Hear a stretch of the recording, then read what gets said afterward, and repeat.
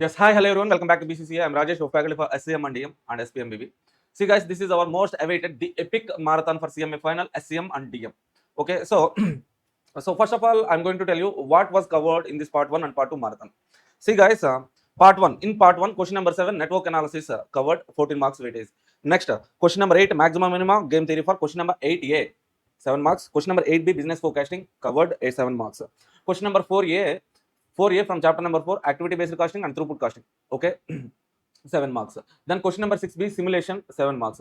Okay, so in total 14 plus 14 plus 7 plus 7, 42 marks covered under part 1. Coming to part 2 of this particular marathon. Okay, so question number 3, transfer pricing, target costing, asset life cycle, product life cycle, probability in decision making. Okay, so 5 chapters. Question number 3, 14 marks covered under part 2. And coming to question number 6A, sorry. Question number 6A, assignment, transportation, LPP. 6B covered under part 1. 6A covered under part 2 of this epic marathon. Question number 1, 30 marks MCQs. Okay, so bullet MCQs. I have compiled bullet MCQs PDF. In that PDF, past attempt questions, MQP questions till December 25, MQP1 MCQs also covered. Okay, so compiling all those MCQs, I have prepared bullet MCQs material and I have discussed those MCQs in part 2 of this marathon. Okay, total weightage, total marks covered under part 2 is 51 marks. In total, 42 plus 51, 93 marks will be covered under this particular part 1, part 2 of the epic marathon. See, next one, question number 1 covered, question number 2, marginal costing not covered, question number 3 covered under part 2, question number 4, A covered under part 1, 4B for the particular question number 4B, I'm going to provide the PDF. Guest questions are important questions, theoretical questions. Okay, so in that PDF, you can find in our Telegram channel. Okay, join the Telegram channel. You can find this particular theory, SCM theory part. Next one, question number 5, not covered under part 1, part 2, but covered under WILDFIRE marathon. To watch that standard costing, I will be providing link to watch that WILDFIRE marathon standard costing. So will be provided under description of this particular video. Now coming to question number 6, 6A covered in part 1, 6B covered under part 2, 6A, part 1, 6B. Okay, question number 7 covered under part 1, question number 8 also covered under part 1. That means that is all about question number 1 to question number 8 of SCM and DM. Okay, so see guys, watch this marathon completely. Okay, watch this video till the end and part 1 and part 2. So watch these videos, part 1, part 2 videos completely. So you will definitely get some confidence. Practice these problems thoroughly. Practice, watch this marathon 1 or 2 times. Practice these problems with some confidence. Go to the examination. Definitely you will get some good score. Okay. Guys, one more thing I want to tell you guys. Okay, if you are getting scared about SCM and DM, don't get scared, guys. Okay, so the preparation strategy is very, very easy. Okay, so our strategy is like for 3 questions, sir. For 3 questions, okay, 3 14 mark question. For that means, okay, either 14 mark single question, network analysis 14 mark, or else other questions, okay, 7 mark questions. Like that, prepare for 3 14 mark questions perfectly. Okay, whatever the chapters I'm going to discuss in this particular marathon 1 and marathon 2, at least prepare for 3 questions perfectly. Okay, so perfectly means 3 14 mark questions. At least we can expect 3 into 10, 3 10s, 30 marks we can expect now. Okay, so on an average, prepare for 2 questions average. Okay, if you write on an average 2 questions, 2 14 mark questions, mean at least you can get 7 and 7. For 2 14 mark questions, 50% of marks only I'm allocating. So 7 and 7, 14 marks. 30 plus 14, 44 marks. And in part 2, MCQs are also covered now. MCQs. Okay, so MCQs covers 30 marks, but at least worst case, I'm sure that 10 MCQs will be there in the examination from our bullet MCQs. Okay, 10 into 2, 20 marks. In total, 30 plus 14 plus 20, 64 marks. Okay, definitely. Okay, if you prepare this marathon, practice these problems, there is chances that definitely you can clear. Sometimes there is chance that you can get okay, 50 plus 60 exemption also you can get, sir. Okay, so don't get scared about SCM and DM. This is one of the easiest subject. If you prepare conceptually, if you practice the problems thoroughly, okay, there is a chance that you can get high score from SCM and DM. Okay, so so next thing is like materials, sir. Coming to materials, the material which I have used in this marathon, sir. Okay, so handwritten notes of SCM and DM will be shared in our Telegram channel. Okay, so again, the link to join the Telegram channel will be provided in the description. You can download that handwritten notes. Okay, next one, strategy. What is our strategy for SCM and DM is like, okay, here I have provided nearly 93 marks weightage covered under part 1 and part 2. For that 7 marks, you have to read the theory, sir. I'll be providing a PDF for the theory as well. Okay, so our strategy is like at least 3 questions. Prepare for 3 questions perfectly. Okay, write the 3 questions perfectly. So let's say 3 questions mean 3 14 mark questions, sir.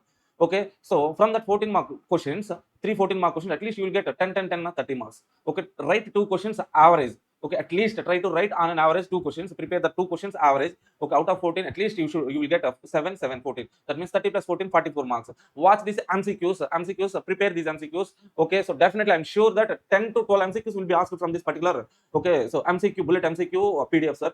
Okay, so at least worst case 10 MCQs will be there in the examination. That means 20 marks. 44 plus 20, 64 marks. Okay, there is a chance to get 64 marks from this part 1 and part 2 of marathon. Okay, watch this marathon. You will get, definitely you will get some confidence, you will get some good score. Now coming to regular batch. Okay, so after the examination for June 2026 attempt, the regular batch is going to commence from December 20th. And so now coming to after results, if you get if you clear either group 3 or group 4, whatever it is, if you find our BCA marathons contributed something towards your success, then after getting results, okay, contact us, message us. Okay, so that we will invite after the results. We will be conducting some fest. Okay, Firestorm, we know we have already conducted for previous attempt. Next attempt we are going to conduct a Firestorm 2. Okay, we will invite you to that particular Firestorm 2, so that you can visit our BCCA campus. You might be watching this marathon from somewhere in India. Okay, so from other states you might be watching, but okay, if you want to visit our BCA after the results, okay, contact us. We will invite. Okay, along with your parents, you can visit our BCA campus. There we will do some felicitation to your parents. Okay, next one, sir. Please like, share, comment. Okay, if you find this video useful, comment down the video from where you are watching this video, so that I will get to know that how far this video got reached. And don't forget to like this video, like, share, comment. Okay, so thank you all guys. That's it. Let's get started, guys. Another thing is like this video got uploaded at 1.25x speed. Due to time constraint in YouTube, maximum you can upload 12 hours video.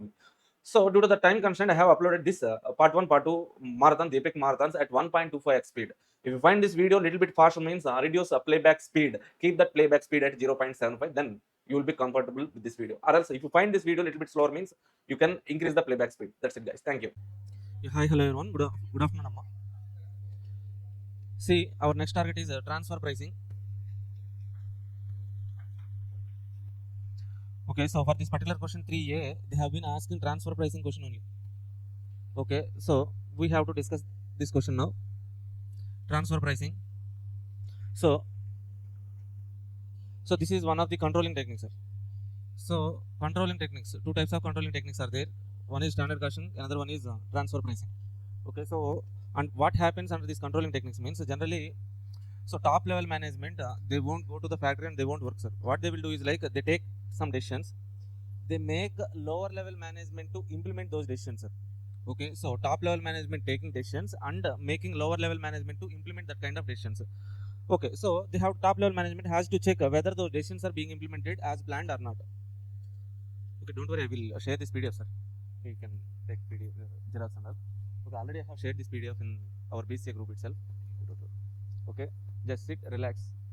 Okay, listen, that's it. Chill.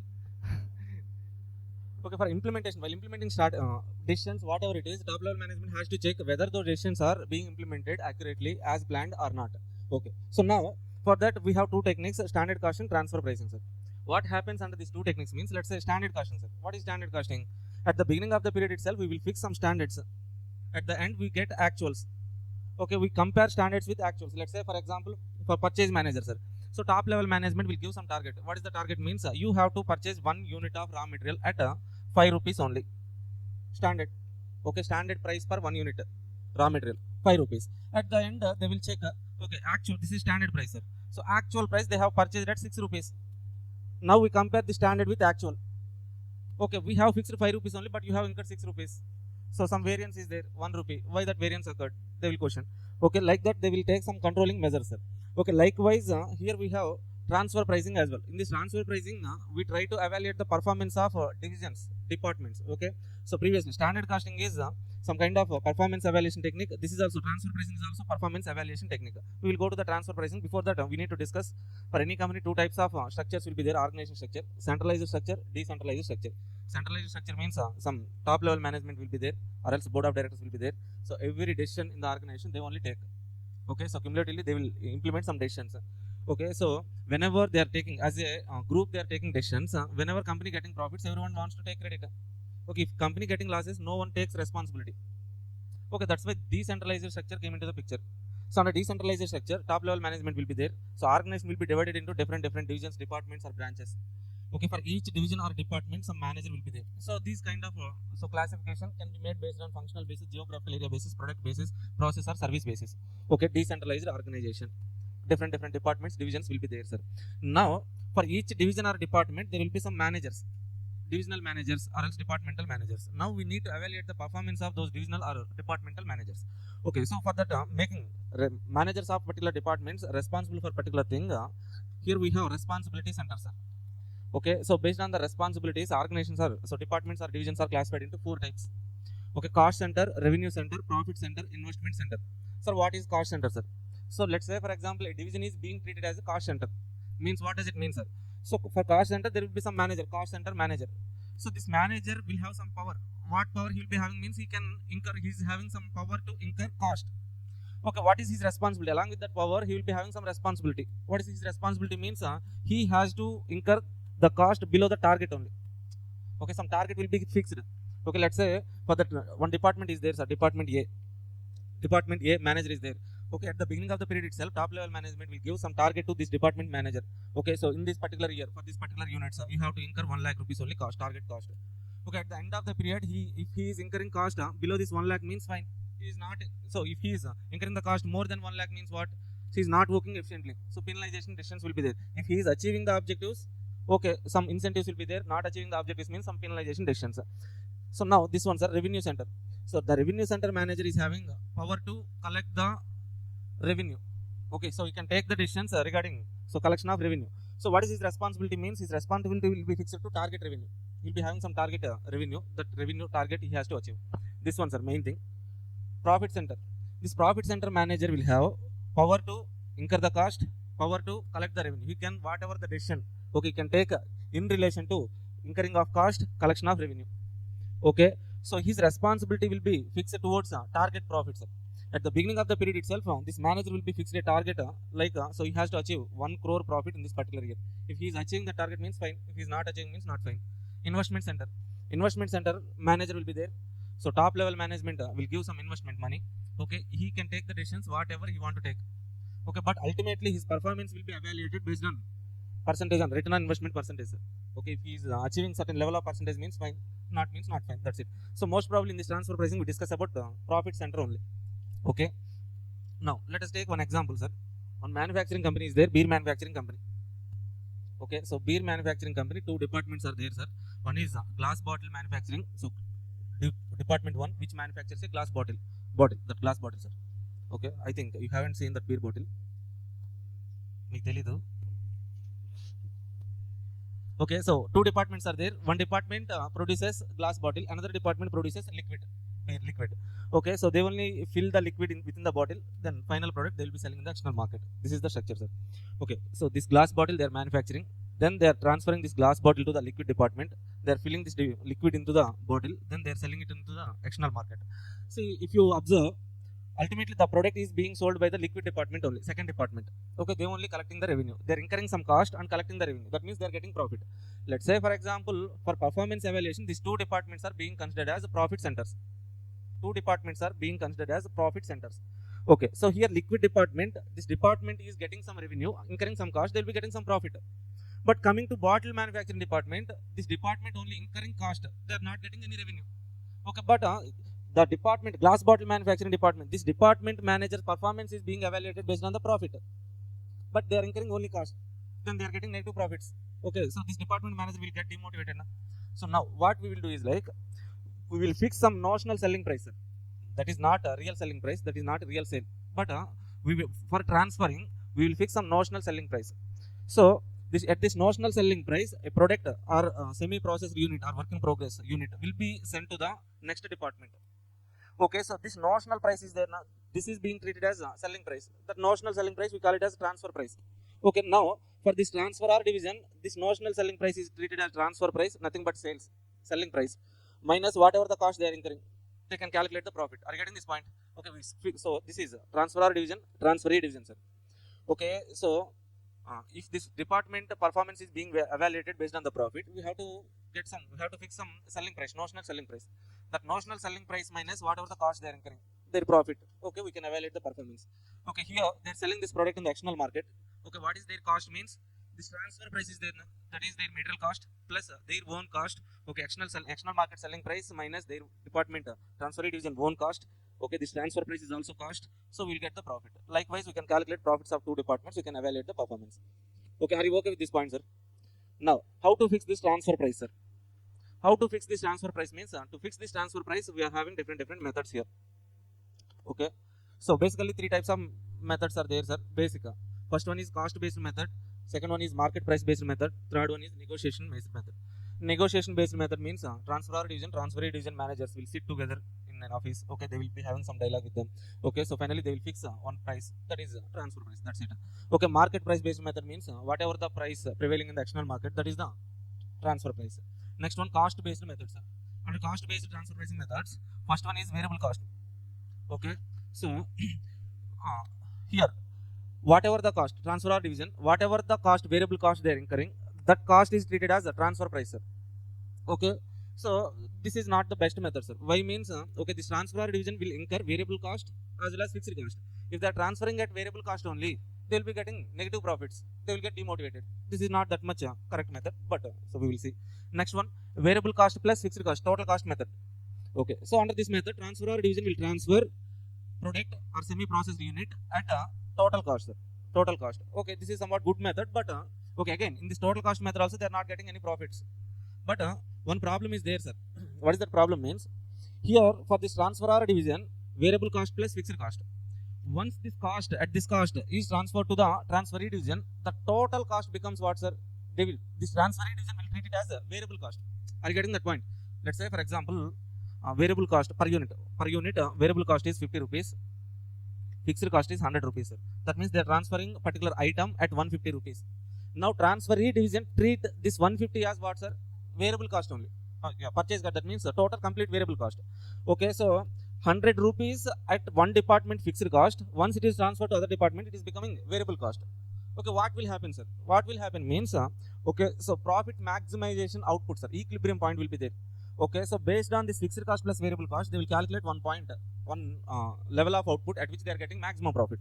Okay, so treating this 150 as variable cost, they will calculate their own equilibrium point. So transferor division equilibrium point, transferee division equilibrium point will be different, sir, in this situation. Okay, then there will occur some goal congruence. Goal congruence means what, sir? Let's say for example, transferor division, sir, their profit maximization point or equilibrium, equilibrium point, right? The output, level of output at which they are getting maximum profit is called as equilibrium point or else profit maximization output. So this transferor division equilibrium point is 10,000 units.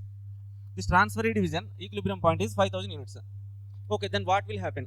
This transferor division always try to produce 10,000 units and they want to transfer 10,000 units. But transferee division, they don't take 10,000 units. Their equilibrium point is 5,000 only. They only want to produce 5,000 units only. They only take 5,000 units. Then this is called goal congruence. What is goal congruence means? Departmental managers try to achieve their own or individual objectives, irrespective of overall company objective. They try to maximize their profit, or else they try to maximize their own interest. They prefer their interest, so apart from the overall company organization objectives. So that's why that situation is called as goal congruence. To avoid this goal congruence, we fix transfer price range. Okay, so this is the main point, sir. Fixing transfer price range is our main point in transfer pricing. Okay, so first one, second one. Third method is cost plus margin method, sir. Okay, we are in transfer pricing methods. First method, negotiation, market price, variable cost plus fixed cost. Every method is having some their own benefits and demerits as well. So third one, cost plus margin. So whatever the total cost they incur, they calculate total cost plus they will add some margin. Okay, how to calculate that margin means, first one, they will fix some fixed amount as a profit. So let's say cost 100 plus margin 10 rupees. Or else some percentage, cost 100 plus 10% profit. Some percentage, or else return on investment based on the, so whatever the investment they are making. So on that return on investment, so they will calculate some return on investment. Per unit return on investment they will add. Okay, so on this point we have some problems. I will explain there. Third one. Next one, standard cost.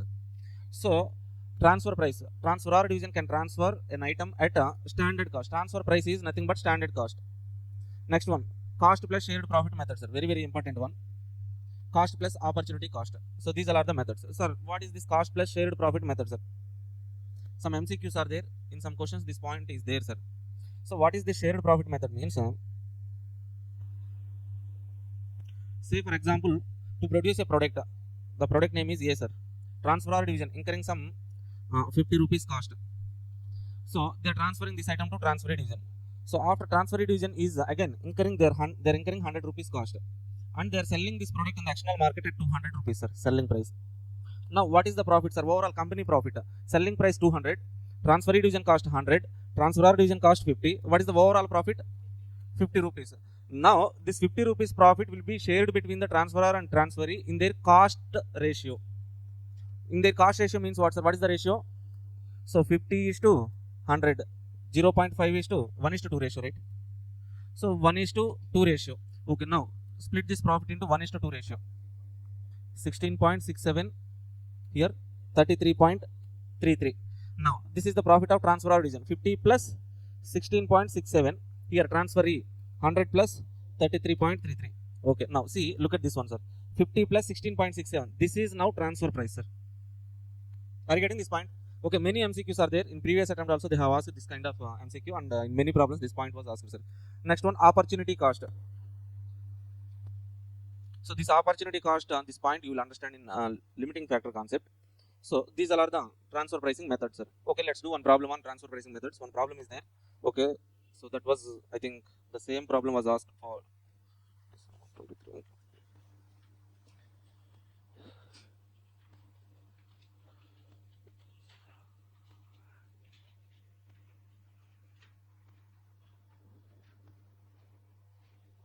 Okay.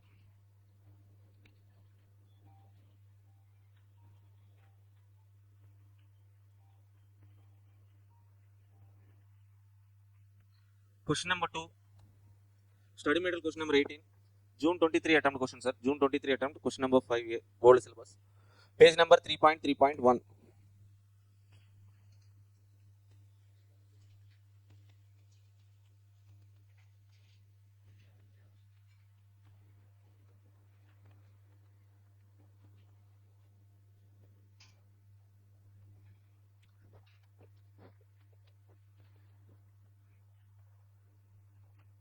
Read this complete question, sir. Read it once.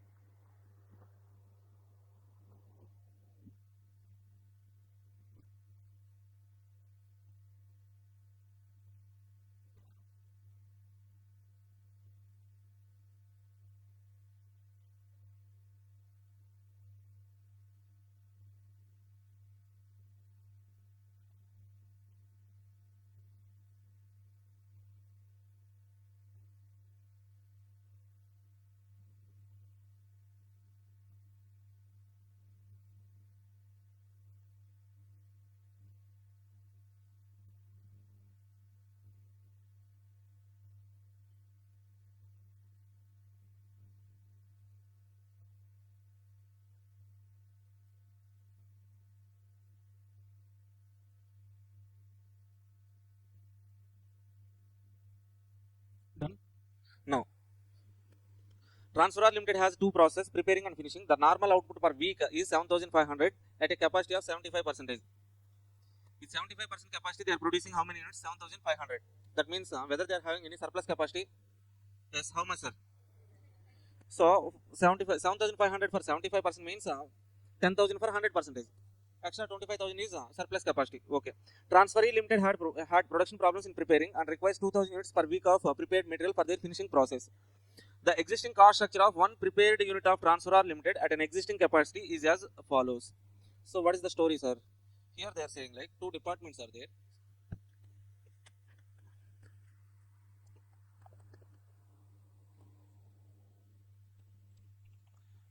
Transferor, transferee. Okay, so transferor prepares a unit and then that will be sent to the transferee. They will finish that units and will be sold in the external market. This is the story, right? Now, so one prepared unit cost structure they are giving, sir. One prepared unit, material cost 2 rupees, 100% variable. Labor cost 2 rupees, variable 50% only. Next one, overhead cost 4 rupees, 25% variable, remaining 75% fixed. The sale price of completed unit of transferor is 16 with a profit of 4 rupees per unit, right? Now, what is the selling price? External selling price 16 rupees, sir. 16 rupees. Okay, out of the 16 rupees, what is the profit? 4 rupees. That means what is the cost? Total cost is 12 rupees, right? Total cost 12 rupees. This 12 rupees will be incurred by transferor and transferee, right? Transferor. For preparing, transferor will incur cost. For finishing, transferee will incur the cost. Okay, so transferor, he will incur the cost. Transferee also incur the cost. Transferor, for preparing, he will incur the cost. Transferee, for finishing, he will incur the cost. Okay, so cost of prepared unit was given in the question. See, at existing cost structure of prepared unit. Prepared unit, that means cost structure at transferor is given in the question. Material cost 2 rupees.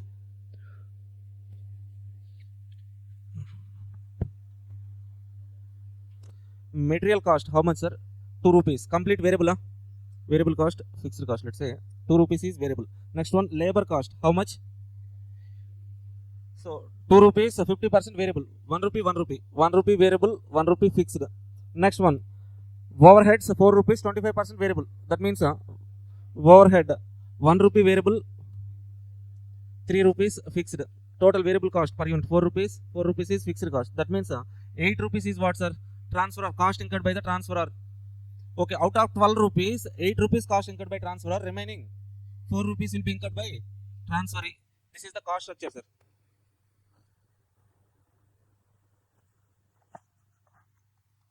Now, read the question. The sale price of completed unit. Okay, construct the effect on profits of transferor limited for 6 months, 25 weeks, sir. 6 months, 25 weeks of supplying units to transferee limited with the following alternative transfer prices per unit. Okay. So first one, transfer price. Transfer price nothing but notional selling price is marginal cost, sir. Let's do this problem one point by point. First one,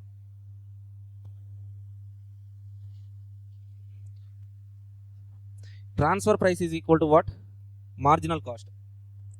Okay, so what is the marginal cost of transferor? 4 rupees. That means transfer price is 4 rupees, sir. Okay, now we need, let's say, now we need to calculate profit. To calculate profit, what is their cost?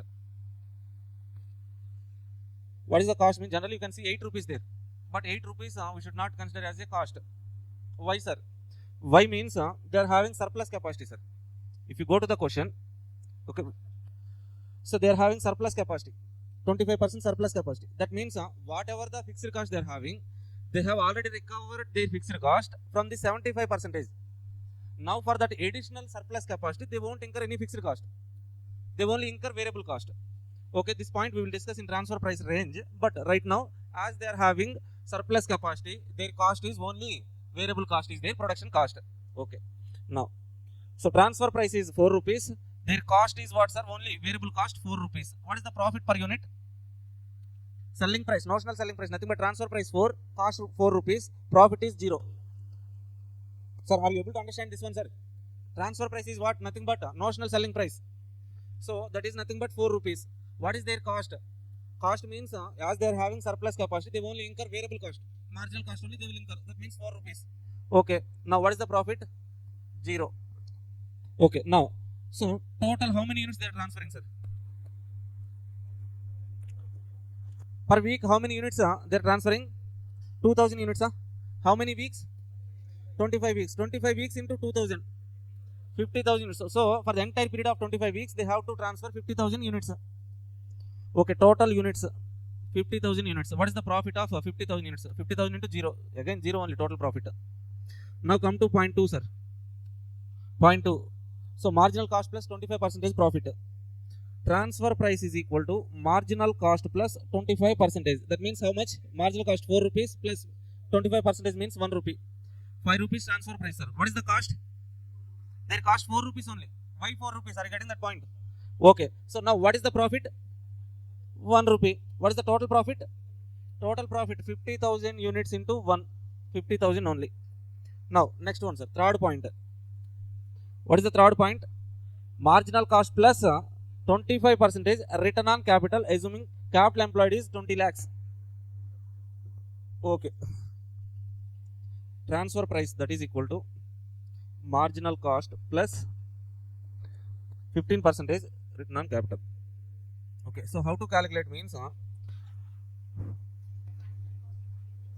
so 15% return on capital. So what is 15% return on capital, sir?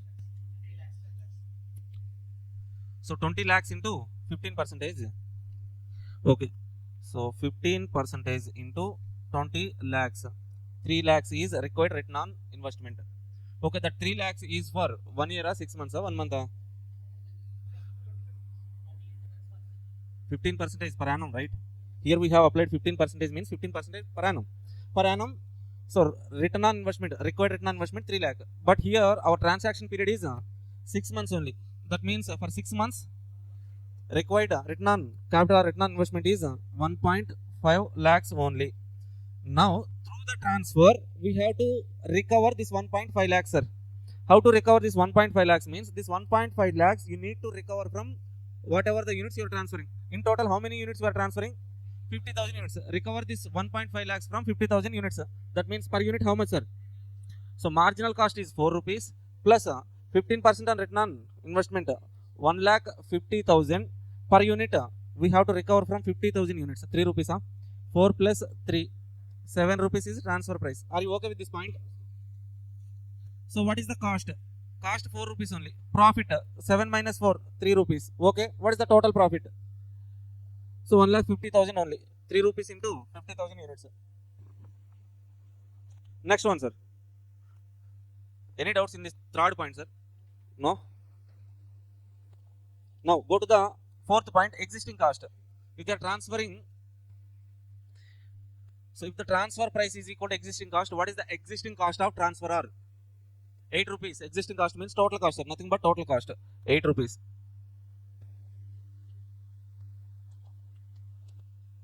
Okay, so what is the cost? Their production cost. Cost means cost of production, sir. 4 rupees only. Actually, they are incurring 4 rupees only, but transferring at 8 rupees. What is the profit? 4 rupees. What is the total profit? 50,000 units into 4, 2 lakhs. Now, fifth method, sir. Existing cost plus a portion of profit on the basis of preparing cost, total cost. Nothing but shared profit method. Existing cost plus shared profit method. So we have discussed it, sir, already. Okay, so can you tell me the answer for this particular point? Shared profit. Transfer price is equal to cost plus shared profit. Can you tell me the transfer price alone?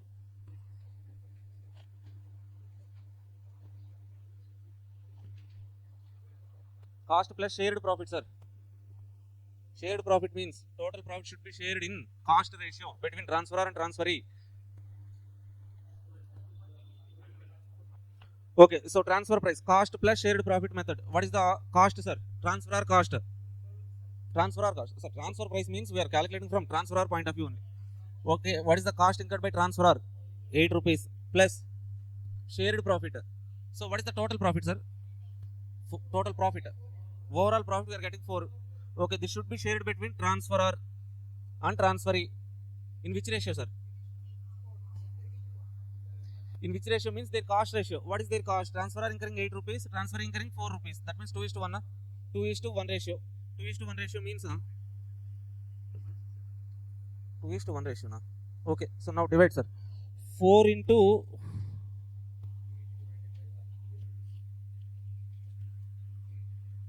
8 divided by 1. 8 divided by 12. Another one 4 divided by, so 4 into 4 divided by 12. Here, what is the shared profit? For transferor, shared profit is 4 into 8 by 12. How much? 2.67. Okay, so the total cost is 8 rupees. Transferor total cost is 8 rupees. Their share of profit, shared profit 2.67. That means what is the transfer price? Are you okay with this point? Okay, so what is their actual cost they are incurring? 4 rupees. What is the profit? 6.67. What is the overall profit? 50,000 into 6.67. Total profit, okay, 50,000 into 6.67, 3,30,500, whatever it is. So finally, at an agreed market price of 8.50. Now, what is transfer price, sir? 8.50. What is the profit? 4.5.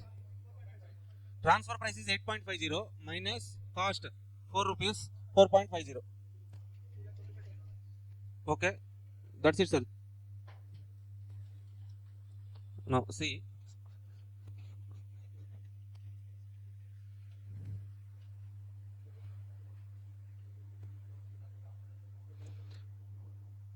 okay, so transfer price we fix from whose point of view, sir? Transferor point of view only. This from these methods, cost means transferor cost only. Transferor total cost, sir. Okay, so we calculate the cost based on the method. We calculate the cost to that cost. If they are asking us to add some profit, add that profit, then transfer. That is transfer price. Okay. Now, how to calculate profit at a transferor?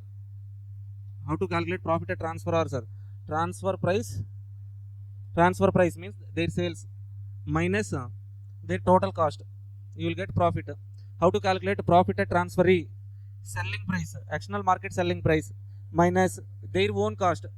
Here cost means own cost. Transferee cost. They will incur some cost now. Yes, own cost minus another cost is what, sir? Purchasing cost. What is their purchasing cost? Nothing but transfer price is their purchasing cost. Transfer price, selling price, external selling price minus their own cost minus transfer price. You will be getting the profit here. Okay. Now, so the main point is like whenever the transfer price is total cost, that means variable cost plus fixed cost. Okay, there will be some goal congruence. Their equilibrium, transferor equilibrium point, transferee equilibrium point will be different, right? Okay, so what is the proof, sir? Let's go to third question, sir. Not third one, not fourth one.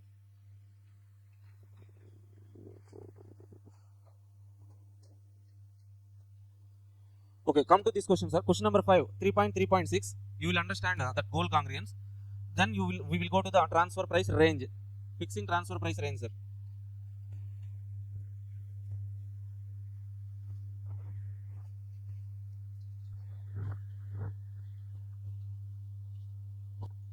Question number 5, page number 3.3.6. Study material question number 19. If you have old version of material, in that material, what is the question number, sir? 19 only, no? Okay. Illustration 19, something will be there. Okay, so go through that question, read that question completely once. Easy question only. This question may look somewhat big, but this is easy question only.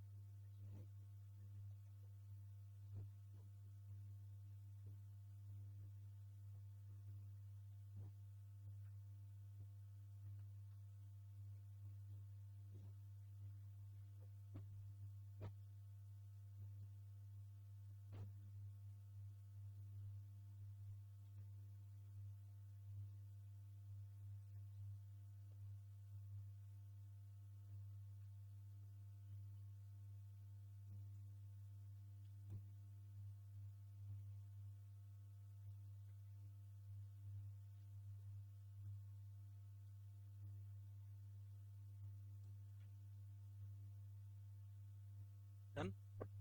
Okay, so what is the story they are giving, sir? A company with 2 manufacturing divisions is organized on profit center basis. Okay, so what does it mean by profit center basis, sir? Okay, in simple terms, that divisional manager performance will be evaluated by profits of that particular division.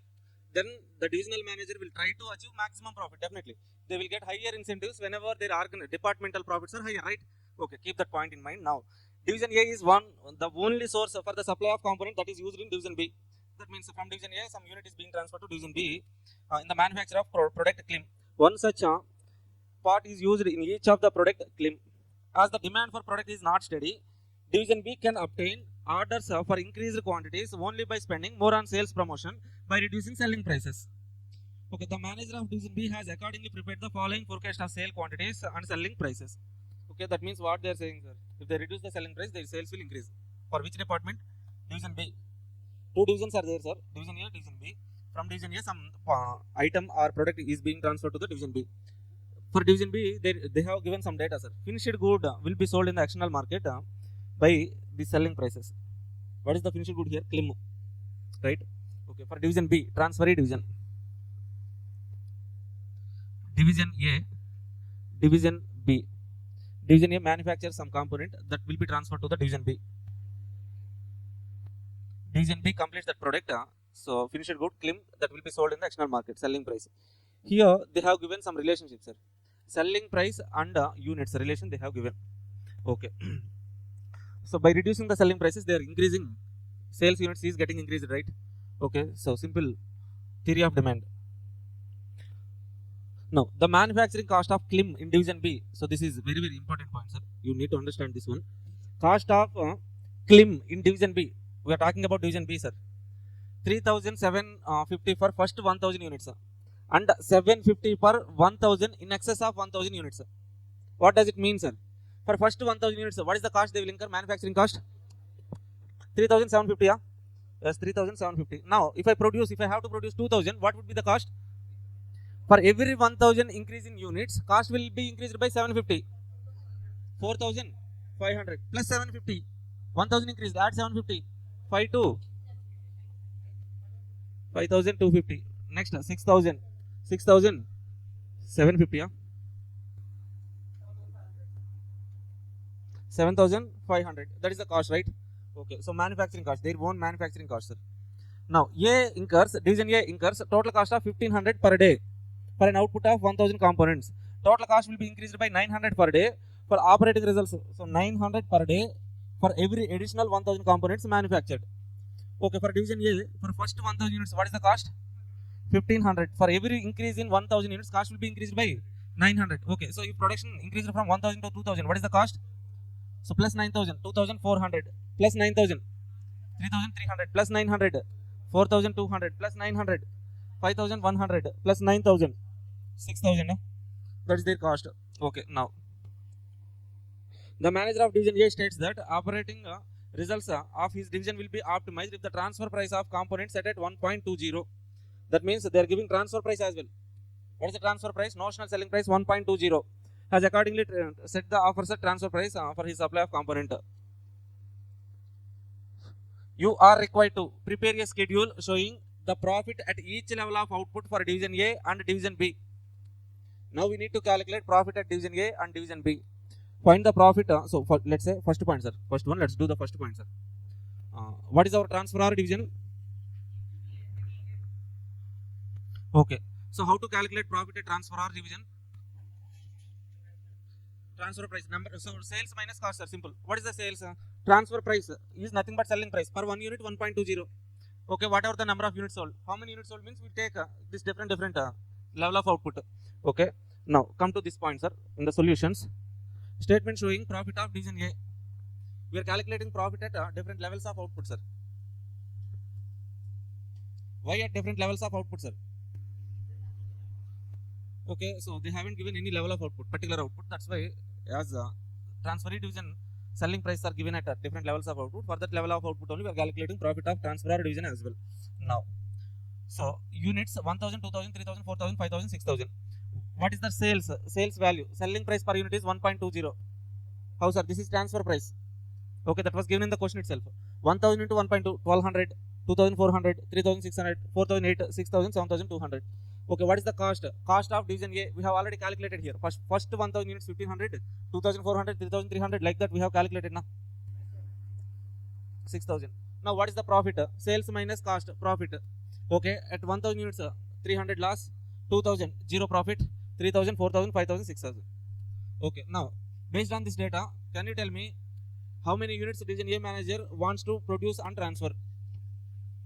How many units division A manager will prefer to transfer, sir? 6,000. Why is 6,000? Higher profit. Definitely, division A manager wants to transfer at 6,000 units as they are getting higher profit. Now let's calculate the profit of division B. How to calculate division B profit, sir? Sales minus own cost minus transfer price. Okay, how to calculate sales here? Sales for different levels of output, different selling price are given. We can calculate sales minus their own cost. This is their own cost, 3,750. First 1,000 units, like that their own cost is given. So transfer price we have already calculated. Transfer price 1,200, 2,400. So this one, sir. Now come to the second statement. Number of units 1,000, 2,000, 3,000, 4, 5, 6. Okay, selling price per unit. Okay, different prices are given for division B. Okay, now so number of units into selling price, sales, transfer price, sales, transfer price calculated here, the same values. Own cost already we have calculated now. This one, sir. First 1,000 units 3,750. So for every 1,000 units 750 will be increased, right? So this one. Next one, sales value minus own cost minus transfer price will be getting profit. Here they have calculated total cost. Transfer price plus own cost, total cost, sales minus total cost they have calculated. But directly you can calculate what? Sales minus transfer price minus manufacturing cost, you will get profit. 5,250 minus 1,200 minus 3,750, 300. Okay, 1060, 1050, 320, 750 loss, 2640 loss. Okay, are you okay with this calculation? Now see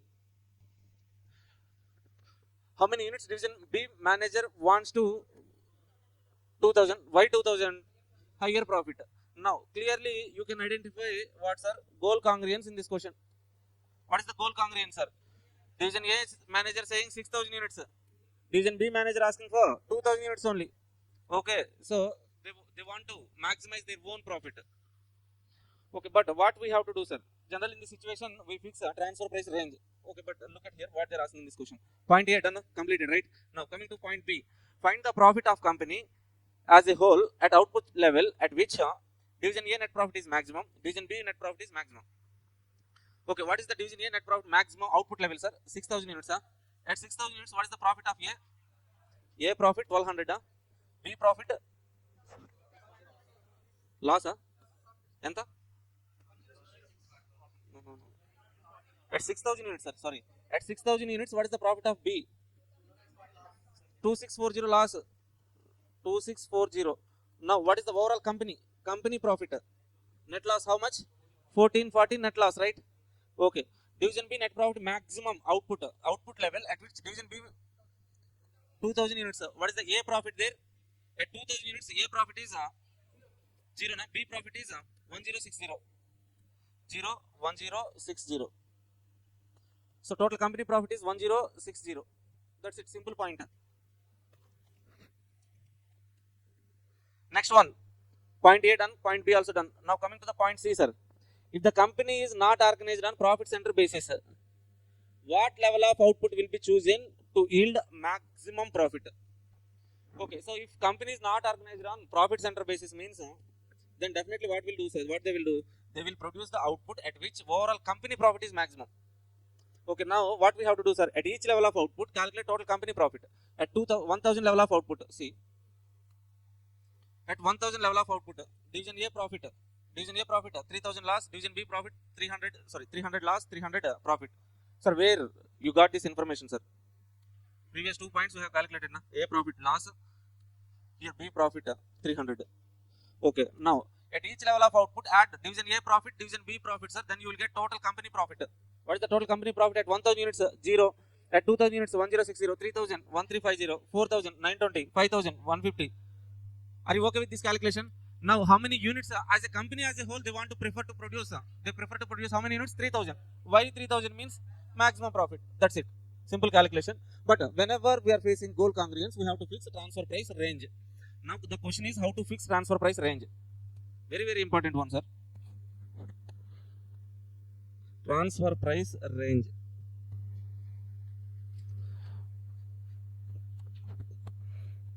Transfer price range means what, sir? Some minimum level and maximum level. Range means minimum transfer price to maximum transfer price. Okay, fixing minimum transfer price and maximum transfer price. This minimum transfer price we fix from transferor point of view, sir. This maximum transfer price we will fix from transferee point of view. How to understand this one means, okay, minimum transfer price from seller point of view. Transferor means seller only, na? Transferee means, okay, buyer. Okay, we have to fix this one from buyer point of view. Okay, so let's say you went to the vegetable market. Okay, so you think from the point of view of vegetable vendor. Okay, what is the minimum price below which he will not sell? Okay, so what is the maximum price above which a buyer will not pay? That is the point here. Are you getting this point? Minimum price below which transferor will not send. Maximum price above which transferee will not purchase. Transferee or buyer will not buy. Okay, now how to fix this transfer price? Minimum transfer price, maximum transfer price means. So first one, sir, minimum transfer price. Minimum transfer price.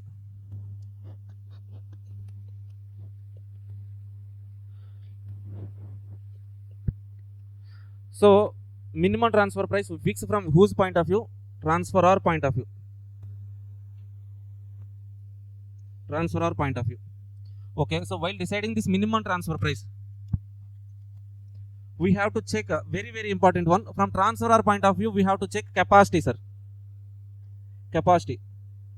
Whether the transferor is having surplus capacity or not, we have to check, sir. Okay, capacity. Capacity surplus or not.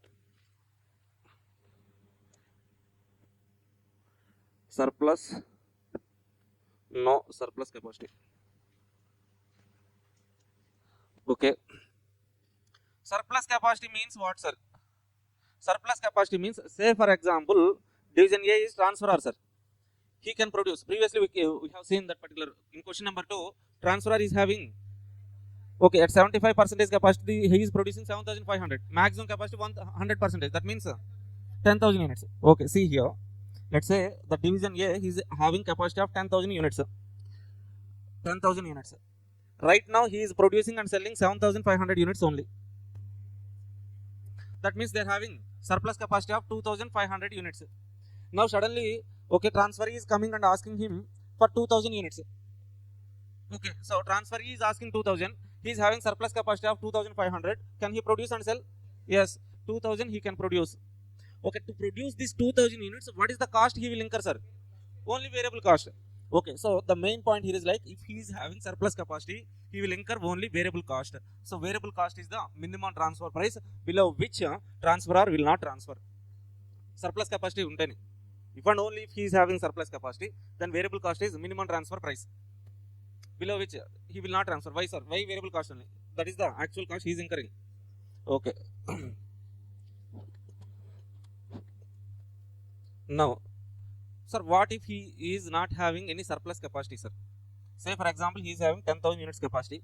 The 10,000 units he is producing, transferor is producing and selling in the external market. Now suddenly, say for example, A capacity of 10,000 units, this 10,000 units producing and selling in the external market. Now suddenly B is coming and asking for, B is transferee, sir, another division. He is coming and asking for 1,000 units, let's say.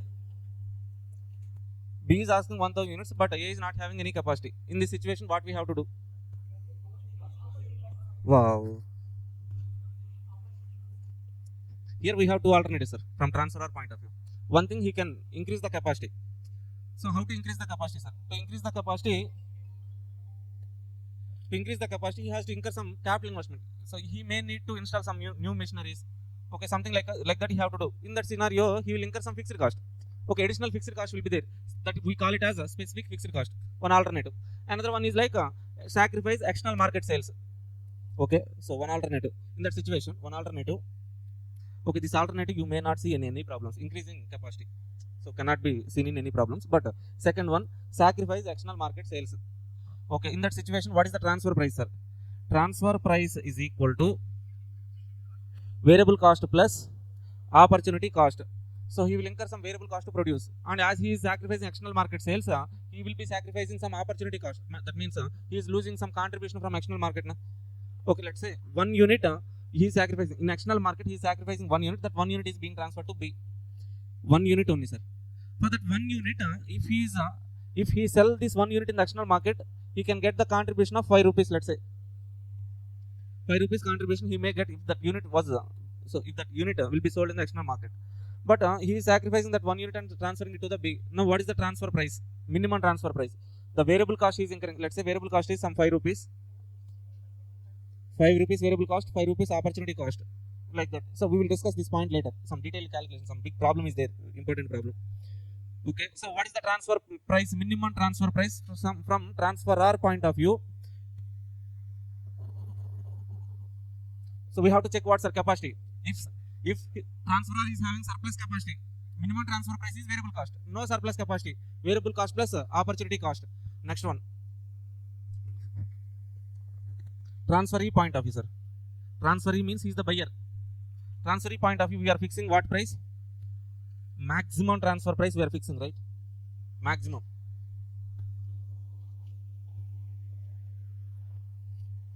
Okay, so how to fix this maximum transfer price, sir?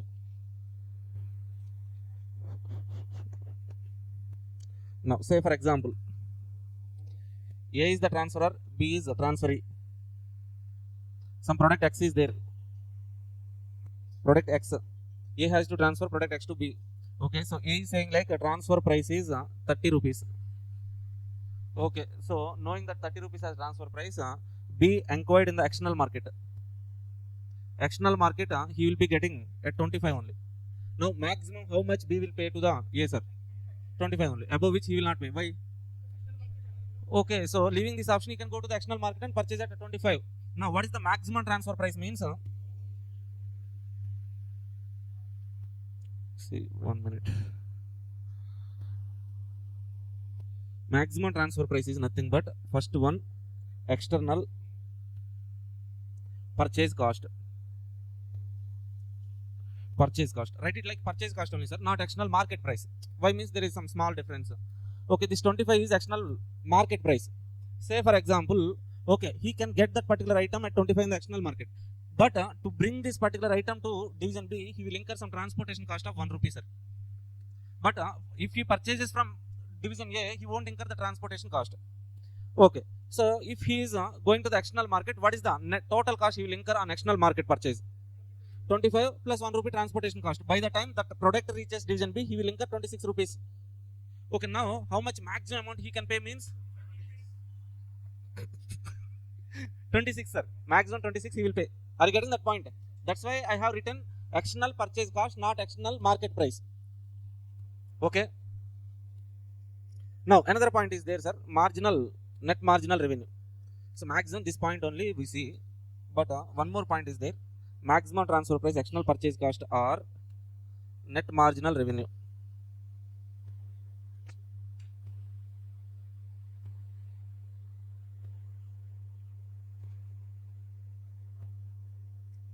Sir, what is this net marginal revenue, sir? What is this net marginal revenue means? Say for example, division A, division B, sir. Division A transferring some product, semi-processed good X to division B, and division B, on this product X, again B is incurring some, let's say some 50 rupees cost. He is again division B incurring some 50 rupees cost and selling in the external market at let's say 80 rupees they are selling, sir. Okay, now what is the net marginal revenue, or else what is the maximum amount B will pay to A? Means from this 80, okay, their revenue is 80, sir. Subtract their own cost 50. What is the marginal revenue they are getting? 30. Maximum this 30 B will pay to A. Okay, na? What is this net marginal revenue means? External selling price minus transferee own cost. That surplus will be there, na? The total surplus. Okay, so here B is not taking any profit. Whatever the cost he is incurring, that cost only he is taking, and remaining amount he is giving to the division A. That is the maximum amount we will pay. Okay, so what is the maximum transfer price means? External purchase cost or else net marginal revenue. 2 points. Okay, so this is very, very important, sir. In maximum, most of the questions you will see this particular point. Minimum transfer price is fixed from whose point of view? Transferor point of view. We have to check what? Capacity. If there is surplus capacity, variable cost. No surplus capacity, variable cost plus opportunity cost. So transferee, for transferee we fix maximum transfer price. Buyer point of view, maximum transfer price. What is the maximum transfer price? Maximum he will pay external purchase cost. Purchase cost means we have to consider market price plus Yeah, that one, sir. Now, or else net marginal revenue.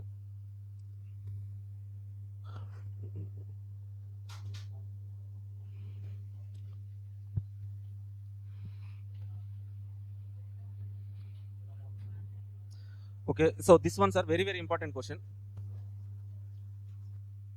Come to the question number 7.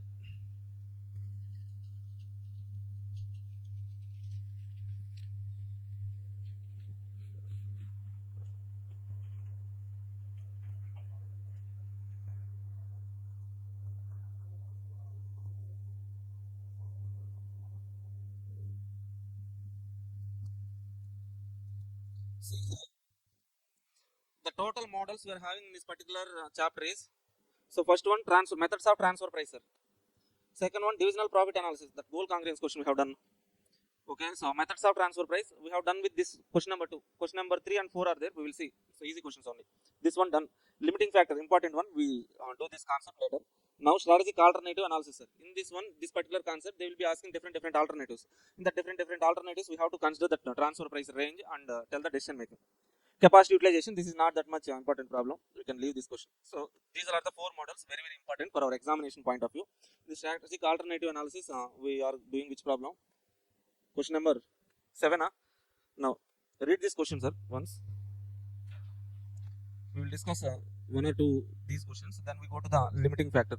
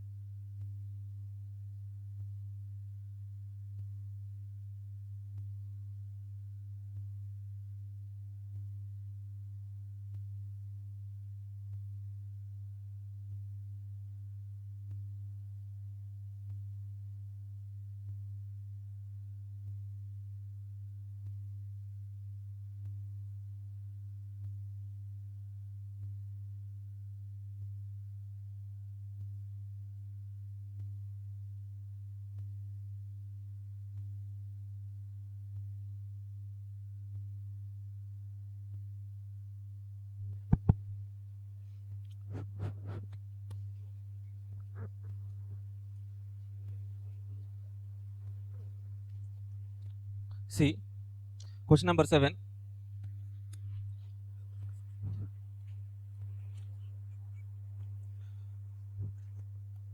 See this particular table, sir. In this table, what they have given is like selling prices, different selling prices. At that selling prices, different demand units. Okay, if selling price increases, demand decreases, right? Okay, the basic theory of demand. Law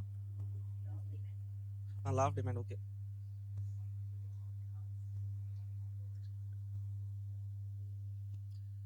Whenever this kind of information is given in the question, different selling prices are there, different demand units are there. Now, what selling price we have to fix, sir? That is the question, right? Okay, generally, so at the selling price 26, you will be getting higher contribution. No? Okay, let's say here in this question, what is the variable cost they have given? 12 rupees. Okay, so this is selling price. Variable cost per unit is 12 rupees. 12, 12, 12, 12. Can you tell me the contribution per unit?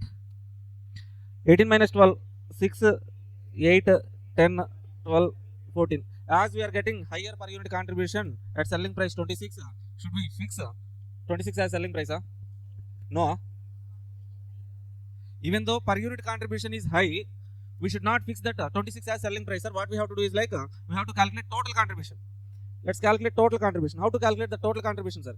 Per unit contribution into number of units, let's say. Please calculate 6 into 84,000, 5 lakh, 4,000. Next one, 76,000. Sorry, 6 lakh, 8,000. 7 lakh, 7 lakh 68,000. Now, last one, 7 lakh 56. Okay, now what is the selling price we have to fix, sir? 24. We have to fix this 24 as selling price. Why, sir? Okay, that is basic point. Okay, now let's read this question. XY company has profit centers division X and division Y, making product X and Y respectively. Each unit of Y requires 1 unit of X, and Y can sell maximum 50,000 units in the external market, and selling price 150 per unit. X has the capacity to produce 1 lakh units. The variable cost per unit is 12 rupees, fixed cost is 7 lakh 20,000. X can sell the following quantities in the external market. Okay, assume no stock to build up for X or Y. Y can purchase its requirement from the external market at 22 rupees per unit, but has to incur bulk transportation cost 1,50,000 for any quantity. Underline this point, sir. For any quantity means if you purchase 1 unit in the external market, what is the transportation cost? Okay, if you purchase 50,000 also, 1,50,000, which will not incurred on transportation from X. Okay, now required. So required. Before that, let's analyze the data what they are giving in the question. Two departments are there, X and Y. Division X, division Y. X is having capacity of 1 lakh units. Okay, so variable cost is 12 rupees. Y maximum he can sell 50,000 units in the external market, right? Okay. Right now X is producing how many units, sir? Y can purchase from external market at 22 rupees, right? 22 rupees. Okay, so plus transportation cost 1,50,000. Okay, maximum requirement is how much? 50,000 units, right? Okay, maximum capacity of X is 1 lakh units. Now, what is the first point they're asking? Assuming no demand from Y, what is the best strategy for X? Okay, if Y is not asking for any units, okay, so X is having how many alternatives? That many alternatives are there. Which selling price X will fix? How many units he will sell? Okay, first point we need to calculate. Whenever that different selling prices, different demand units are given, we have to calculate total contribution. Okay, so the selling price at which, or demand unit at which we are getting higher total contribution, that is the best selling price, that is best output quantity. Okay, so first point, come to this point, sir. Units, price per unit, contribution per unit. How we got this contribution per unit means variable cost 12, 12, 12, 12, 12, 6, 8, 10, 12, 14. Okay. Contribution is nothing but selling price minus variable cost. Okay, total contribution. This is total contribution, sir. How to calculate this total contribution means that's it, simple. The output or selling price at which they are getting maximum profit is best selling price. This is the best strategy. If there is no demand from department Y, X will produce 54,000 units and they will sell that 64,000 units, and they will be selling at 24 rupees. Now, what is the surplus capacity of X now? Excellent, sir. 36,000 surplus capacity they are having. First point completed. Okay, done with first point, right? Okay, now read the second point, sir. What will be the minimum transfer price X will agree if X has to supply 50,000 units to Y? What price will Y offer as maximum? What is that, sir? Nothing but they're asking what? Minimum transfer price, maximum transfer price. Nothing but they're asking for transfer price range. Now, how to fix the transfer price range? Point B, transfer price range.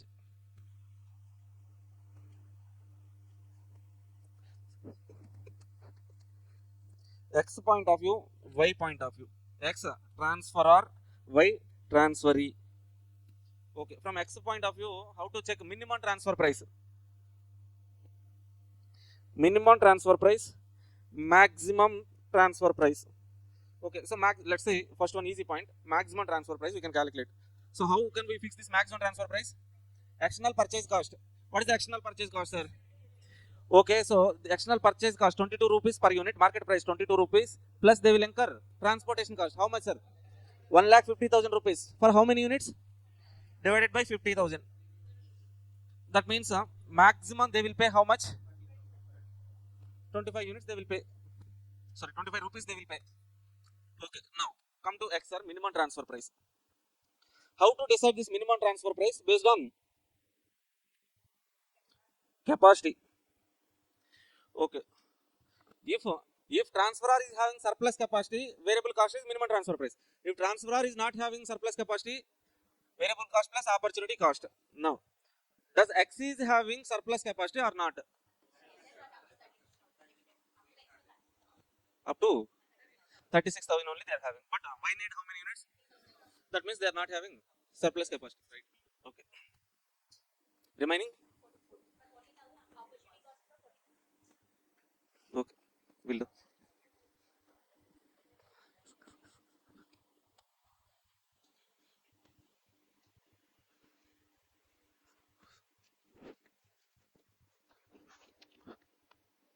See now.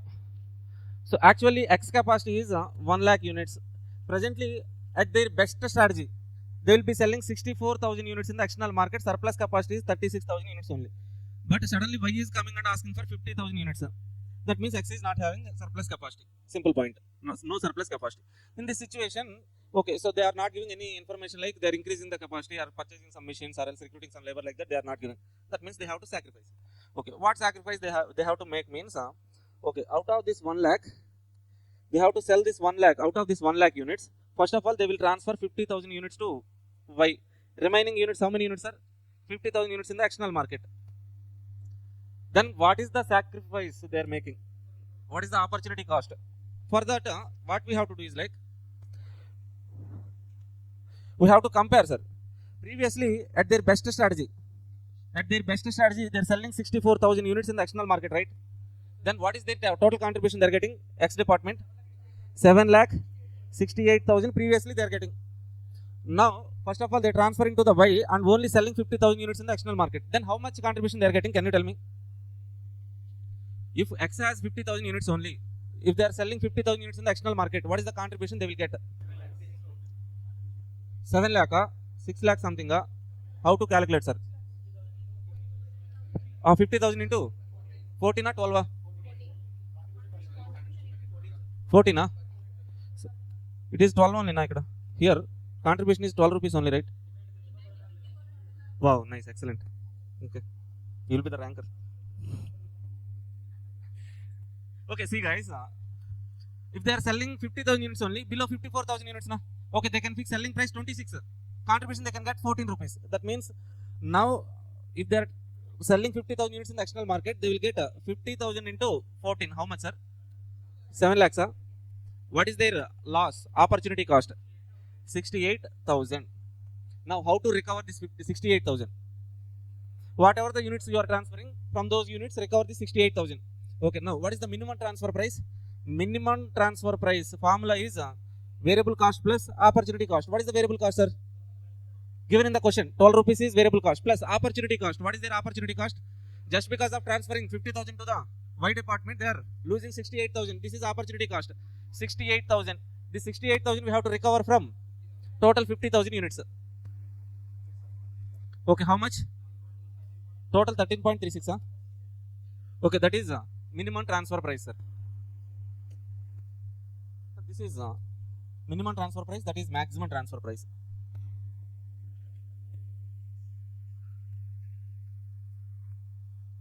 Okay, you can ask me like, sir, this opportunity cost,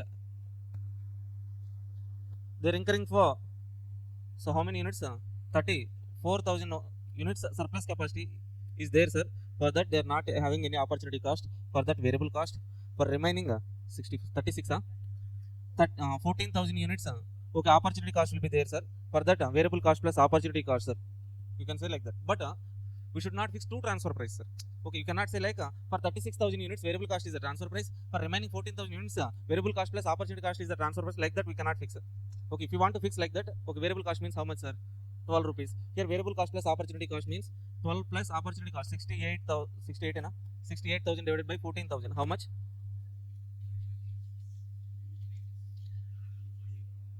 that is 16.86. Okay, like that, two transfer prices we should not fix, sir. Okay, then in that situation we have two transfer price. Which one is the minimum transfer price? So, like that, allow sir. Only ఒకటి fix చేయాలి కాబట్టి overall fix చేస్తా ఉన్నట్లు. Okay, so calculate average 12 plus 16 not an average. Okay, ఆ weighted average చేస్తే మళ్ళీ same ఇదే వస్తుంది 13.36.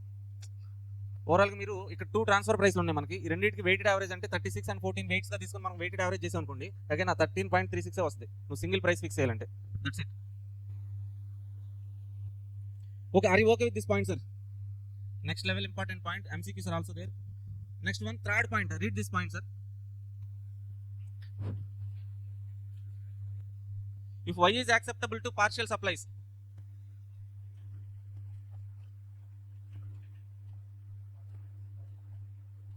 if Y is acceptable to partial supplies, what will be the X best strategy under no compulsion to transfer, but with the option to transfer as many units that it wants to? What will be the quantity that X will agree to transfer and the corresponding price, assuming both the divisions agree to share benefits of transfer equally? Okay, again here we have to fix a transfer price range, sir. See,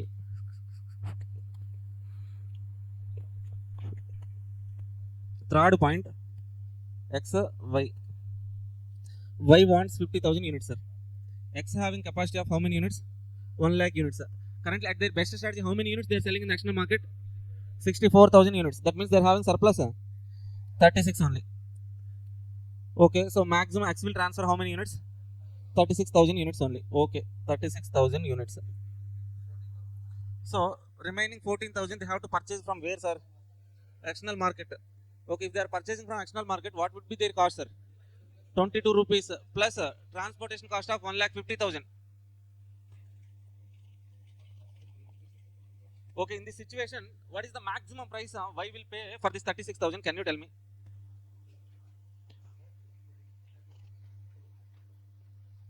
Variable cost, maximum transfer price from buyer point of view. 25 external market price 25 why 25, sir?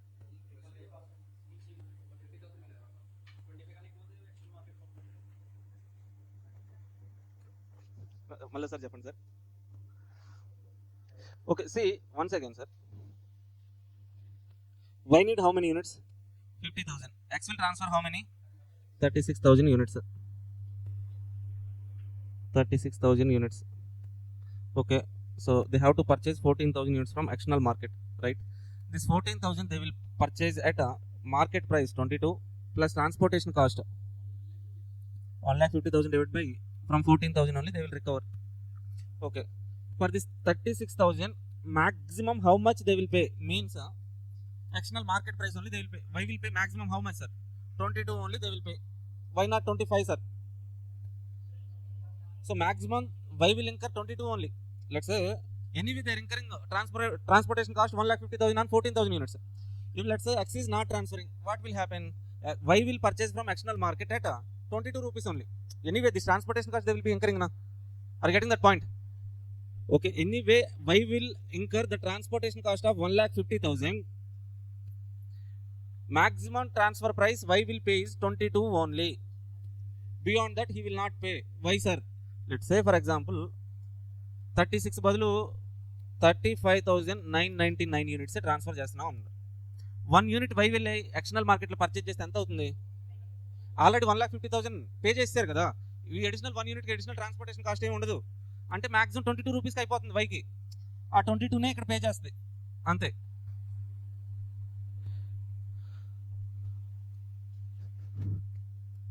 Okay, so that means maximum price Y will pay is 22 rupees only. Why 22 only, sir? Anyway they have to purchase 14,000 units in the external market. For that 14,000 units they will be incurring transportation cost of 1,50,000. That's why they will not pay additional transportation cost to division X. Okay, maximum they will pay 22 only. So what is the minimum price X will accept, sir? Okay, they are transferring how many units? 36. To fix minimum transfer price we need to check what, sir? Surplus capacity. To transfer 36, X is having surplus capacity, huh? Yes, surplus capacity. That means what is the variable cost? 12 rupees. Minimum transfer price 12, maximum transfer price 22. Now what is the actual transfer price, sir, as per the given question? Read that question. Point again. What they are saying? transfer price, sharing the benefits of transfer equally. What is the benefit of transfer, sir? Nothing but this benefit. If X is transferring to the Y at 12 rupees, what is the benefit to Y? 10 rupees benefit. External market they have to purchase at 22. 10 rupees is the benefit. This 10 rupees share equally. 5 rupees to X. What is the transfer price? Okay, so 12, variable cost plus benefit, shared profit. Variable cost 12 rupees plus shared profit is 5 rupees. 17 rupees is the transfer price. Are you okay with this point?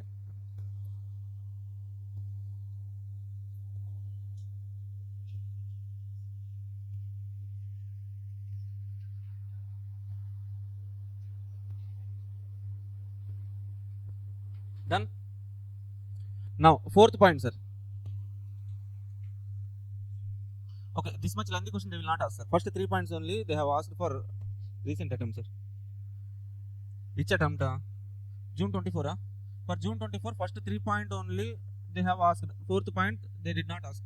Okay, for 7 marks 2 or 3 points only maximum. 4 points means that will be a lengthy question. Okay, now read this fourth point, sir. Whatever it is, we have to do this particular point now. What is the best strategy for company? Company means overall company point of view they are asking, sir. Okay, will the company overall strategy differ from the individual division strategy? Compute the benefits and advantages and indifferences between the divisional best company strategies. Okay, so they're asking us to take the decision from overall company point of view.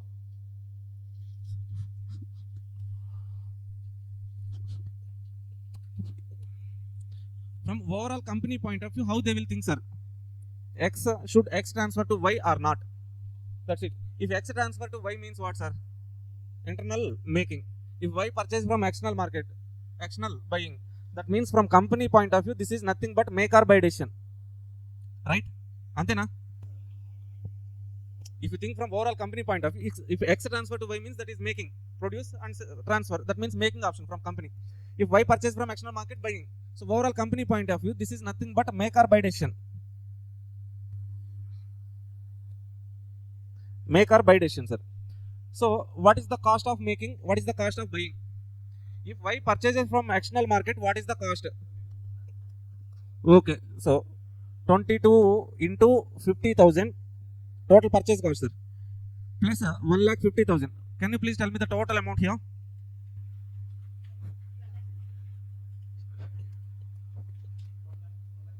$12,50,000, huh? Okay. So okay, so if X make or produce 50,000 units and transfer, what is the cost? Okay, so to produce 50,000 units, what is the cost, sir? They're having some capacity, variable cost. To produce, they will incur only variable cost, right? Okay, so what is the variable cost? 12 rupees, 6 lakh. But X is sacrificing something now. External market sales, they're sacrificing. What is that opportunity cost? We have already calculated 68,000.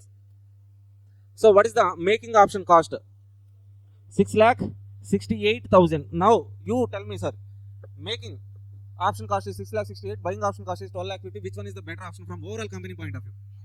Making option is the better. So if company decides to make, that means produce, transfer 50,000 units from X to Y, what is the overall benefit they are getting? Company benefit is this. Difference is benefit only, na? How much profit they will get? Benefit they will get by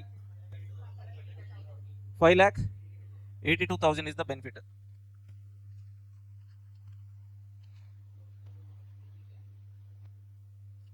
Okay, now let's do. Are you okay with this problem, sir? Just changing some numbers. They have given some June 24 question. This is study material question only. Okay, you see here I have given some reference like June 24, but this is not June 24 question. By changing some numbers, similar question was asked in June 24, sir. But same concept. Numbers were changed. So I missed that question somewhere.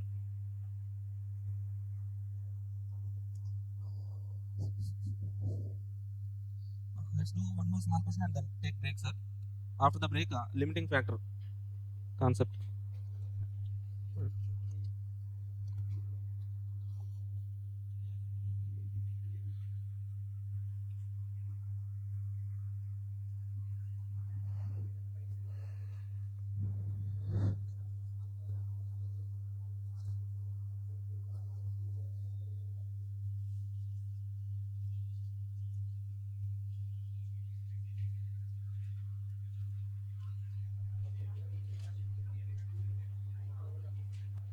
Okay, come to this question number 10, sir. Read this question. Small question only.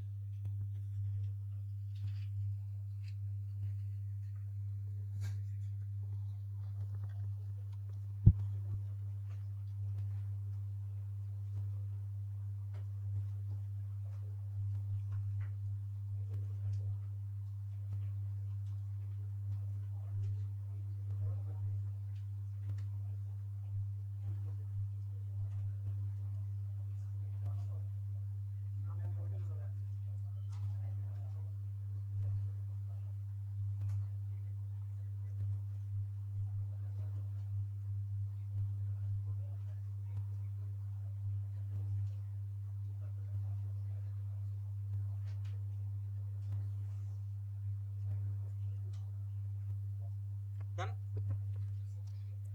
Completed. A company organized on decentralized lines with each manufacturing division is operating as a profit center. Each division has the full authority to decide on sale of the division's output to outsiders and to other divisions. Division C has always purchased its requirement from its component from division A, but when informed that division A was increasing selling price to 150, the manager of C decided to look at outside suppliers.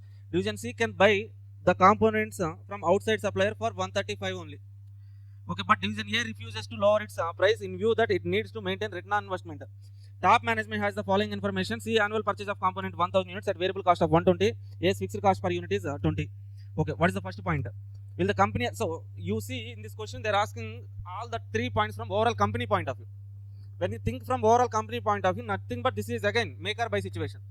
Okay, see first point, sir. Will the company as a whole benefit if C buy the component at 135 from outside supplier? Okay, so what is the point, sir? Make or buy company. Point A. What is the making cost? What is the buying cost? Making cost in the question, how much they have given, sir? Variable cost only, right? 120. If they have to purchase from external market, 135. How many units required? 1000 units. 120 into 1000. 1 lakh 20, yeah? 1 lakh 35,000. Make or buy, which one is better? Make. So making option is the better option. Next one. If division A did not produce the material for division C, it could use the facilities of other activities resulting in a cash operating savings of 18,000. Should division C then purchase from the outside sources? See, again company point of view. What is the cost of making, sir? Cost of making 120 only. 120 into 1000. 1 lakh 20,000, right? Making. Sorry, buying cost. Buying cost. What is the buying cost? 1 lakh 35,000. But if they are buying from the external market, they can use its facilities for other activities and can generate a cash flow of 18,000. This is the benefit now. Okay, when we get that benefit means if and only if C purchase from external market, buying option only. Okay, 1 lakh 35 minus 18, how much? 1 lakh 17,000. Make or buy? Buy. Third one. Suppose there is no alternate use of division A facilities and the market price per unit for the component dropped by 20 rupees. Then what is the external market price is how much, sir? So making cost per unit is 120. External buying cost is 135 originally minus 20. 115. Make or buy? Buy. That's it. Simple question, sir. Okay, we'll meet you after a short break. Half an hour. 5:20. Okay, thank you guys. Bye.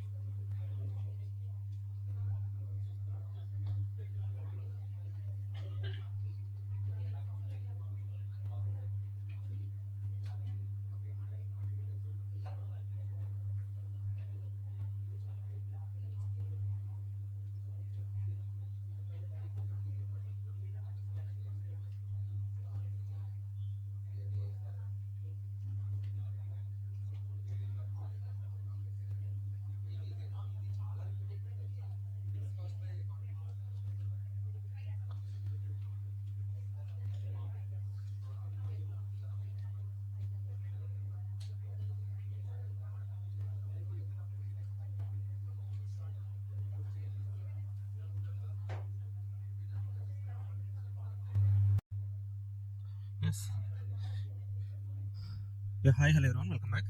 For this question number 3, transfer pricing, sir. See, for December 25 MQP1, so strategic alternatives question, which we have done previously, that question number 7 was given, sir. Okay, you see that for December 25 MQP2 also released, sir. Set 2 also released recently, 2-3 days back only. See, in this particular MQP, they have given 3A. Limiting factor question was given, sir. Direct study material question only, as it is, same numbers. Okay, so we have to learn this concept, and some other concepts are there we have to discuss. But some students are asking like June 25 attempt question. Okay, that question was given in June attempt only. Why they will ask the same question in December attempt, sir? Okay, so focus on these questions enough. So one basic analysis is like June 25 questions will not be asked in December 25 attempt, sir. You can skip those questions. Okay, you can save your time. Models, exactly same models. Okay, we have to prepare, sir, same models. That's why I'm covering all past paper models, MKP models as well. Okay, now we discuss this limiting factor questions. Maximum I'm expecting like limiting factor, that strategic alternatives analysis. Another question is there, return on investment concept. Okay, from those questions only maybe they will ask the transfer pricing question.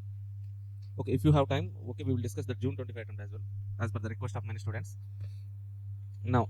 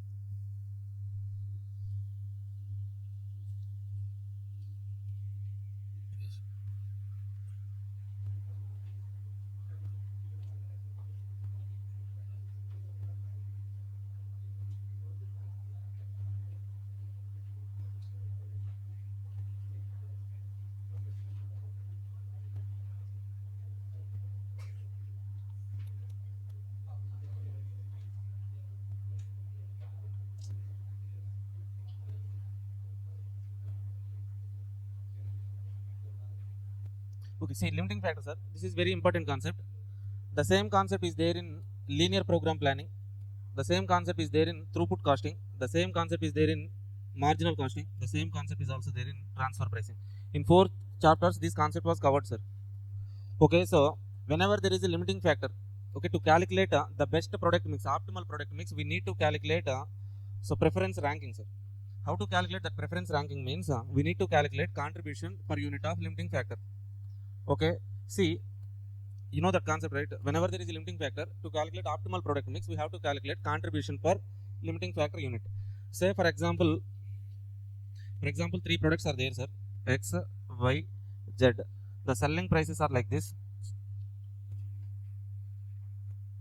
Selling prices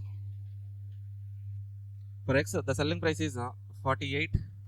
Y, the selling price is let's say 46. Z, 40 rupees.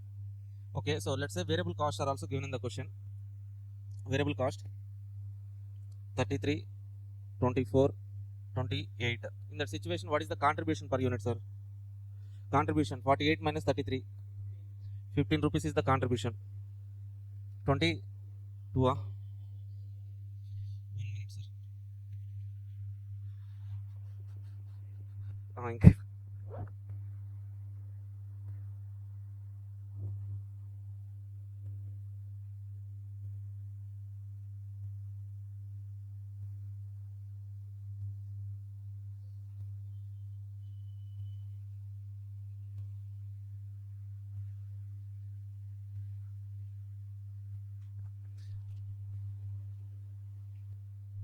A, B, C.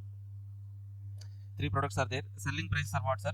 40, 48, 46, 40. Variable cost per unit 33, 24, 28. So what is the contribution per unit? 15, 22, 12. Okay. See, for example, Limiting factor means what, sir? The factor which is available in limited quantity. Limiting factor. So what are the factors means? Resources required to produce a product. That resources may be limiting factor, may be labor hours, or else sometimes raw materials, or else machine hours. Okay, sometimes okay, maximum these three factors only will be given. Sometimes money also be as a okay. So limiting factor. Okay, so let's say for example labor hours are limited, sir. In our organization, if labor hours are available in limited quantity, the labor hours required to produce 1 unit of product A is how much, sir? In that question, how many hours? 3 hours. 3, 4, 2. Let's say labor hours required to produce 1 unit of A is 3, 1 unit of B is 4, 1 unit of C is 2. Okay, in this situation, as a limiting factor is there in particular question, we have to calculate contribution per limiting factor, sir. So how to calculate that contribution for limiting factor means contribution divided by labor hours required. 15 by 3, 5. Okay, 22 by 4, 5.5. 12 by 2, 6.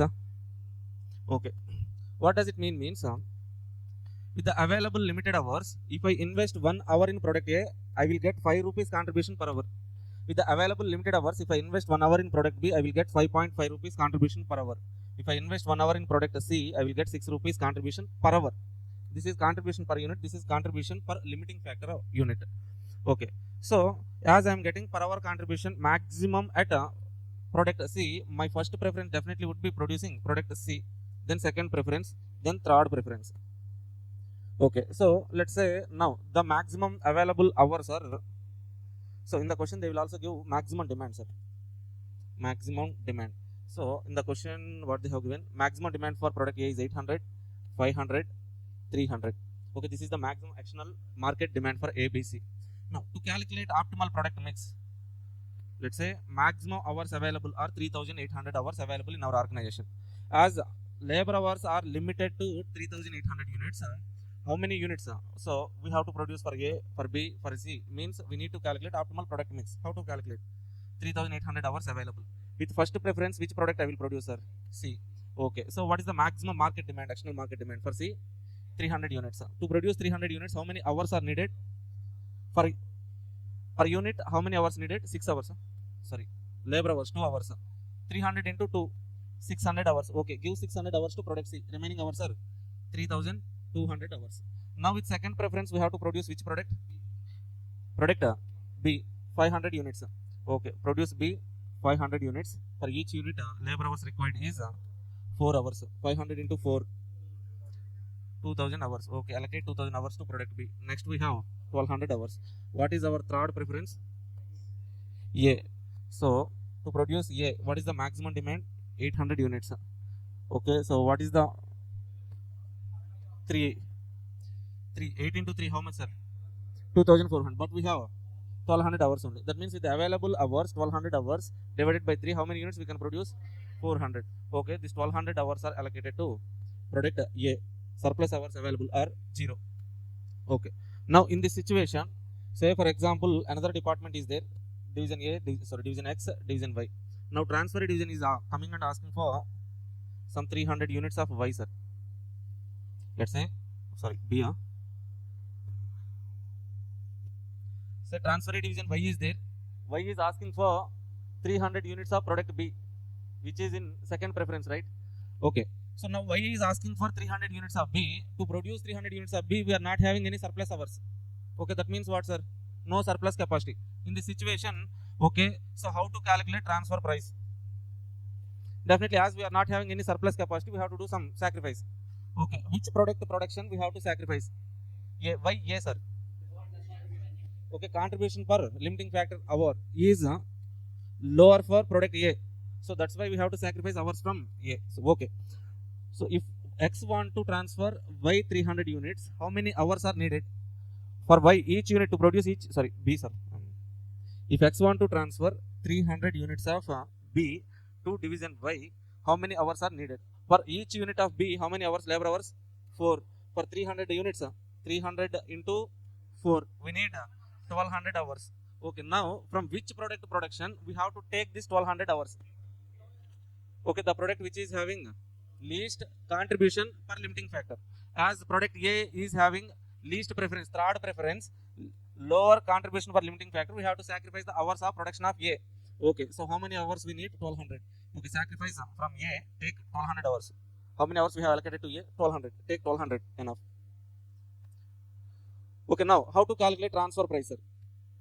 Minimum transfer price from transferor point of view, variable cost plus opportunity cost, right? Okay, so what is the variable cost to produce product B? In the question they have given 24 is the variable cost. Variable cost 24 plus opportunity cost. So can you tell me what is the opportunity cost here? We are sacrificing. Okay, product A production. Product A, how many units we are sacrificing? 400. Or else how many hours we are sacrificing? 1200. For each hour, how much contribution we are sacrificing? Contribution per hour 5 rupees. Okay, that means we are sacrificing how much contribution? 1200 hours we are taking from product A. For each hour, product A is earning 5 rupees contribution. 1200 into 5, 6000. Okay, 6000. So the 6000 rupees we opportunity cost we have to recover from transferred units from X to Y. How many units we are transferring? 300 units of B divided by 300. How much, sir? 24 plus 6000 divided by 300. 20, 20. So minimum transfer price is 44. Like that we have to calculate, sir.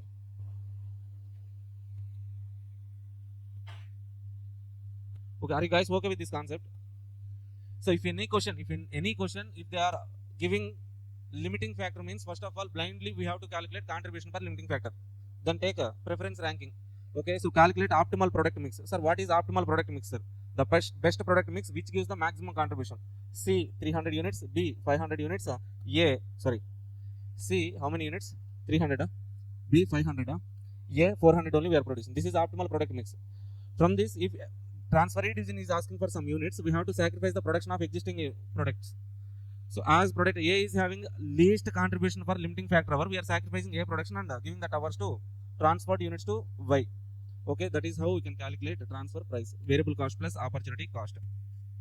Okay, so this is not an example, direct question I have taken, sir. Go to that particular question. Limiting factor.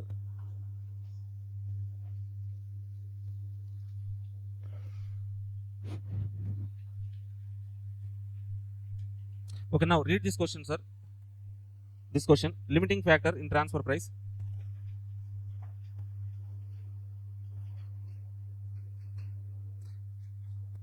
Question number 6, sir. Read this question.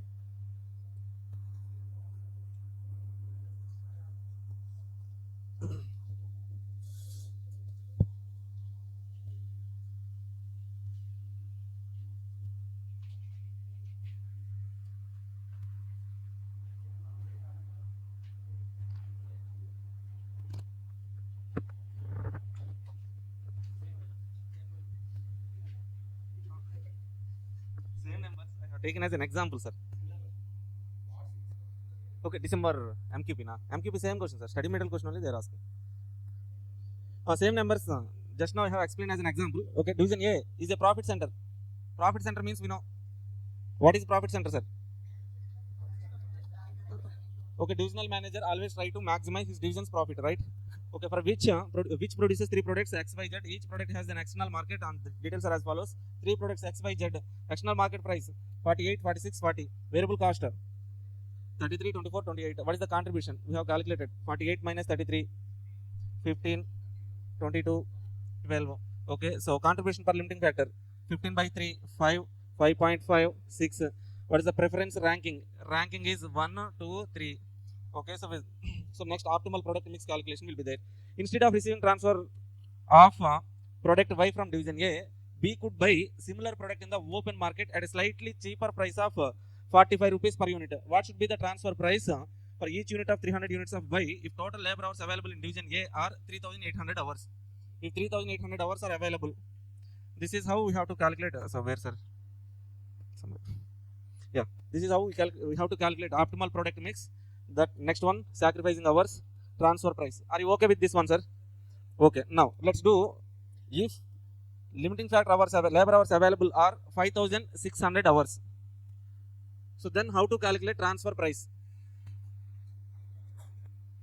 So then how to calculate transfer price means same example, same question, same numbers, same calculations. Now while calculating allocation of hours to the products, Total hours available are 5600. Again, with first preference, we produce which product? Product C. How many units? 600 hours. 5000 hours will be available. Second preference, product B. 2000 hours. Surplus 3000. Next, third preference, we produce. So product A. Product A, 1200 units into, sorry, 2400 hours required. Surplus hours available 600. Now at this situation, division Y is coming and asking for product B. How many units? 300 units. Now to produce 300 units of B, per unit how many labor hours are needed, sir? 4 hours. That means we need 300 into 4, 1200 hours are needed. Okay, how many surplus hours are available? 600. Okay, 600 is not enough. We need 600 more hours. That 600 more hours we have to take from which product? Product A. Okay, why product A means we know.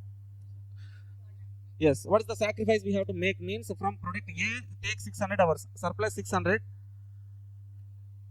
Surplus 600, we can take 1200. So to fulfill this particular order. Now what is the transfer price, sir? Transfer price is equal to variable cost plus opportunity cost. Okay, why opportunity cost, sir? Anyway, we are taking 600 hours from product A, na? Okay, so what is the variable cost? Variable cost for product B is 24 rupees. Yes, 24 rupees plus opportunity cost. We are taking 600 hours. Per hour, what is the contribution from product B? Hourly contribution. Sorry, na? 5 rupees. 600 into 5. So, how much, sir? 600, 3000. 3000 we have to recover from how many units? Transferring units. From these units only we have to recover. Take this 10, 24 plus 10, 34, which is the minimum transfer price, which is below than external, lesser than external market price. From external market price, so external market they can purchase at 45 rupees only.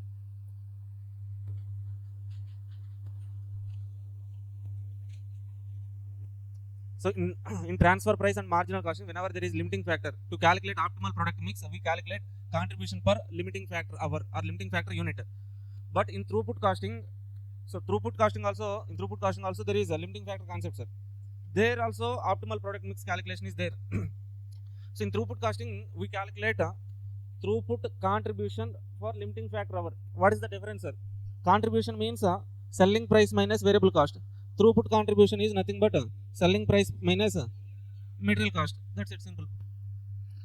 So apart from this difference in both the chapters, transfer pricing, throughput, okay, so optimal product mix is same, but this throughput contribution per limiting factor there in throughput costing. In transfer pricing we have to calculate contribution for limiting factor. Now let's do one more problem, that is same question in MQP, na?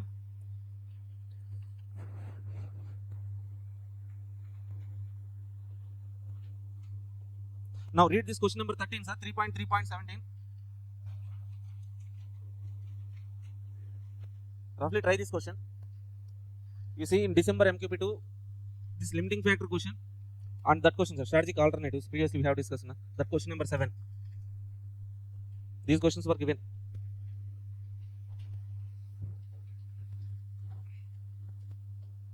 Try this question, guys.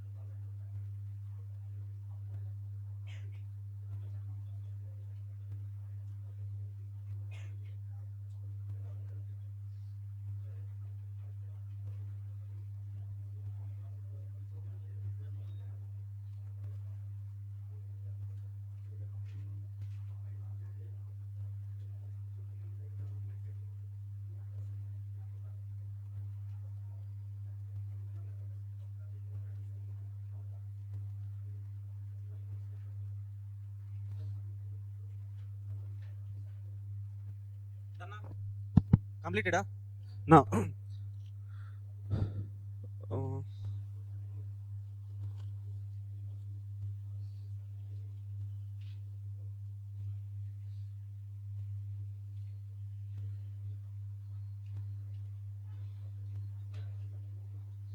so now come to question number 8, sir. Question number 8, December 23, December 24. 2 attempts with some numbers change. We have asked this question, sir. Now,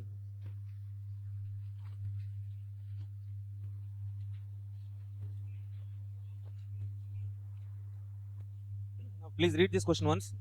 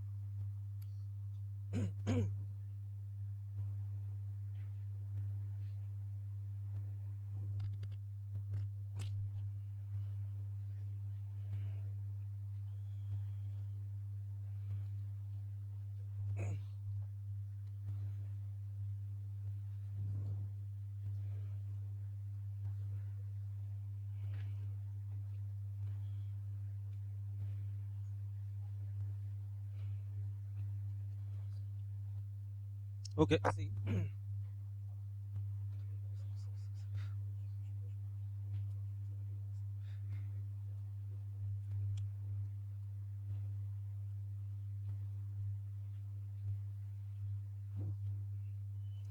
See, question number 8. Roxin Limited has two divisions, division M and division N. Division M manufactures a product A15, which it sells in the outside market, as well as to division N. Division N, which will process it and manufacture JIT2025. The manager of division N has expressed the opinion that transfer price is too high. The two divisional managers are about to enter into a discussion to resolve the conflict, and manager of division M is to supply him with some information prior to the discussion. Division M has been selling 15,000 units to the outsiders, 10,000 units to division N. Two divisions are there, sir. M, N. M is producing A15, N is producing Z25. What, sir? Division M has been selling 50,000 units to the outsiders, 10,000 units to division N. That means what, sir? It is selling to the outsiders 50,000 units. External market. Okay, to N, how many units? 10,000 units. Okay, what is the transfer price? All at 25 rupees per unit. In the external market, they are selling at 25. Transfer price is also 25. Okay. It will not anticipated that this demand will change. Okay, that means this 50,000 will not change, 10,000 will not change. The variable cost per unit is 15 per unit, and fixed cost are 3 lakh. Divisional investment in assets is okay. Total investment of division X is 12 lakhs. 15 variable cost. What is the variable cost at M? Variable cost is 15 rupees. Fixed cost is 3 lakh. Investment 12 lakhs. This is the basic information, sir. Now the manager of division M anticipate that division N will want a transfer price of 22 rupees. He is expecting like okay, that manager will ask 22 rupees. If he does not sell to division N, If he does not sell to division N, 40,000 of fixed cost, 2 lakh of assets can be avoided. Okay, some savings will be there, sir. The manager of division M would have no control over the proceeds from the sale of assets and judged primarily by his. This is the main point, sir. The single line, judged primarily on his rate of return. That means the division M and division N are treated as investment centers, sir. Investment centers. Investment centers means what, sir? Investment centers.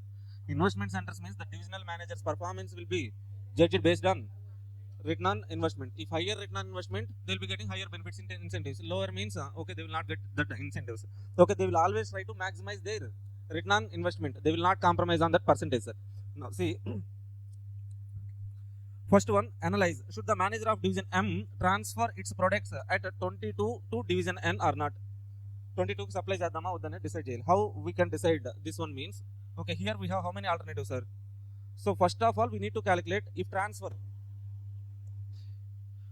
So for division M point of view, his manager performance will be decided based on ROI, right?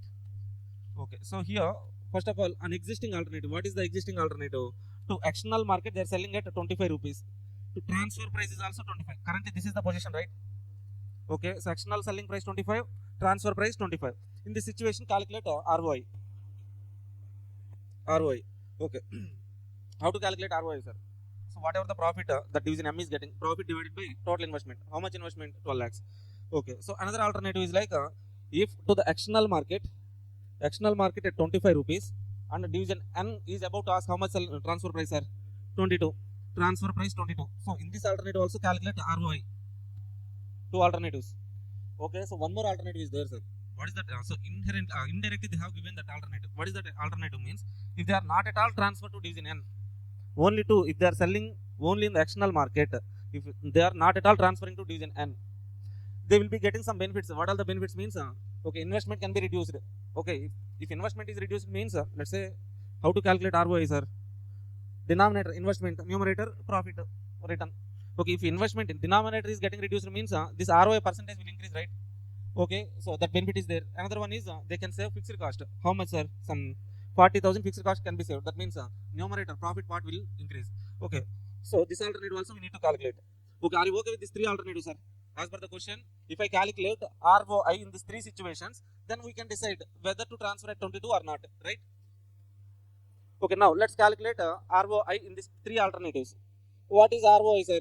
Return on investment. How to calculate return on investment? Return divided by investment, that's it. What is return, sir? Return means the profit. Which division profit?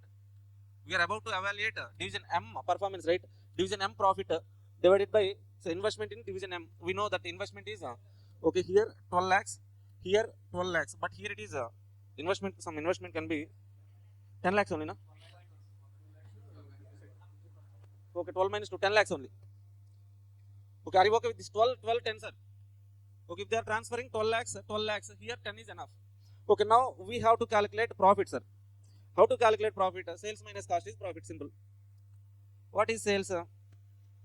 First of all, let's calculate sales value. So how many units they are selling in the external market? 50,000 units. In three alternatives, what is the external market selling price? Here 25, here 25, here also 25. 50,000 into 25. How much? 12 lakh 50,000. Second one. Here also 12 lakh 50,000. Here also 12 lakh 50,000. Okay. So transfer to division N. Division N. How many units they are transferring? 10,000 units. In first alternative, 10,000 into transfer price 25. What is the sales amount? 2,50,000. In second column. So 10,000 into 22 is the selling price, the transfer price. 2,20,000 only. So in third alternative, how much, sir? So 0. Why means they are not at all transferring. Okay. Now that is sales, sir. What is the cost? Less cost. Simply, what is the cost, sir? Variable cost and fixed cost. What is the information given in the question? For variable cost, given in the question, variable cost at the rate 15 rupees. Okay, how much, sir? Total, how many units they are producing? 60,000. So here 50,000, 10,000. Here in second alternative also 50,000 in national market, 10,000 transfer. In third alternative, how many units? Only 50,000. Okay, so 60,000 into 15. Third alternative 15,000 into 15. Okay, so how much, sir? 9 lakh. 9 lakh, 9 lakh, 7 lakh, 50,000. Sorry, variable cost calculation. Okay, now fixed cost, sir. You guys tell me the fixed cost, sir. What is the fixed cost given in the question? 3 lakhs. Second alternative also 3 lakhs. In third alternative also. Okay, 2 lakh. Why 2 lakh 60, sir? 3 lakh minus, if you are not transferring, can avoid 40,000, right? Okay, 2 lakh 60,000 only. Now, what is the profit, sir? Profit is equal to sales minus cost. Sales. Profit in first column, how much, sir? Please calculate that one. 3 lakh. Take your calculators and do some calculation, at least for my satisfaction. Do some action like you are calculating something. Last alternative, 2 lakh. 40,000.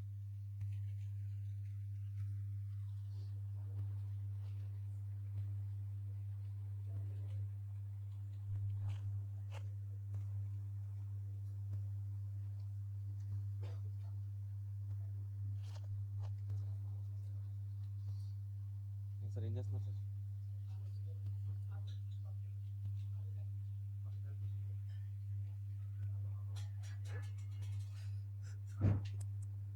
Okay, now we have profit. In first column we have profit 3 lakh, 2 lakh 70, 2 lakh 40. What is the investment? In first alternate investment is 12 lakh, 12 lakh, 10 lakh. Now calculate ROI. Please tell me that percentage. 25% is 22.5, 24%. Okay. Now tell me, sir, which alternative is better? 25%. First alternative is better, but Division N is feeling like the transfer price 25 is too high price. Okay, so that's why they are about to ask 22 rupees. Okay, so will do the manager of Division M should accept 22 or not? No. Why, sir? Why no? If he transfer at 22, return on investment is 22.5. He is not at all transferring, means his return on investment 24, which is better than transferring at 22, right? Then we can write what the conclusion we can write, sir. Conclusion. Okay, so if he transfer at 22, ROI 22.5 only. If he is not at all transferring 24, it's better not to transfer than transfer at 22 rupees. Okay, that conclusion we have to write. First point done. Now, second point also there, sir. Assess the lowest price that Division M manager should accept.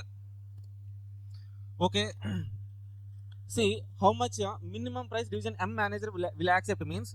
Okay, anyway he has decided to okay with 24% ROI, right? Okay, if we fix the transfer price which gives at least ROI at 24, then he will definitely accept, right? Anyway 24 అయితే transfer చేయకపోతే 24 ROI వస్తుందని fix అయ్యాడు manager. ఇప్పుడు మనం transfer price ఎలా fix చేయాలంటే, so transfer ప్రైస్తో కలిపి టోటల్ ROI 24 వచ్చేలా ఫిక్స్ చేయాలి. దెన్ దానికైతే ఒప్పుకుంటాడు కదా. Are you getting that point? See ya if he is not at all transferring 24 ROI, sir.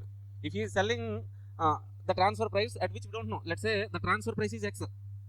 What is the minimum transfer price they are asking? We don't know the transfer price. Let's say that is X, sir. Okay, so what is that minimum transfer price means? The transfer price at least should earn 24 ROI, then he will accept. Okay, now how to calculate that ROI which gives transfer price which gives at least ROI 24% means. Now we have to calculate the transfer price which gives ROI 24%. How to calculate this ROI, sir? So return divided by investment. Return means what, sir? Sales minus cost divided by investment. What is the investment here? So 10 lakh, 12 lakh, sir.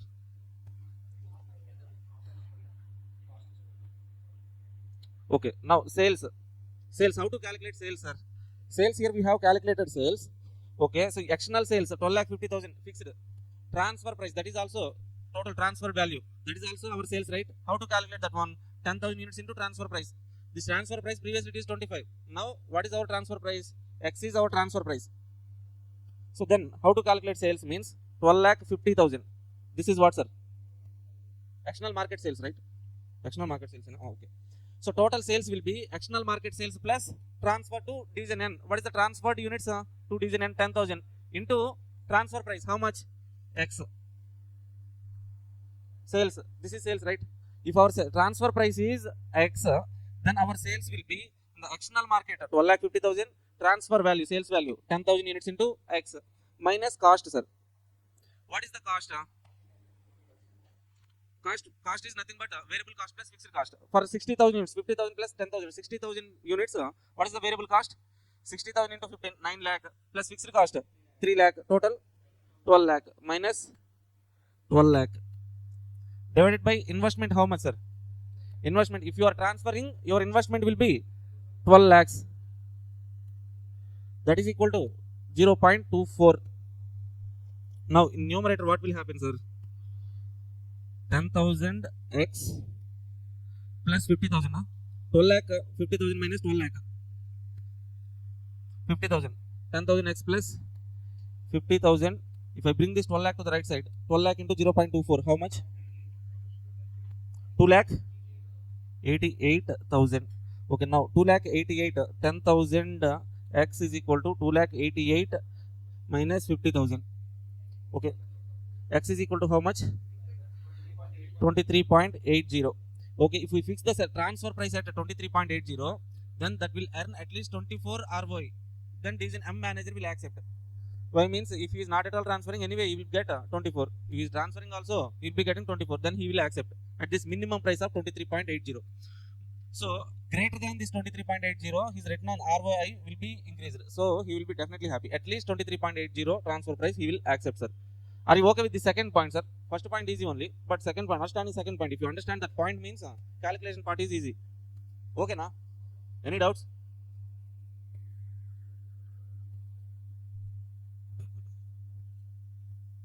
Done, sir.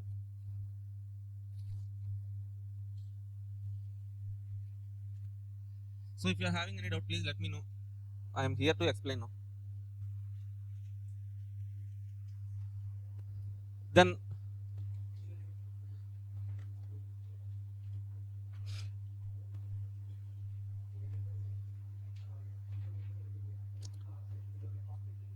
now, as per the request of students, sir, June 2025 question, sir.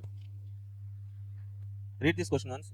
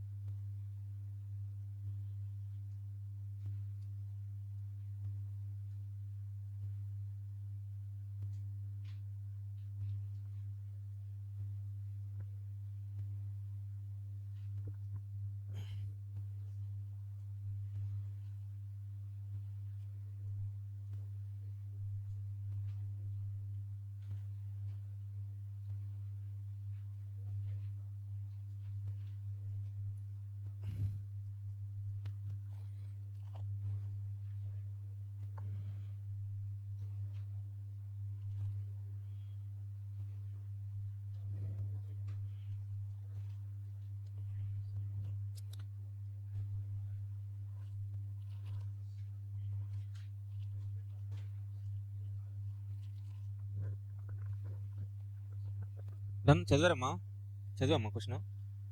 Okay, ఏమర్థమైందో చెప్పు. Rega Limited is organized into two divisions. Division X produces a component which is used by Division Y in making a final product. Two divisions are there, X, Y. X producing component, Y producing finished good. The final product is sold for 540. Final product means finished good. Finally produced by Division Y, 540. Division X has capacity to produce 2500 units and Division Y can purchase the entire production. The variable cost of Division X in the manufacturing of each component is 256.50. Division X informed that due to installation of new machine, its depreciation cost had gone up and hence wanted to increase the price of component to be supplied to Division Y to 297. Okay, ఈ point దగ్గర చాలా మంది confuse అయ్యారు. ఇక్కడ depreciation అని ఇచ్చారు. ఆ depreciation ఏదో మనం క్యాలిక్యులేట్ చేసేయాలి, మామూలుగా ఉండకూడదు అనుకున్నారు. డిప్రిషియేషన్ ఏదో చేయాలి, డిప్రిషియేషన్ ఇచ్చాడు అనుకున్నారు, కానీ అక్కడ ఏమి ఉండదు depreciation. That is some kind of trap, sir. Okay, see, now let's see the story. Division X, Division Y, two divisions. Division X is producing component. Division Y is producing finished good, final finished good they are producing. Okay, so how much capacity, sir? 2500 units X can produce. Okay, so whatever the units X produce, that can be so consumed by Division Y. Okay, Division Y ఇంకేమి ఇచ్చాడు మనకు data, 540 selling price. This finished good external market selling price is 540 rupees. X variable cost ఎంత, how much? 256.50. Variable cost 256.50 అంతేనా? Okay, now and hence wanted to increase the price of component to be supplied to Division Y to 297. So here increased revised transfer price they have given, sir. Transfer price which was revised, original transfer price they haven't given, right? Original anta anedi evla question lo, but revised transfer price, increased transfer price they have given 297. Okay, 297 to 297 they want to increase selling price. However, Division Y can buy the component from external market at 270 only. From external market they can purchase at 270. Okay, with some common sense, tell me, sir, X want to transfer at 297. The same component Y can purchase in the external market at 290, sir. Sorry, 270, 297.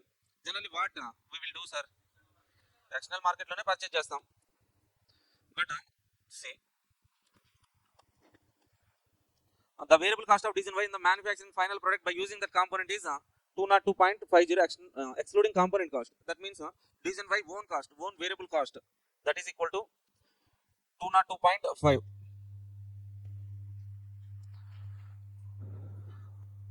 So now first one, analyze and present the statement indicating position of each division and the company as a whole. Position means what, sir? How much profit they will be getting. That's it. We need to calculate Division X profit, Y profit, overall company profit. Okay, we will taking each of the following situations separately. Okay, so what is the first situation? If there is no alternative use for the production facilities of Division X, okay, will the company benefit if Division Y buys from outside suppliers at 270 per component? Okay, అంటే దాని meaning ఏంటి, sir? So X నుంచి produce చేసి transfer చేస్తే okay ఎంత కొంత profit వస్తుంది ఎక్స్కి. So transfer చేయకపోతే వైకి ట్రాన్స్ఫర్ చేయడం తప్ప వేరే ఆల్టర్నేటివ్ లేదు ఎక్స్కి. ఓకే, అంటే ఆల్టర్నేటివ్ యూజ్ అనేది లేదు. ట్రాన్స్ఫర్ చేస్తే ప్రాఫిట్ వస్తుంది, ట్రాన్స్ఫర్ చేయకపోతే no production, zero profit. Okay, so to evaluate this option, so what are the first option, first alternative, what is that alternative? No alternative use of X capacity. Alternative use of X capacity. Should Division Y purchase from external market or not? How can we decide that one, sir? How can we decide that one means, okay, we have to calculate the profit. Profit if X transfer to Y at what is the transfer price? 297. So if not at all transferring, if X not transferring to Y, Y will purchase from external market. That means 1A, internal transfer. Internal transfer. Sir, internal transfer in the calculate just now, sir. Y outside నుంచి purchase చేయొచ్చు అన్నది కదా. Y can purchase from external market, right? Why we are calculating internal transfer, sir? That means to say whether it is better or not, we have to compare with something now. That something is nothing but internal transfer. Internal transfer. Internal transfer price, how much, sir? Given in the question, original transfer price 297.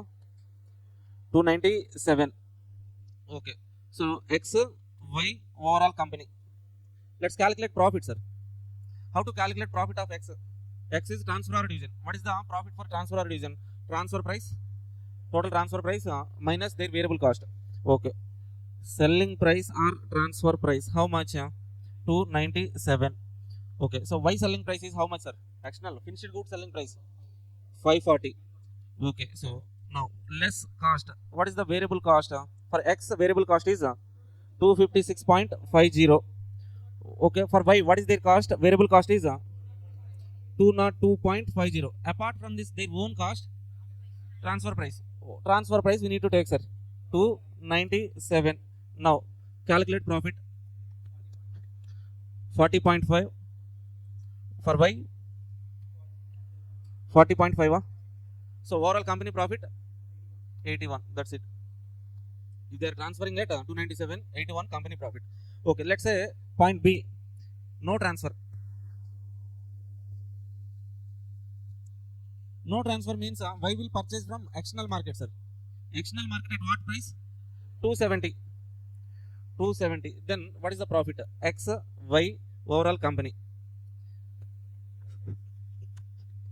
Okay, selling price or transfer price. For X, no transfer, no, 0. Okay, alternative use also not there. So Y transfer చేయకపోతే ఏదైతే చేసుకుంటే అది కూడా లేదు మనకి. ఎందుకని అక్కడ చెప్పాడు. No alternative use. Okay, Y selling price 540, same.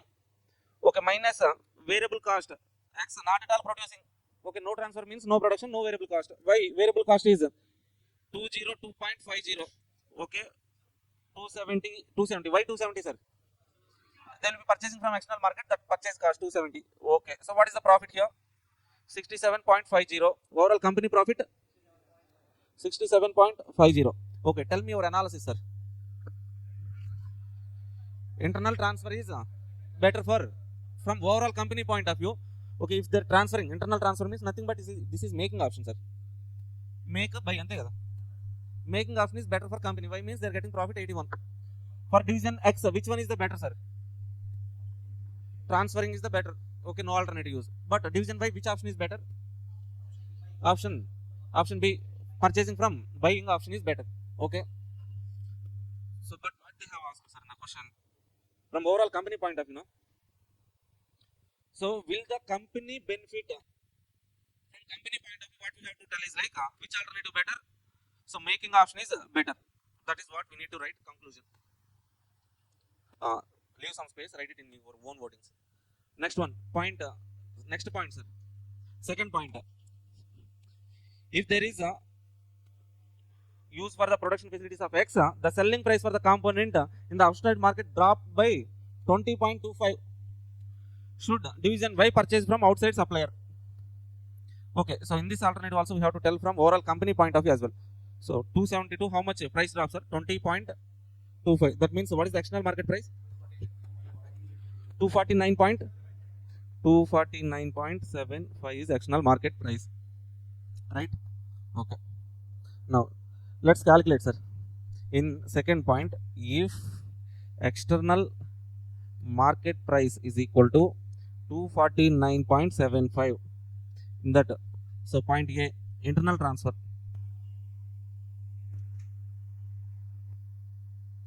Internal transfer at the rate so what is internal transfer, sir? 297.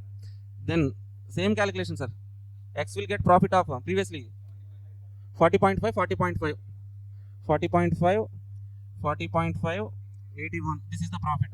Point B, external purchase. External purchase. X, Y company. X will not get any profit. No alternative use. No alternative use means okay, so let's write selling price or transfer price. No, selling price for Y 540. Okay, so company, no, minus variable cost. X is not at all producing, no cost. For Y 202.50. This is own cost, own production cost, and 249.75. Okay, now calculate profit. 87.75. Company profit is 87.75. What they will tell, sir? So what you say? Buy. So for company as a whole, buying from external market is better option. For Y also, buying from external market is better. That's it. So we have to check from overall company point of view. Overall company is getting benefit now. Okay, go for external market. That is what we have to write. Conclusion. Definitely, why will be getting the benefit? Okay. Next, third point, sir. What transfer price would be fixed for the component in each of the above circumstances? Okay, you see, minimum transfer price, maximum transfer price. The concept is there now. Okay. So third one, transfer price, sir.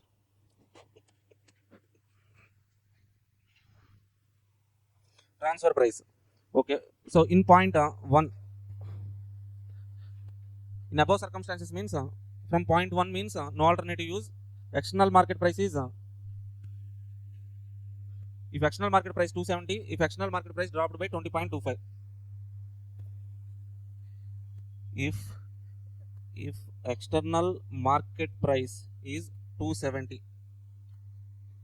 So generally minimum from for X for Y. So what is the minimum transfer price X will accept, sir? 1 minute.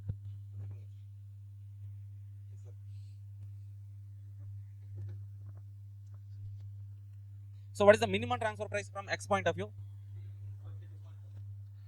Okay, so that variable cost how much, sir? 256.50. X will accept at least 256.50. That is on variable cost. Y will offer maximum how much, sir? 249. ఇక్కడ 270, sir. Market price 270. Maximum external purchase 270. Okay, this is the transfer price range, right? Now, minimum transfer price, maximum transfer price. Second one, if external market price is equal to, so dropped by 20 rupees, 20 point something ఏదో ఉంది కదా. Then what is the 249.5075? External market price 249.75. Okay, X will accept at least how much, sir?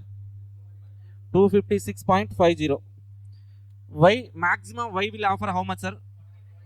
249.75. ఇక్కడ ఏదో ఒకటి deal చేసి మనం చేయొచ్చు. So the transfer minimum transfer price is lesser number, maximum is higher number. But here if you observe, minimum transfer price is 256, maximum is 249 only. Okay, అసలు transfer price range exist అవ్వట్లేదు ఇక్కడ. అసలు ఇక్కడ transfer అవుతుంది ఈ సిచ్యువేషన్లో. Okay, in this situation we can do some mediate we can mediate and do something. ఒక negotiations ఏ కూడా చేసి ఫిక్స్ చేయొచ్చు, బట్ ఇక్కడ అవ్వదు అన్నట్టు. Okay, whatever, but in the question they're asking what transfer price. Okay, exact transfer price we cannot fix, but we say what, sir? Minimum and maximum range. Okay, here we can fix, sir. How much we can fix? Okay, x ఏమంటున్నాడు, నాకు ఎంత కొంత 256 పైన ఎంత ఇచ్చినా పర్లా. Okay, maximum నేను 270. Okay, మీ మధ్యలో ఏదో కూడా చేయండి అని చెప్పేసి మిడిల్ నెంబర్ ఏదో ఫిక్స్ చేస్తాం, అయిపోయింది. బట్ ఇక్కడ వచ్చేది ప్రాబ్లం అర్థం అవుతుందా మీకు? X will not accept anything below 256.50. Y will not pay anything more than 249. Okay, so transaction will never happen in this situation. Okay, that's it, sir. Oh, this question will not be asked, so don't waste your time, just for concept purpose only. Okay, now done. So go to the first page, sir. In transfer pricing, I will tell you some questions which you need to practice.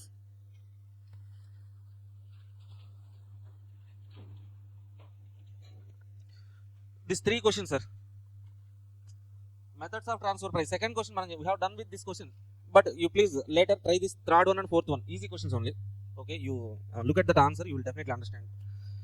Strategic alternative 7 completed, 8 completed, 9 completed, 10 కూడా చేసినట్లున్నాం. Okay, limiting factor 6 చేసాం. This 11th question out వదిలేసాం మనం. Okay, if you have some time later please refer that question as well. Okay, with this questions enough, more than enough, sir. If you prepare these 4 models, okay, you go. So I'm that much confident that you could able to write that 7 mark questions, sir. Prepare these questions enough. Okay, now tomorrow our target is okay, maximum we will attack DM, sir. Whatever the possible chapter we could able to complete, we shall try to complete that many chapters in tomorrow class. Then tomorrow evening we will decide what we have to do in third day, whether MCQs or else other chapters. You will decide, sir. Okay, I'm ready to take either MCQ classes or else other one also fine for me. Okay, if you want me to discuss MCQs, I will share you that PDF. You can take that print out. Okay, third day we will discuss complete MCQs. Okay, MCQs అని ఎందుకు చెప్తానంటే కొంతమంది ఏం చేస్తారంటే MCQs prepare అవ్వకుండా వెళ్తారు sir. అసలు easy score చేసేది ఎంసీక్యూస్. మీరు చూస్తే ప్రతి సబ్జెక్ట్ ఇన్స్టిట్యూట్ ఆల్రెడీ ఒక ఎంసీక్యూ బుక్లెట్ రిలీజ్ చేసింది కదా, అందులో ఏ వస్తున్నాయి సార్? అసలు మీరు చదివి వెళ్తే అర్థమవుతుంది కదా, ఆ క్వశ్చన్స్ ఏ వస్తాయి. అందులో అట్లీస్ట్ 8 to 9 క్వశ్చన్స్ వస్తున్నాయి డైరెక్ట్. ఇక్కడ క్వశ్చన్ చోట ఇది ఆన్సర్ బ్లైండ్ పెట్టేయచ్చు. అలాంటి యాజ్ ఇట్ ఈస్ క్వశ్చన్స్ దిగుతున్నాయి. ఓకే, ఆ క్వశ్చన్స్ ప్లస్ పాస్ట్ అటెంప్ట్ ఎంక్యూబీ క్వశ్చన్స్ కంపైల్ చేసి నేను పీడిఎఫ్ చేశాను. అవి డిస్కస్ చేస్తాను. డెఫినెట్లీ ఒక 10 to 12 అయితే నేను గ్యారంటీ ఇవ్వగలను. 15 out of 15 అంటే మనం చెప్పలేం కానీ, సో 10 to 12 నేను చెప్పగలను.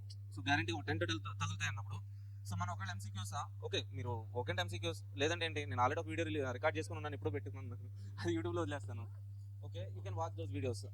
ఓకే, అంటే మనం ఎంసీక్యూస్ ఎందుకు ప్రిపేర్ అవ్వాలంటే ఒక 250 ఎంసీక్యూస్ ఉన్నాయి, అవి చదువుకొని మీరు వెళ్తే అట్లీస్ట్ ఒక 10 to 12 తగిలి అంటే, సో ఎగ్జామ్ స్టార్టింగ్ ఒక 20 to 30 minutesలో మీరు ఆ 12 ఎంసీక్యూస్ కరెక్ట్ పెట్టారని కాన్ఫిడెన్స్ వచ్చిందంటే 24 మార్క్స్ వచ్చినారని కాన్ఫిడెన్స్ వచ్చిందంటే రిమైనింగ్ ఎన్ని కావాలి మనకి?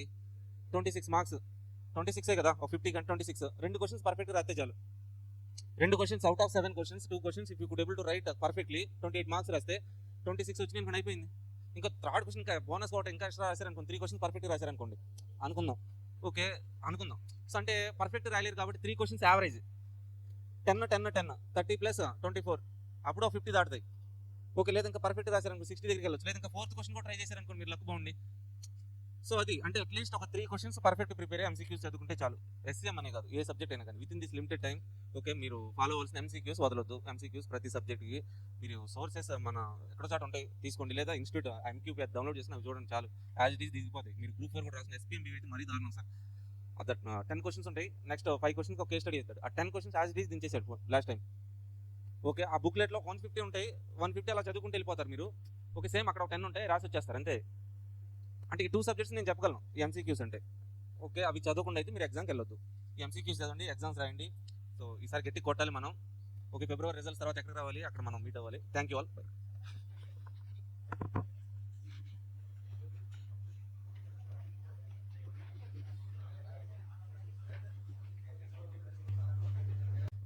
Hi, hello everyone, welcome back.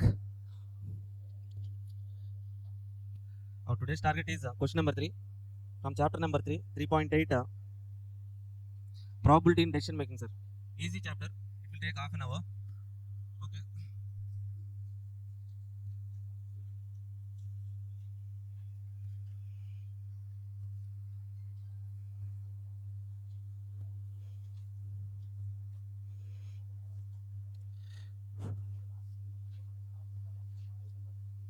See question number 3b, target costing, product life cycle, asset life cycle, decision making using probability.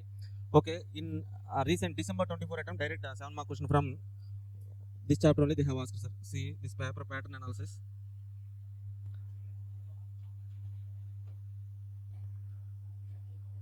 December 25 MQP2 released, not yet released. Okay, so you can check. 25 MQP1 they have given target costing question. June 25 exam, target costing, direct question from study material. June 25 MQP1 asset life cycle. Okay, so next one June 25 MQP2 target costing. The same question was asked in June 25 examination. December 24 exam. Okay, probability in decision making, break even point question was asked, sir. 7 marks. December 24 MQP target costing. December 24 MQP2 asset life cycle. June 24 asset life cycle. June 24 MQP decision making probability. December 23 target costing. See, target costing, target costing, target costing, target costing, target costing. Okay, 5 times target costing question. Probability chapter 3 times. Asset life cycle 3 times. Okay, see, small chapter, easy chapter, probability in decision making. We shall start with this one, sir.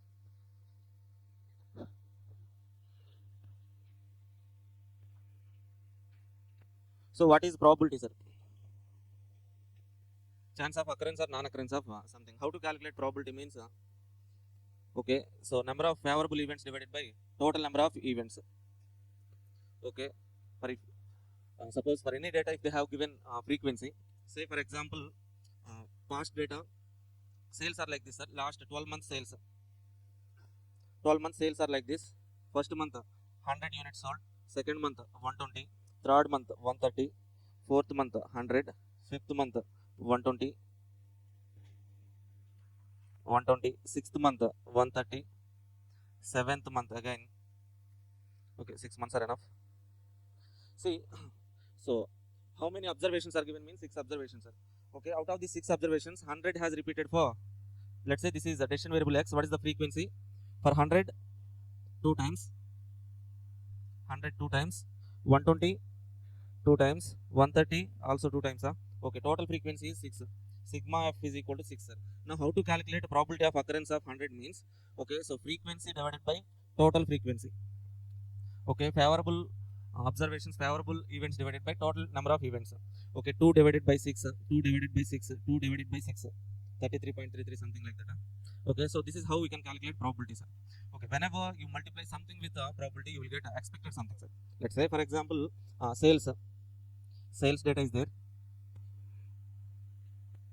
If I multiply sales with the probability, I will get expected sales.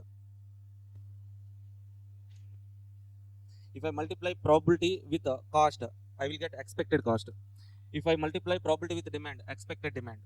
Okay, so variable cost with probability, expected variable cost. So if you multiply something with probability, you will be getting expected something. Okay, so this is the basic point. And the break-even concept is there, sir. Break-even point. How to calculate break-even point? What is the formula? Fixed cost divided by contribution per unit, or else PV ratio. Okay, this is basic formula. With this basic introduction, we can directly attack the problem, sir. Just 2-3 models are there. Now go to the workbook, page number 3.8.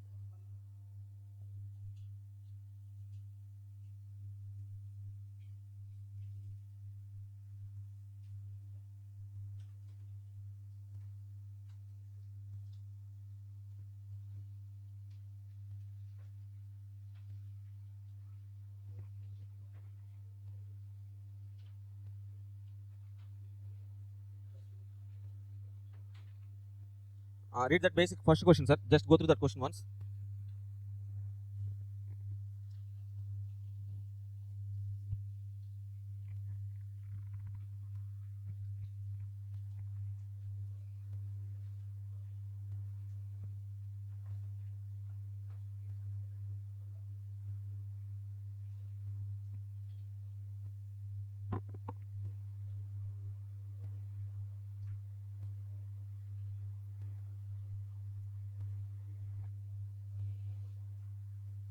Okay, see, a company has a choice among 3 products A, B, C. 3 products are there, A, B, C, for which the following estimates are available. Expected profits based on demand forecast. Product A, B, C, market X, Y, Z. Okay, estimated profits based on demand forecast. So what are the elements given in this particular table, sir? Profits or demand? Profits, right? Okay, if I sell product A in the market X, I will be getting 380 rupees profit. If I sell product A in market Y, 100 rupees profit. If I sell product A in market Z, 30. B in market X, 300. 280, 220. Okay, C in market X, 220, 400, 320. Okay, so likewise they have given in each market different product profits, and below the table probabilities are for X.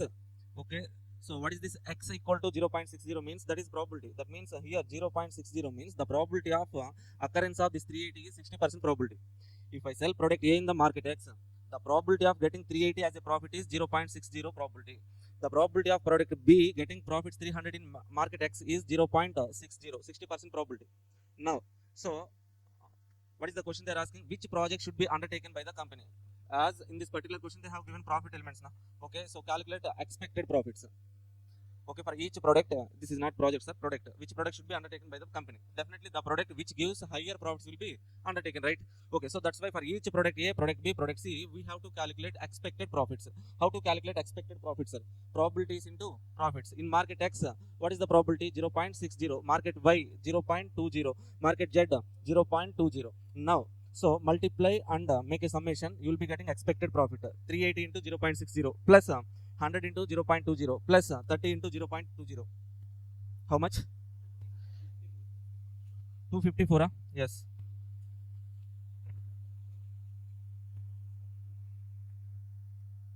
Are you getting that point, sir? We have to multiply with probability expected profit. Make a total expected profit.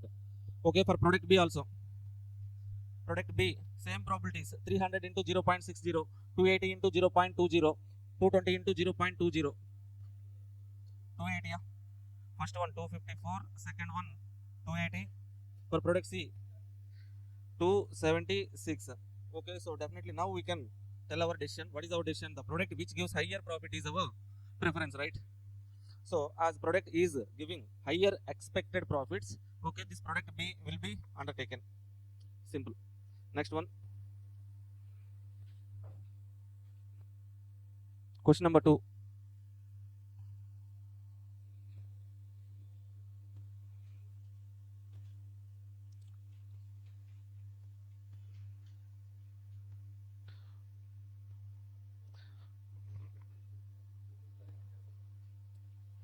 SMQ means study material question, sir.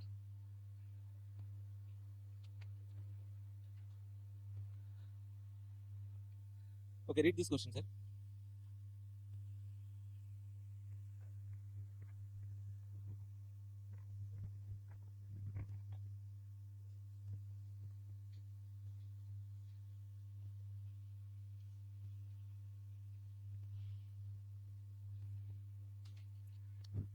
See, you are given the following estimates for the next year budgeted sales and cost of a single product by B Limited.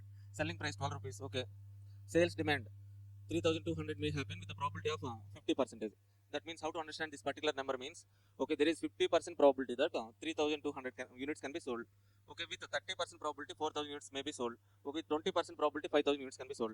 Okay, so next one, what is the data they are giving? Variable cost per unit 5 rupees, 6 rupees, 7 rupees. Okay, so what is the probability of 5 rupees? With 30% probability they will incur 5 rupees. 50% probability they may incur 6. Okay, 20% probability they will incur 7 rupees. Now fixed cost for the period 20,000 they have given. First point, they are asking expected value of sales for the period. Okay, sales units are given and probabilities are given. If you multiply these units with these probabilities, what you will get, sir? Expected sales. Okay, units in units expected sales you will get. Now we have selling price. Okay, expected units into selling price, expected sales. First point done. Second point, expected variable cost and contribution for the period. How to calculate that expected variable cost? Okay, so variable cost, 3 numbers are there with respect to probabilities. Expected variable cost, total sales minus or else selling price 12 rupees minus expected variable cost, you will get contribution per unit. Next one, third point, expected profit or loss for the budgeted period. Per unit contribution we can calculate, right? From contribution we can calculate total contribution and subtract fixed cost. Okay, look at this answer once. First point, expected sales, probability, so units into probability, total. Estimated sales, units 3,800 into 12 rupees selling price, total sales. Okay, variable cost, unit variable cost into probabilities, total 5.9. Okay, into number of units 3,800, total variable cost, you will get contribution, expected contribution. Now to calculate expected profit, subtract fixed cost, you will be getting expected profit 3,180. Okay, now any doubts? None. Okay, this question, sir, very important. The same model was asked in December 24 attempt.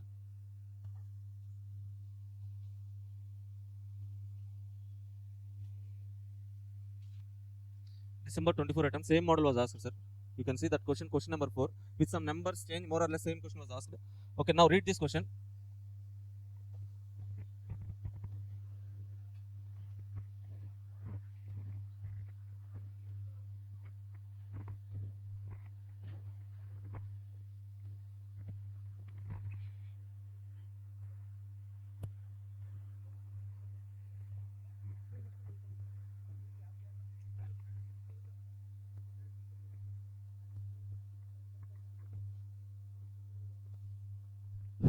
Done. Okay, company has estimated following demand level of its product. Sales volume 10,000, 12,000, 14,000, 16,000, 18,000.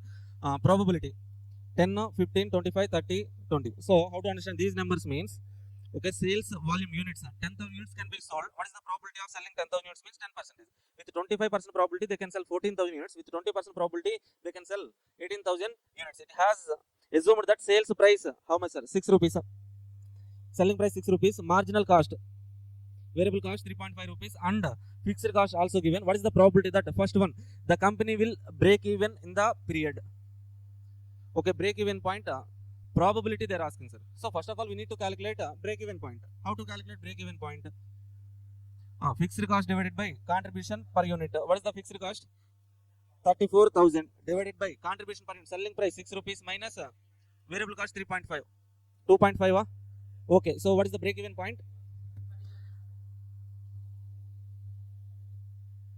How many units?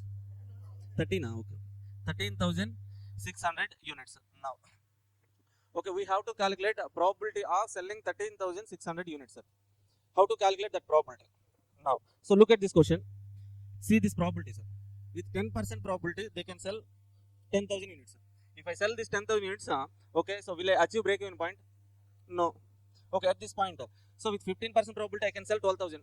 I won't achieve break-even point. Here, can I achieve break-even point? Yes. With 25% probability, if I sell 14,000 units, then definitely I'm achieving break-even point. Okay. So here also, break-even point can be achieved. In this point also, break-even point can be achieved, right? Okay, as we are selling more than 13,600 now. So that's why in these three situations, we are achieving break-even point. That's why what is the probability of achieving break-even point means? So 25 plus 30 plus 20, 75%. 75, right? Okay, now point B. So what is the probability that company will make a profit of at least 10,000? Okay, desired sales at desired profit, sir. That formula we know, right?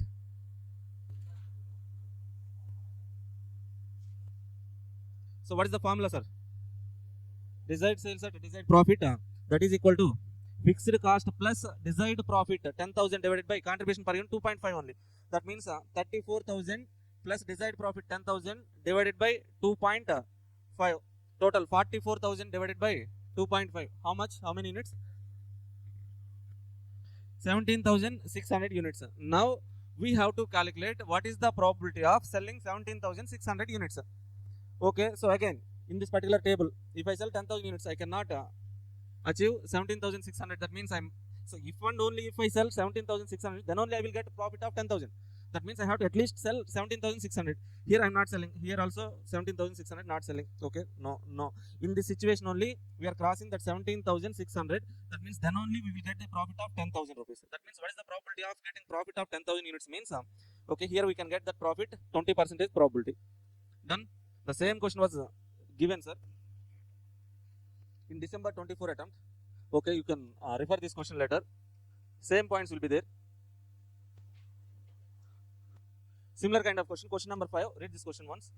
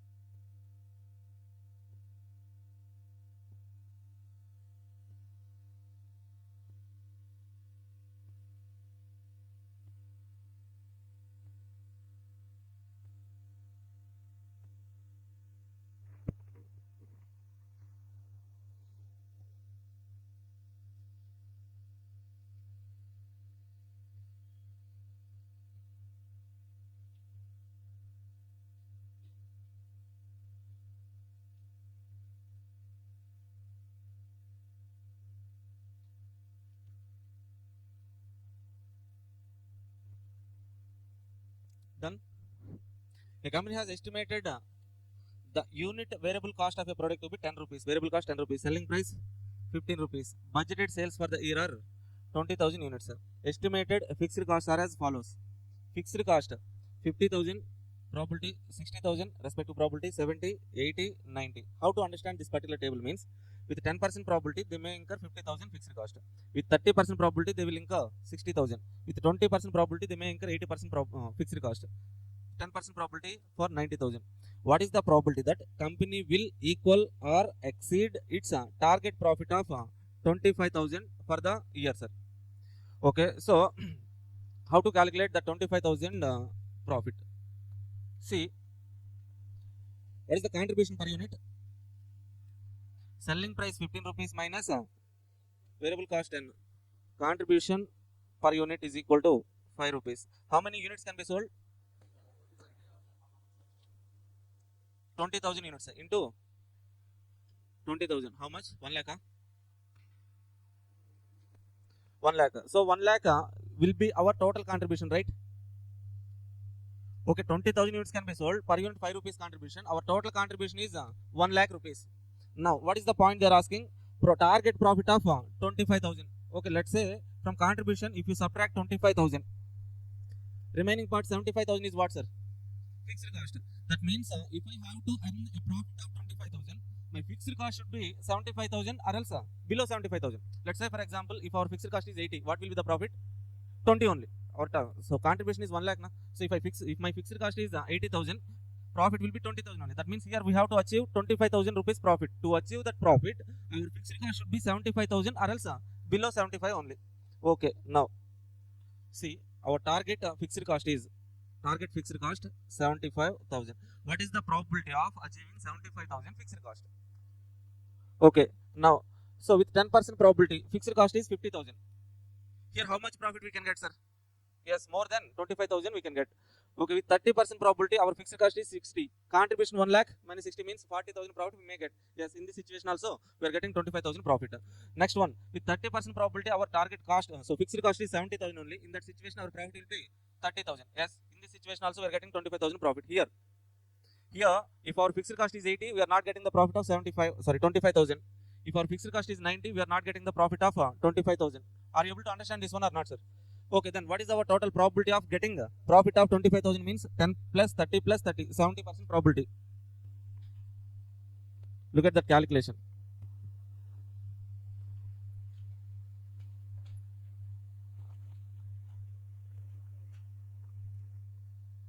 Okay, so these questions are enough, sir. Okay, one more question is there, lengthy question that may not be asked for 7 marks. Okay, here, so this kind of question is also there in SFM, sir. Investment decisions and decision tree. So model is there na. Same question. అక్కడ కూడా ఉంటుంది.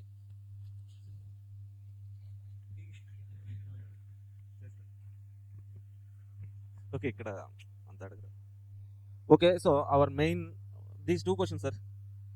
If they have to ask a question from this particular chapter means question number 3, question number 5, these two models enough.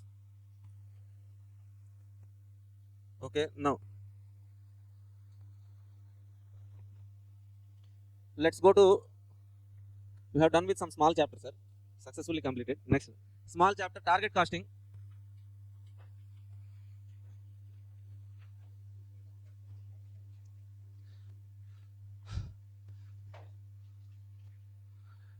So for every attempt, at least they are asking one MCQ from target costing, sir. 2 marks, at least 2 marks question MCQ can be asked. Plus sometimes they are asking 7 mark question as well. Okay, chapter number 3.5. Okay, so target costing, sir.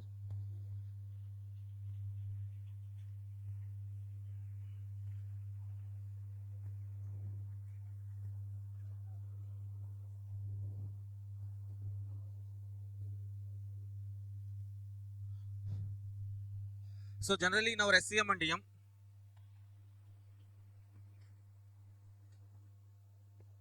okay, 2 types of chapters will be there, sir. 2 types of concepts are there. Okay, one is cost reduction, another one is cost control, sir. Okay, so cost reduction, cost control, I'm assuming like you know the difference, my assumption. Okay, so what is the difference, sir? Difference between cost reduction, cost control?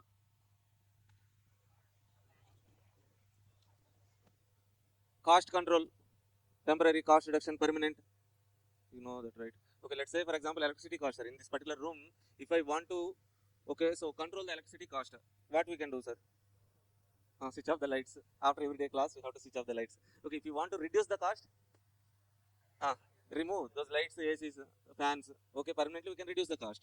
Okay, so these type of 2 concepts are there, sir. For cost control, we have 2 chapters in entire SCM&DM. That is standard costing, cost controlling technique. Another one is transfer pricing. 2 techniques are there. Remaining entire DM chapters, total SCM and DM chapters are cost reduction techniques only. So out of that, one of the technique for cost reduction is target costing, sir. One of the technique for cost reduction, target costing. Okay, so let's have some basic introduction about target costing, then we will go to the problems.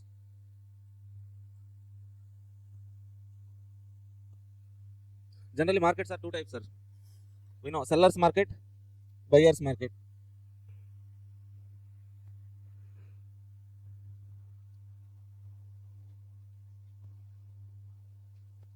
Okay, what is sellers market, what is buyers market? Sellers market means the market where only sellers will be there.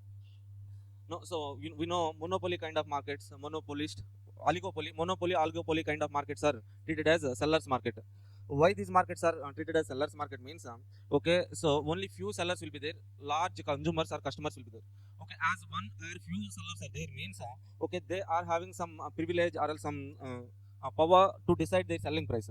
How they will decide their selling price means, first of all, they will calculate their cost. Okay, they are the only sellers, monopoly kind of sellers in the market means, okay, first of all, they calculate their cost. To the cost, whatever the profit they need, they will add their profit. Okay, like that, they will fix their selling price. That's it, simple. Okay, so that is what we have been doing from our CMA inter level. Selling price is equal to cost plus profit. Okay, now buyer's market. What is buyer's market, sir? Okay, if any industry is getting huge profits, okay, slowly new entrants will come into that particular market, sir. Whenever new entrants are coming into the market, let's say for example, any market, take one market, sir. Selling price for particular product A, let's say for product A, selling price is 100 rupees. Okay, so monopoly kind of markets, let's say, assume. Okay, as they are getting profits, huge profits, okay, so slowly new entrants will come into the market. Whenever new entrants are coming into the market, okay, they will fix the selling price lower than existing selling price. Let's say we know that basic example, Geo, right? Okay, when they are entering into the market, they have given it at free of cost. Right? Okay, so the same strategies are for every industry. Okay, say for example, one company is there, they are selling a product A at a selling price of 100 rupees. For example, their cost structure is like this: selling price 100 rupees, their cost, present cost is okay, let's say 70, their profit 30 rupees. Profit 30 rupees. Okay, present cost structure is like this. So whenever they are getting profits, a market or industry is in growth stage, new entrants will enter into the market, sir. New entrants. Whenever they are coming into the market, definitely they will fix their selling price below the existing selling price. Let's say, for example, they are fixing selling price at 90 rupees only. Okay, our selling price, our company selling price, present selling price is 100, but new competitor is coming into the market and selling at 90 rupees. What will happen, sir? Definitely consumers will shift to the competitor only, right? Okay, so to avoid this kind of situation, what this existing company can do is like, okay, they also have to reduce the selling price. Okay, now we reduce the selling price from 100 to 90. 90, okay, anyway, I will reduce the selling price from existing 100 to 90, but I won't compromise on my profit, sir. Okay, so existing per unit profit is 30. I won't compromise in my profit. That means same profit I will be expecting. Okay, 90 rupees is our current selling price. Okay, 30 rupees is our current, so target profit is 30, target selling price is 90. What is our target cost, sir? 60 rupees. Now the 60 is called as target cost. That means we have to reduce our cost from 70 rupees to 60 rupees. 10 rupees we have to reduce the cost, right? Okay. Now, so the 70 is existing cost, 100 is existing selling price, 30 is existing profit. This 90 is called as target selling price, that 60 is called as target cost, this 30 is called as target profit. 1 minute. 100.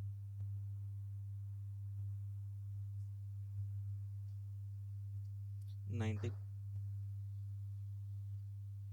Okay, so this 90 is called as target selling price, target cost, target profit.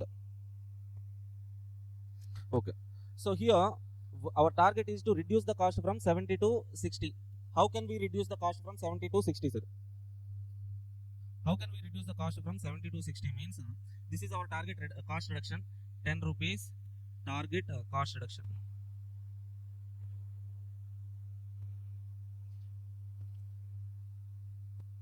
Okay, so how can we reduce the cost from 70 to 60? That means 10 rupees means by using SCM&DM techniques. Entire SCM&DM is all about cost minimization or cost reduction only. Okay, we can use marginal costing, target costing, or else product life cycle, probability techniques, or else in DM we have many techniques to reduce the cost. Cost minimization techniques we can use. Okay, so to reduce the cost. Okay, generally what are the types of techniques here we can use means, basically one thing we can do value analysis, sir. Value analysis. So value analysis means what, sir? Okay, value chain analysis, we know, right? Okay, in supply chain, different activities will be there. Okay, for each activity, what is the value we are getting? We'll evaluate that activities. The activities from which we are generating some value means those activities will be continued. Non-value added activities will be eliminated so that we can reduce some cost. Okay, so second one, value engineering, sir.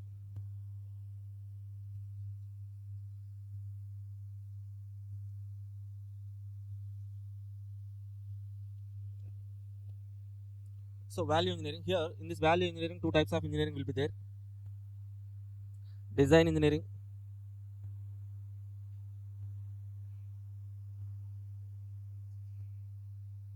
So value engineering means somewhat redesigning the product, sir. Okay, design engineering, process engineering.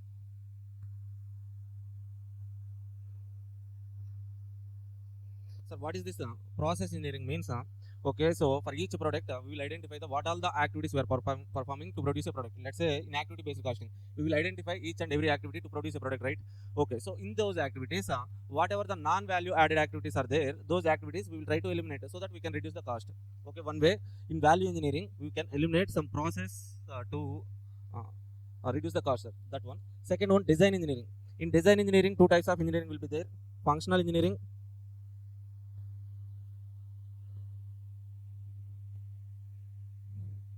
non-functional engineering.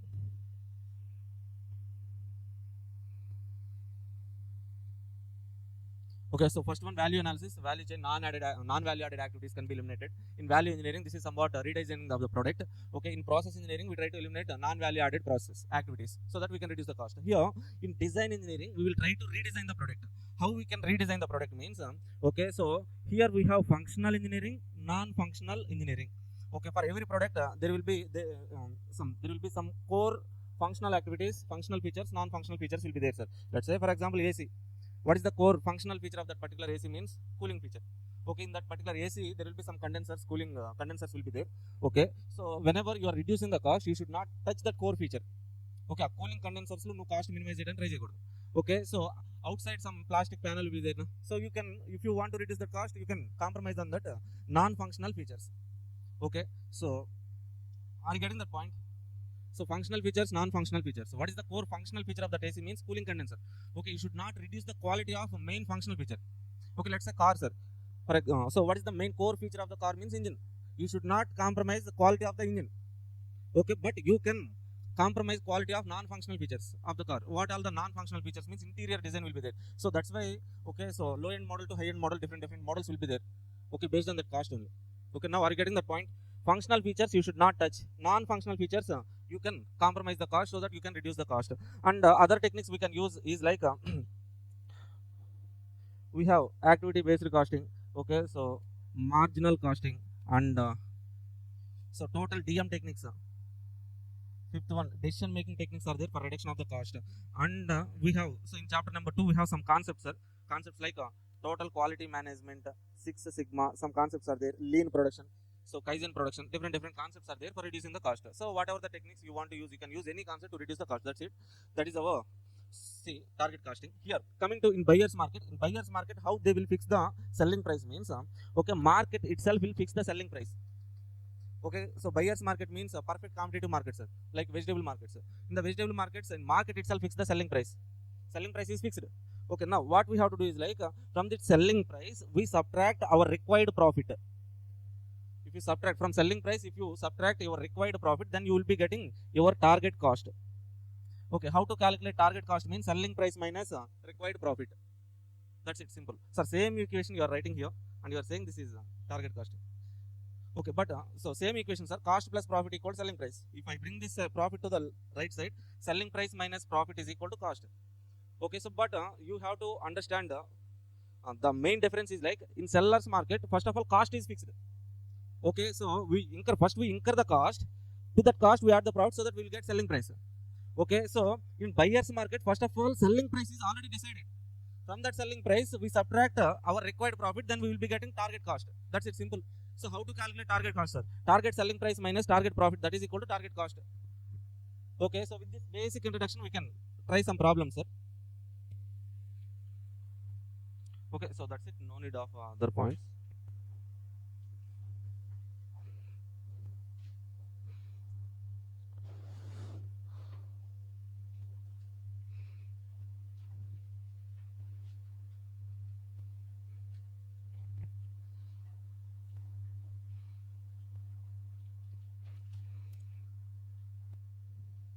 So come to the question number 4, sir. Page number 3.5.2. June 25 question itself. So in last attempt itself, they have asked this particular question, question number 4. Read this question once.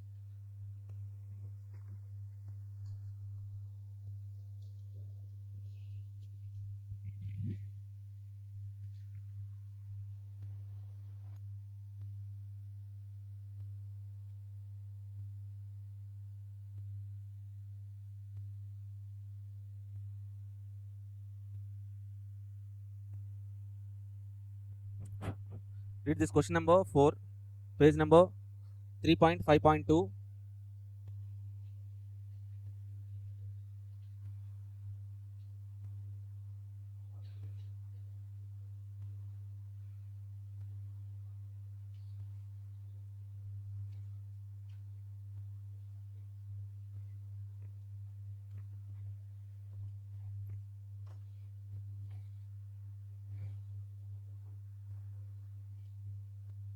Okay, done. Question chadvara. Now, a cello company has the capacity of production of 80,000 units and presently sells 20,000 units. Their maximum capacity, they can produce 80,000 units. They can produce 80, but presently they are selling 20,000 units only. Okay, so that means they are having surplus capacity of 60,000 units. Okay, so units at 100 rupees each. Currently they are selling at 100 rupees, selling price 100 rupees. Now, the demand is sensitive to selling price. Okay, so demand sensitive to selling price means what, sir? Theory of demand, basic theory of demand. If I reduce the selling price, demand will be increased. If I increase the selling price, demand will be reduced. And it has been observed that for every reduction of 10 rupees in selling price, demand will be doubled. So that means what is our current selling price? 100 rupees. Okay, if I reduce, so at current 100 rupees selling price, how many units we are selling? 20,000. If I reduce the selling price by 10 rupees, that means 90. Doubled, demand will be doubled, 40,000. Okay, so once again, if I reduce the selling price by 10 rupees again, 80 rupees, how many units I can sell? 80,000. Okay, once again, if I reduce the selling price to 70, 1,60,000 units can be sold, but I'm not having the capacity of 1,60,000. Maximum capacity is limited to 80,000 units only. That means we can fix our selling price at 80. Okay, sell 80,000 units maximum. Okay, now required points. First one, what should be the target cost at full capacity if profit margin on sale is 25%? Full capacity means how many units we have to sell? 80,000. If you want to sell 80,000 units, what should be your selling price? 80 rupees, right? At 100, 20. Okay, so at 90, 40. At 80, 80,000 units. At 80 rupees selling price, we can sell 80,000 units. That means reverse. If you want to sell 80,000 units, you have to fix your selling price at 80. Okay, now our selling price is 80. What is our profit margin? 25%. 80 minus 25%. Profit 20 rupees. 20 rupees profit. 60 rupees per unit is our target cost. Target cost per unit, sir.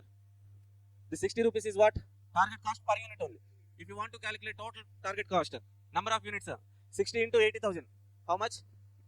48 lakhs. Okay, see, first point, sir. Target cost at full capacity, 100, 90, 80, 20. 60 rupees per unit. If you want to calculate total, 60 total target cost. At 80,000 units, total target cost should be 60 into 80,000 units. 48 lakhs. 48 lakhs. Keep it aside now. So what should be the cost reduction scheme at full capacity if at the present level 40% of cost is variable, total fixed cost is 36 lakh. Okay, so what is this? This is the main point, sir, here.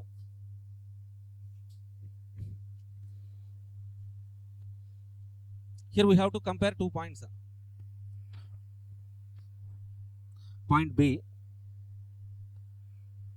So what is the cost reduction scheme they are asking, sir? Cost reduction scheme means what, sir?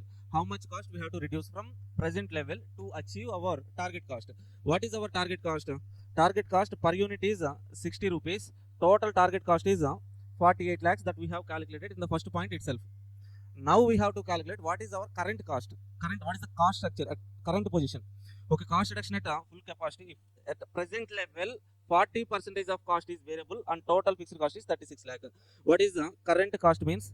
Currently we are selling at 100 rupees, 20,000 units we are selling, right? That means what is our current selling price? 100 rupees. Okay, so what is our profit percentage? 25%, right? 25% of profit. That means 100, 25 means 25%, 25 rupees only profit. Okay, this 25% profit percentage is given in the question, sir. First point, I think. 100 minus 25. 75 is our current total cost. Total cost at current position. Okay, whatever it is, we are incurring 75 rupees per unit. Out of this 75 rupees, 40% is variable. 40% variable, right? 40% means how much, sir? 30, 30 rupees is variable cost. Variable cost is 30. Okay, remaining is fixed cost, right?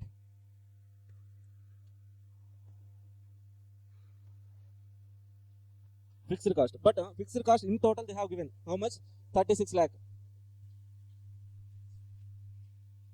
Okay, are you okay with this calculation, sir? Currently they are selling at 100, profit 25%. That means target total cost. The TC means total cost, present cost. Currently we are incurring cost of 75 rupees. Out of this 75, 40% is variable cost, and that means 30. Okay, remaining 36 lakh is fixed cost, sir. See, now this is our cost structure. With this cost structure, if I want to produce 80,000 units, sir, what will be the cost?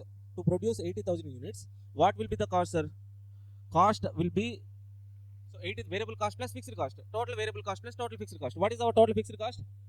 36 lakh already there. Plus, what is our total variable cost? Total variable cost, number of units, 80,000 into per unit variable cost. We have calculated here 30 rupees. Okay, total 60, 60 lakhs. Okay. Okay, so with the existing cost structure, if you want to sell or produce 80,000 units, you will incur 60 lakhs. But what is our target cost? 48 lakhs only. That means what is our cost reduction scheme? How much you have to reduce the cost to achieve this target cost of 48 lakhs? So 60 lakhs minus 48 lakhs, that means cost reduction scheme 12 lakhs you have to reduce. Are you okay with this point? Simple, sir. In first point we have calculated target cost. Okay. Second point, existing cost structure they have given. What is our existing cost structure? Means variable cost 30, fixed cost 36. With this cost structure only, if you want to produce 80,000, you will incur total 60 lakhs. Okay, our current cost structure, with our current cost structure, you will incur 60 lakhs, but our target is 48 only. Difference, we need to reduce 12 lakhs to maintain same level of 25% of profit. Okay, na? No. Go to the third point, sir. If rate of return desired is 16%, what would be the maximum investment at full capacity? Okay. So in first point, what is our profit per unit, sir?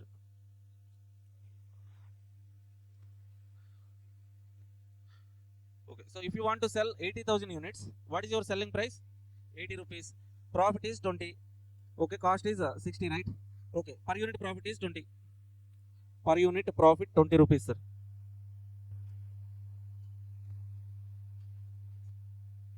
What is the total profit? 80,000 units. Per unit profit 20 means total profit 20 rupees per unit into 80,000 rupees. 16 lakhs.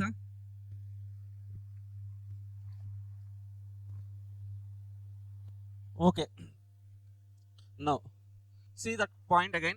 If rate of return desired is 16%, what would be the maximum investment? Okay, what does it mean by the 16%, sir? 16% means 16 by 100, right? What does it mean? If I invest 100 rupees, I will get 16 rupees. Okay. If I invest 100 rupees, I will be getting 16. Now we are getting how much? 16 lakhs we are getting. That means how much we have to invest? 100 lakhs, right? Okay, 16% is your rate of return required. Then as we are getting our target profit is 16. Okay, your target investment should be 100 lakhs. How to present the answer, sir? So look at this answer once.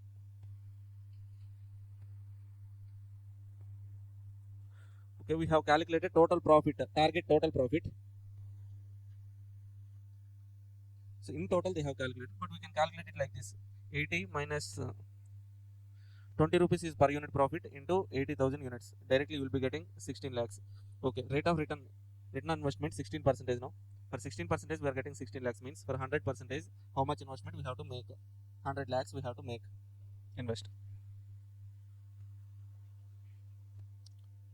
Once again go through this calculation, part B and part C. One more analysis is like, okay, they have asked this question in June attempt only. Immediate next attempt they will not ask no. Okay, now let's go to the next problem.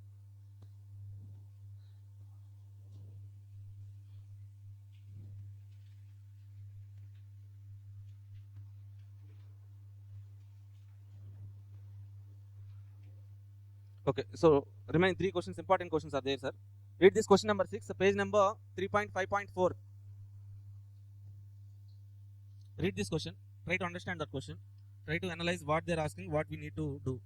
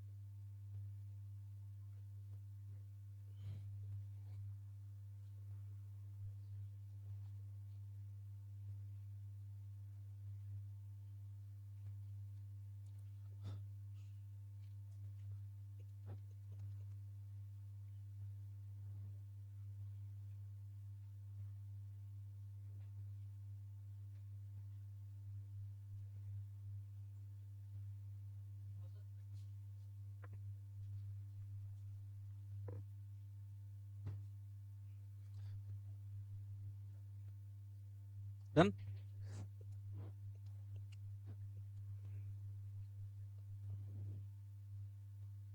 See, ABC Enterprises has prepared a draft budget for one of its product for the next year as follows. Quantity 10,000 units, selling price 300, direct material cost 80 rupees, direct labor cost 2 hours per hour 30 rupees, 60 rupees per unit, right? Per unit cost. Variable cost 60 rupees. Okay, so variable overhead 2 hours 5 rupees per unit, total 10. So what is the basic understanding we have to get here means okay, direct labor, so direct labor cost is being absorbed based on labor hours, and variable overhead is also absorbed based on hours only, 2 hours 2 hours. So same means okay, so the basis they have taken to absorb this overheads is hours, labor hours. That means what is the total cost? 30 plus 5, 35 into number of hours, 2 hours into 35, total 70, right? Okay, so generally we can call this particular cost direct labor cost, variable overhead cost. We can call this total cost as conversion cost, sir. Okay, once the raw materials are sent to the factory, in the factory we will incur some cost to convert these raw materials into work in progress or fixed cost. Whatever the cost we incur to convert raw materials into finished goods is called as conversion cost. Generally we incur labor cost and variable overhead cost. Labor cost and variable overhead cost, the two costs are called as conversion cost. Okay, see how this conversion cost is being calculated means labor hours 2 hours 2 hours, labor hours into per hour cost 30 here, 30 here, 5 rupees here, total 35, 35 into labor hours 2 hours 70, this totally 70. Are you okay with this understanding, sir? Calculation. Okay, now contribution per unit 150, budgeted contribution 15 lakh, budgeted fixed cost 14, budgeted profit 1 lakh. Okay, so in this particular budget they are getting profit of 1 lakh only. The board of directors dissatisfied with the budgets and asked working party to come up with alternative budget which gives higher profit figure. Okay, so with this 1 lakh rupees profit they are not getting satisfied, sir. That's why they are asking to revise the budget to make higher profit.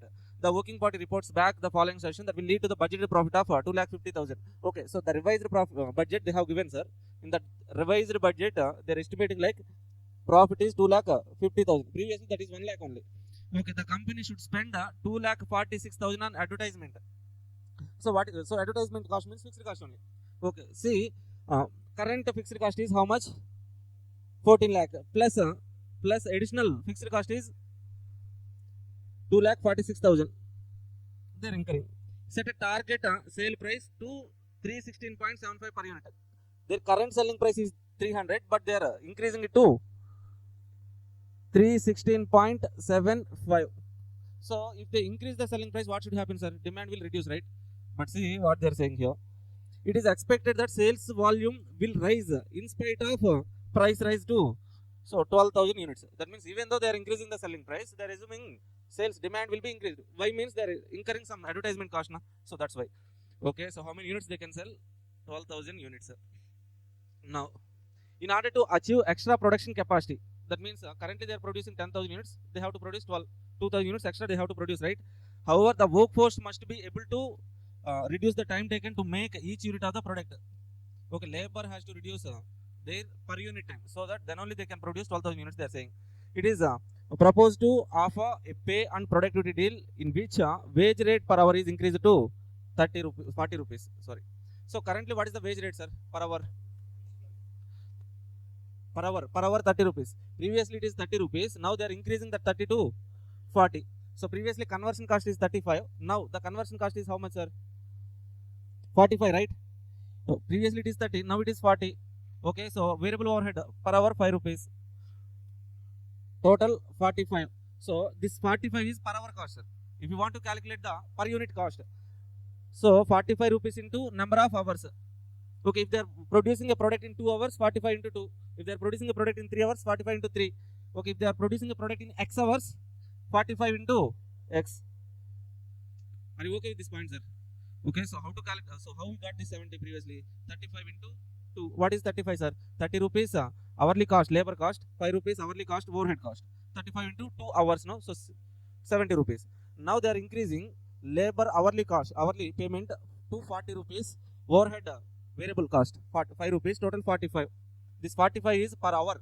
Okay, so now if you multiply with number of hours, we don't know the number of hours, 45 into X, you will be getting something per unit conversion cost. Okay, the hourly rate per variable overhead will not be affected. Okay, so we are not at all changing. Ascertain the target labor time required to achieve target cost profit. Sorry. So if you want to achieve this target profit of 2,50,000, how much cost? How much time we need to reduce? That is what they are asking, sir. Okay, simple question. So first of all, we need to calculate. Let's say, for example, now 40 rupees hourly cost, labor cost, 5 rupees variable cost, total 45.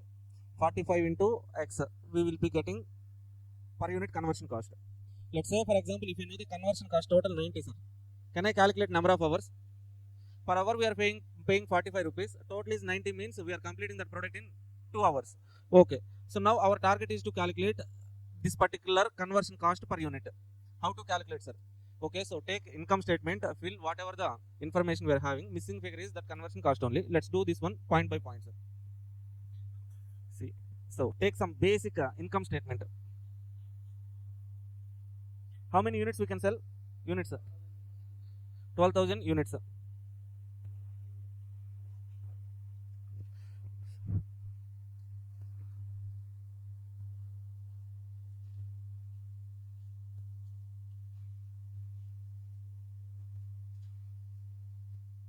Income statement, units at 12,000.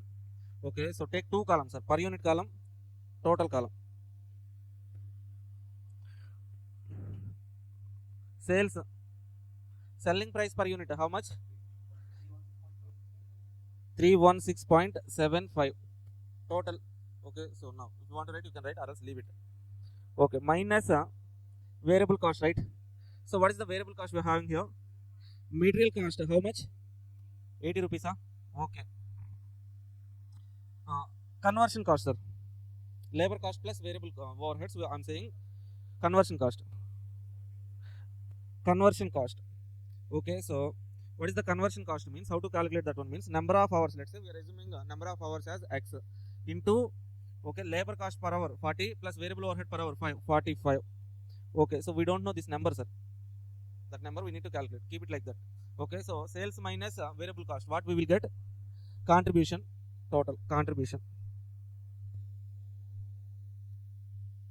Contribution minus fixed cost. We'll get profit. Right? Now let's fill these numbers, sir. Okay, what is that? What is our target profit here?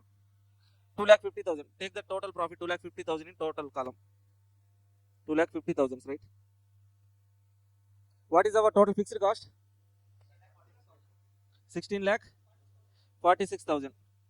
How this 16,46,000, sir? Previously fixed cost is 14 plus additional 2,46,000. Okay, total 16,46,000. Okay, so what should be our contribution? 18,96,000. Okay, 96,000. 18,96,000 is total contribution. What is the per unit contribution? 158. 158.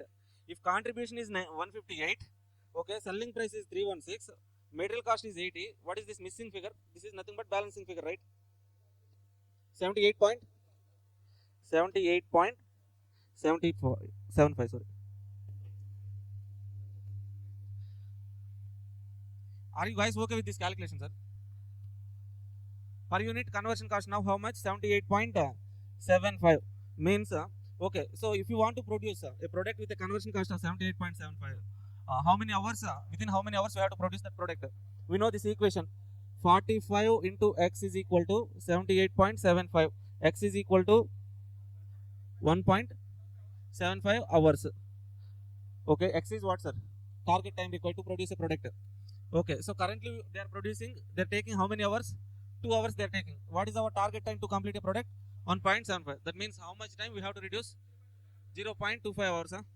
0.25 hours means how many minutes? Okay.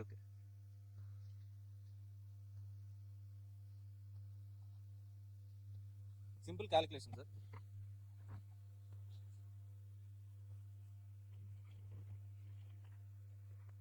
Okay, so how to present this particular question means as it is you have to write an income statement. Okay, so calculate that missing figure, that conversion cost. After that, again you have to take a side heading here. We are calculating here what, sir? Target time required to complete a product, right? Okay, take that side heading. target labor time required. Some side heading, whatever the calculation you are doing, for that we have to give some side heading, sir. That is definitely good presentation.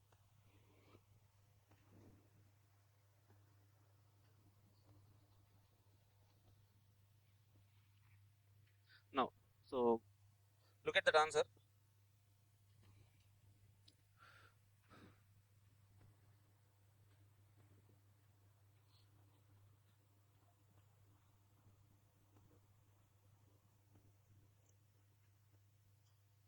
Done? Any doubts?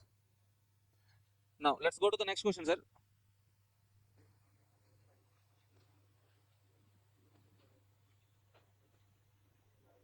Read this question, easy question only, easy question.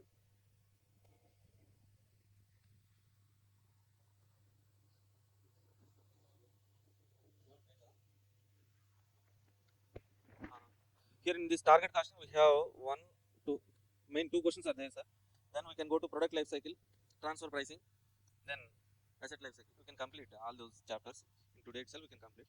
If you have more time, means we can go to another chapter, some DM simulation or else business forecasting also. If you have time, we can discuss for today.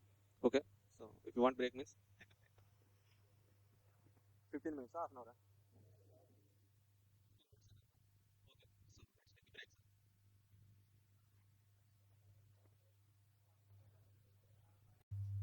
Okay. Yeah. Hi guys. Shall we start? Yeah. Read this question number 7.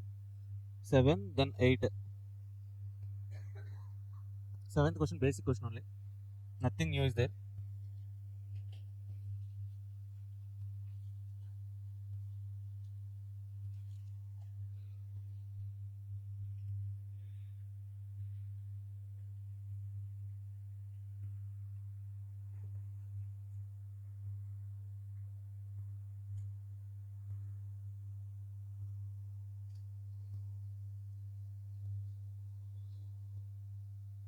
So read this first pair and try to calculate target cost, sir. Target cost per unit. Read that first pair and try to calculate target cost per unit.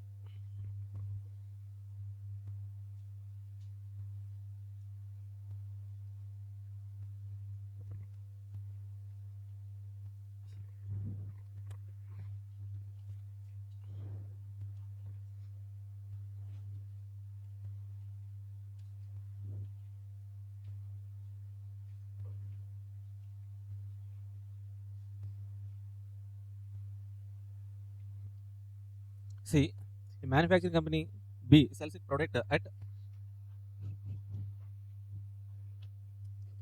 1,000 rupees per unit. Due to competition, its competitors are likely to reduce the price by 15%. But B wants to respond aggressively by cutting price by 20%. At currently, they are selling at 1,000 rupees and they want to reduce the price by 20%. That means what the target selling price they want to fix, sir? 1,000 minus 20 means 800. They want to fix as selling price. Okay, and expects that present volume of 1,50,000 units per annum will be increased to 2 lakh units. They could be able to sell 2 lakh units. Okay. So B wants to earn 10% of target profit on sales. 800 is the selling price. Now 10% target profit. 10% means how much? 80 profit. So target cost is how much? 720. The target cost is 720, sir. Okay. So keep this calculation aside now. Based on the detailed value engineering, the comparative comparison is given below. Existing target. Okay. So this existing information not needed. So look at the target information only. Direct material cost per unit. So we have calculated our cost per unit is 720, right? 720. Out of the 720, direct material cost 385. Direct manufacturing labor cost per unit 50. Direct machinery cost per unit 60. Total 495. Okay, manufacturing overheads, number of orders rupees 80 per order. Okay, so 21,250 orders into 80 rupees per order. Okay, total ordering cost. Okay, how to calculate per unit cost, sir? Divided by number of units. How many units? 2 lakh. So now calculate and tell me per unit cost. 8.5, right?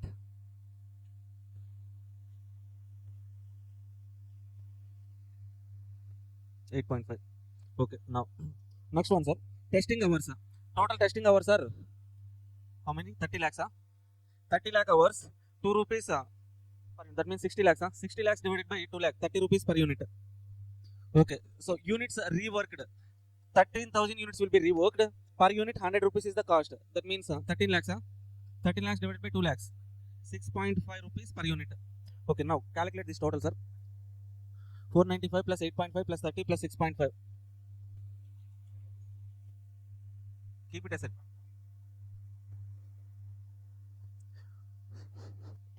So add this cost as well. Manufacturing overheads are allocated using the relevant cost drivers.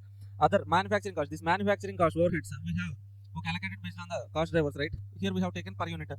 Other operating cost per unit for the other operating cost per unit is also given for the expected volume are estimated as follows. Research and design 50 rupees. Marketing and customer service 130. Total 180. Okay, now calculate this total, sir. 495, 8.5, 30, 6.5, 50 plus 130. Total 720. 720 plus profit 80. Selling price 800. That's it. Okay, now required calculate target cost per unit and target cost for the proposed volume, showing breakup of different elements. What is the breakup, sir? This one is the breakup. 495. Okay, 385, 50, 60, 495. Okay, 8.5, 30, 6.5. This 50, 130. This is the breakup of 720, right? Okay, this is only some statement they are asking. Okay, prepare target product profitability statement. Total for this entire 2 points we have to write single cost sheet, sir. Okay, per unit column, total column. Now look at the statement.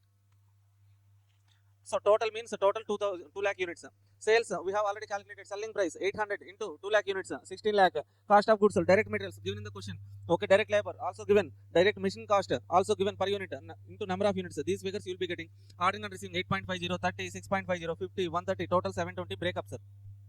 This is per unit cost elements. Multiply with 2 lakh units, you will be getting total. Okay, so plus profit 80. Target selling price, target cost, target profit. That's it. Single statement you can present per unit column and total column. Okay, so sir ilanti bacha questions istara sir exam lo. Kaadu sir 2 times వచ్చింది sir. December 23, June 2017. Some basic inter level question. SCM అంటేనే easy. Marks వస్తాయి sir, మీరు perfect plan చేయాలి కానీ 60, 70 తెచ్చుకోవచ్చు. Now read this question number 8, sir.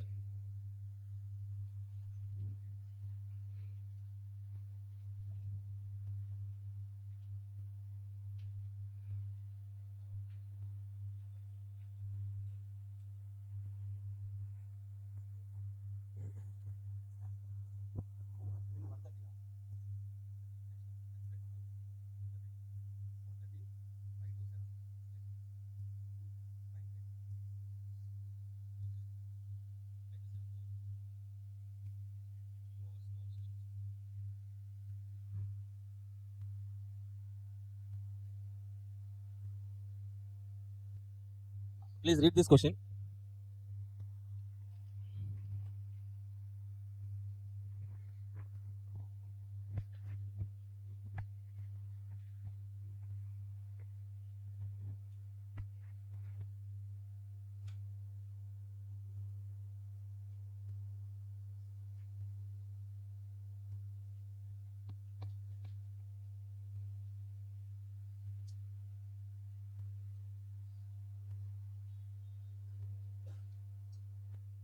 Done.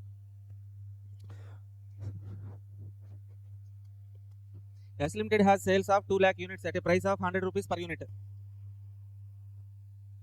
What is the selling price for 100 rupees per unit? Profit 70 lakhs in total in the current year.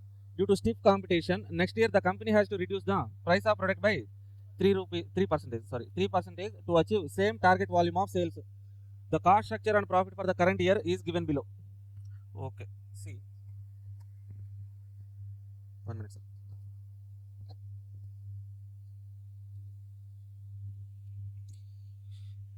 So what is the current sales, sir? Total sales value. Total sales value. 2 lakh units into selling price 100 rupees. 2 crores, huh? 200 lakhs or 2 crores. Let's say 200 lakhs, sir. Right? Okay, now we are reducing the selling price by 3% means what, sir? The sales value will be reduced by 3%. 200 lakhs into 3%. That means 6 lakhs. Sales value will be reduced by 6 lakh. Okay, if sales value is getting reduced, our profit will also reduce. No? Okay, if I want to maintain the same level of profit, what I have to do, sir? Reduce the cost. That means we have to reduce the cost by 6 lakh. Simple calculation. Basic first point, you need to remember this one, sir. Next, cost structure given in the question. Direct material, 50 lakhs in total. Direct wages, 40. The cost structure and profit for the current year is given below. Direct material, direct wages, variable factory overheads, in fixed overheads including sales and administration, total cost. Okay, to achieve target cost, what is our target cost, sir? Okay, whatever it is, our target cost reduction is 6 lakh. Okay, to achieve the target cost, we have to reduce the cost by 6 lakh. Are you okay with the 6 lakh, sir? Okay, now to maintain the same level of profit, company is evaluating the proposal to reduce the labor cost, fixed factory overheads, sir. Okay, so to reduce this labor cost and fixed factory overheads, what is their plan means? A vendor is supplying machine suitable for company operations, has offered a advanced technology semi-automatic machine of 10 lakhs as a replacement of old machine worth 3 lakhs. Okay, so now what they are doing is like they are replacing old machine with a new machine, sir. Old machine cost is 3 lakhs, replacing with new machine 10 lakhs. Okay, so the vendor is agreeable to take back the old machine at 1 lakh only. If they want to install new technology machine, okay, so their current asset they have to replace it at 1 lakh rupees only. Okay, loss or profit, sir? Old machine current cost is 3 lakh, but they have to give it at 1 lakh only, 2 lakh rupees loss. Okay, the company policy is to charge depreciation. Depreciation, how much, sir? 15% on WDV. That means what is the depreciation, sir? Previously they might have. Okay, so written down value. Old machine 3 lakh. New machine 10 lakh. So what is the depreciation? Previously 15% on 3 lakhs means how much? 45,000.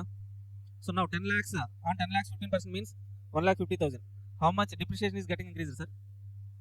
Or else directly increase depreciation. 1,05,000 depreciation cost will be increased. How, sir? Okay, so previously written down value 3 lakhs only, but now it is increased to 10 lakh. That means 7 lakhs value getting increased. So 7 lakhs into 15% depreciation increased. The maintenance charge of existing machine is 1 lakh per annum. Okay, existing machine maintenance cost 1 lakh. We have been incurring that 1 lakh, but whereas there will be warranty of services free of cost for new machine for first 2 years. That means what, sir? By replacing a old machine with new machine, do we need to incur this 1 lakh rupees maintenance cost, or else we can avoid this cost? We can avoid. This is benefit only. Next one, there will be. Oh, there are 7 supervisors whose salary is 1.5 lakhs per annum. Okay, the new machine having conveyor belt expecting to help in the cost cutting measures by the following ways: improved productivity of workers by 10%. Okay, see, sir, this is main points. By new machine, they want to reduce the cost, sir. Cost cutting measures. First one, productivity. Workers' productivity will be increased by 10%. Okay, if productivity is getting increased means how cost will be reduced, sir? Okay, so if workers' productivity is getting increased, time taken to produce a product, time will be reduced. As time is getting reduced, labor cost will also reduce, right? Okay, now let's say what is the labor cost, sir? Direct wages, sir, 40 lakhs previously. Okay, now productivity is increased by 10%. Let us assume previously productivity is 100%, sir. Now productivity is getting increased to 110%. From 100 to 110 productivity is getting increased. Okay, so when 100% productivity, what is the labor cost? 40. At 110% productivity, what should be the labor cost? How to calculate, sir? So 40 into 100 divided by 110, 110 by 100. So we have to reduce now. That's why. So if you write 110 by 100, number will be increased, right? Okay, as productivity is increasing, labor cost should reduce, right? That's why we have to write 100 by 110. You may get doubt like, sir, for 140 means for 110, okay, cross multiplication. Okay, it should increase, right, sir? So not like that, sir. We should not do cross multiplication. By means here, as per the concept, if that particular productivity is getting increased, cost should reduce now. So that's why what we have to do is like take 40. We have to reduce this 40. In which ratio, sir? 100, 110. So 100 divided by 110. Cost will be reduced to 36.36. Are you okay with this calculation, sir? Next one, cut down material wastage by 5%. Previously, material cost is 50. 50 into 5% means how much, sir? 2.5 lakhs savings, cost cutting. Third one, elimination of service of supervisors. So how many supervisors are getting eliminated? They are not giving information. That only we need to calculate. Fourth one, saving packing cost by 1 lakh. Okay. Cost can be saved here. Next one, assuming cost of capital B 15%, calculate how many supervisors should be removed from the production activities to achieve target cost, sir. Okay. So here what is our target cost reduction? 6 lakh, we know this one, right? No. For the cost reduction of 6 lakh, what they are doing is like they are installing a new machine. With that new mission, here we are incurring, so we are getting some benefits as well as we are incurring some additional cost as well. Benefit cost. Now for that mission, we have to do cost benefit analysis, sir. What is cost benefit analysis means? So one side we write all the benefits. Let's say all the benefits means cost saving. Okay, all the cost means incremental cost. Okay, let's say for example, benefit is some 8 lakhs. Incremental cost is some 4 lakhs. What is the net benefit? We are able to reduce 4 lakh rupees cost. 8 benefit, 4 cost means net 4 lakhs. We are reducing cost, right? Our target is to reduce the 6 lakh, but we have reduced 4 lakhs only. For that balance, what we have to do, sir? Supervisors, remove the supervisors. So first of all, we need to write by installing new machine, what are the benefits and what are the cost. Okay. So first one, target cost reduction. Target cost reduction. That is equal to 6 lakh. How 6 lakhs, sir? Sales is getting sales value 200 lakhs. So sales value is reduced by 3%. Okay. So profit will also be get reduced by 6 lakh. Okay. To maintain same level of profit, we have to reduce the cost by 6 lakh. That we have to write some note points, sir. Okay. Now our target is to reduce the cost by 6 lakh. For that 6 lakh, what we are doing, sir? New machine we are installing. So just because of installing this new machine, we are getting some benefits as well as we are incurring some cost. Benefit cost. Okay, let's once again go through that question and let's list out what all the benefits are there, what all the costs are there. Okay, read that question, sir. Just identify numbers. Okay, 3 lakh worth machine, we are giving it at 1 lakh only. Okay, loss. Okay, loss on old machine.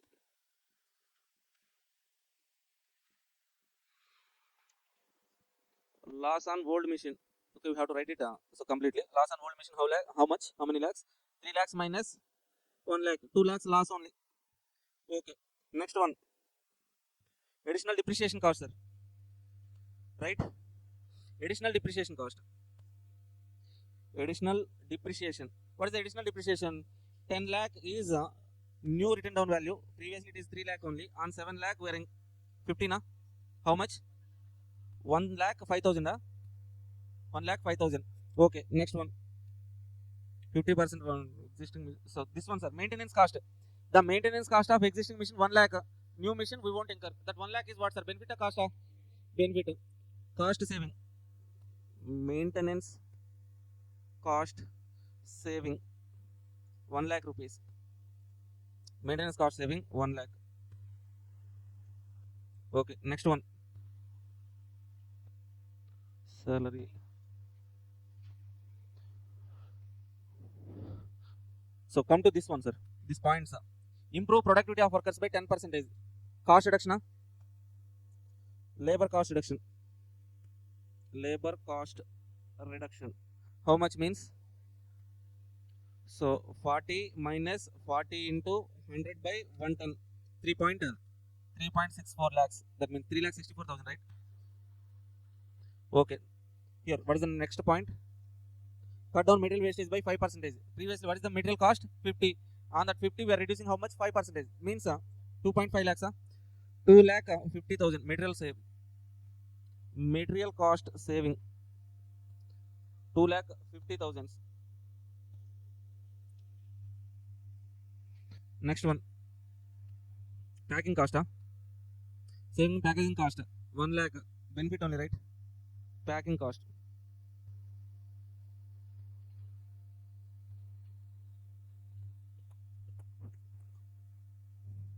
Any other cost or benefit, sir? Which one, sir? So go through the points once. Capital cost. Okay, we can calculate back. Okay, now. What is the cost of capital? How much percentage they have given? Cost of capital 15%. This 15% we have to apply on what amount, sir? 10 lakhs, 9 lakhs, or else 7 lakhs. Machine cost 10 lakhs, 10 lakhs. Total investment 10 lakhs. You may get it out like, sir, why not 9 lakhs? We are replacing old machine for 1 lakh. Na? Additionally, we are paying 9 lakhs only, sir. On 9 lakhs, we have to calculate. No, 10 lakhs, why 10 lakhs, sir? Okay, total investment is 10 lakhs. So, even though, let's say, for example, that old machine you are selling at 1 lakh, sir. That 1 lakh you can invest at outside, na? Okay, total. So, what this is opportunity cost simply. Opportunity cost. What is the opportunity cost? Means in total you are investing 10 lakhs on new machine. If you invest the 10 lakhs in outside means you will be getting some return. So that is what you are sacrificing. That opportunity cost is on 10 lakhs. Cost of capital 10 lakhs into cost of investment. Opportunity cost are simple. 10 lakhs into 15%. That means 1,50,000. Okay. So one side we have written benefits, another side we have written additional incremental cost. What is the total benefit? 8 point. So 8,14,000 benefit. Okay, what is the cost? 4,55,000. Okay. So what is the incremental benefit? 3,59,000. What does it mean, sir? By installing new machine, we can reduce the cost by 3,59,000. What is our target cost reduction? 6 lakh is our target cost reduction. Out of that 6 lakh, we could able to reduce 3,59,000 by installing new machine. Okay, additional. How much cost we have to reduce, sir? 2,41,000. This 2 lakh, for this 2,41,000 we can. Okay, so we can discharge, eliminate, remove supervisors. Okay, so what is the salary of supervisors? 1 lakh. If I eliminate, so if I discharge or else if I remove one supervisor, I can save 1.5 lakh. But I have to save how much money? How much cost? 2,41,000. How many supervisor has to be eliminated? 2,41,000 divided by 1,50,000. 1.6. 1.61 supervisors should be eliminated. 0.61 supervisors we cannot eliminate now. 2 supervisors should be eliminated. Final answer. What is the question? Finally, they're asking is like how many number of supervisors should be removed, right? Supervisors should be removed from the production activities. 2 supervisors to achieve target cost of something. Target cost reduction 6 lakh. We have to reduce the supervisors 2. Are you guys okay with this question, sir? At any point, any doubts?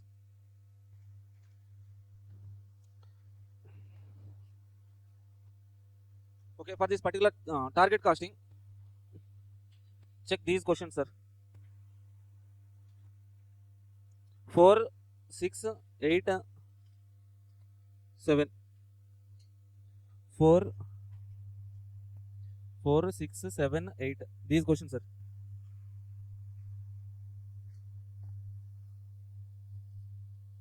Okay, fourth question repeated 2 times. 6, 7, 8. Okay, I think we have done past questions. MQP or past attempt questions are MQP questions. Okay, so along with these questions, if you want to practice, okay, other questions are maximum MCQ oriented questions only, sir. If you want to practice that question number 5 as well, enough. 4, 5, 6, 7, 8. 5 questions from target costing, enough. Okay, some from decision making from probability. That questions are there now. Probability calculation, break-even point, fixed cost probability. Those questions. Now let's move to, okay, till now they haven't asked a question from product life cycle, sir. Okay, there are some chances. 70-80% chances like next attempt they may ask product life cycle question. Okay, till now out of these 11 attempts, past exams or MQP, they haven't touched that question. Product life cycle, only 2 questions are there. Basic easy questions only. Let's go to that chapter.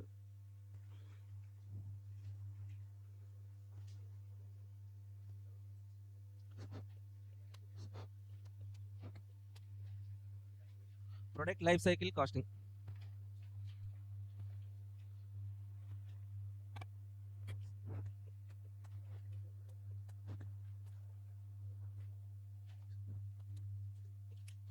So first of all, let us try to understand product life.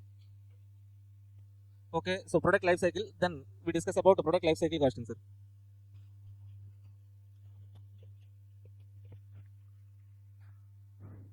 So we know that product life cycle curve, right? X-axis, Y-axis.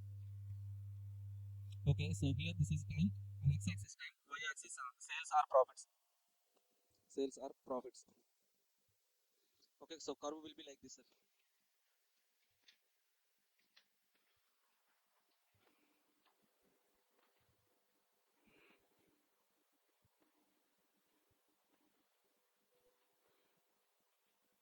We know that there will be 4 stages of product life cycle. So introduction stage, growth stage, maturity stage, decline stage.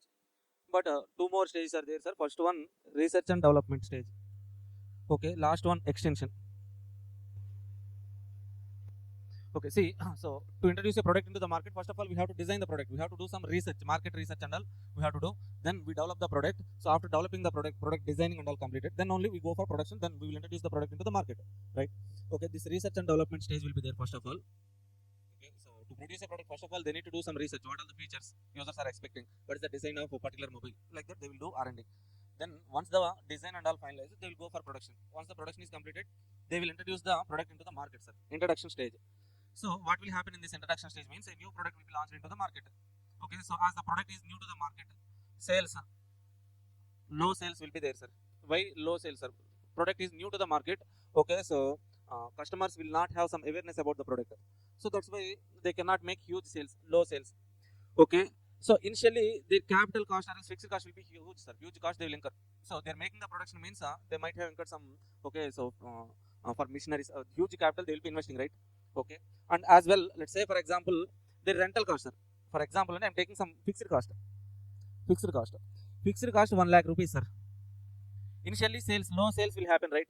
That's why they have produced only let's say 1000 units. Rent is 1 lakh rupees. They have produced 1000 units only. What is the cost per unit? 100 rupees. Fixed cost per unit is 100 rupees. Let's say if they have produced 1 lakh units, what is the cost per unit, sir? 1 rupee only. So that means initially they are producing lower number of units. Now that means per unit fixed cost will be higher. Initially in introduction stage, okay, so per unit fixed cost per unit is high. Okay, so total cost as fixed cost per unit is high means total cost will also be high, higher fixed cost. Okay, so then so low demand, lower sales, high cost, negative profits, sir. Lower profits they will be getting.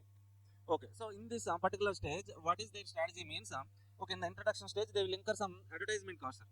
Okay, so to create some awareness among the customers, they will incur some huge fixed cost on advertisement promotions, so that they will create some awareness among the customers. Slowly, they so once the product reaches the customers and getting good feedback means, then the product will enter into the growth stage. Okay, so slowly here in this growth stage, sales will be increased. As sales are getting increased, production increased. Once production is getting increased means what will happen here means fixed cost per unit will be reduced, right? Previously we have seen that calculation, right?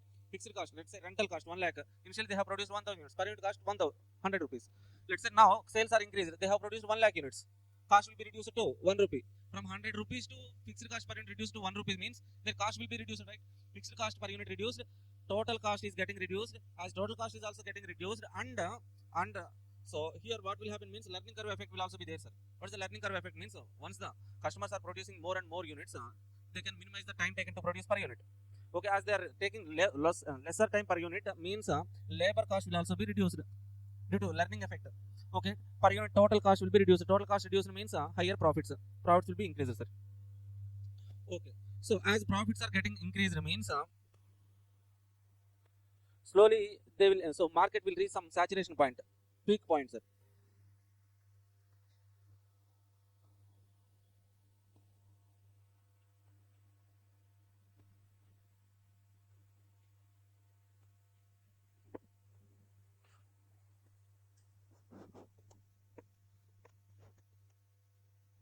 See, from the growth stage, this is what will happen in the growth stage, sir. So in growth stage, incremental growth will be there, sir. Incremental growth means what, sir? Let's say first month sales 100, second month sales 120. What is the growth? 20%. Okay, so third month sales is let's say 160. What is the growth? 30 divided by 120. How much percentage? 33.33. Next month sales are 250. What is the growth percentage? 90 divided by 160. So more than 33.33. So what you have to observe is like there is a growth. That growth percent is also growing. Incremental growth we call it as. Okay, MCQ, sir.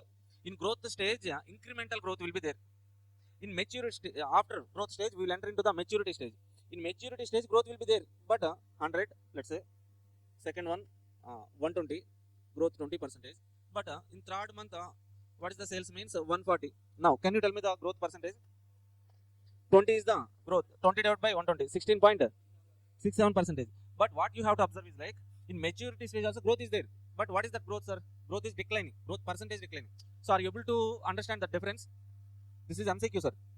What is that MCQ means? In growth stage, sales will grow at incremental growth. Incremental growth. This growth rate also getting increased, right? But in maturity stage, growth will be there, but nominal growth or else declining growth. Okay, that's it. So once the growth stage is over, so market peak stage will be reached, sir. That means even though they are making some sales increasing, so at least that will reach some peak point. Now, what is the peak point means? Let's say in some particular area, okay, maximum customers will be 2 lakh. They cannot sell more than that units. Why means? Okay, restrictions regarding population and all, some restrictions will be there. They will reach some maximum point. Okay, so what will happen in this particular point means whenever a firm in growth stage, whenever an industry is getting profits, once it is start getting profits means new entrants will enter into that particular market. Whenever the new entrants are coming into the market, then okay, so in this maturity stage, sales will increase. Okay, they will be getting profits. Growth is nominal growth will be there, sir. That is the point. So maximum saturation point will be reached. From this point to this point, new entrants will enter into the market. New entry will be there. Once new entrants are coming into the market, okay, what will happen, sir? Price competition. Okay, let's say our selling price, same example, target costing, 100 rupees selling price. New entrants will come and they will fix 90 rupees. Okay, what we have to do, sir? Okay, we won't compromise on profit, but so we reduce the selling price. Let's say cost is 70, 30 is the profit. So again, I want to get that profit of 30, means 60 is our cost, target cost. Okay, so here once new customers are entering into the market, here we have to beat the competition, sir. How to beat the competition means one thing, we have to reduce the cost. We have to match the competitor selling price here at this point. After maturity stage is over, okay, as new competitors are coming into the market, if you not take proper corrective or competitive strategies, you will enter into the decline stage. Okay, to avoid this decline stage, what we have to do is like, first one, we have to reduce the cost reduction, sir. Why cost reduction? To match the competitor selling price, to be in the competition, or else we have to show product differentiation. Product differentiation means we know, right? Okay, so if you are 100 rupees, 90 rupees, competitor selling at 90, our company selling at 100. But what is the product differentiation strategy means? Okay, you can sell at 100, but you have to justify for that 100. Some new features we are giving, that's why you're selling at 100 likewise, like Apple mobiles. Okay, they are fixing higher prices, but they're justifying something iOS or something features, no, like that. Okay, so if you are not taking corrective measures at this stage, means you will enter into the decline stage slowly. If you are not taking corrective actions here, firm will eventually it will die. They will die. Or else, by taking corrective measures, you have to again increase this curve like this, sir. You have to make the curve go like this. If you are not making like this, means eventually it will go and it will reach beyond this axle. So below the x-axis, then you are getting losses here, extension. So whatever the losses you are getting means fixed cost. Total fixed cost will be your loss. Okay, so what are the MCQ points, sir? Why we are discussing this one means for MCQs only. Declining stage. If sales will be reduced, products will be reduced. Okay. Brand value, goodwill will be affected. Like that, some points will be there in decline stage. 4 stages enough. Now, those points are enough, sir, for MCQ point of view only. Otherwise, there won't be any use. Okay, now product life cycle costing, sir. Life cycle costing. Sir, what is the difference between costing and product life cycle costing, sir?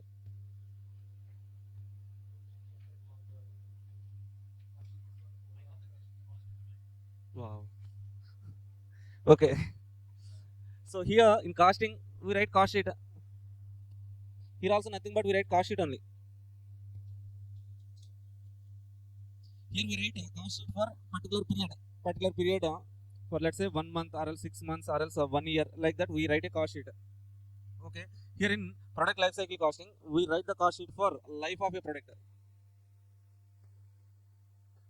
Let's say for example this product life cycle we are estimating like 4 years. Okay, so we write a cost sheet for 4 years. Okay, so next one. So in costing cost sheet, general cost sheet, we can write actual values. With actual values, we can write cost sheet, or else with budgeted values, we can write a cost sheet. So with budgeted values means some estimated values, we can write a cost sheet, or else after getting the results, we can, with actual values also we can write. But in product life cycle costing, we write a budgeted cost sheet only. Budgeted cost sheet only.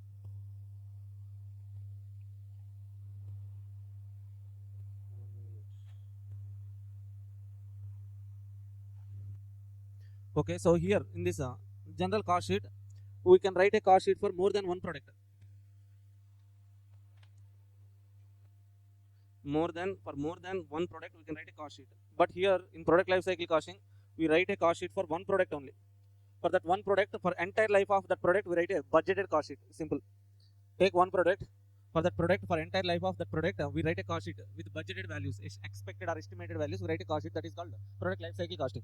In general costing cost sheet, okay, so more than one product also we can write actuals and budgets. So we can write 1 month, 6 months, whatever the period you want to write, you can write. That's it. That is the basic difference. Now let's go to the problematic portion. Only 2 questions, sir. 2 questions, important questions are there. So question numbering or not there. Question number 1, basic question only. That percentage calculation will be there, sir. Question number 1, leave that question, or else later refer that question. Question number 2, page number 3.6.2. Question 2, 3. Question number 2 and question number 3, sir.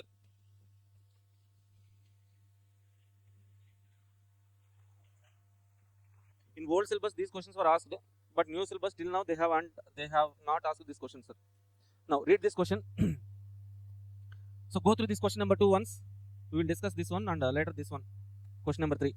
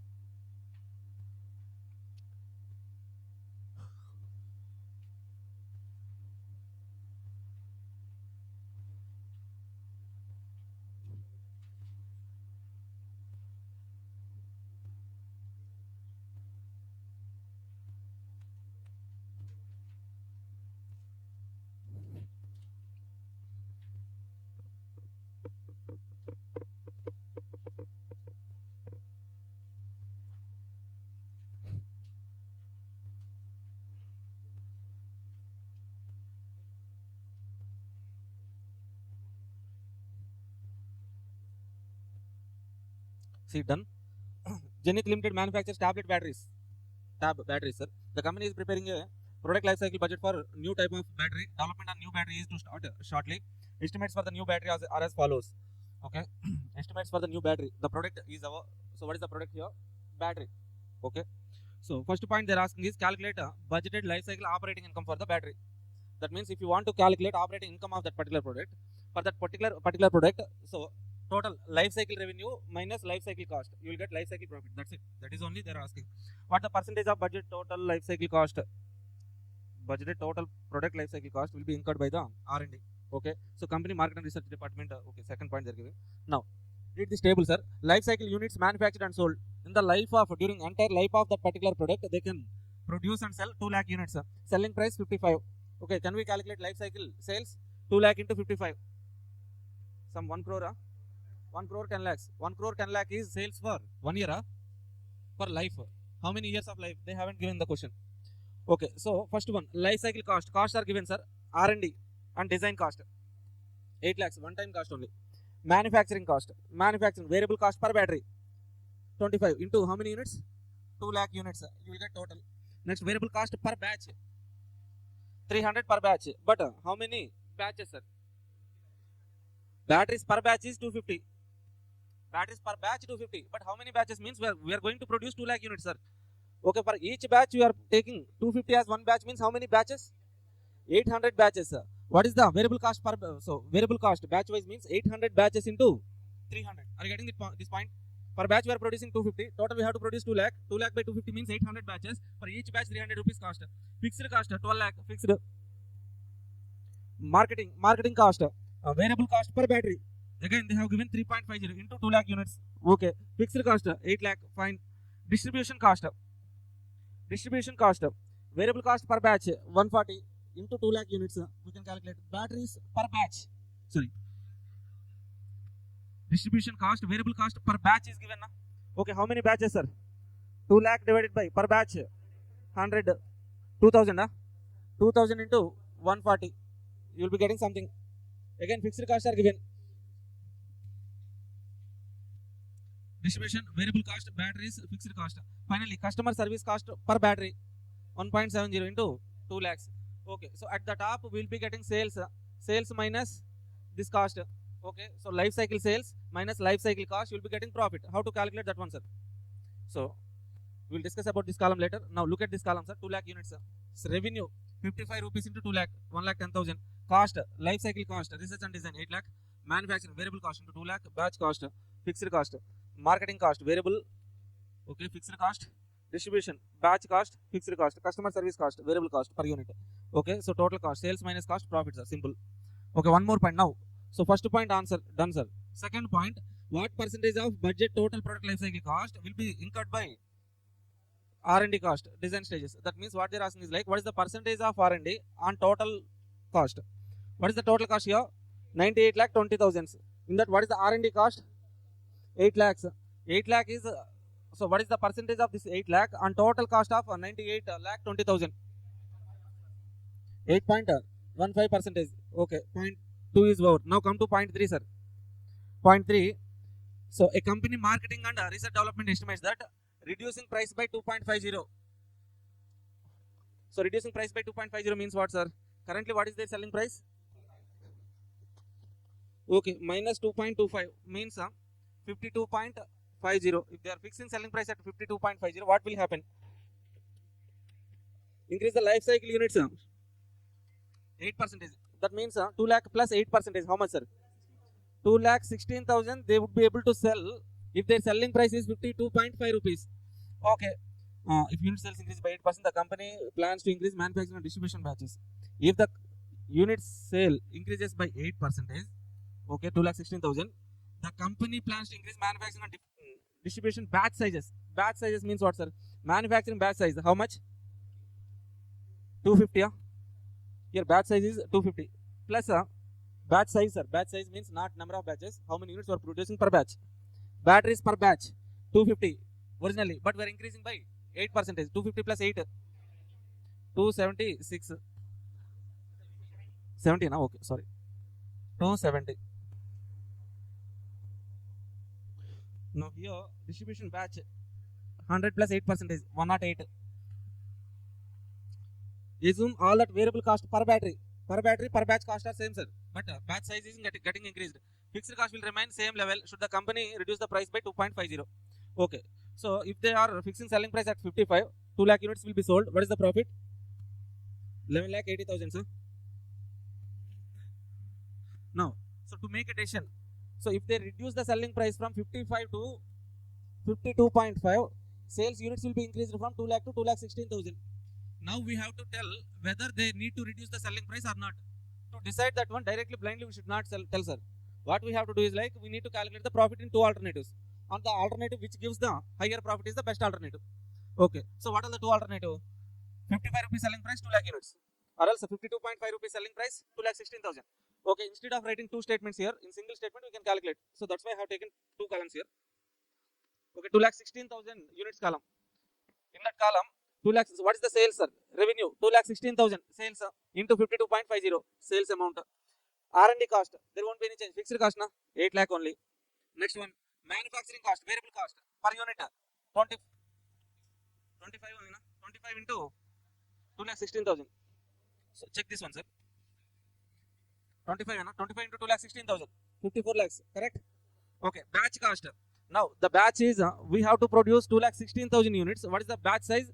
From 250 we are increasing it to the 270 into per batch 300, no change, right? Are you okay with this calculation, sir? Now we need to produce 2 lakh 16,000 units per batch 270. How 270, sir? Previously it is 250 in the question, 8%. This 300 is constant, they are saying in the question. Okay, now you will get what? 2 lakh 40,000. Then fixed cost, fixed only. Whatever the level of output, fixed cost is fixed. Marketing cost, variable cost per unit 3.5 into 2 lakh 16. 7,56,000. Fixed cost, irrespective of level of output, fixed cost is fixed. Sir, where these amounts are given, sir? In the question you can find these amounts, sir. 8 lakh. So next one is variable cost per batch 140 into number of batches. How to calculate number of batches here, sir? Now 2,16,000 units we have to produce, divided by batch size plus 8% means 108. You will be getting number of batches. This number of batches into per batch cost 140. See here, 2,16,000 by 108 into 140, 2,80,000. 2,80,000. Fixed cost, fixed only. Fixed cost is fixed irrespective of level of output. Okay, fixed cost 4,60,000. Customer service cost. Finally, customer service 1.70 into number of units 2,16,000. 2,16,000 into 1.70. Customer service cost 3,67,200. Okay, nothing is there, sir. Just variable cost, fixed cost, that adjustment only. Fixed cost is constant, variable cost adjustment per batch units. Okay, so in two statements we can write product life cycle sales minus life cycle cost. You will be getting profit. Okay, originally our profit is 11,80,000. If you reduce the selling price by 52.5, okay, you can make the sales of 2,16,000, but your profit is getting reduced, right? Okay, so the decision is company should not reduce the selling price by 2.50. Why, sir? Profits are getting reduced. Simple, sir. Same easy question, just some calculations. Okay, just go through that answer. If you have any doubts, please let me know. Okay, 2 minutes. Then go to this question, sir. Kent life cycle cost.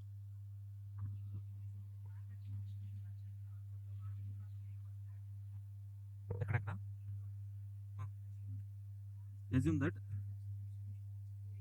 Oh no.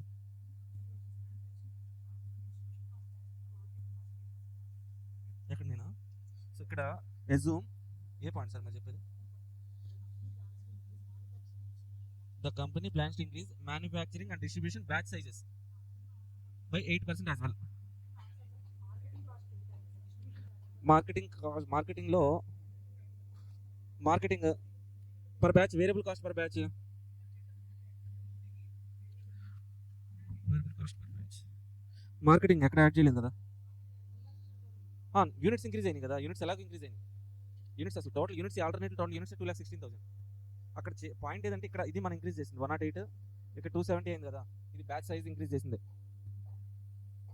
Now go through this answer, then go to this particular question number 3. Study material question 49, June 2017 question. Okay, Kent life cycle cost.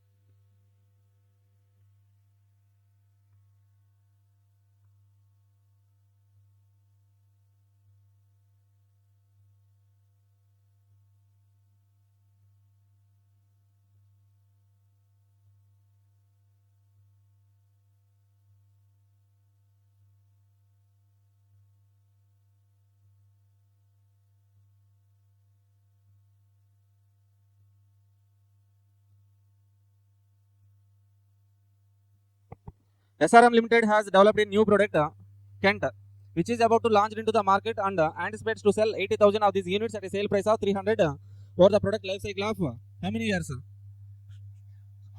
4 years. The thing is like selling price is 300 rupees. We could able to sell 80,000 units. Okay, 4 years life, sir. Now data pertaining to the product Kent are as follows. Cost of design and development of molding dies and other tools. Fixed cost 10,25,000, sir. Fixed irrespective of level of output. Manufacturing cost 125 per unit. Number of units 80,000. Selling cost fixed is there, variable is there. 12,500 per year plus 100. 100 into number of units. We can write total. But so this 12,500 is there now. This was given per year. Okay, life we have to write the cost for life of the product. That means 12,500 into 4 years. Then it would be 50,000. Yes, administration cost 50,000 per year. Okay, for life of the product 2 lakhs into 4 years. Warranty expenditure 5 replacements parts for 25 units. Okay, how to calculate this warranty expenditure? This is the main point. 80,000 units we are selling, sir. 5 replacement parts for 25 units For every 25 units, we have to replace 5 units. That means in this 80,000 units, for every 25, divide with 25. For every 25, we have to do how many replacements? 5 into 5. So total replacements you will get into 10. And one visit for 500 units. 80,000 for every 500 units, one visit, right? Each visiting cost 500 rupees. Are you okay with this calculation, sir? For every 25, 5 replacements. Number of replacements into 10. Okay, here it is for every 500 units, one visit. So 800 divided by 500 into 1. Number of visits into 500. Okay, now. Point 1. Compute the product Kent life cycle cost. Life cycle cost we need to calculate. Suppose SRM Limited can increase the sales volume by 25% through 15% reduce in selling price. Okay, so what they are saying, sir, if they reduce the selling price by 15% means how much? Currently selling price is 300. If I reduce by 15% means if I make the selling price to 255, how much sales value will increase? 80,000 plus 25. So original plan. What is the original plan, sir? Okay, selling price 300 rupees. Sales volume is 80,000 units. Yes, 80,000 units only. Then, so in alternative 2, if you reduce the selling price to by how much percentage? By 300 minus 15%, 255 units will be increased by 25. 80,000 plus 25, 1 lakh. 1 lakh. So in these two situations, what we have to calculate?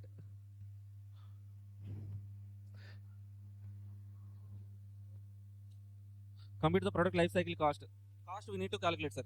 So cost, sales value, profit, total, entire profit statement we can calculate. See, first of all, life cycle revenue. Can we calculate revenue here? Here with this information, can we calculate life cycle revenue? Total in the life of that particular product, Kent, 80,000 units can be sold. 80,000 into 300 revenue only. How much? 2 crore, 240 lakhs. Okay. 240 lakhs is the sales. Here 1 lakh into 255 lakhs.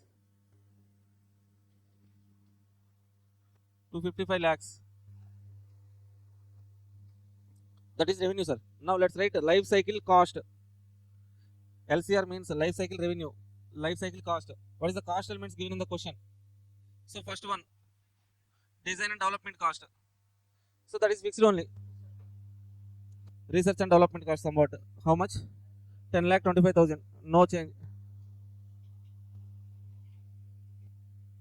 10,25,000. Here it is 10,25,000 only. Now next point, sir. Manufacturing cost 125 per unit. Second one, manufacturing cost 125 into 80,000. 125 in second alternative. 1 lakh units.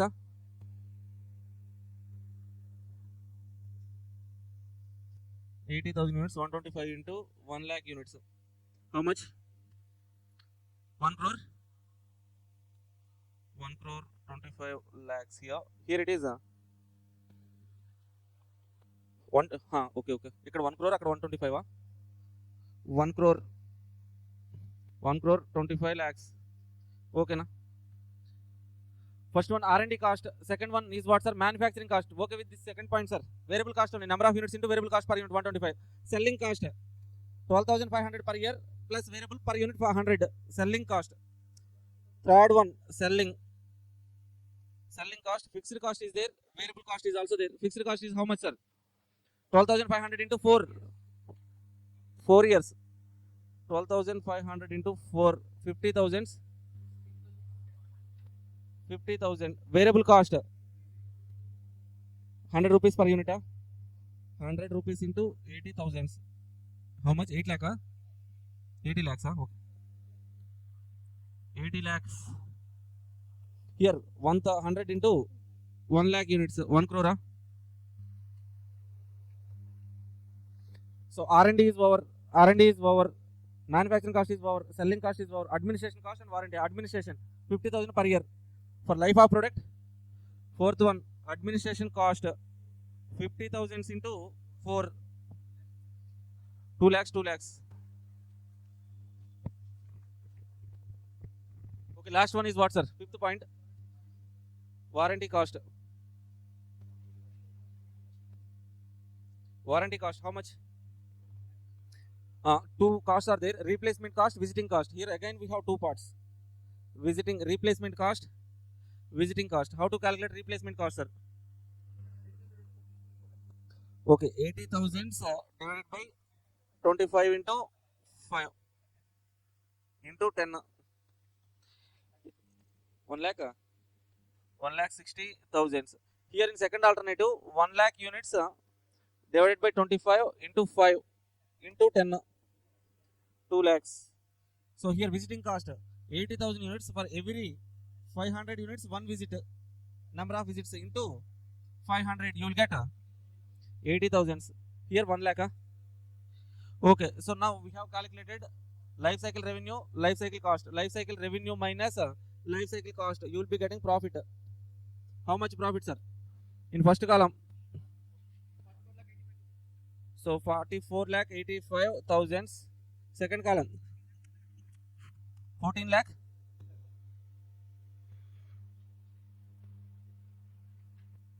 ఇక్కడ 44 14 ఒక్క నిమిషం sir, ఒక్క నిమిషం. 44,85,000, 14,25,000 అంతేనా? Huge difference ఉందా?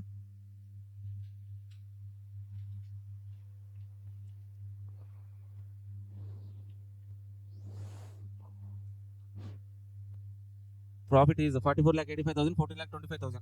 What is the difference? 30,60,000. Okay, in first alternative, what is our first alternative? Selling 80,000 units at okay 300 rupees, you are getting 44,85,000 profit.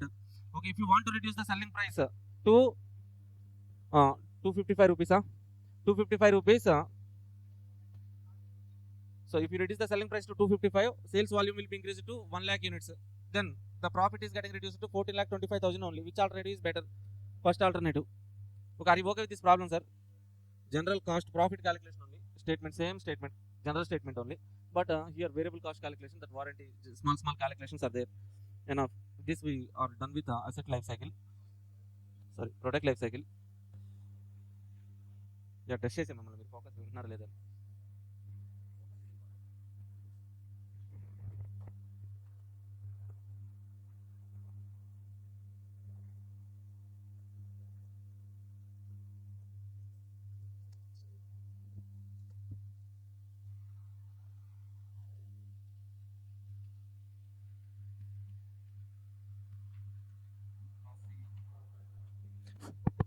Here for question number 3B,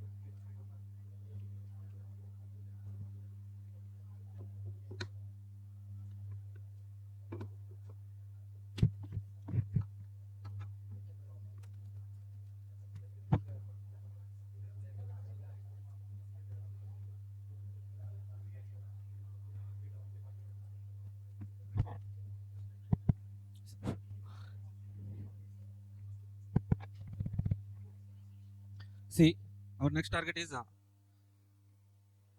transfer pricing and asset life cycle is there na. Okay, if we complete that particular concept means you can complete 3A 3B. Okay, so transfer pricing it will take 2 to 3 hours, maximum 2.5 hours. Then asset life cycle half an hour, that's it, you can complete. Then at the end of the day, if you have any time, we may discuss some MCQs or else we can go to simulation. Easy chapter na. Okay, now ఒక 20 minutes time ఉంది. Shall we start with transfer pricing or else let's take a break? Break? Okay. Asset life cycle. Asset life cycle. Okay.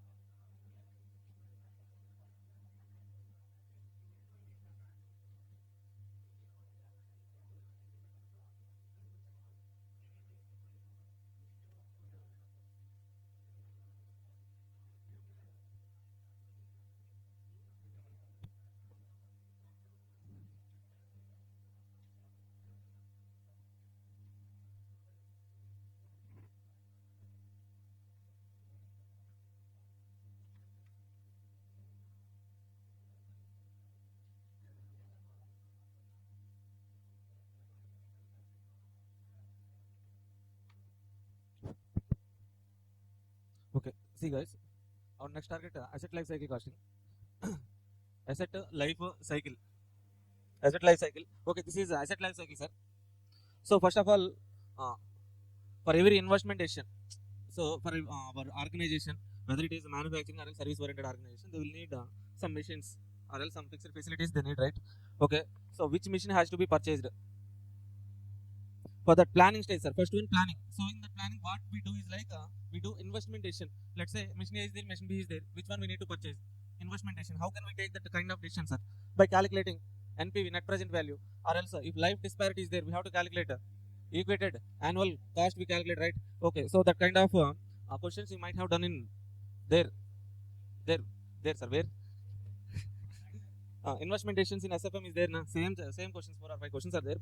Easy questions. Next one, after deciding which machine has to be purchased, okay, then we go for acquisition, purchase. Then we put that machines into the operations. Okay, so while we are producing products, while using that machine, meanwhile we need to do some maintenance. 2 types of maintenance plans will be there: breakdown maintenance, preventive maintenance. Breakdown maintenance means what, sir? Whenever a machine breaks down, then we do repair. That is breakdown maintenance. Okay, before maintenance, so before machine broke down, if you are doing maintenance to a particular machine called, that is preventive maintenance. Breakdown maintenance, preventive maintenance idea ఉందా? Machine break down అయిన తర్వాత, అంటే పని చేయడం అయిపోయిన తర్వాత, complete break down అయిన తర్వాత మనం రిపేర్ చేసాం అనుకోండి, break down maintenance.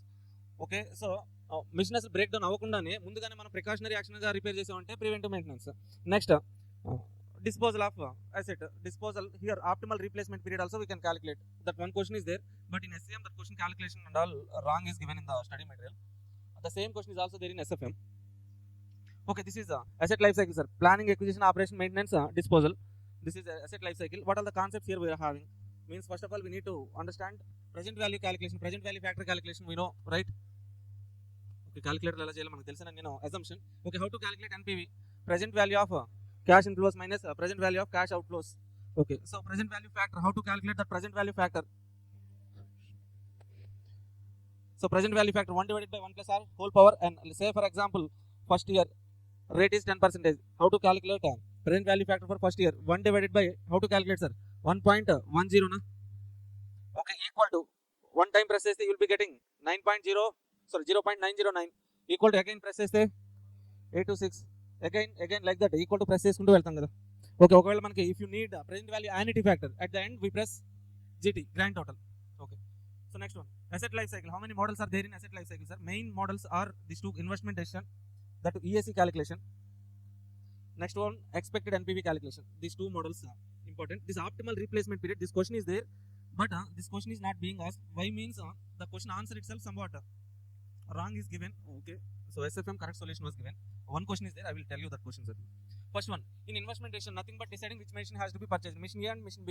Generally we take decision based on what's our NPV. The machine which is giving higher NPV is the best alternative. But if there is life disparity means what, sir?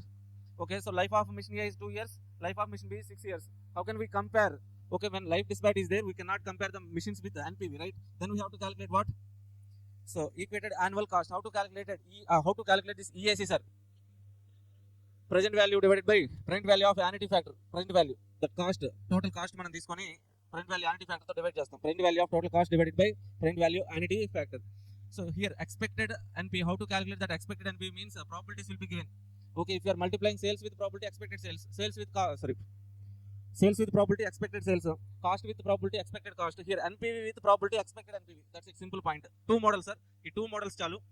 Okay, so another one, for any asset, what are the cost, what are the benefit we'll be getting? So benefit means nothing but cash inflows. Okay, at the end resale value, scrap value will be there. For asset, what are the cost? Outflows means purchase cost, installation, maintenance, operating cost, depreciation.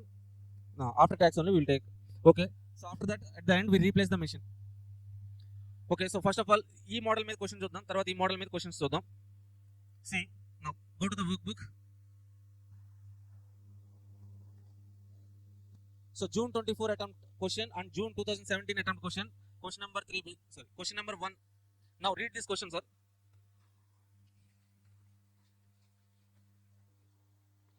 June 24 attempt question, 7 mark question, sir.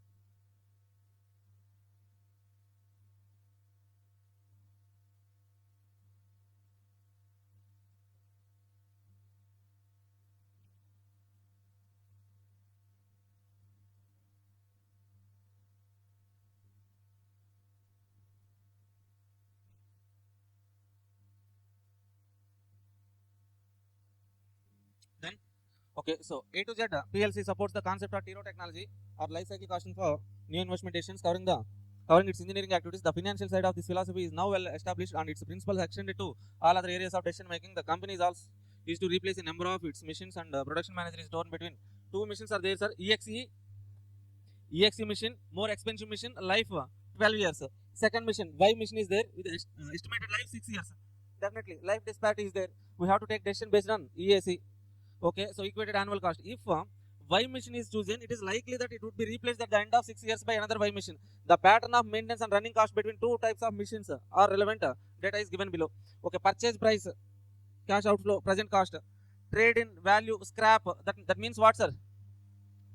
Resale value at the end life of the period. So at the end of life of that particular asset, we will get this inflow, right? 3,000. We will get this 3,000 at which year, sir? First year, second year, third year, fourth year, 12th year end. We will get this one. Okay, this 3,000 at the end of 6th year. Annual repair cost 2,000, 2,600. Overall cost,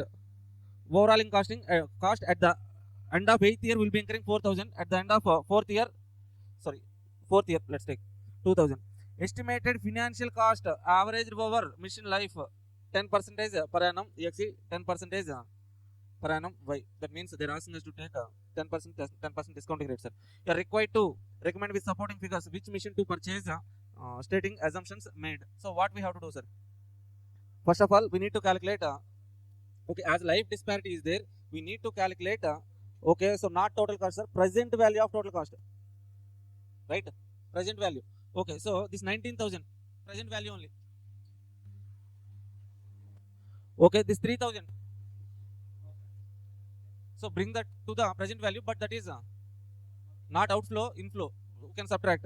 Okay, annual repair cost 2,000 every year for how many years? 12 years. 12 years annuity factor we need to calculate. Okay, so take your calculators and let me know the present value factor, sir. First one. This 3,000 we will get at which year? 12th year. Okay, now we need 12 years 10% present value factor. Here 6 years 10% present value factor. Given in the question, not given, right? Okay, so take. So can you tell me present value factor 10% 6 years? 1 divided by 1.1 equal to how many times? 12 times. How much, sir? 0.319. Okay, so for 6 years how much?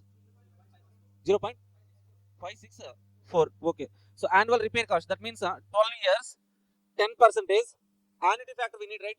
Annuity factor means after 12 years calculation, GT 6.812. Next one here, 6 years 10% means 4.354. Okay, now overall in cost 8th year 10% 8th year factor, 10% 4th year factor 0.466. Here it is 0.683. Okay, like that. Now we have present value factors and all. Okay, now bring all cost to present value. Initial cost outflow present value only 19,000, 13,000. Less present value of scrap value at the end of life. Okay, it is benefit no inflow now. That's why we are subtracting. Okay, so present value factor 3,000 into present value factor, 3,000 into present value factor, present value net cost. Add present value of total annual repair cost. So annuity factor we are taking 2,000 into 6.812, 2,600 into 4.354. Next one, purchase cost minus trade in present value plus annual repair cost, annuity factor plus overall cost, overall in cost present value 0.466 into 4,000 plus add overall cost 4,000 into 0.466. Here it is 2,000 into 0.638. Okay, total present value of total cost how much, sir? 33,531, 23,994. Okay, now how to get that? So equated annual cost, EAC, how can we calculate, sir? Present value of total cost divided by present value annuity factor. How to understand this one means, here see, 33,531 rupees we are incurring for how many years? 12 years life. Here we are incurring 23,994 for how many years? 6 years. 6 years cost is 23,994. 12 years cost is 33,531. We cannot directly compare these two amounts. Why, sir? This is for 12 years, this is for 6 years only. That's why you are calculating what? EAC. How to calculate that one? 12 years sanity factor. Okay, so they have calculated what, sir? No, take present value annuity factor 12 years, sir. 6.812 na? Okay, so 33,531 directly divide with annuity factor. Are you getting this one or not? Let me know. Okay, so now again 23,994 divided by, okay, this is not minus, sir, this is divided by.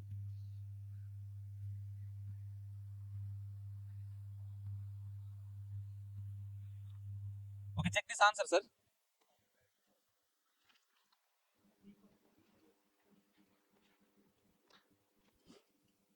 Correct, huh? Simple question, sir.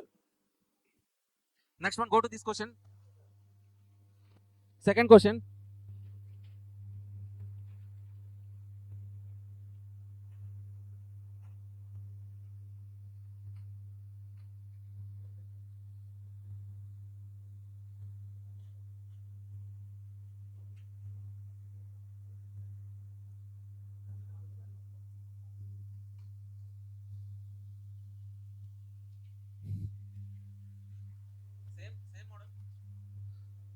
Same question, sir. Company X is forced to choose between A and B. Two machines are designed differently but have identical capacity and do exactly same job. Machine A 1,50,000, life 3 years.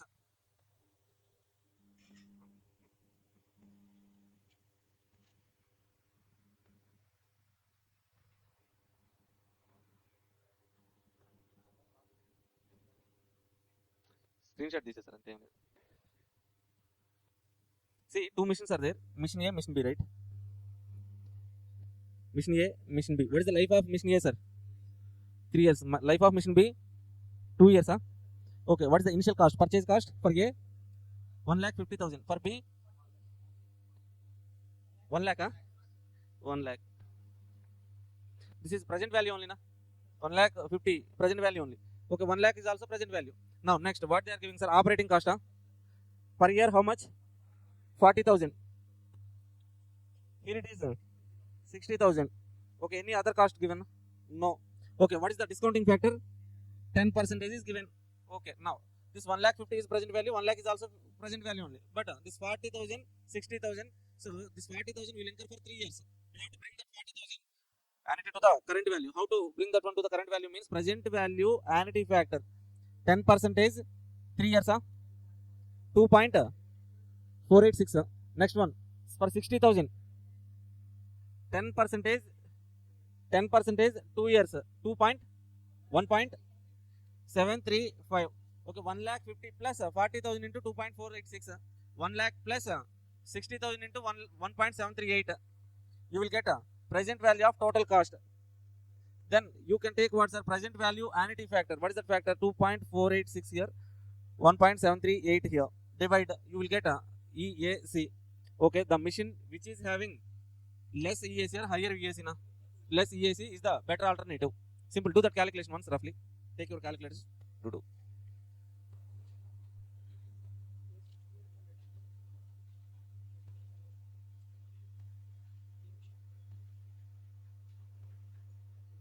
What, sir? Yeah, mission A is better alternative. Huh? Nice, sir. Next, we will discuss this question. Which question? This question, sir. Question number 3 later. So now come to this model, sir. Question number 4. Expected NPV. We discuss this one and then take break. Read that one first. Expected NPV. NPV into probability. You will get expected NPV. Now here in this question they have given directly given NPV. Our target is to calculate probability. Now read that question.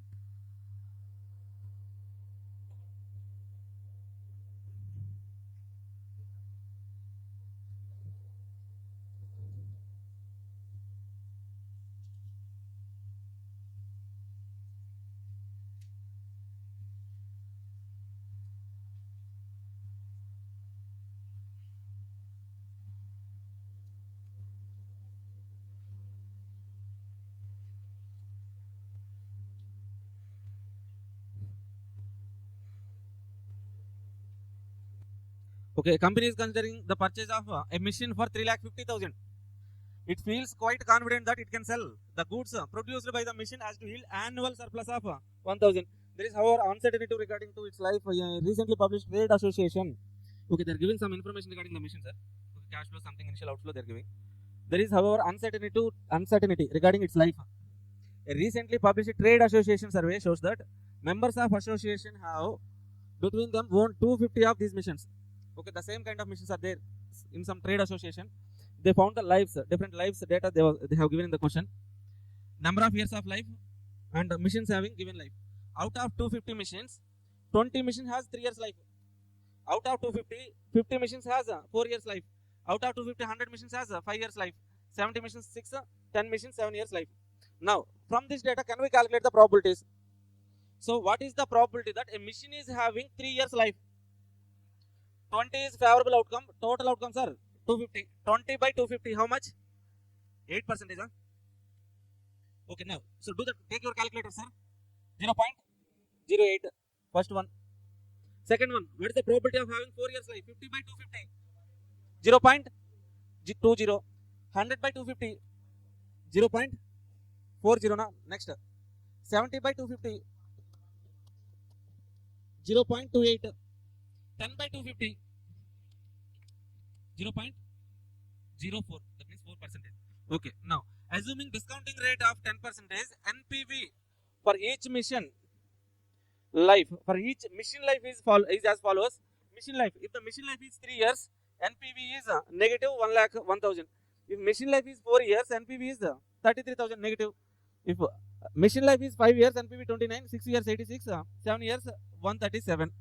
You require to advise whether the company should purchase the machine or not. For that, what we need to do is like as directly in the question, directly they have given NPV. Na? We need to calculate expected NPV. How to calculate expected NPV, sir? Okay. So probability into NPV. So what is the probability of NPV? 1 lakh 1000? 0.08. How, sir? Life is 3. For life 3, probability is 0.08. For life 4, what is the probability? 0.20. For life 5, 0.40. For life 6 years, 0.28. Life 7 years, 0.04. Now probability into this NPV, sir. Here 3, 4, 5, 6, 7. Okay, probabilities we have calculated. Now this probabilities into respective NPV. Calculate this one total. Multiply and make a total. You will get 26,480. As expected NPV is positive, machine can be purchased. If that is negative, no, don't purchase. Simple. Okay, so what is the main point here is like calculation of probabilities, then multiplying probabilities with NPV. You will get expected NPV. Okay, so next optimal replacement cycle. This question is there in SFM, sir. Investment decisions. And now this question we will discuss later. Okay, let's take a break. 2:30, yeah? Okay, thank you guys. Bye.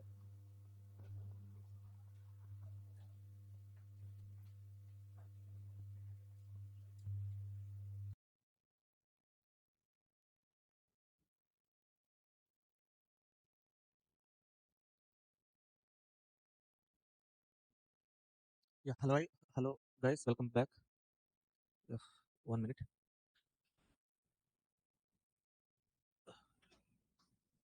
Yeah, hi, hello everyone, welcome back to BCCA. I'm Rajesh, your faculty for SCM&DM, SPMBB. See guys, in previous class we have done with which chapter? Done with that chapter. Now we shall discuss question number 6A. For that question number 6A, B simulation, 6B simulation, right? 6A, chapters are there, probable chapters, LPP, transportation, assignment.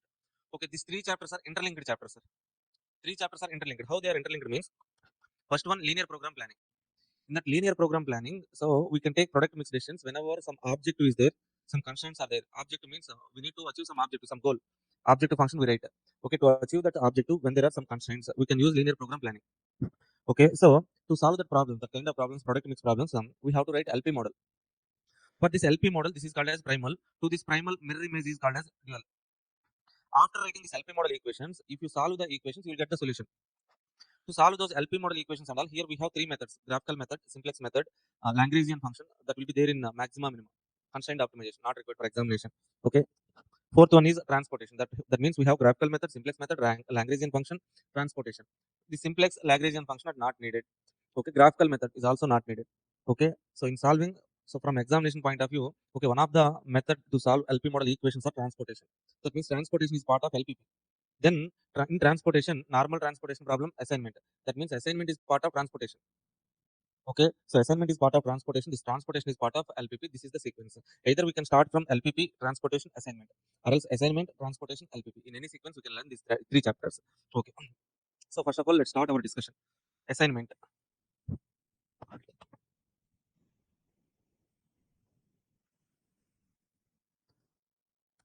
So whatever we learn, so for that particular concept, there will be some objectives. What is the theme of this assignment chapter means? We have to assign labors to the jobs, employees or persons, humans to the different jobs. Different persons will be there, different jobs will be there. Say for example, we have one job vacancy in our company. Okay, we have given some advertisement. Okay, we have invited. We have given some advertisement like for vacancies. Only one person A came to the interview. Okay, so after interview, so we have asked him quotation or else his job expectation. Okay, let's say he said 5 rupees. Okay, do we take him for that particular job or not? If we have one job vacancy, only one person is there. Definitely, we have no choice. Assign him for that particular job. Okay, let's say person B came. He is saying like some, let's say for example, some 8 rupees. He is saying. Okay, now job one, person A asking 5 rupees, person B asking 8 rupees. Which person you will allocate for that particular job? B. A. Why A? Okay, why we are considering only cost? Okay, that means our assumption is like A, person B, equally qualified, equally experienced, equally efficient, equally effective. All other factors are same, equal for A and B. So that means here in assignment, what is our assumption means all the persons are equally qualified, equally experienced, equally, so the quality and performance is equal. Then definitely what is our what is our consideration means cost consideration.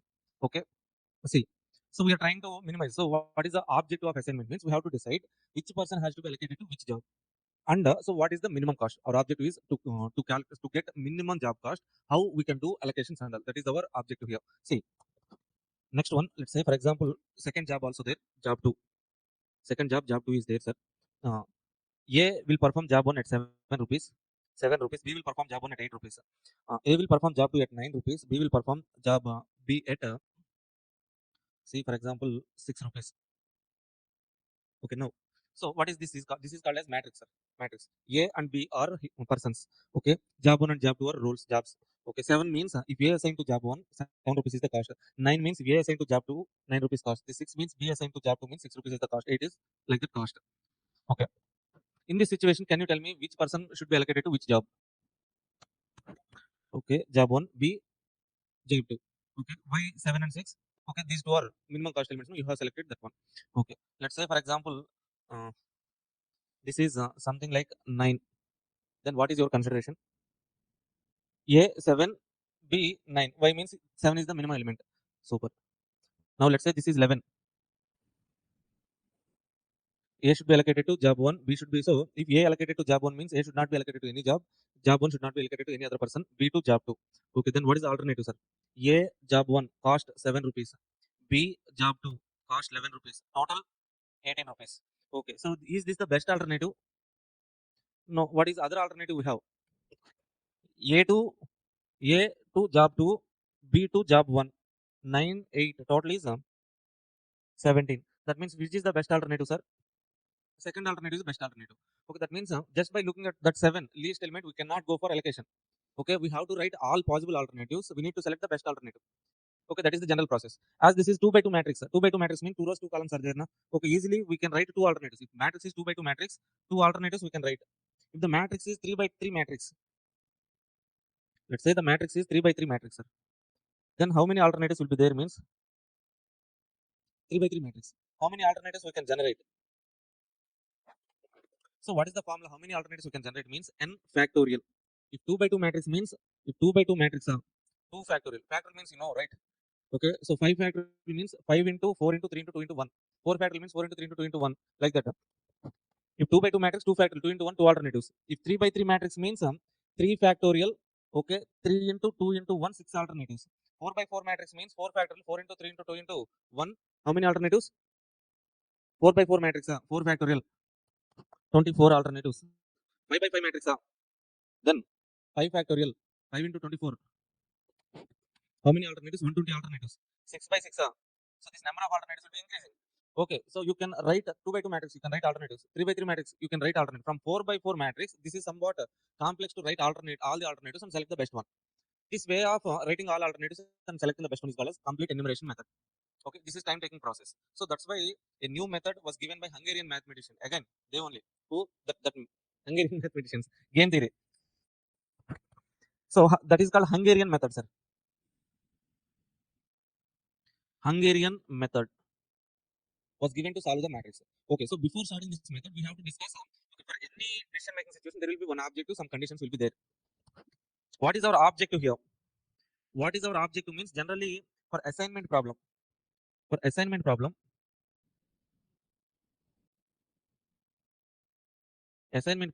objective of this problem is generally minimization.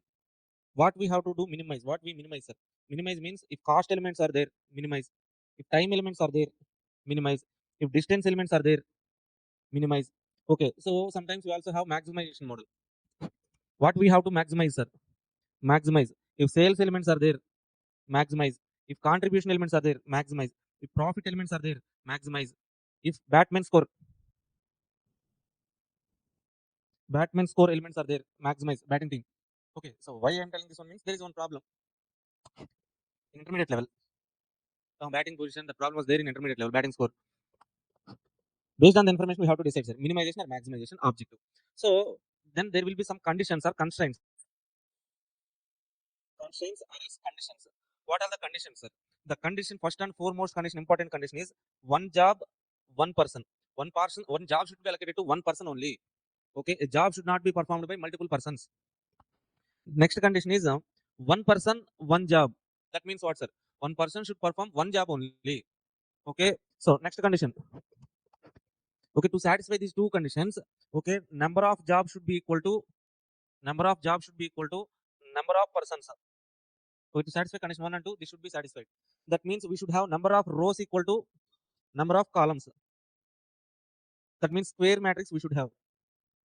Square matrix. That's it. That is the condition, sir. Okay, our object will be either minimization or maximization. Basically, minimization only, job cost minimization.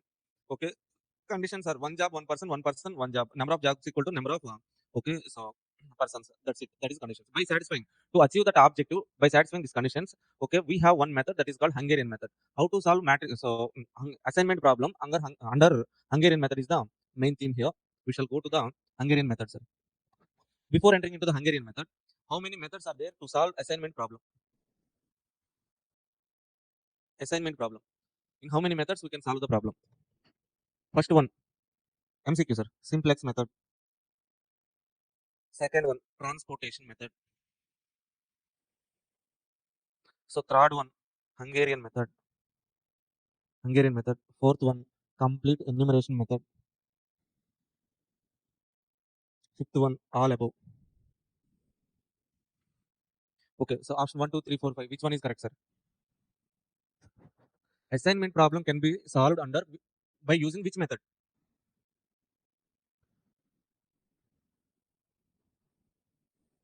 All the above.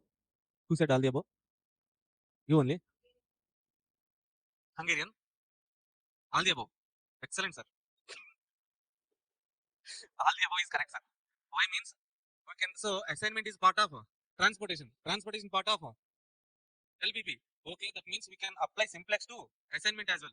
We can apply transportation to assignment as well. We can apply Hungarian to so assignment complete enumeration. So exactly I told this Hungarian complete enumeration method. I told now itself only na. Okay, if two alternatives are there means all the above alternatives there no. Okay, so MCQ sir, 2 marks MCQ. Okay, now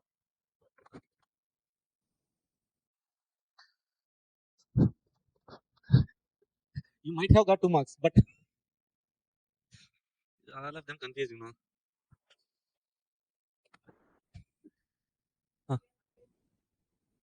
The Hungarian method is one of the method to solve. Okay, but MCQ, all the methods you can solve. Generally, the problem solving is Hungarian method. That is single line statement. Assignment problem will be solved under Hungarian method. Okay, that doesn't mean that okay we cannot use simpler transportation all those things. Okay.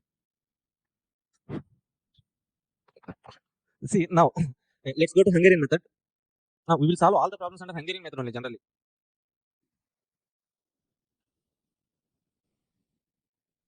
Hungarian method. For any problem under assignment or transportation, we have to do 2 checks, sir. Before starting the problem, we have to do 2 checks, sir. So first check is like first one is like balance check. Balance check. Sir, what is this balance check, sir? We have already discussed like the condition we should satisfy is number of persons equal to number of jobs. Okay, that means number of rows equal to number of columns. Okay, we have to check whether number of rows equal to number of columns or not. If number of rows is not equal to number of columns, what we have to do, sir? Okay, so first one, balance check. Number of rows equal to columns, sir. Yes. Proceed to next step. Okay, no. Okay, so let's say A, B are there, job 1, job 2, job 3 are there. What we have to do? Take dummy 0, 0, 0. Like that, we need to add additional row or column as per the requirement. First point. Balance check, we have to do number of rows equal to, we have to check number of rows equal to number of columns or not. Yes. Okay, then go to, so S means balanced matrix, proceed to next step. No means unbalanced matrix, we have to balance. Unbalanced matrix. Unbalanced matrix, so we need to balance the matrix. How we can balance the matrix, sir? Insert dummy row or column. If number of rows are less than columns, insert row. Rows are greater than columns, okay, columns are less means insert column. Okay, next one. After completing this balance check, go to objective check. What is objective check means? What is the object of that particular problem? We have to check elements of the matrix. If elements of the matrix are cost elements, minimization. Okay, so distance, minimization. Labor time, minimization. Okay, sales, maximization. Contribution, maximization. Profit, maximization. In that way, we have to divide Either we have to decide whether the problem is minimization or maximization. Okay, if minimization problem, proceed to step 1 to 6. In this Hungarian method, we have step 1 to 6. Step 1 to 6. Proceed to step 1 to 6. Fine. If the problem is maximization problem, the algorithm of Hungarian method cannot solve maximization problem. That algorithm is designed for minimization problem only. That means if maximization problem is given, we have to convert the matrix to minimization problem. How to convert, sir? How to convert means convert the matrix to regret matrix or relative loss matrix, MCQ. If given matrix is maximization problem, maximization matrix, convert the matrix to relative loss or regret matrix. Okay, how to convert that matrix to relative loss or regret matrix, sir? Identify highest element across the matrix. From that highest element, subtract all the elements. Okay, that is called relative loss or regret matrix, MCQ. Again, that was asked in before last December attempt. Okay, now after doing check 1 and check 2, we can go for Hungarian method, step 1 to 6. Step 1 row operation, step 2 column operation. Like that, some steps will be there, sir. Okay, while solving the problem, let's start a problem. While doing that problem, we will discuss the steps and all. Okay, so go to that problem number 1, which was given in our material assignment. This is the matrix, sir.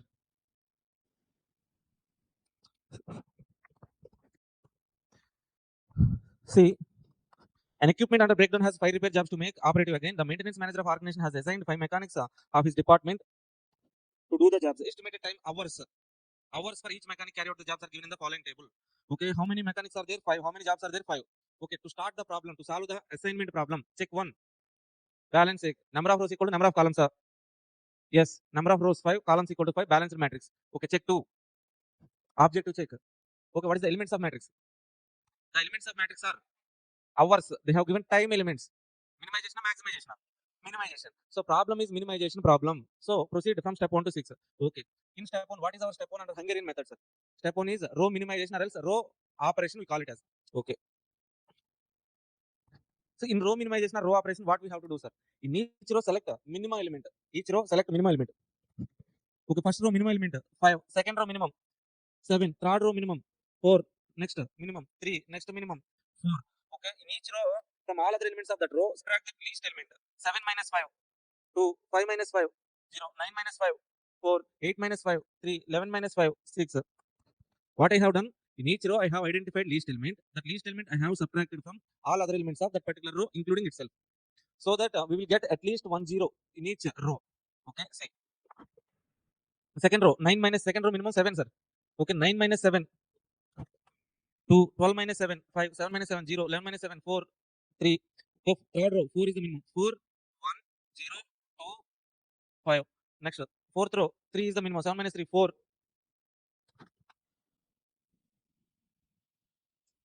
6, 2. Last row, 4, 0, 2, 3, 1, 7. Okay. So we have done row operation. How to do this one means in each row select least element. That least element should be subtracted from all other elements of that row. So that as a result we will get at least 1 0 in each row. Okay. What is the purpose of step 1, sir? Why we have to do this step? We have zeros. Why we have to get zeros? Allocate. Okay. So we have given one condition, like the condition of this assignment is 1 person, 1 job. 1 person should be allocated to 1 job. To allocate each person to 1 job, okay, at the step number 6, we allocate at zeros. That means we have to create some chance for each person to be allocated to 1 job. Now we are allocating at zeros. That means we need to create zeros in each row. 1 person, 1 job to satisfy that condition. Next one. So after doing this step on this matrix, resultant matrix, we have to do column operation. So column operation means each column select least element, subtract the least element from all other elements of that particular. Okay. So in each column select least element. First column least element 0, second column list 0, third column list 0, fourth column list 1, 2. Okay, so in first column 0 is there. Na? If column 0 is there means no change. Why means if you subtract 0 means same elements. Na? 2 minus 0, 2, 2 minus 2, 0, 2, 4 minus 0, 4 minus 0, same elements. Here also same elements. Here also same elements. Here 1, 3 minus 1, 2, 4 minus 1, 3, 2 minus 1, 1, 6 minus 1, 5, 0, 1 minus 1, 0. 6 minus 2, 4, 3 minus 2, 1, 5 minus 2, 3, 2 minus 2, 0, 7 minus 2, 5. Okay, like that we have done column operation. After doing that column operation, we have to write the matrix like this. Same matrix. Huh? Okay, no. So I will write the elements again.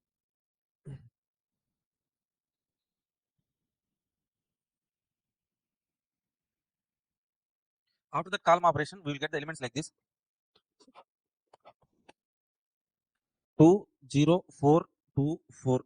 Second one, 2, 5, 0, 3, 1, 4, 1, 0, 13 40 350 0 30 02 305. Correct? 02305. Okay. In step 2 itself, we get this matrix, sir. After step 2 column operation, we have to do optimal test. Step 3. Why we are doing column operation? So to satisfy that condition, one job, one person. To allocate each job to one person, we need at least one zero in each column. We are creating that chance here. Okay. So to satisfy both the condition at a time, one person, one job, one person condition, we have to do optimal test. Sir, how this test can be done, sir? Here in this test, there are two parts, sir. Part A, part B. In part A, we have to draw lines. We have to draw minimum number of lines to cover all the zeros. Okay. After drawing minimum number of lines, we have to test. We are saying optimal test now. Step 3, optimal test. Okay. So test we are saying, what is the test means? After drawing lines, minimum number of lines drawn is equal to order of matrix or not. That is what we have to check, sir. Now see, how to draw lines. How to draw lines means there are two approaches. Okay. So first of all let's discuss easy approach. Easy approach means we shall maybe this is somewhat different. People follow different approach. I will tell you one approach. Okay. So another approach is also there. I will tell that later. First one, what we have to do is like, our target is to cover all the zeros with minimum number of lines. First of all, identify the row or column with single zero. First row single zero na. First row single zero. Single zero is there na. Cover this column. Okay. First row single zero. Cover that column at that zero. Second row single zero na. Okay. Second row single zero we have, cover this column. Okay. Third row. Fourth row is single zero na. Okay. Cover this column. Fifth row single zero na. No, two zeros are there. Leave that. Okay. Rows completed. Now come column wise.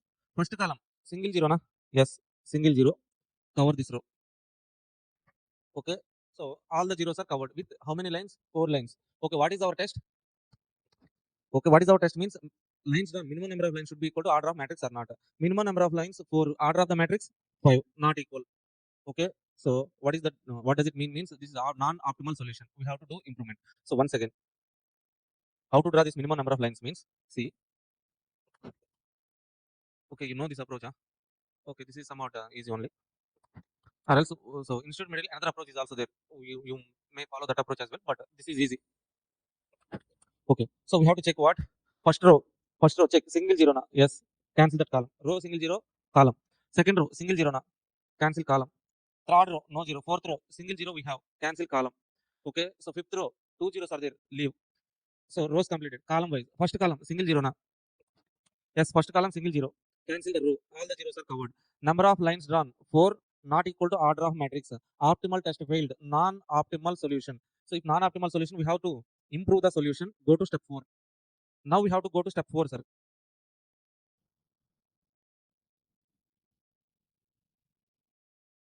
Now we have to go to step 4, improvement.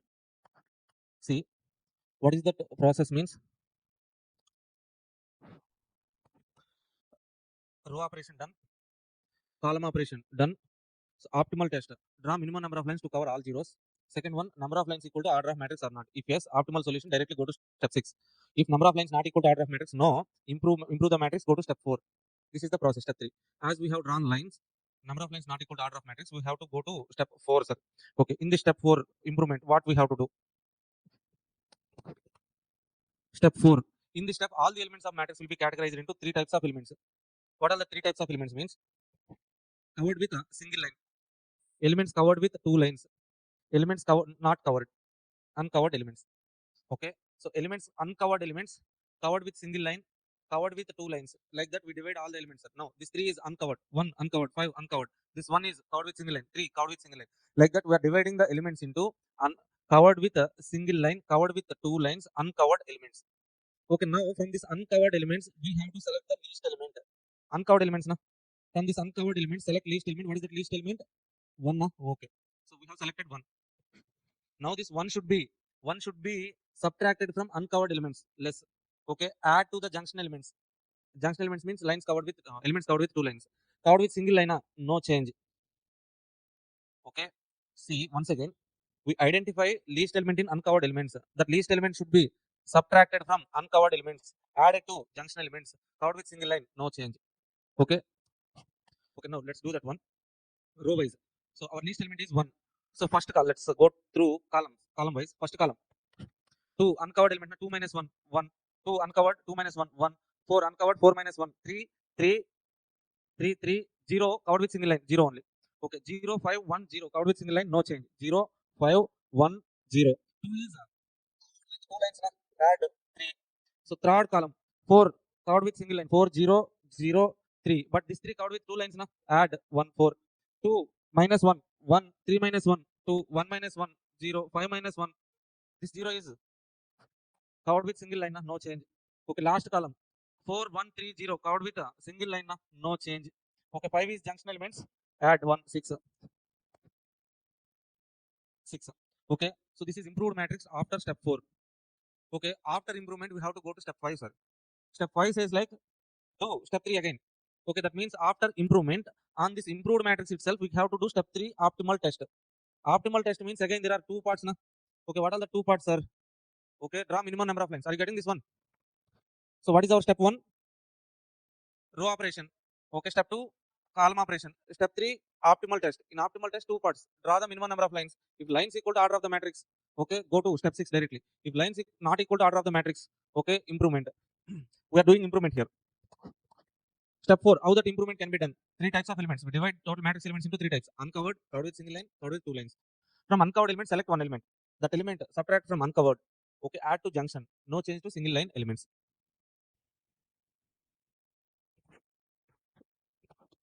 After this improvement, do optimal test again. First row, single zero now. First row, single zero now. Okay, we can allocate here column. Okay, second row, single zero now. Yes, we can allocate here column. Third row, single zero now. Yes, we can allocate here column. Fourth row, single zero now. Yes, we can allocate here column.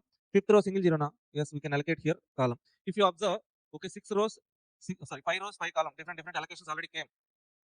Okay, directly go to step 6 now. Step 6, optimal allocation. In this optimal allocation, what we have to do, sir? Okay, so copy paste the matrix without lines. That's it.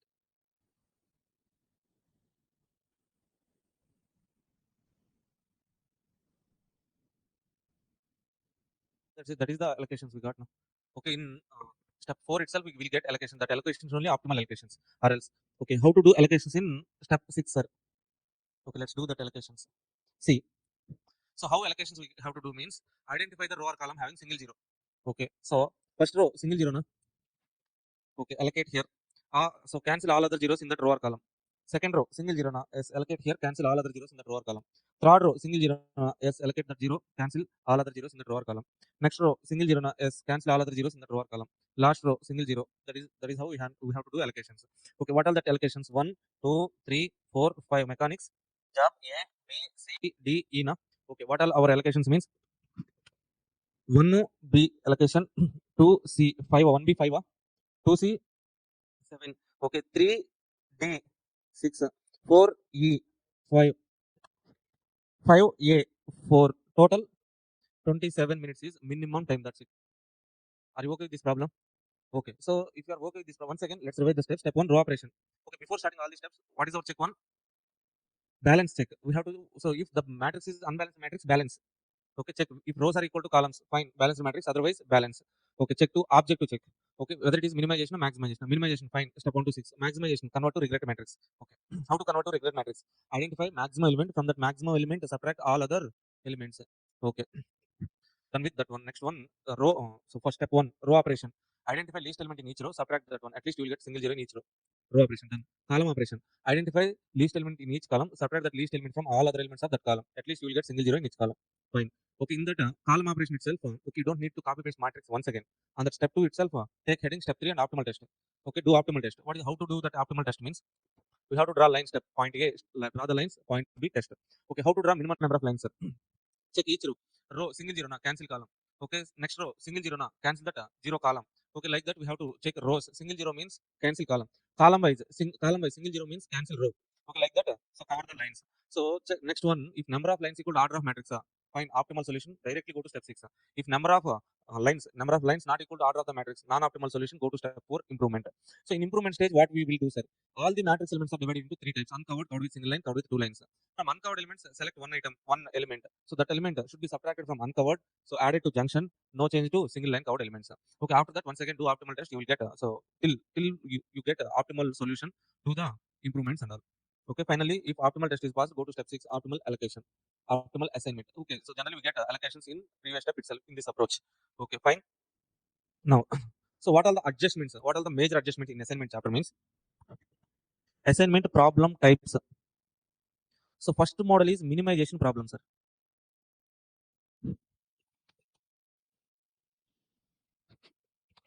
So first model, unbalanced problem. That's it. Unbalanced. Unbalanced problem means what, sir? Number of rows not equal to number of columns. Okay. So if number of rows not equal to number of columns, we have to balance. Insert dummy row or column as per requirement. That's it. Done. Second one is minimization problem. Minimization problem means, okay, so if matrix elements are cost, time, distance, that kind of elements means minimization as it is. Step 1 to 6 follow. If the problem is maximization problem, so Hungarian algorithm cannot solve maximization problem. That's why convert the matrix to minimization. Conversion to minimization means what we have to do? Write the regret matrix or relevant loss matrix. How to write, sir? Across the matrix, identify maximum element. From that maximum element, convert. So write regret matrix. How to write means across the matrix, identify maximum element. From that maximum, subtract all other elements. Okay, relative loss matrix or regret matrix you will get. Next one. So next one, multiple optimal solutions. If in any solution while doing allocations in step 6, if you get multiple zeros, if you won't get any, so single zeros means, let's say for example, here we have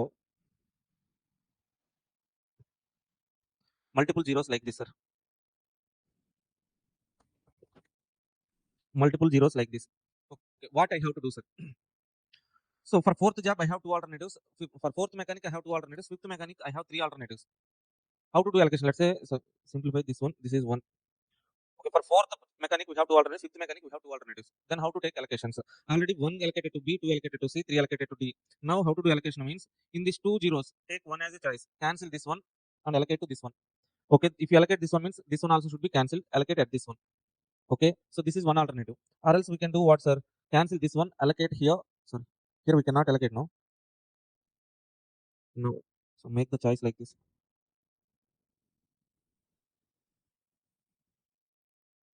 Okay, let's say for fourth mechanic we have two alternatives. Fifth mechanic, two zeros are there. Now how to take so how to make allocation, sir? For fourth mechanic, cancel this zero, allocate at this zero. If you allocate at this zero, you should not be allocated to any other mechanic. Cancel this zero as well, allocate at here. One alternative. Or else another alternative is like, you can cancel this zero, allocate here. Then job A should not be allocated to any other person. Cancel this one. So cross allocations. Okay, that like that we can do. Okay, so then we will have two alternatives, right? Two optimal solution. Two are fine. Two alternatives also give same kind of solution. That's why those are called as multiple optimal solutions. Okay, generally this point will never be asked. Okay, we can take choice. Next one, prohibited assignment, sir. Prohibited assignment means, let's say for example, in this particular problem, at the beginning of the matrix itself, if they are saying like particular person mechanic 2 should not be allocated to E, they are giving condition like mechanic 2 should not be allocated to job E. Then what we have to do, sir? So at that cell, what is that cell? One only, na? The prohibited cell is 2E. This cell is prohibited. We cannot do allocation at that cell. To prohibit the allocation at that cell, what we do is like we allocate M at that cell. M means what, sir? Maximum cost.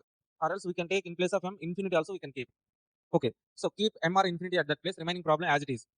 Okay, sir, what we have to do if there is row operation? Row operation, while doing row operation, okay, so minimum element, if you have to subtract from infinity, infinity minus 5, how much? Infinity only. Yeah, that's it, na? Okay, if you add something or if you subtract something to that M or infinity, that won't change. Okay, keep that element M as it is and do the problem as it is. That's it. That is what? Prohibited assignment. Okay, next one. Traveling salesman, sir. Okay, this is the problem. In this problem, step 1 to 5 as usual. 1 to 5 steps, step 1 to 5 as it is. But step number 6 only, we have to do sequential assignment. Okay, so this problem was asked two times. Two times. Okay, let's go and solve this problem. One of this problem. Uh, go to the traveling salesman problem. That is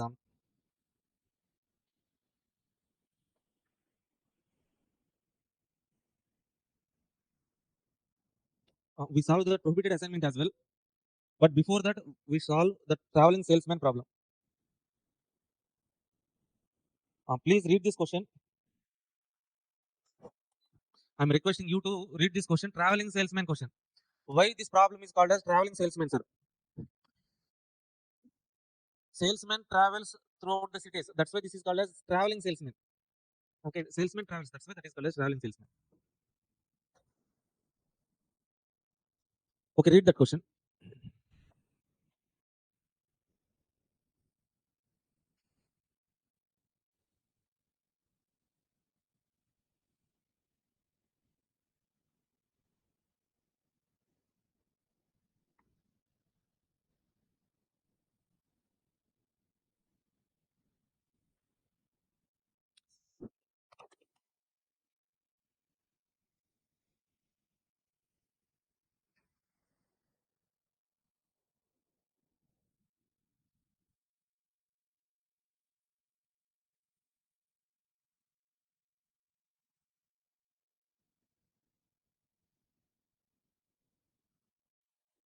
Okay, read this problem. Traveling salesman, question number 6. Done. Okay, if you have read that problem, do step 1 row operation, step 2 column operation. 1 minute, I will be reading this question. A traveling salesman has to visit 5 cities. He wishes to start from a particular city, visit each city once, then return to his starting point. Traveling cost is given between any two cities. If you see here, this traveling salesman problem is one of the prohibited assignment problem.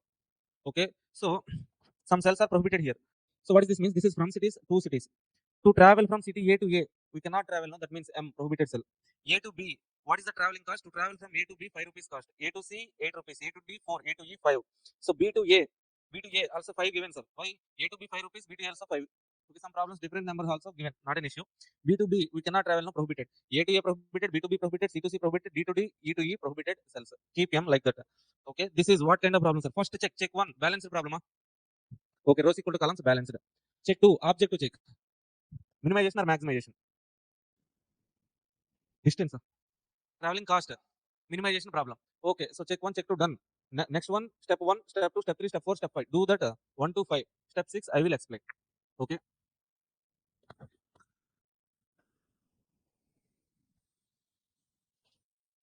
Okay, please do practice.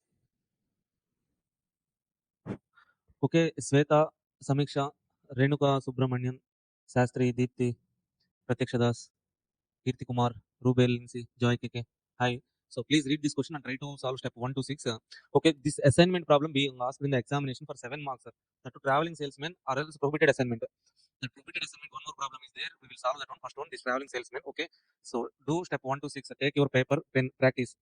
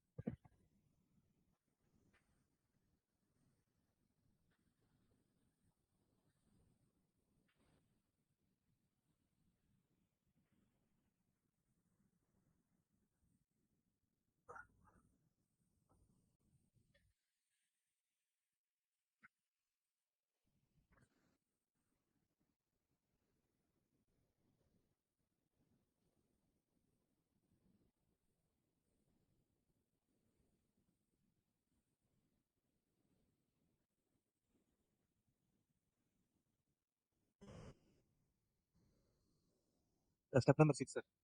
I will explain.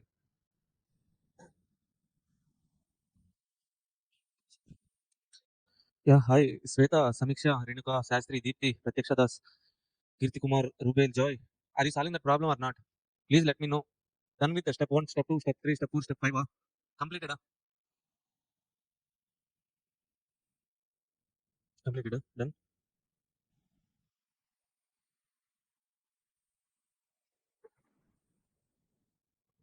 Yes, hi, doing. Do. Yeah, thank you for your response. Remaining students, please respond.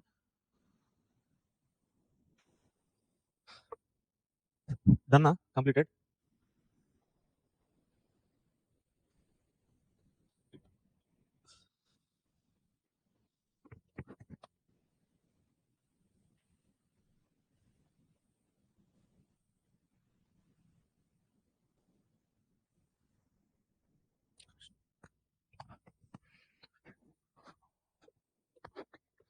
See, so to this matrix, we have to do check 1, balance check, rows equal to columns, balance matrix, fine. Check 2, are like note 1, note 2, we have to write that note points as well. Okay, then only we will get marks. Note 1, so number of rows equal to number of columns, balance matrix. Note 2, so as given matrix elements are cost elements, matrix, the problem is minimization problem. So next one,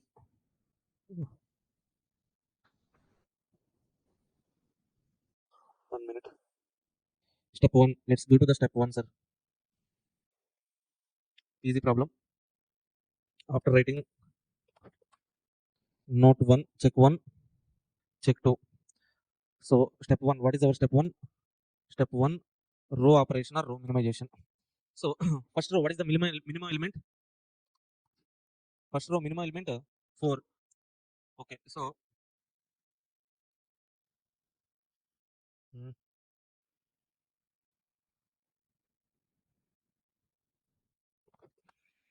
first row minimum element 4. Okay, so m minus 4, m only 5 minus 4, 1, 8 minus 4, 3, 4 minus 4, 0, 5 minus 4, 1. First row. Second row, least element 4, 8 minus 4. Yeah, yeah. Just I'm checking whether you are observing or not. Like that, I'm testing. I'm testing you.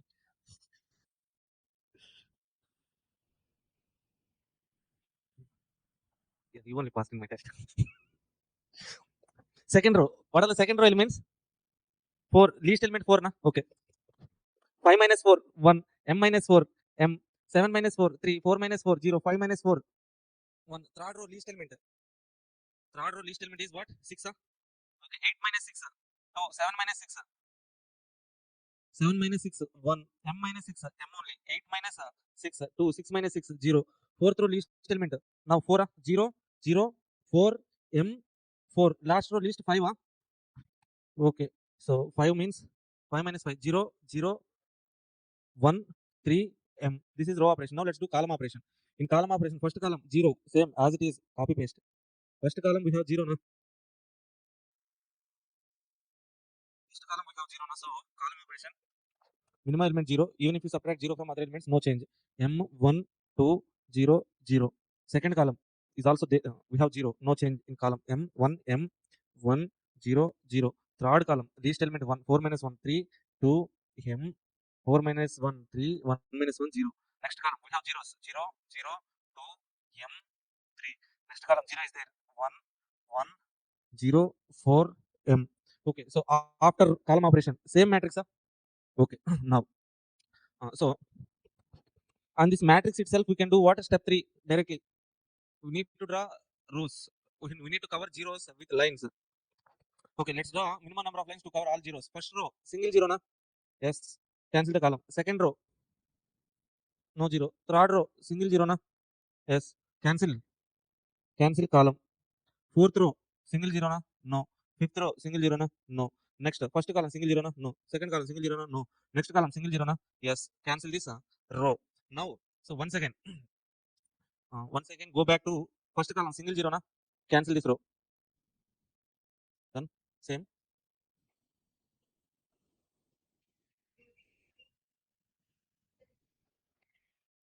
Wow. We should not make 5 equal to 5. We have to cover minimum number of lines to cover. We have to take minimum number of lines to cover all zeros. Then if you, so I can do like this. If I do like this means what will happen means, okay, I will get 4 allocations only.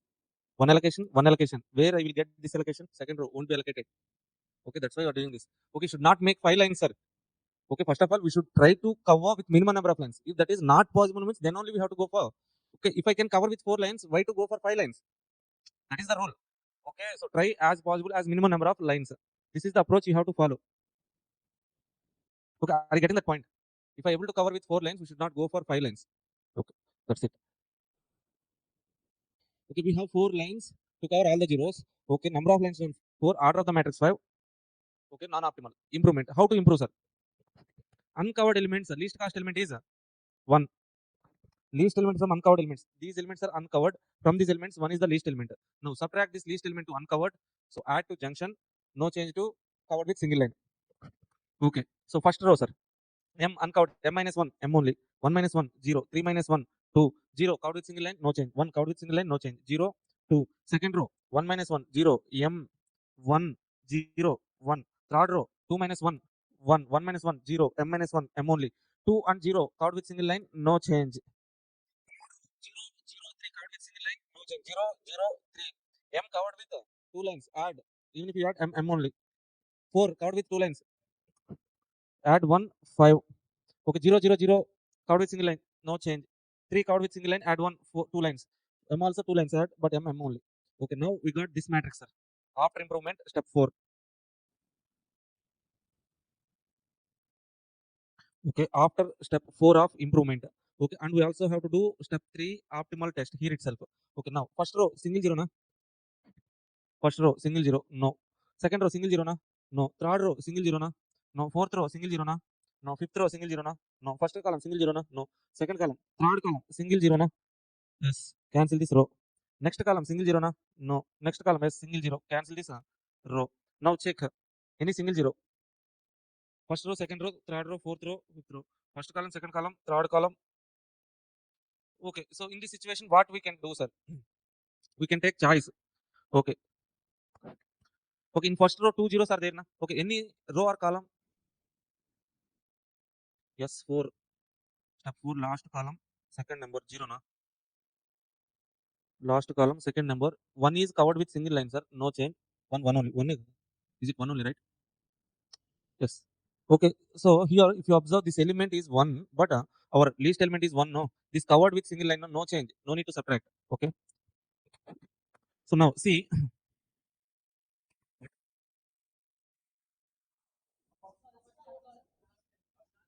first column.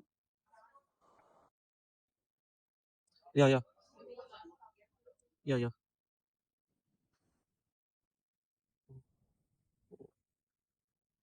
Okay, any change? Any wrong? No, right only, no, all the elements. Okay. Any row or column with single zero? No, we can take choice here. Okay, I'm cancelling this 0. Okay, take this 0. Okay, so I'm cancelling this 0, taking this 0 means this column I can cancel. Row single 0, that column I can cancel. Now, second row single 0 na? Yes, cancel this column. So, next one, fourth row is single 0 na? Cancel this column. Now, if you observe, how many lines are there? 5 lines. Along with 5 lines, we got how many allocations? 1. This row allocation, this row allocation, this row allocation, this row allocation, this row allocation. This column allocation, this column allocation, this column, this column, this column. Row wise, column wise, all the allocations we got.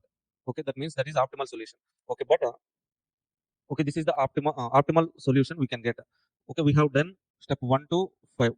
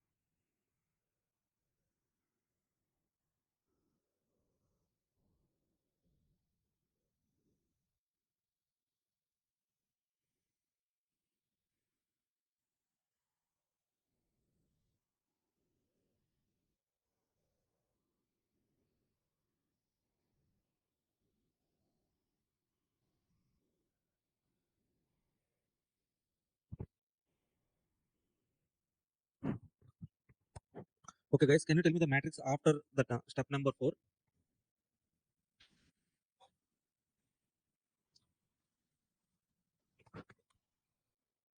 Step number 6, can you tell me the matrix once again? At last, we got some matrix now. Okay, M0, M0, 2, 0, 1, second row. 0, M, 1, 0, 1, third row.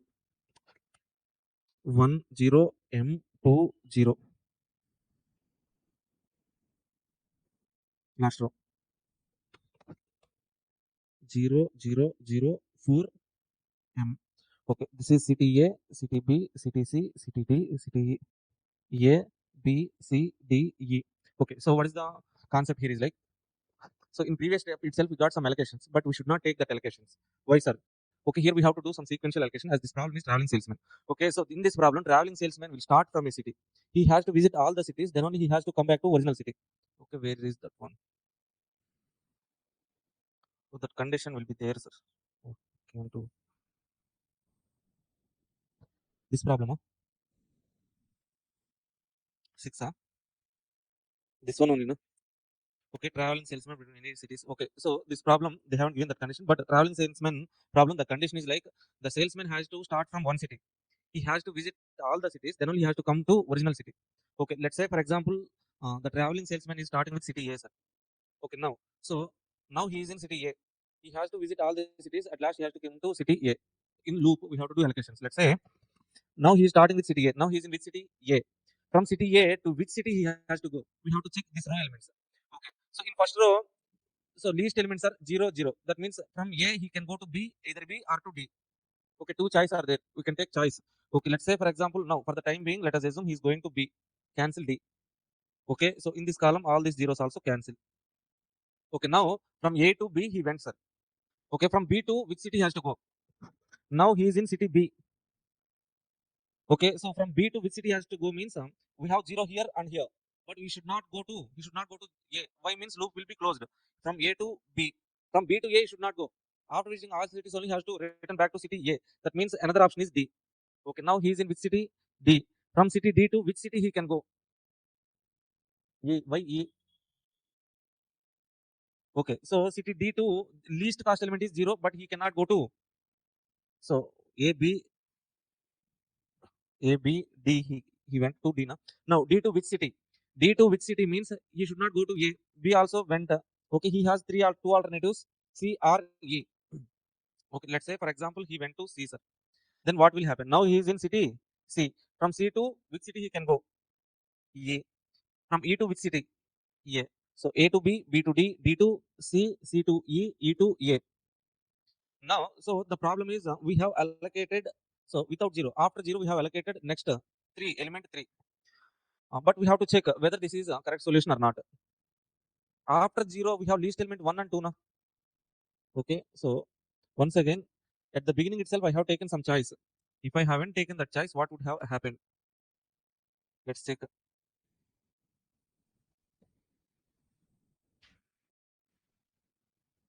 Okay, from city A to which city he can go, sir?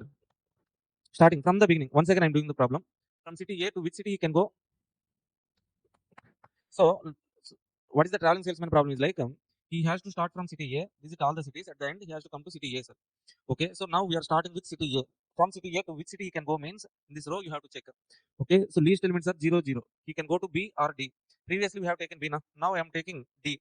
Take this choice, go to D. Cancel this 0. Okay, now he is in which city? D. From D to which city he can go? B. Huh? Okay. Now he is in B. From B to which city he can go, sir? So A should not go. Okay, so if we go to A, loop will be closed. A to D, D to B. B to, we have two options, either C or E. 1, 1. After 0, next list is 1 only. It is better to go to C. Okay, now he is in city C. To which city he has to go? E. From E to which city he can go? A. So we got the sequence, huh? A to D, D to B, B to C, C to E, E to A. Now tell me, sir, which alternative is better alternative? Previous one, this one. This one is better. Previous alternative we have allocated at 3. Okay, that means higher cost now. Okay, this is better alternative. Why means here except 0, apart from 0, next highest element 1 only we have allocated. But in previous alternative, we have done allocation at this 3. Okay, that number's gone to somewhere. Okay, so one only allocated now. This alternative we have to take. This is the best alternative. Okay, the point is like if you're not allocating at 0, check next least only we should allocate. Okay, in previous alternative we have allocated at 3. That's why I'm not taking that alternative. Another alternative I have drawn. So in this alternative, except 0, next minimum I have allocated at 1 only. Okay, fine. Even if you allocate 1 also fine. Why we are allocating at this 1 means to get this sequence. For the sequence we can allocate except 0, other elements also we can allocate. But except 0, apart from this 0, if you are allocating other elements means that should be next least only. 1. Previous alternative 3, at 3 we have allocated. That's why I'm not taking that one. Okay, that is traveling salesman, sir. Done. Any doubts? Are you okay with this allocation? Somewhat, little bit. Okay, fine. Next one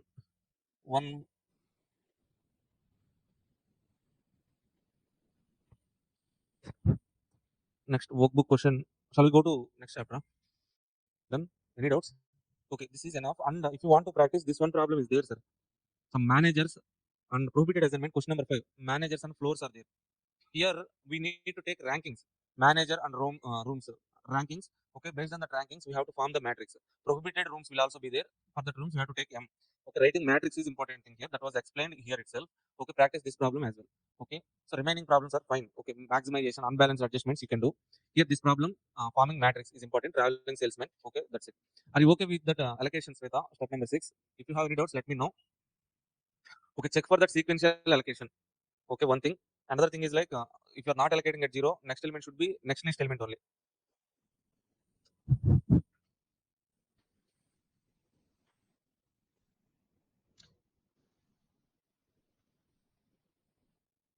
See, once again, look at this one.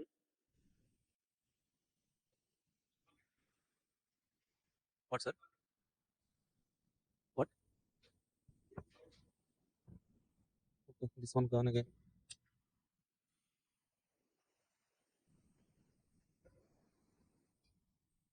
Allocate at E na. Why E? E also 1 now. You're getting allocation at E na. Allocate E. Why? Okay, now can you tell me the matrix elements once again? For step 6. Step 6. M0, M0, 20, 1. Next one. 0M, 10, 1. 1, 10, M, 20. Third row. 0, 0, 3, M, 5. Last row. 00048. Oh, sorry, 4M. Okay. Now in this traveling salesman, we have to do sequential allocation. This is A, B, C, D, E. A, B, C, D, E. Now, okay. Now see, so the condition is A has to start. So traveling salesman has to start from city A, visit all the cities, then only he come back to city A. Okay. Let's say he is starting with city A. From A to which city he has to go means we have to look in this row. In this row, least element we have 0. At what cell we have 0 means to at B we have 0, at D we have 0. Okay, if I go to, so the concept is like we are in city A, sir. To A we cannot go. If you go to B, 0 is the cost. If you go to C, 2 is the cost. If you go to D, 0 is the cost. If you go to E, 1 is the cost. To which city you will go means least cost city. B and D. So the cost to go to B and D is the least cost now. Then you can go to either B or D. Okay. Now let's say for example now I'm going to D. As we have two zeros, I'm taking B as a choice, allocating at D. Now we are in city D, sir. From city D, which city we have to go? Either A or B. A cannot go. Why, sir? I have started with A, then went to D. Then, so if I go to A means loop will be closed. No? That's why we are not going to A. Then another alternative is B. Okay, allocated B. Okay, now we are in which city? B. From B to which city we have to go? So we have 0 here and here. So to A we cannot go. To D already we went. So that's why next alternative, next list element is 1, 1. Okay. So to get the sequence of allocation, we can go to other elements except 0. So apart from 0, if you have other elements also, you can allocate. Y means we are trying to get some sequence here. Okay. For that sequence, as we have 1 and 1 here, I'm taking, so C as a choice allocating at this cell. Okay. Now we are in which city? C. From C to which city we can go? Okay. We have 0 here, 0 here. Already we went to B. Na? Okay. Another 0 is there at E. Okay, now we are in which city? From C to E to D, D to B, B to C, C to E. Now finally we are in city E. From city E to which city we can go? 0, 0, 0. To B already went, C already went. Okay, 0 is there. Now finally we have covered all the cities. We can go to A, E to A, A to D, D to B, B to C, C to E, E to A. That is the sequence. Okay, so now in this sequence, A to D, A to D, D to B, B to C, C to E, E to A. In this sequence, okay, please calculate the total distance, cost, traveling cost. A to D, what is the cost? Original matrix cost. Now, are you okay with this, Sweta?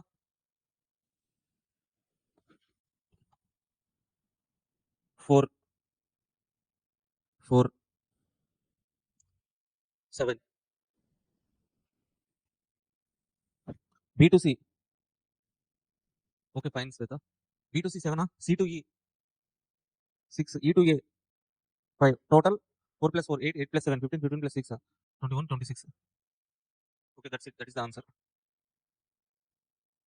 Okay, this traveling salesman, very important problem. Okay, most of the students get confused with this sequential allocation only. Okay, generally what they do is like normal allocation they will do. They think like they will get marks, but what is the problem there is like okay, so they think like we have allocated at zeros. Okay, so answer came, all the zeros allocation done, we'll get the marks like that they will think, but this is sequential allocation needed. If you do that normal allocation means gone, marks gone, 2 3 marks. Okay, that's it. Now in this particular chapter please practice these all problems, these problems, what all the problems means. Okay, so in your material mark these problems. Okay, see, so first focus, practice on basic problem, then traveling salesman problem. Two problems are there, any one problem, pick up any one problem. Okay, so prohibited routes problem number 5 is there, practice that one as well. And unbalanced 4A 4B road contracts problem, one problem is there, practice that problem. Okay, this is enough, sir. Okay, for unbalanced, okay, so that adjustments, the chart we have written now, so go through that chart once, you will understand. Okay,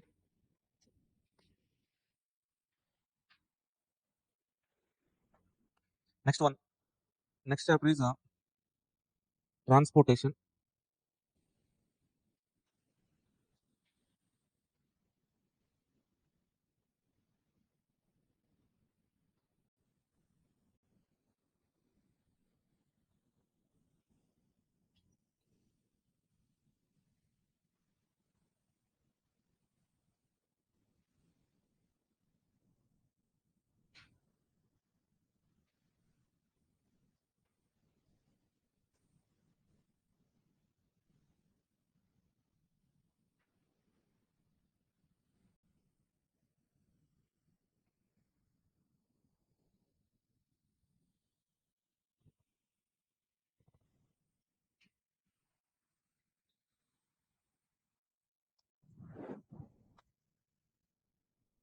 Okay, let's have some basic introduction with transportation.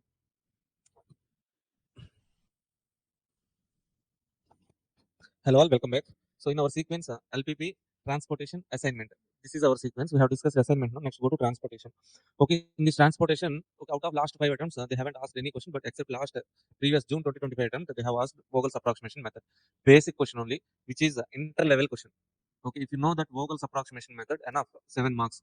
Okay, so what is this transportation? Why this means? Okay, so many retail companies, something like Walmart, DMart, for them, okay, so they will incur huge transportation cost. Walmart has incurring 33.33% of their total revenue as a transportation cost only. Okay, that means they have to give some next level importance for transportation cost as well. Okay, so what is this transportation chapter means? Say for example, this is the sequence. From the supplier, we receive raw material. Okay, store that raw material in stores. From the stores, we issue raw material to factory. From the factory, raw materials after finished goods completed, okay, we will store that finished goods in warehouse. From warehouse, if you get customer orders, directly delivered to customers, or else from warehouse to stores, stores to customers. That is the sequence. In this production cycle, in the supply chain, starting from the supplier, ending with the customer, we may incur at different parts. We may incur transportation cost. From supplier to store, we incur transportation cost. Stores to factory, some little transportation cost will be there. Factory to warehouse or warehouse to store, stores to customers, some different parts will incur some transportation cost. Say for example, first one. So at our store, let's say this is our store, sir. At our store, our requirement is 1000 tons. So at our store, our requirement is 1000 tons of demand is there, sir. Okay, that 1000 tons, to purchase that 1000 tons, we have three suppliers, supplier 1, supplier 2, supplier 3, three suppliers. Okay, so supplier 1 is having 1000 tons, supplier 2, supplier 1, 300 tons, 2, 1000 tons, 3, 500 tons availability. Okay, this is the 1000 tons is our demand. Okay, the suppliers, three suppliers is having some availability or supply at three suppliers. Okay, so if three suppliers are giving same quality, if three suppliers are selling at same selling price, then what will be our consideration, sir? Distance. Okay, first of all, we go to the supplier who is at shortest distance. Okay, so let's say to supplier to 120 kilometers, supplier 1 100 kilometers, supplier 3 70 kilometers. First of all, we go to which supplier? Supplier 3 shortest distance. No? Why, sir? To minimize transportation cost. Okay, we need 1000 tons, but he is having 500 tons only. Okay, will we purchase 500 tons or not? We need 1000, he's having 500. Okay, fine, shortest distance, we will purchase that 500. Okay, if you purchase 500 tons, remaining we need 500 tons. Okay, here supply is 0. Next, we need remaining 500 tons, supplier 3 over. Next shortest distance supplier is S1 or S2, 120, 100, go to S1. At this S1, how much supply is there? 300, but we need how much? 500. Okay, purchase the 300. 300, remaining 200 needed. Supply here becomes 0. Later we go to supplier 2, here we have 1000 tons. Okay, we take 200. 200. Okay, then our demand is getting satisfied. That means what is that? So what is this example means? Whenever we need some demand, whenever we require some raw materials, if from all the source points quality is same, selling price is same, means our consideration is minimization of transportation cost. Okay, so in this particular example, I have taken one destination, three source points. This is called as destination points. 1 minute. This is called as destination point. This is called as source points. Source points. We have three source points, one destination point. Somewhat easy for us. Okay, matching the demand and supply easy for us. Let's say, for example, when there are multiple destination points, multiple source points. Okay, deciding which source points to which destination point we have to supply, how much to supply, all those things is complex problem. Okay, even for 2 by 2 matrix or 3 by 3 matrix, somewhat it is complex problem. Okay, to solve this kind of, to take this kind of decisions, transportation algorithm is there. Okay, are you able to understand? Okay, fine. So what is the objective of this transportation problem means? Minimization, basically minimization of distance or cost. So maximization problems will also be there. Revenue, profit, contribution means maximize. So what are the conditions, sir? Condition is, constraints or conditions means total supply should be equal to total demand. First condition. If you want to solve the problem, total supply should be equal to total demand. Okay, that means balance condition, sir. Okay, so the balance matrix in transportation means total supply should be equal to total demand. But in assignment, balanced matrix means rows should be equal to columns. But here, transportation, okay, the balance check one we do, same check we do. But balance check means total supply equal to total demand or not. That is the condition. Next one, total supply and demand should be satisfied. Satisfied means what, sir? We have to satisfy total. So here, if you observe this example, we have satisfied total demand here. Demand became 0. Supplier 3, supply became 0. Supplier 1, supply became 0. But supplier 2, supply did not become 0. Okay, so we did not satisfy that supply of supplier 2. Okay, that also we need to make 0, sir. That is satisfaction of demand and supply. Okay, objective constraints. To solve this objective and constraints under transportation problem, there will be 3 stages. Okay, what is the theme of this transportation problem means? When there are multiple source points, source point means starting point, destination means ending point. When there are multiple source points, multiple destination points. Okay, the decision making situation is from where to where we have to transport. And second question is how much to transport. Where to where, how much to transport. To take this decision, this is somewhat complex kind of decision. For the transportation algorithm is there, sir. So in this transportation problem, we have to solve the problem in 3 stages. Stage 1, stage 2, stage 3. What is the stage 1, sir?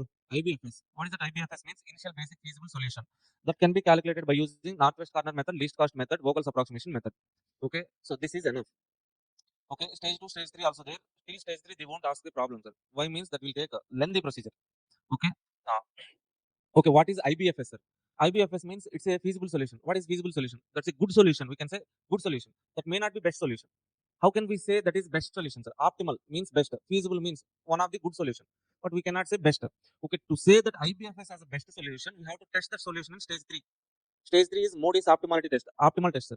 That optimal test we can do by using 2 methods. Stepping stone method, Moody's optimality test. Moody test means modified distribution test. Okay, stepping stone name is there, but method is not there in our syllabus. Moody method there in our syllabus. Okay, before doing the optimal test in stage 3, we have to do test of degeneracy in stage 2. Okay, stage 1, stage 2, stage 3. That is complete transportation problem. That complete transportation problem may not be asked. So stage 1 important for us. Very important, sir. In previous attempts, I haven't discussed even this method also. Okay, you know that method from intermediate level. Just go to that process once. Okay, enough. I used to say like that, but in June attempt only they have one question. Some people ask like, okay, they don't know Vogel's approximation method, so that's why we have to discuss it. Okay, so first one, how many methods are there? Northwest corner method, least cost method, Vogel's approximation method. So first one, let's take northwest corner method. So before doing any method, here also we have to do 2 checks. What are the 2 checks, sir? Same like assignment. Check 1, balance check, whether the problem is whether the matrix is balanced matrix or not. In transportation, how can we check whether the matrix is balanced or not means total supply should be equal to total demand. If that is equal means balanced, not equal means unbalanced. Unbalanced problem means how to balance it? Dummy row or column. So if demand is less than supply. Okay, so see, generally in transportation problem, source points generally we take in rows. Okay, source points means they will have supply. Destination points generally we take in columns. They will have demand. Destination will have demand. Source points will have supply. Supply, total demand. If supply is less than demand, supply we need to increase now. Then insert row. Okay, if demand is less than supply, we have to increase the demand to match. Then insert column. Okay, are you getting this point? Source points will be taken in rows. That means supply. Supply will be there in rows. Okay, in columns, demand will be there. Okay, if supply is less than demand, we have to match, we have to increase the supply. To increase the supply, okay, insert dummy row. To increase the demand, insert dummy column. That's it. Check 1. Next, check 2. Minimization or maximization. Object to check, sir. If the problem is minimization, how can we check whether it is minimization or not? Cost elements, distance, time elements, minimization. Okay, sales revenue contribution, maximization. If the problem is minimization, fine, go to the IBFS. If problem is maximization, same like assignment. Identify maximum element from that, subtract all other elements. Okay. So the point is, when in single problem, unbalanced maximization is given, sir. First, which adjustment we need to do? In single problem, unbalanced problem as well as maximization. First of all, do we need to convert the matrix or else balance? First balance. Why, sir? Why like that only? Okay, okay. So what you said is right, sir. First one we have to balance, then only convert the matrix. Okay, this sequence only we need to follow. If you follow reverse means we'll get wrong answer. Okay, that's it. That is the first point. Next, coming to our workbook. Go to our workbook.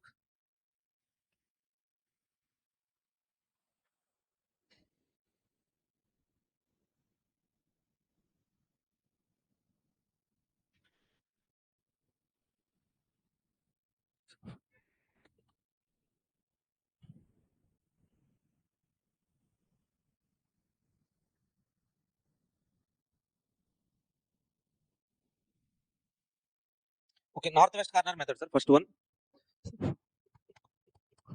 Okay, read this matrix. A company is dealing with special type of liquid has 3 plants P1, P2, P3 located throughout the country. Production capacity of these plants are respectively 50, 75, 25 gallons. Each day, the firm must furnish 4 of retail shops, R1, R2, R3, and R4 with at least 20, 20, 50, 60 gallons of the product. Okay, the transportation cost in gallons between various. So transportation cost they're saying. Transportation cost. Okay, 3 plants. Matrix they have given in the question itself. Supply. Okay, retail shops. Destination points R1, R2, R3, R4. Demands. Okay, first one. Check whether supply is equal to demand or not. Total supply how much? 150. Total demand 150. Balance matrix. Next one for northwest corner method. Okay, that is fine. Okay, anyway, the matrix elements are okay. Either maximization, minimization, whatever it is, the sequence is same. But what is our check to balance checker? So matrix elements are what elements? Cost elements, minimization problem. Okay, so under northwest corner method, first of all, we have to check for northwest corner cell. Northwest corner means what, sir? Okay, we have to take whenever you are taking on plane surface. Okay, so north means top direction north, south, right, east, west. Northwest corner means this cell, sir. Okay, so in this matrix, northwest corner cell means okay. This is matrix elements. These elements are okay. Be careful, sir. Here, these elements are matrix elements. Okay, these elements are supply. These elements are demand. Don't get confused between. Okay, some students what they will do is like all these elements are matrix elements. So that this is supply, this is demand. These elements are matrix elements. Okay. Out of these elements, first of all, go to northwest corner element. P1, R1. These three. At these three, how much we can allocate, sir? At these three, we have 50, 20, whichever is lower. Okay, how, sir? P1 supply is 50, R1 requirement is 20. If you take 50 units from P1 to R1, will they take? No. Their need is 20 only, na? They will take 20 only. That means we can allocate 20 here, allocate 20. If I allocate 20 means this becomes 0. This 50 becomes 30. Okay. So as this column becomes 0, now cancel this column. Okay, now. So remaining matrix. In the remaining matrix, again, identify northwest corner cell. This one is northwest corner cell. Okay, at this cell allocate. Okay, 30, 20, we can allocate 20. This becomes 0, this becomes 10. Cancel this column. Okay, so remaining elements. This is the remaining matrix. Northwest corner cell, 7. At this 7, 10, 50. Allocate 10. Okay, this becomes 0, this becomes 40. Okay, as this row becomes 0, cancel this row. Okay, now remaining elements are these 4 elements. Northwest corner cell, 8. At this 8, 75, 40. We can allocate 40. 40 allocated, this 40 becomes 0, this 75 becomes 35, this becomes 0, no, cancel.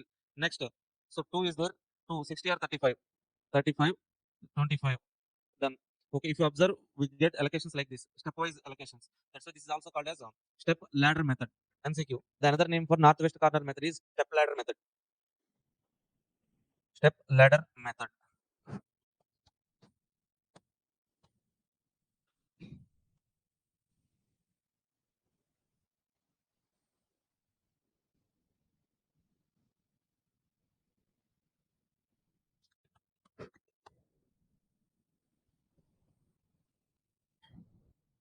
Okay, so after calculating IBFS under, so first of all, while calculating, uh, so the solution IBFS under northwest corner method, we have to write what? IBFS under northwest corner method.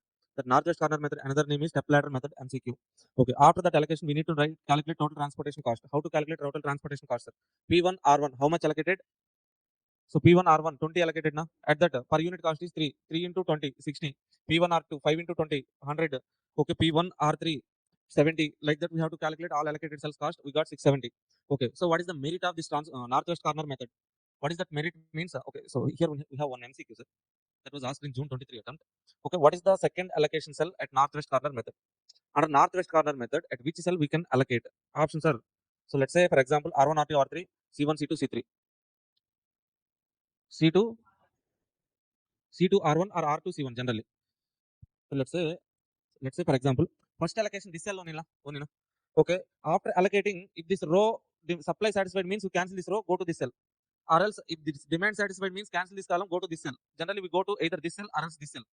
If, so if for example this supplies became 0, this demand became 0, then sometimes you can go to this cell also now. Okay, in that MCQ, in June 23 at MCQ, they haven't given this cell name. In the options, they haven't given this cell name, this cell name. They given this cell name. Okay, sometimes we also go to this cell, option R2, C2. When, sir? These two cells are not given, no? That's why. In option, they haven't given these two cells, then this is also correct answer. That's the point. Generally, where we can do second allocation means first allocation this cell, second allocation this is possible, this is possible, this is also possible. Next one, northwest corner method merits. Easy to solve, even layman can solve, simple to use. Okay, what are the demerits? So here our target is to minimize the cost, but we haven't considered cost elements, no? Okay, so to consider cost elements, we need a new method that is called least cost method. Under least cost method, how to solve the problem, sir? Under least cost method, how to solve the problem means, once again, go to the matrix.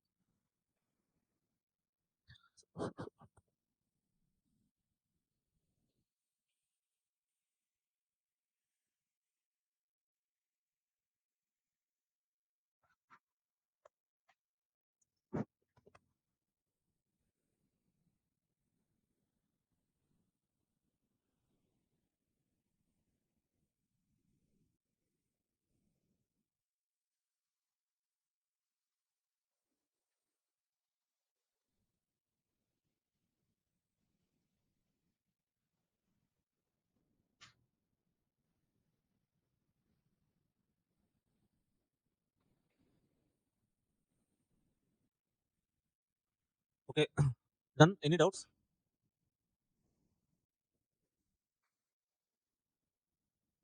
Yes, in exam, maximum stage one only they will ask, sir. That is Vogel's approximation method. Okay, so Modi method. So to go to Modi method, you have to do stage one, stage two, stage three. Okay, by that time you reach Modi method and solve the problem. Okay, 30 to 45 minutes. Okay, if you observe any past attempt you take, they haven't asked transportation problems till stage three. Maximum Vogel's approximation method. That too by mistake last attempt they have asked. That too basic question. Okay, sir, but last time they asked VAM, no? VAM, only Vogel's approximation method, IBFS stage 1 only they have asked, sir. Okay, so if you observe the question paper, they haven't asked till stage 3. Mode is optimal solution. So if you see, in question, they will specifically ask optimal solution. What? What happened, madam? If in the question, if they're asking to solve, if they're asking to find out optimal solution means, we have to go to till stage 3. If in the question, they're asking for initial basic feasible solution, IBFS, then stage 1 enough. That's it. Okay, see, so you just do some analysis. What is that analysis means? Okay, you have seen the question paper.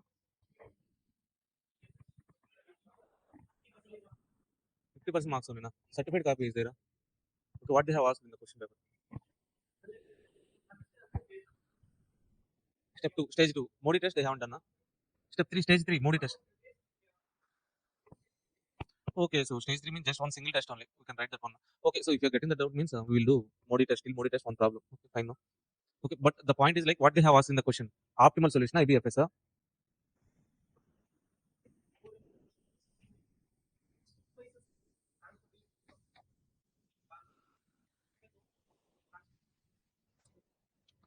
Okay, okay. So clearly they have asked VAM only, but they haven't mentioned IBFS or else optimal solution. Okay, that's why for 7 marks they have done stage 1, stage 2. Suggestion answer. That's it, right? Okay, okay. Okay, I think okay. So stage 2 we will write means if you are getting 1 or 2 marks means you can write stage 2.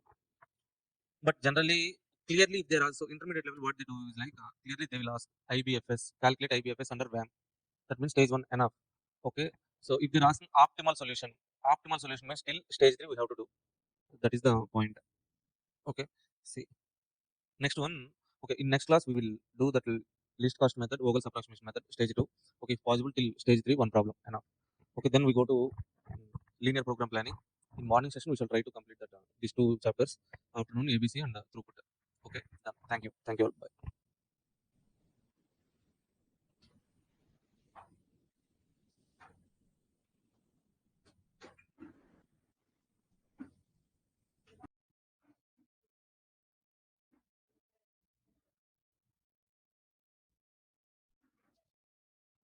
Yeah, hello all, welcome back. See guys, in previous class we have discussed the transportation.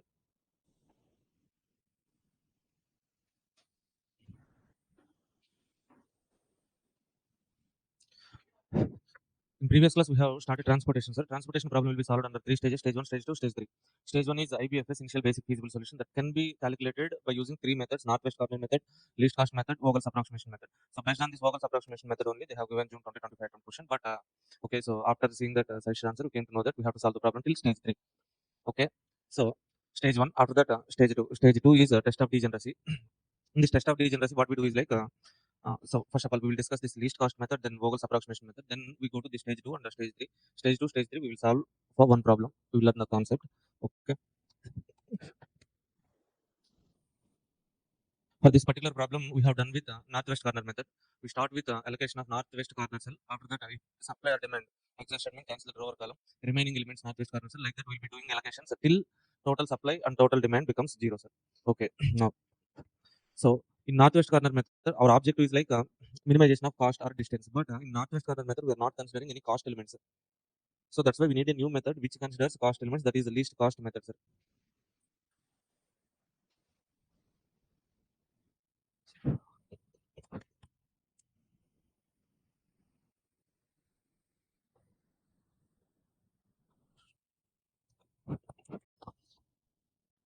Least cost method. So calculation of IBFS, initial basic feasible solution, under least cost method.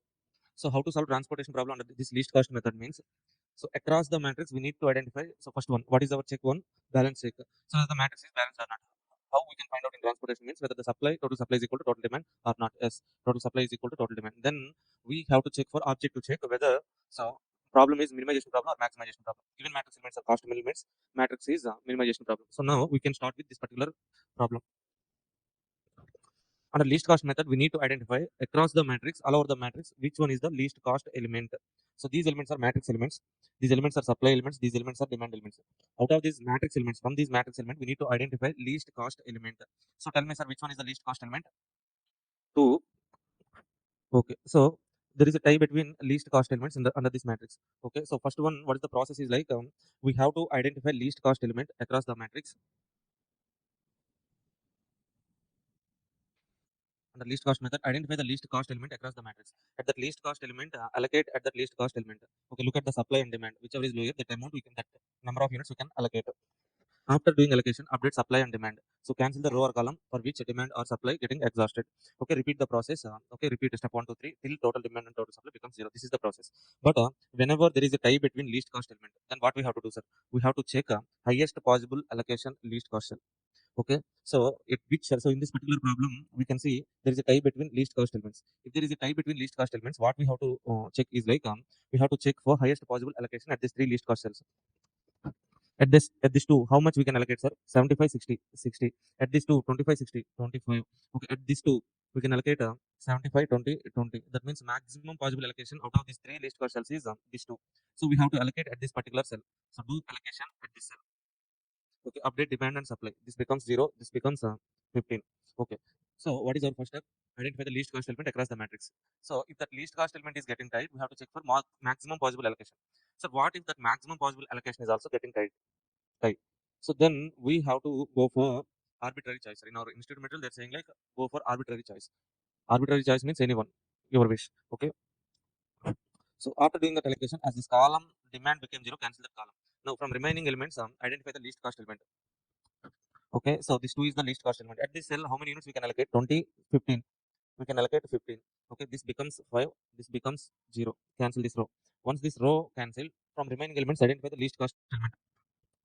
Which one, sir?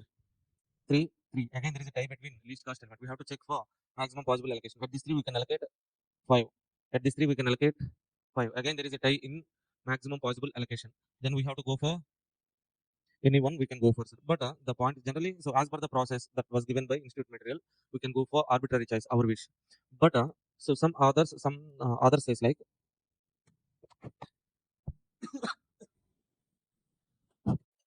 okay, so if I miss this cell, let's say for example, if I miss this cell, what is our next least cost cell in this row, sir? 5. That means if I miss this 3, to transport in this row, I have to go to 5. That means additional 2 rupees is the cost, opportunity cost, loss or additional cost. Okay. If I miss this 3, to which cell I have to go? 6. That means what is our additional or opportunity cost? 3. So which one is the higher loss? 2 or 3? 3 is a higher additional loss. Okay. So additional loss means we have to avoid. To avoid that additional 3 cost, okay, at which cell we have to allocate, sir? This 3 or this 3? R1, R1, P3 or P1? P3. So if I allocated this 3, I can avoid higher loss of 3 opportunity cost. Okay, so that's why you can go to this 3, sir. But as per the institute material, we can go for arbitrary choice. Okay, so at this 3, how much we can allocate? 5. If I allocate 5 here, okay, are you understanding or not? Okay, nothing but penalty we calculate in Vogel's approximation method. Now. Penalty means additional cost only. Now. So if I miss this 3, so simple, sir. Now we are going to calculate penalties. In this row, what is the penalty? Least element, next least element. 2. In this row, what is the penalty? 3, 6. 3 is the penalty. So, and which row we have to allocate means highest penalty row. Simple. Okay, somewhere we are bringing the concept of Vogel's approximation method to this method. That is what being said by some authors, but that is not said by our material alone. Okay, anyway, we can go for, as per our institute material, we can go for arbitrary choice. Okay, I'm going with this cell, sir. At this cell, I can allocate 5 here. Okay, so this becomes 0. This becomes 20. Okay, now, so as this column became 0, cancel this column. Now, from remaining elements, which one is the least cost element? 5, 5. Again, there is a tie. How much we can, sorry, already this row cancelled.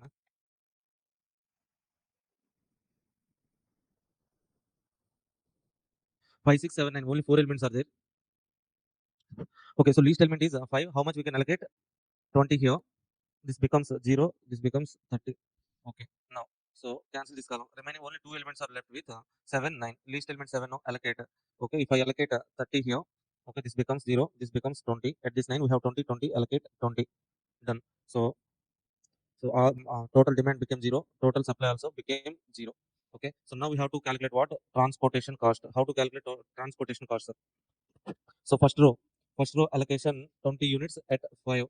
So next allocation 30 units at 7. Next allocation second row 15 units at 2. So in that second row itself 60 units at 2. Third row 5 units at 3. So 20 units at 9. So total is how much, sir? 655. Okay, previously under northwest corner method we got more than 655. Okay, so in this method we got 655. So what are the merits and demerits of this least cost method, sir? This least cost method considers, okay, so cost elements. It considers cost element, that is the merit.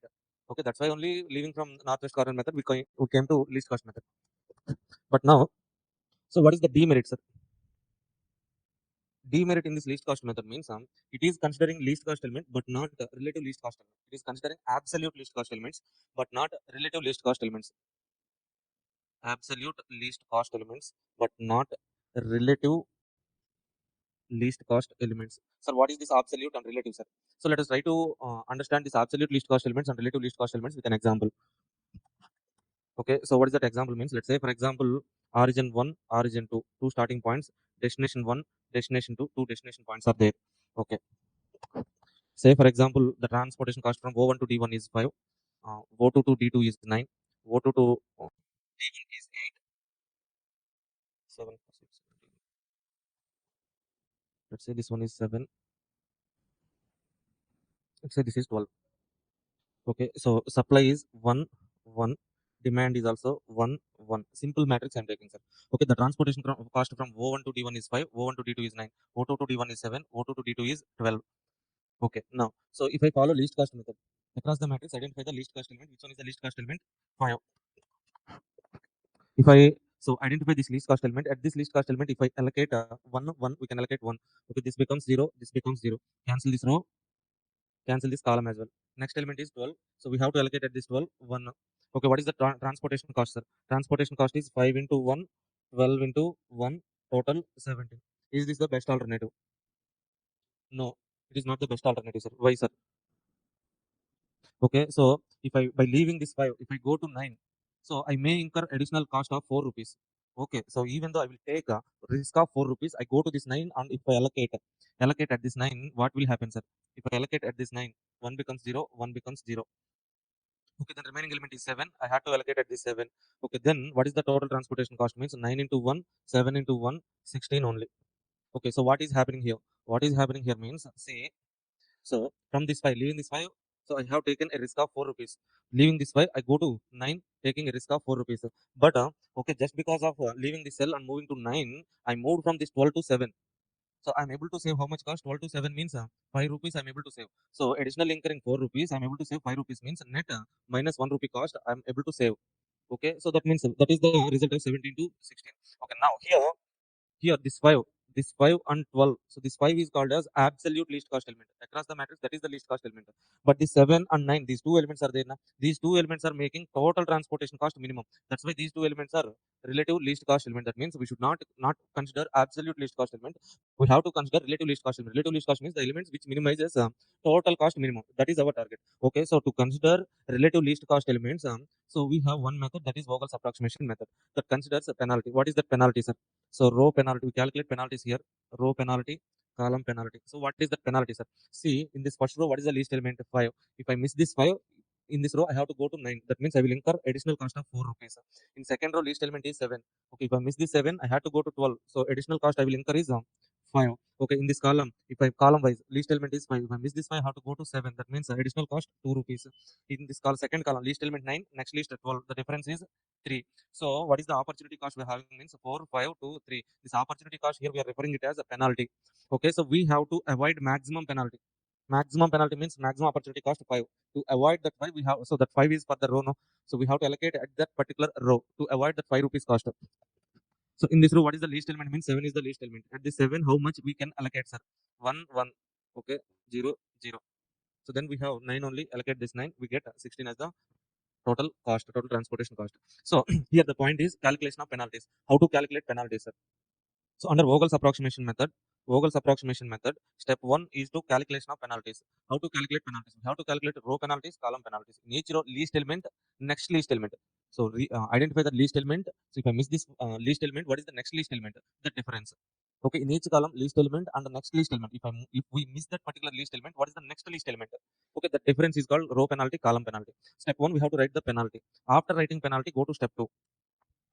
So identify the maximum penalty. Identify the maximum penalty. At that maximum penalty row or column, so at least cost element, do the allocation. Okay, so at the least cost element, do the allocation by looking at the supply and demand. Okay, so anyone can be exhausted. Either demand or supply will be exhausted, becomes 0. Okay, cancel that row or column. Okay, so after updating supply and demands and all, so again repeat the process. Step 1, step 2. What is our step 1? Calculation of penalties. How to calculate penalty? Least, next least difference. That is penalty. After writing penalty, identify the maximum penalty. From that maximum penalty, that is for row or else for column. In that row or column, identify the least cost element. At that element, do the allocation. Okay, so after doing allocation, we can update row demand and supplies. Okay, if anyone can become 0, consider row or column for which demand or supply becoming 0. Okay, that is the process. We have to repeat this process until all total supply becomes 0, total demand becomes 0, sir. Okay, now let's do the same problem. So for same problem, Vogel's approximation method.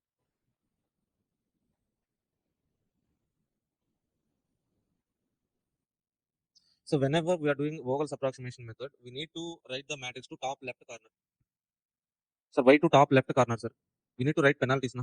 Row penalties, column penalties. Okay, to have some space and try to write the matrix top left corner, so that we'll be having some space at right side to write row penalties, bottom side to write column penalties.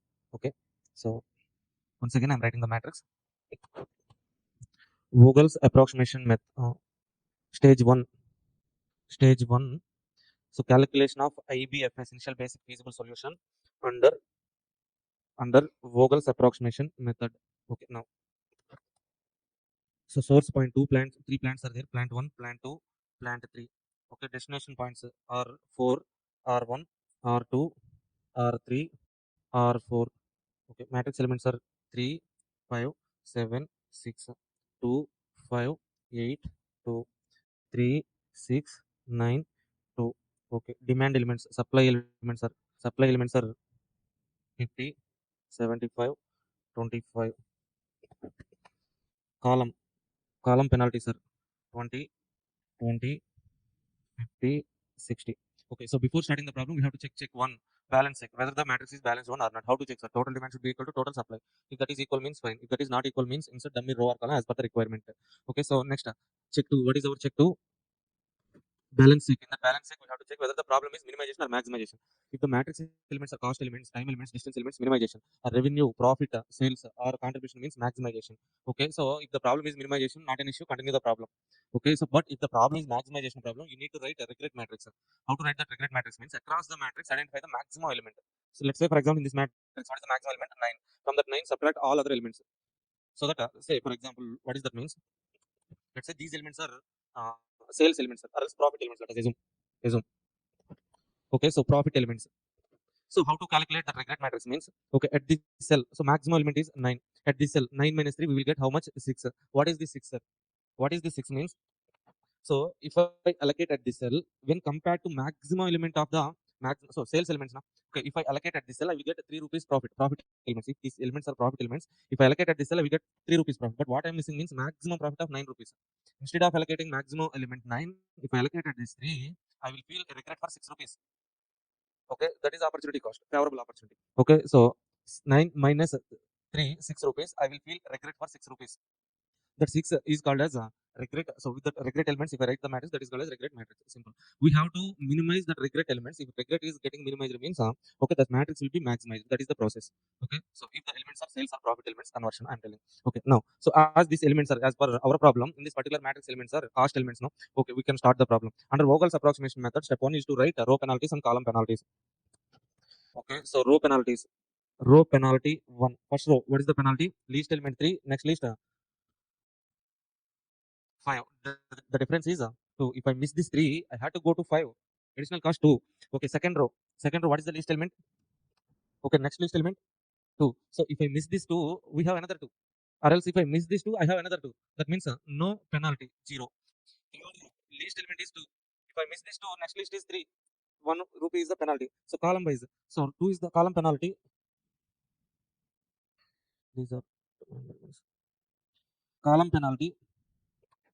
So first column, least element 2, next list 3. If I miss this 2, I have to go to 3, 1 rupee. Second column, 5, 5, 0. Third column, 7, 8, 1. Next column, 2, 2, 0. What is the highest penalty? 2. At this 2, put a star mark. Why, sir? Okay, if you are putting a star mark at highest penalty, it means that you have identified that as a highest penalty. Okay, in that row, what is the least element? At this 3, we have to do allocation, sir. How much we can allocate? Okay, so at this 3, 50, 20, maximum we can allocate 20. So 20 becomes 0, 50 becomes 30. So cancel this column. Are you okay with this process? Any doubts? Okay, write the penalties. Maximum penalty row or column, minimum element, allocate. Okay, so update supply and demand. Repeat the process. Okay, as I have updated demand quantity and supply quantity, I have cancelled this column. We have to repeat the process.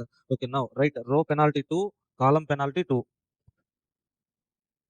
Row penalty 2, column penalty 2. So cancelled elements. Okay, avoid that cancelled elements. Okay, from remaining elements, first row, least element. First row least is 5. Next list 6. What is the penalty? 1. Second row least 2. Next list 5. 3. 2, 6. 4 is the penalty. First column cancel no dash. 5, 5, 0, 1, 0. Highest penalty. What is the highest penalty? 4. In this row, what is the least element? 2. At this 2, how much we can allocate? 25. Okay, so 25 becomes 0. 60 becomes 35. Okay. Okay. This row supply exhausted now cancel. Okay. So again repeat the process. Row penalty 3, column penalty 3. Again, first row penalty 5 6 1, second row 2 5 3, third row dash, first column dash, okay, second column 5 5 0, third column 7 8 1, last column 6 4 2 6 4. Highest penalty is 4. In this column, what is the least element? 2. At this 2, how much we can allocate? 75 or 35? 35. Okay, this 75 becomes 40, 35 becomes 0. Cancel this column. Okay, so remaining 4 elements are there. For that row 4 elements as well, we have to write row penalty 4, column penalty 4. First row least element 5 7 2, second row 5 8 3 dash, first column dash, second column 0 7 8 1, next column dash, highest penalty 3. In this 3 least element is 5 5. Okay, at this 5 how much we can allocate? 20 40. Allocate 20. So if you allocate this 20, this becomes 0, this becomes 20. Okay, cancel this column. Okay, we have two elements only, 7 8. At this 7 least one, least now allocate at this 7 30 0. Allocate at this allocate at this 8 20 20 20. We can allocate this 20 becomes 0, 20 becomes 0. So total supply became 0, demand became 0. Any doubts? Okay, let's calculate total transportation cost. 650. Yeah? So if you calculate total transportation cost, that is 650. Okay, this 650 is called as IBFS, initial basic feasible solution. Okay, initial basic feasible solution means it's a good solution, but we cannot say this is the best solution. To say this IBFS as the best solution, we have to test that solution under stage 3 optimal test. Okay, to do the test under stage 3, so stage 3 we use optimal test Moody's methods. Okay, so before doing that stage 3, we have to check one check in stage 2. What is that check, sir? So before going to the stage 3, stage 2, we have to do test of degeneracy. Sir, what is this test of degeneracy, sir?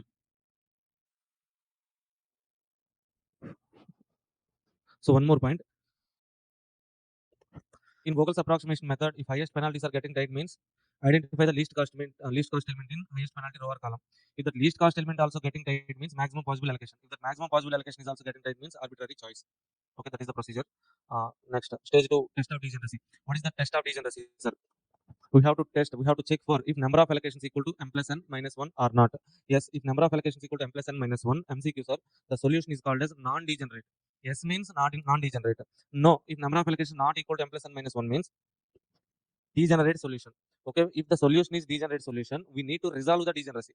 Okay, once again, number of allocations equal to m plus n minus 1. Yes, non-degenerate. No, degenerate. If the solution is degenerate solution, resolve the degeneracy. How to resolve the degeneracy, sir? How we can resolve the degeneracy means, so we have to do dummy allocation. Dummy allocation epsilon, infinite small quantity E or epsilon, we have to allocate.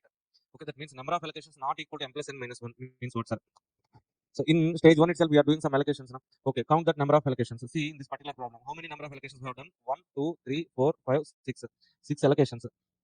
Okay, so m means what, sir? Number of rows. N means what, sir? Number of columns. Minus 1. How many rows? 3 rows plus 4 columns minus 1. 6 equal to 6. Number of allocations equal to m plus n minus 1. M means rows, n means column. Okay, so if number of allocations equal to m plus n minus 1, fine. If that is not equal, means maybe we may get only 5 allocations. 7 allocations we will not get, sir. Okay, that means number of allocations 5, maybe m plus n minus 1 6. In that situation, we have to increase the allocations. Okay, to increase the allocations, what we have to do, sir? Make some dummy allocation. Dummy allocation at unallocated. What are the unallocated cells? Here 2, 3, 6, 9, 5, 6. Okay, at this unallocated cells we can do allocation, but here 6 equal to 6, no need to do the dummy allocation. Unallocated least cost. From unallocated cells, identify least cost cell. Then independent cell. Sir, what is this independent cell, sir? That independent cell we will not understand now itself. While doing that test, optimality test, modi test, we will understand, sir. So now 2 points I'm keeping pending, sir. One is independent cell. Another one is why we have to do this test of degeneracy. What is the purpose of doing that test of degeneracy? That also we won't understand now. Okay, I will explain while doing Modi's optimality test. Okay, so for this particular problem, stage 1 IBF is calculated. Stage 2 test of degeneracy, number of allocations equal to m plus n minus 1. Okay, so proceed to stage 3 Modi's optimality test. Stage 3 Modi's optimality test. What is Modi test, sir? Modi means what? Modified distribution. Okay, to do optimal test, we have generally two methods in stage 3. Stepping stone method and Modi's optimality test. Stepping stone method, just for the name sake only, that was given in our material. How to do that method and all was not there in our syllabus. So we only have to learn. Modi method. Okay, so in this Modi method, optimal test will be done under the three tables. Okay, generally to learn the concept, we have to use these tables. If you know the concept directly on the matrix itself, we can do. Okay, first of all, for this problem, we need to understand the concept. No, that's why I will be explaining the entire concept by using three tables. Okay, so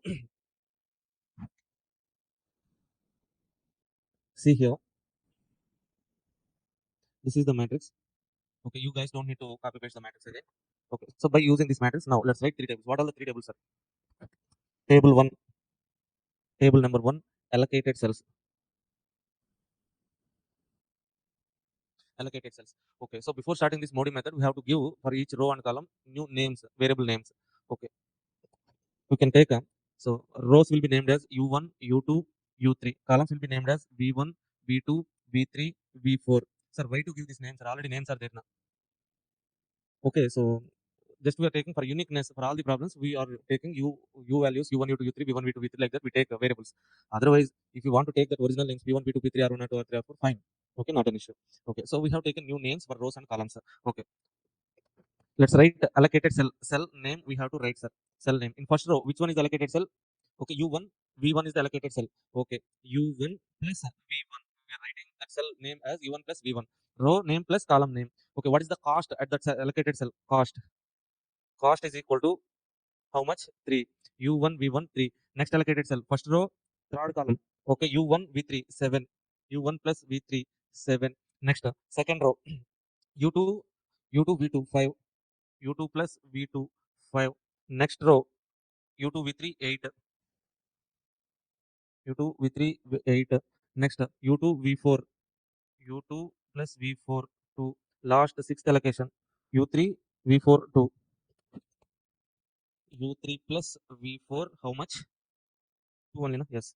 Okay. So now from all the allocated cells, we have taken what allocated cell namings and cost we have written, sir. Now, so I'm making all these cell names and cost, converting these values into equations. How can we convert? Means U1 plus V1 equal to 3, U1 plus V3 equal to 7, equal to. By writing these equal to, all the values became equations. Okay. So from these equations, we have to write as table number 2. Table number 2, variable values. Variable values. What are the variable values? Means we have U1, U2, U3, V1, V2, V3, V4. Now solving these equations, we have to find out the U1, U2, U3, V1, V2, V3, V4 values. So how to calculate, sir? So how to calculate means, see, if you observe, how many variables are there? 7 variables. Why 7 variables, sir? 3 rows, 3 U1, U2, U3.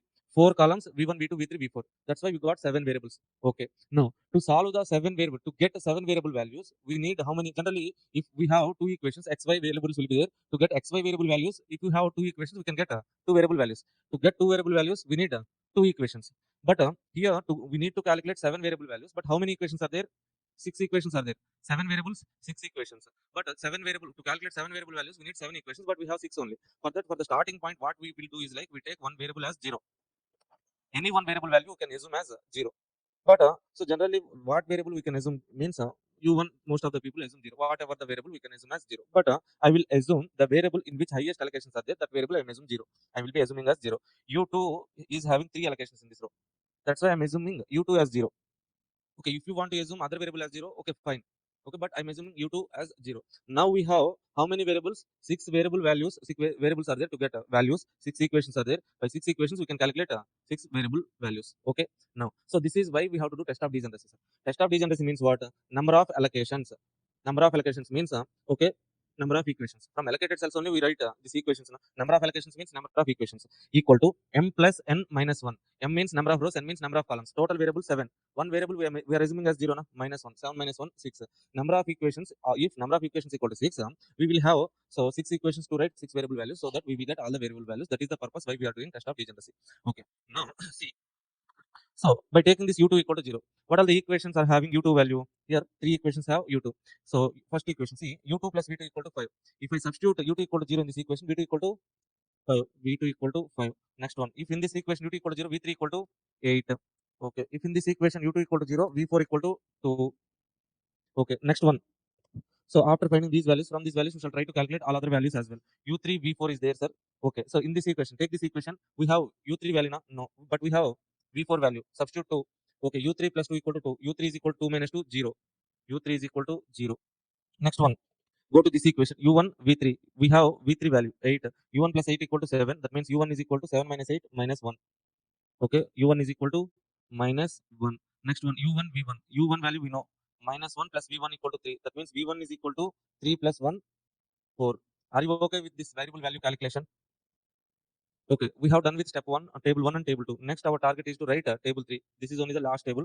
Table 3, unallocated cells.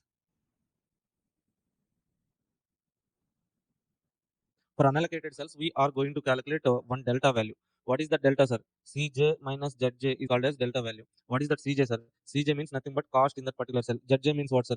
Zj will be calculated from table 2 variable values. Okay, so for each unallocated cell, how many unallocated cells are there, sir? How many unallocated cells are there means, okay, 1, 2, 3, 4, 5, 6. Okay, so first unallocated cell, u1, v2, u1 plus v2, 5. Next unallocated cell, u1, v4, u1 plus v4, 6. Okay, next unallocated cell, second row, first column, u2, v1, 2. Next one, second row, third row, u3, v1, 3. u3, v1, 3. u3, v2, 6. u3, v3, 9. Okay, like this we have to write cells and cost value. This cost value is called as Cj value. Okay, now from that Cj value we can calculate what? Okay, our target is to calculate delta value now. Delta means Cj minus Zj. We have Cj value. Now we have to write Zj. What is that Zj means? That this Zj value we can calculate from table number to variable values. How to calculate, sir? u1 plus v2. u1 is minus 1. v2 is 5. 5 minus 1, 4. Zj value is 4. Okay, so this value, sir. Add the two variables, we will get a Zj value. Next, second cell, u1, v4. u1 minus 1, v4 2. 2 minus 1, 1. Third one, u2, v1. u2 0, v1 4. 4. u3, u3 v1. u3 0, v1 4. 4. u2 v1. u2 v1 4. Okay, u3 v1. u3 v1 4. Okay, u3 v2. u3 v2 5. u3 v3 8. Okay, now let's calculate delta value. Delta means Cj minus Zj. Okay, for each cell, Cj value 5 minus 4, 1. 6 minus 1, 4, sorry, 5. 2 minus 4, minus 2. 3 minus 4, minus 1. 6 minus 5, 1. 9 minus 8, 1. That's it, sir. We have calculated delta values. So from these delta values, we can decide whether the solution is optimal or not. If delta value for all the cells, delta value is positive, means for all the unallocated cells, for all unallocated cells, if delta is positive, means solution is optimal solution. So if any for any one cell negative value, delta negative value is there, means non-optimal solution. Non-optimal solution. If for any delta value is equal to 0, means multiple optimal solutions. Multiple optimal solutions. Okay, so but unfortunately we get two negative values. That means solution is non-optimal solution. Okay, so if the solution is non-optimal solution, we have to improve the matrix, improve the solution. How to improve, sir? Looping, through looping. Okay, so on that looping, some MCQs are also there. That's why we have to discuss looping, sir. Okay, so we have for two cells. So first of all, we need to understand this delta value, sir. What is this delta means? Delta means opportunity cost. If I try to do additional allocation at this cell, means our total transportation cost will be increased by 1 rupee per each unit I allocate at this particular cell. If I try to allocate one more unit in this particular cell, cost will be increased by 1 rupee. If I try to allocate one more unit in this particular cell, means cost will be increased by 5 rupees for each unit. If I try to allocate here, for each unit I allocate in this cell u2 v1, my total transportation cost will be reduced by minus 2 rupees. Okay, that means there is a chance for reducing the total transportation cost. If there is a chance, means we have to reduce now. Okay, now how to reduce, sir? Through looping. For above problem, are you okay with this mode test 3 table approach? Okay, so generally what some authors will do is like, okay, even in the institute materials also, directly on this matrix itself, they will write UV values. Okay, they calculate by comparing cost value, UV values, they write delta value. Oh, that is direct calculation. First of all, we need to understand the process. If you know this process, directly also you can do without writing these tables. Okay, for that you need to practice. Okay, so in this problem, for above problem, for two cells,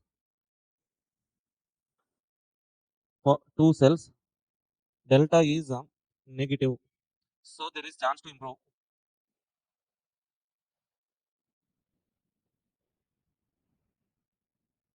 So we have to use looping. So how to do this looping, sir? How to do looping means we need to copy paste the matrix now.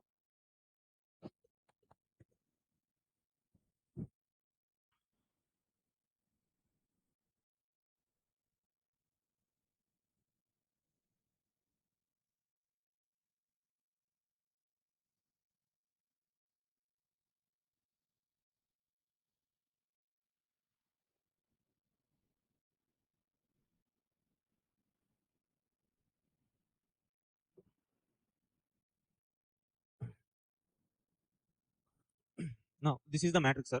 In this matrix we have to do looping. So are you okay with this till now calculation or Modi test? Any doubts? No? Okay, now proceed. We have to do looping at the cell at which unallocated cell. For which unallocated cell we have negative opportunity cost. Delta represents what? Opportunity cost, or else this is also called as optimality index. Optimal index. MCQ. Okay. So as delta value is highest negative here, we have to do looping at this particular cell, sir. Okay. So what is this particular cell means? U2 V1. U2 V1 means this cell only. Na? Okay. Now we need to do looping at this particular cell. Generally, first of all, I will explain the process of looping. So once again, I will tell you a shortcut how to do looping and all. Okay. Say for example, if I try to allocate at this 2 cell, why I'm trying to allocate at this 2 means at this cell if I allocate minus 2 is the opportunity cost. Cost will be reduced. For that I'm trying to allocate. See, if I allocate at this 2, let's say for example I'm allocating only 1 unit in this cell. Sir. I allocated how many units? Only 1 unit in this cell. So if I allocate in this 1 unit in this cell, what happened is like in this column, okay, we are having maximum demand 20, but we have allocated 21 units. We need to balance now. Balance means balance at other allocated cell. What is other allocated cell? 3. At this 3 we have 20 now. Okay, make it 19. To balance, make it 19. Okay, so immediately after making it 19, this is 19, this is 30, total 49, but here we have 50. We need to balance now. Okay, for that, so adjust this 32, 31. 31 plus 19, 50 na balanced. Immediately after adjusting this 30 to 31, what happened is like this is 31, this is 20, but we have 50 only. Again, we need to adjust. What we need to adjust, sir? Make this 22, 20. Sorry. Yeah. I'm testing. Yeah. Now this 31 plus 19, 50 na. Okay. So just by allocating 1 unit here, I have allocated here. For that to balance, I reduced 1 unit here, subtract, added here, subtracted here, added here, subtracted here, so that okay, 1 19 20 balanced. 35 total this column, sorry, this row, this column, this column, all the quantities are balanced. Okay. Now, so what happened is like this cell, this cell, this cell, this cell. What are the changes I made means I have allocated at this cell 1 unit. If I allocate 1 unit at this cell, 2 rupees cost increase na plus 2. Okay. So if I allocate, if I unallocate 1 unit here, 3 rupees cost reduced na. Okay, minus 3. Okay. So here 1 unit increased. That means cost increase na plus 7. Here 1 unit reduced. That means cost reduced na minus 8. Okay, so plus 2 plus 7, how much? 9. Minus 3 minus 8. 9 minus 11. That means minus 2 cost reduced. Okay, that's it. That is the process of looping, sir. Okay, so but I have explained this process of looping for single unit only. How the delta value represents minus 2 means, okay, plus 2 minus 3 plus 7 minus 8, we are getting minus 2. That means total transportation cost will be reduced by 2. But so this is not only 1 unit we can allocate. Now maximum how many units we can allocate here? That is what we need to check, sir. That is what we need to check means I have allocated 1 unit here plus where I have allocated units plus minus plus minus. At this minus 19, 19 is there. Maximum I can allocate. So previously before allocation, the allocations are like this. 0, 20, this is 30, this is 20. Okay.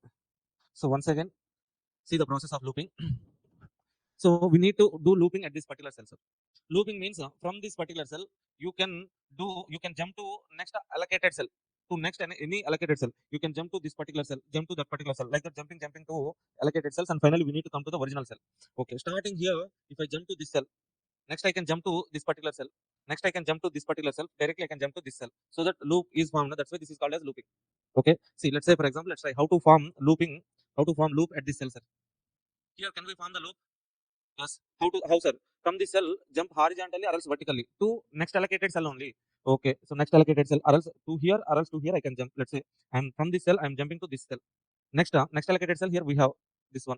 next to this and back. This is loop. Okay, next let's say for example, can we form the loop at this cell? No, no. Let's try from this cell to jump to this cell, this cell, this cell, this cell, this cell, finally come to this cell. Okay, loop can be formed. Okay, at this 5 can we form loop at this cell? This one, this one, this one, this one. Yes.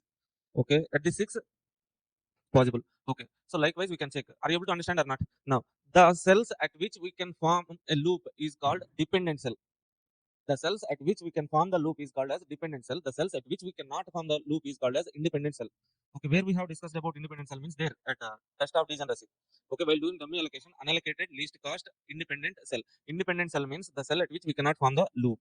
Okay, here in this particular matrix we can form the loop at any unallocated cell. Okay, that's it. Now, so we are trying to improve this cell, sir. At this cell, if I try to allocate means, so improve. So for looping, loop has to be formed. How we are forming loop means, start here, jump to this cell, next to this cell, next to this cell, next directly to this cell. Okay, starting with this particular cell, add plus, minus, plus, minus. Okay, plus, minus, plus, minus. Look at the minus cells.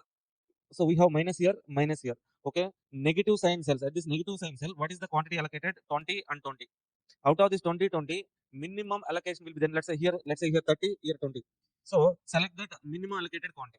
Now, as we have 20 here, 20 here, I'm selecting the 20.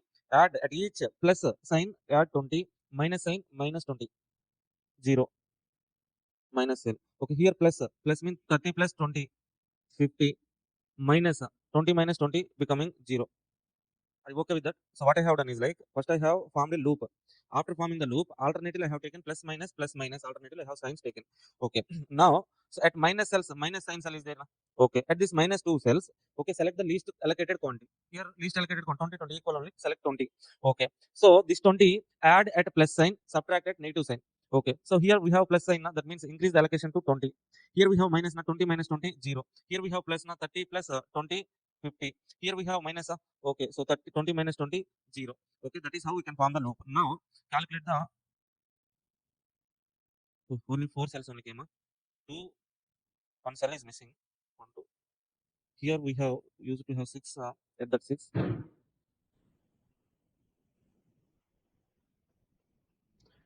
1, 2, 3, 4, 5. Okay, okay, 5. Okay, 2 cells vacated, sir. 2 cells vacated. So we got 5 allocated cells. Now calculate total transportation cost. Okay, 7 into 50 first row. Second row, 2 into 20. 5 into 20 in second row. In second row itself, 2 into 35. Last row, 2 into 25. Calculate and tell me the total transportation cost. 600, 610. Okay, under northwest corner method, okay, total transportation cost something like 670 or something. We got 6, no, 670. Okay, least cost method we got 655. Okay, Vogel's approximation method we got 650. Okay, we are saying like this is also not best method. Under Modi's optimality test we have done looping, we got 610. That means which one is giving the best solution means after testing optimal solution looping only we are getting best solution. So out of these 3 methods IBFS, which one is the best method means Vogel's approximation method. Okay, now, so if any problem, if they are asking for optimal solution, we have to do till stage 3. If they are asking only IBFS stage 1 is fine. Okay. So this is somewhat lengthy process, writing these 3 tables. What we have to do is like on this table itself, we have to calculate U1, U2, U3, V1, V2, V3, V4 values.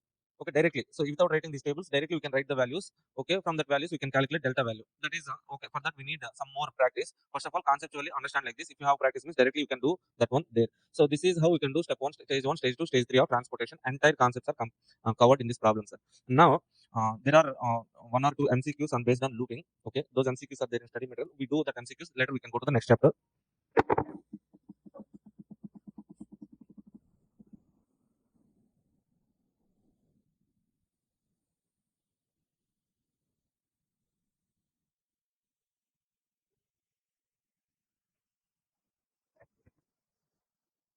At the highest negative is enough. Okay, you can ask me question like, sir, -1 is there now. After doing improvement at -2 cell, automatically that -1 also be adjusted, sir. So actually what we have to do is like, we have got some, after improvement we got allocations now. Again we need to do Modi test to prove that only the best solution. Okay, if you are doing that means gone to Assam. Okay, I have explained the concept, sir. Now you can try that Modi test after that allocation as well, after that improvement. Okay, generally the 2 types of improvement problem will not be asked, sir. Okay, even stage 3 itself is a lengthy process. They won't ask that kind of problems. Okay, now Okay, read this question 30, sir. Study material question. Which of the following statement is true?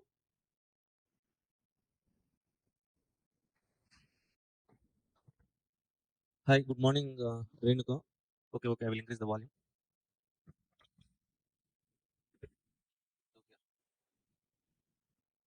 See, read this question.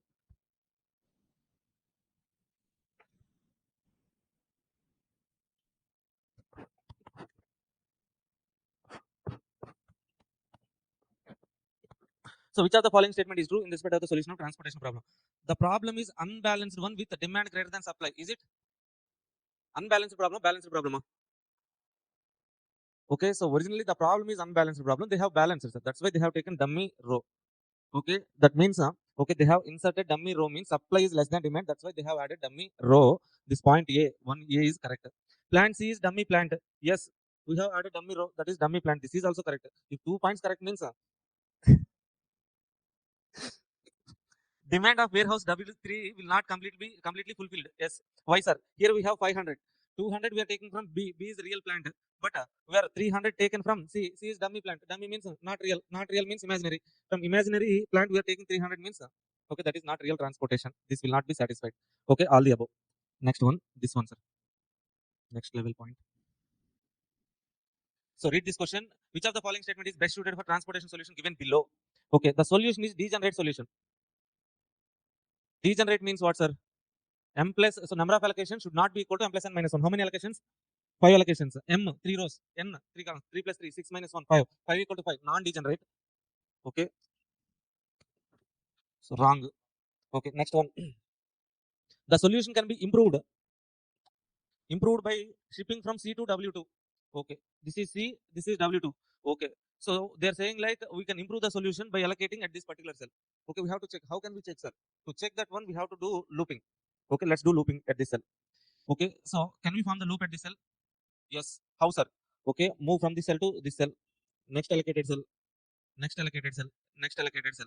Directly, we can form the loop like this. Okay. Or else, see what?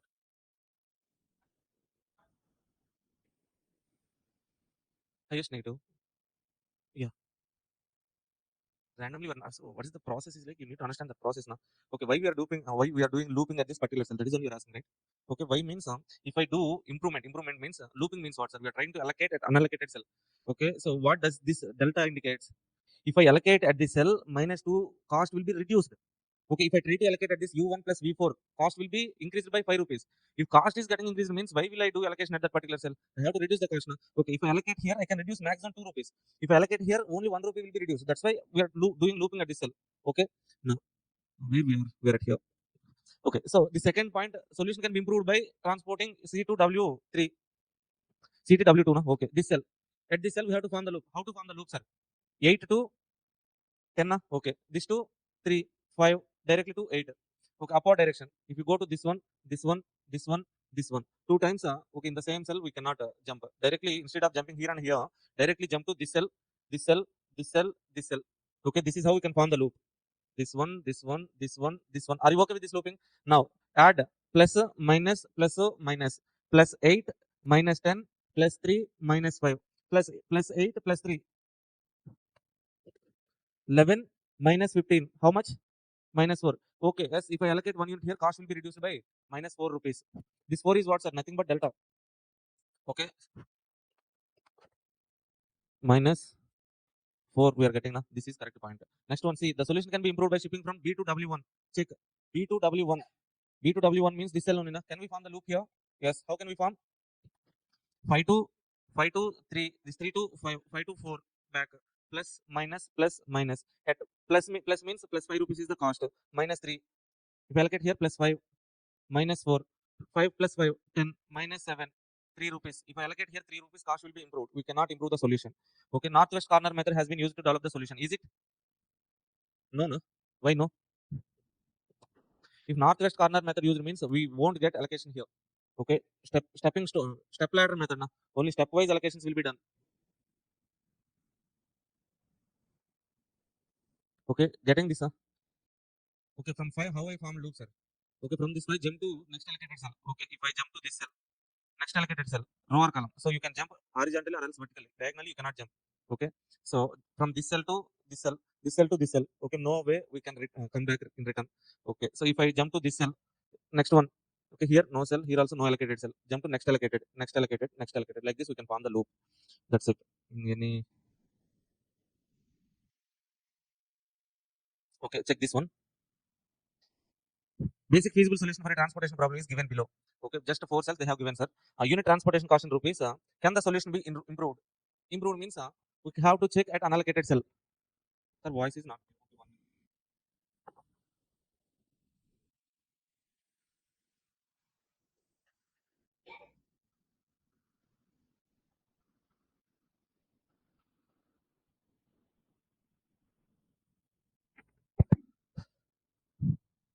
Yeah, hi Sastri, are you? Is my voice clear now? Am I audible? Clear, clear, clear. Yes, thank you, thank you. No, no. So what we have to do, sir? We need to check whether the problem can be improved or not. For that, we have to do improvement or looping at unallocated cell. What is the unallocated cell in that particular cell? 7. How can we form the loop? Yes, this one, this one, this one, this one. Plus, minus, plus, minus. At plus, plus 7. At minus, minus 9. Plus, plus 8. Minus, minus 5. Plus 7, plus 8. How much? 15. Minus 5, minus 15. 14. That is equal to 1. Okay. So if you allocate, what will happen? Cost will be increased by 1 rupee. That means no, the solution is optimal solution. Okay. Yeah.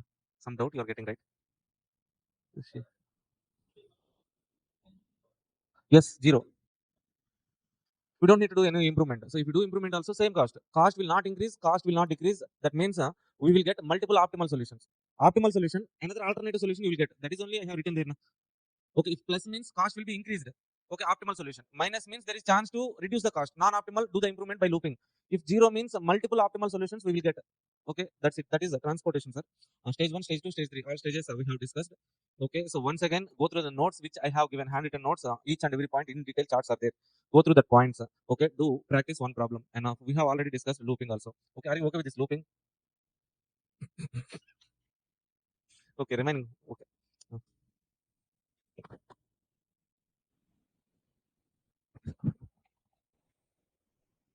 Solution. Uh, yeah. So if I do allocation here, cost will be increased. I'm not doing allocation now. Already they have avoided this cell. Okay, what? Okay, okay. Yeah, that you got. Yeah. Okay, already optimal or not, we are checking. If I allocate, it will increase. That's why I won't allocate. That's not already optimal. Now, next, LPP, linear program planning.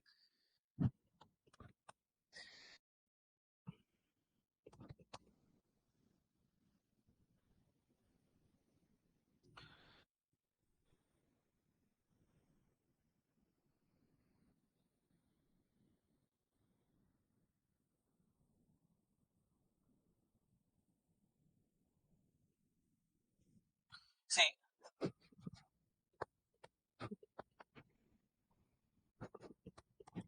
linear program planning, sir. Top level management has to take some decisions. What kind of decisions, sir? Either maximization or minimization kind of decisions. While taking the decisions, if there are limiting factor, constraint, bottleneck, key factor, governance factor, okay, all the names are synonyms only. Okay, so whatever it is, some limiting factor is there, we need to take some decision. Objective is to maximize or else minimize something, plus limiting factors are there. Then how to take the decision, sir? So in this kind of situation, generally under marginal costing, if there is only one limiting factor, we can take the decision by calculating contribution per limiting factor unit that we have done in transportation, transfer pricing as well. Yeah. Okay, the same decision can be taken by using throughput costing as well. Under throughput costing, we calculate throughput contribution per limiting factor. Marginal costing. So contribution per limiting factor, we calculate based on that. We will give some preference ranking. Okay, we calculate optimal product mix. So that techniques and all, marginal costing, throughput costing can be used if and only if there is only one limiting factor. When there are multiple limiting factors, how to take the decision making, sir? That was not discussed in SCM, but there is a technique to solve that kind of problems. That is LPP, linear program planning. How we take decisions means by writing equations. Equations we write, sir. What equations? Means linear equations. Linear equations means straight line equations. Okay, by using that straight line equations, we take programmed decisions. Okay, Programmed decisions means systematic decisions. That's it. Okay, linear equations means the variable which are, so in that equation maximum power of variable 1. If maximum power of variable 2 means quadratic, 3 means cubic, more than 3 means polynomial equations. But here we form linear equations only, somewhat easy. Okay, so now we shall try to understand this concept of linear program planning with an example. Say for example, two products are there, sir. Product A, product B.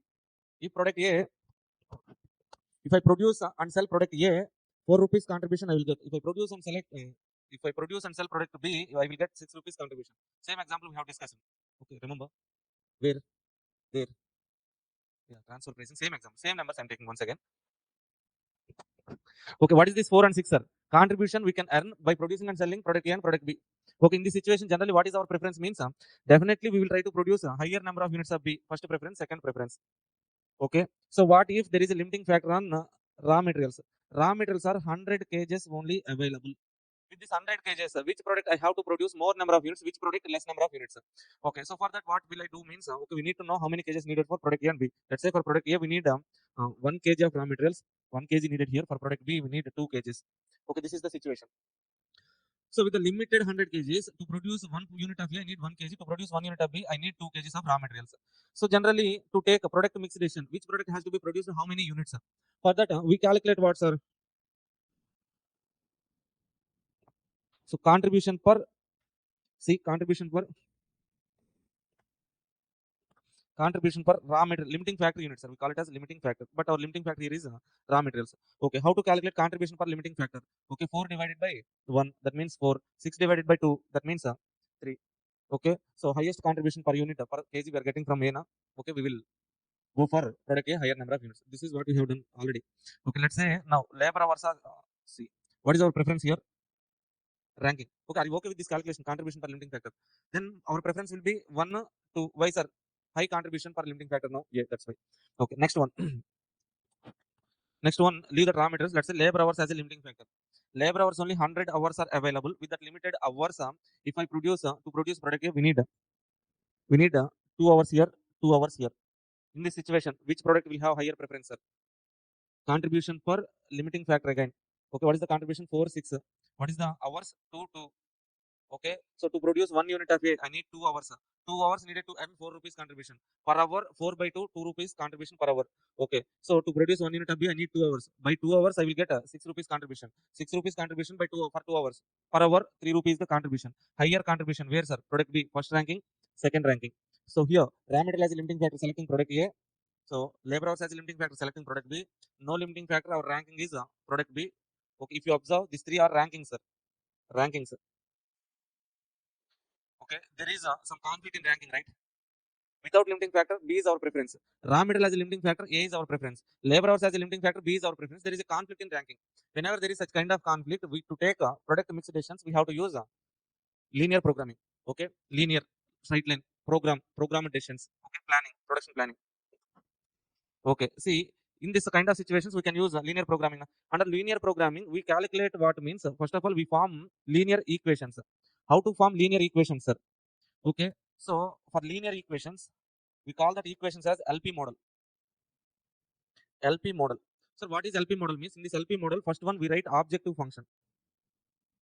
Second we write constraints.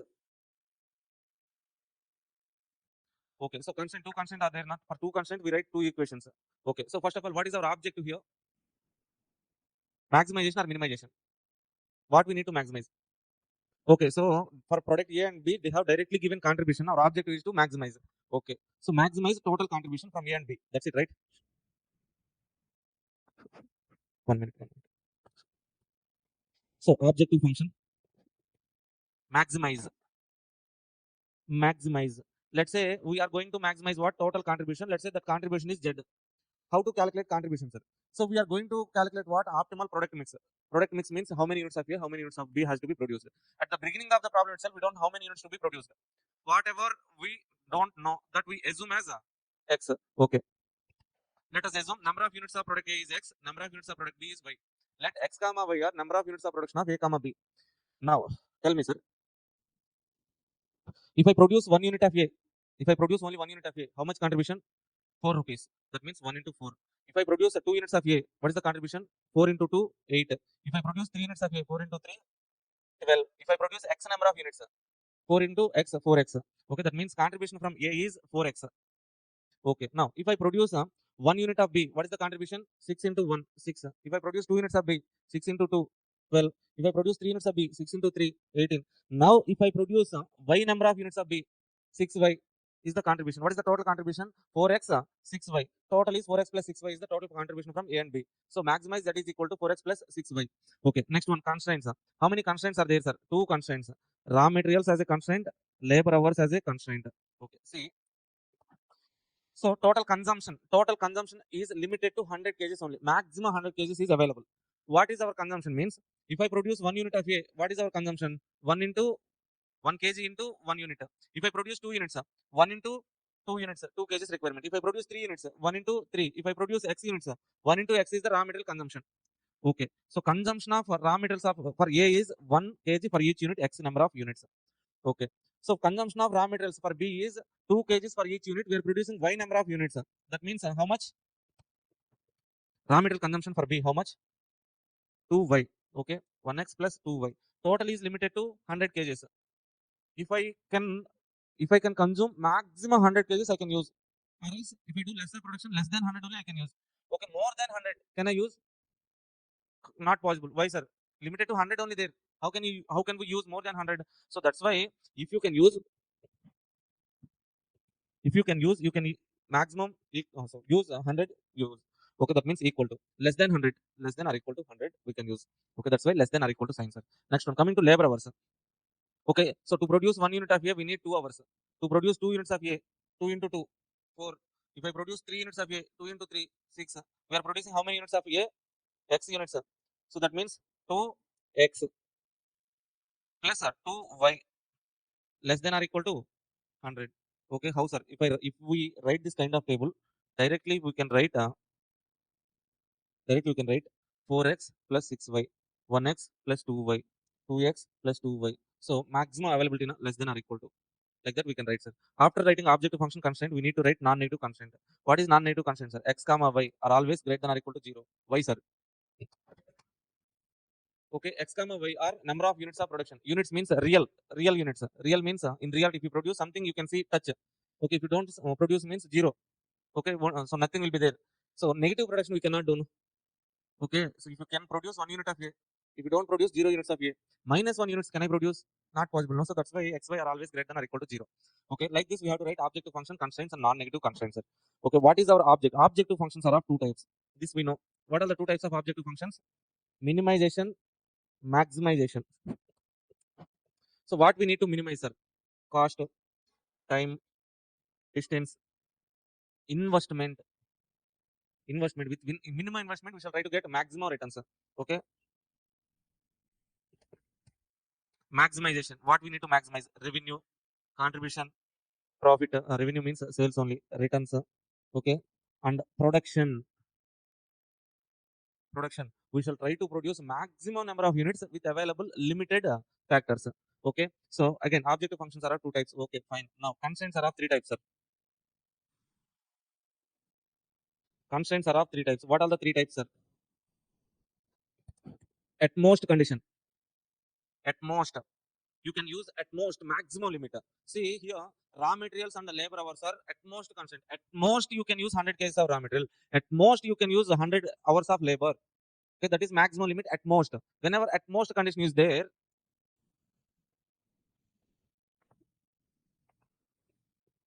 whenever at most condition is there, maximum you can use that at most maximum limit you can use, or else less than that. That's why less than or equal to. At least okay, in some kind of medicines what they will give is like at least this much chemical has to at least this much amount of chemical has to be mixed.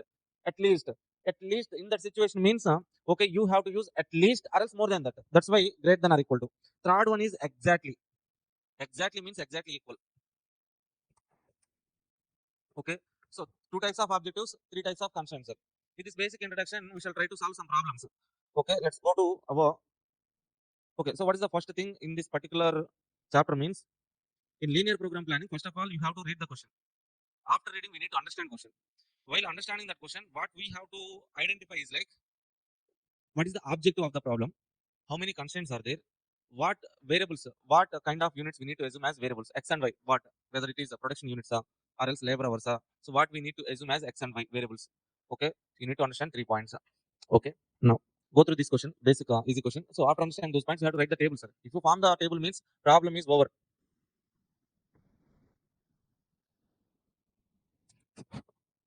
Read this question, guys, and tell me whether that is maximization or else minimization.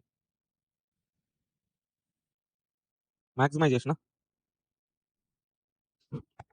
A firm manufactures and sells two products alpha beta. Each unit of alpha requires 1 hour of machining, 2 hours of skilled labor, whereas each unit of beta requires 2 hours of machining, 1 hour of labor. Okay, so while reading this problem itself, we have to write present the data in a table. Two products are there. So for the two products alpha beta, okay, so for each unit of alpha requires 1 hour of machine hours 1 hour, 2 hours of skilled labor hours 2, and whereas each unit of beta uses 2 hours of machining, 1 hour of labor. For the coming month, machine capacity is limited to 720 hours. Machine hours are 720 hours maximum, skilled labor hours are 780 maximum, not more than 320 units of alpha, not more than. Maximum alpha we can sell in the external market is 320. Okay, so develop the suitable model that will enable the determination of optimal product mix. Okay, so unit contribution from alpha and beta are given. From that problem, they have given 6 comma 4 6 4. Okay, so definitely what will be our objective? So clearly we can see two constraints. Other two, number 6 4 are contribution. Maximize the contribution. What is the objective function? Objective function is objective function maximize z equal to, let's say, x comma y are the number of units of alpha comma beta. Then our contribution, total contribution is 6x plus 4y. Maximize z equal to 6x plus 4y. Then okay, two constraints are 1x plus 2y, less than or greater than or less than only. Why, sir? Maximum limited to 720. 2x plus 1y, maximum limited to 780. For this 320, what we have to write, sir? Constraints. Constraints are 1x plus 2y less than or equal to 720. 2x plus 1y less than or equal to 780. Okay, third one 320. X less than or equal to 320. Y less than or equal to, sir, maximum A can be sold in the external market 320. Okay, beyond 320 we cannot sell. Okay, if you produce more than 320, that will be unsold units only. You will incur carrying cost. Why unnecessarily without demand you produce and have you produce and increase the stock to get additional carrying cost and all. Okay, maximum you will produce 320. Next one, finally we need to write something. What is that something? Non-negative constraint. Okay, x comma y will always be greater than or equal to 0. That's it. So one point I didn't written there. What is that means? Let x comma y are assumption. That assumption single liner we need to write. Okay, so then go to the next problem. That is basic problem we have done. This wall hangings problem. I think that wall hangings you can do. December 2018. Okay. June 24 attempt question. Okay, that is lengthy question. We have to do that one after the break. Investment model after the break. LP model machine.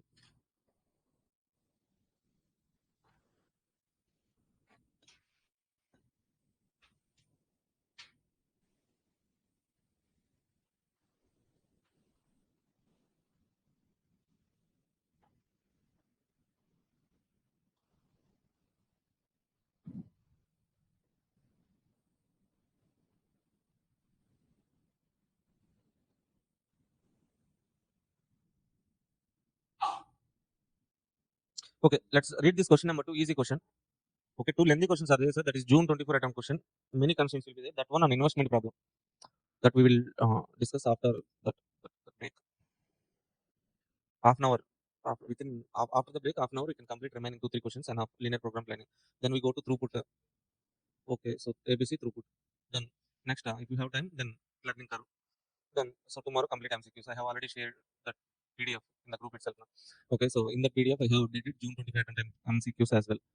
Okay, so June 24, December 24, June 24, December 23 attempt for last 4 or 5 attempt MCQs, MQP MCQs.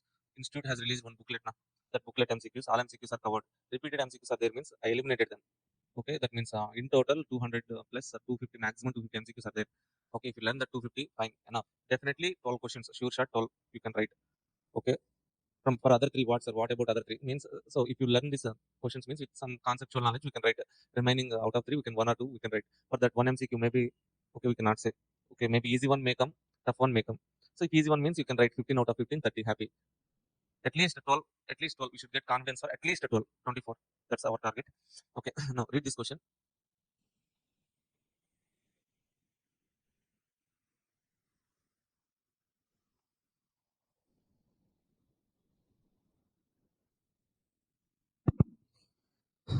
Shopkeeper deals in two items: wall hangings, artificial plants.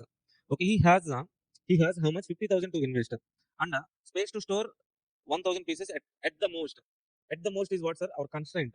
Our constraint is on what? Maximum I have 50,000 to invest. Maximum space available is 100 pieces space. Wall hangings and artificial plants. Okay, so what is the cost? Cost of wall hangings is 450, artificial plants 200. 450, 200. To purchase these wall hangings, I will incur 450 and 200 rupees cost. Okay, what is the maximum amount I'm having to invest on these wall hangings and artificial plants is so 50,000 I have. Okay, so space. What is the space means? To keep one unit, one space, one unit of wall hanging, one space, one unit of artificial plant, one space, maximum space 100. Okay, he can sell wall hangings at a profit of 80 rupees profit, 37 rupees profit. Assuming he can sell item that he buys, formulate LP model, maximize the profit. Let X comma Y are number of units of wall hangings and artificial plant. X comma Y. What is our objective? Maximize or minimize? Maximize. Z is equal to, what is the total profit from wall hangings? 80x plus 37y. So what are the constraints? 450x plus 200y. Less than or greater than? Less than. 1x plus 1y. Okay, finally non-negative constraint x comma y are always greater than or equal to 0. That's it. Next question. This for these questions it will take time, sir. Actually, this December 22 question. Okay, this is somewhat easy question only. We can solve. Okay, our target is June 24. Okay, maximum adjustments are there. If you understand this question, means most of the adjustments you can understand. Okay, this one, next one. This is easy question only, but reverse one point is there. But investment model, banking problem is there. That one. Next one, that medicine blend coffee powder problem. One problem is there. Okay, so if you do these problems, means maximum adjustments will be covered. Okay, and in workbook one problem is given. That is number of nurses problem. Staff management problem. One problem is given in our workbook. I will discuss this problem. Workbook question. Another question is there. That is easy question only. So remaining primal dual writing, sir. After that, some 10 minutes dual writing enough. Okay, graphical method and all not needed. LP model and dual enough. Thank you all. We'll meet you after the break. Bye bye. So class will resume at 1:45. Bye.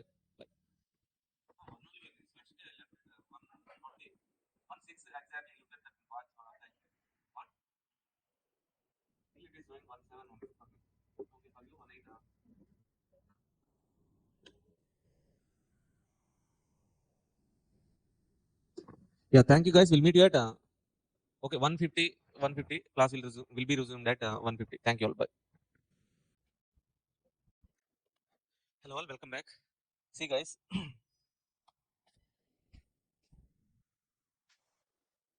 we are in LPP linear program planning.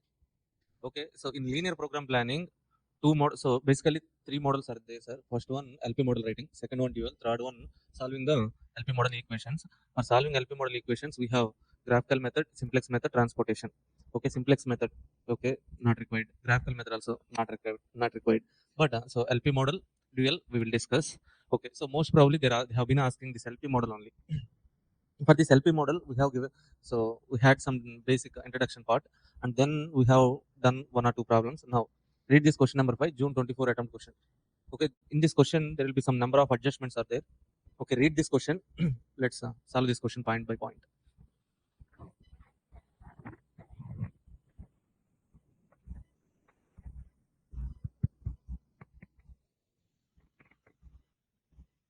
Okay, read it and try to understand.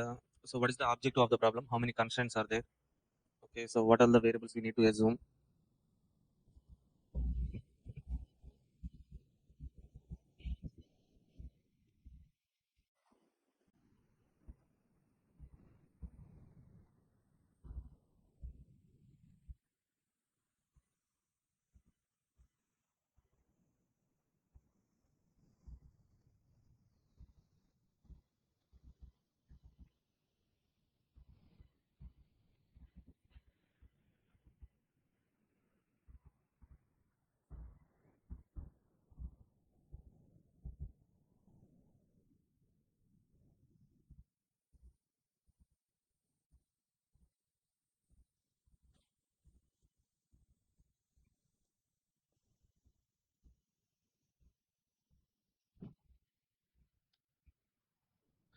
Okay, hi, Samiksha, Deepti, Kirti Kumar, Joy,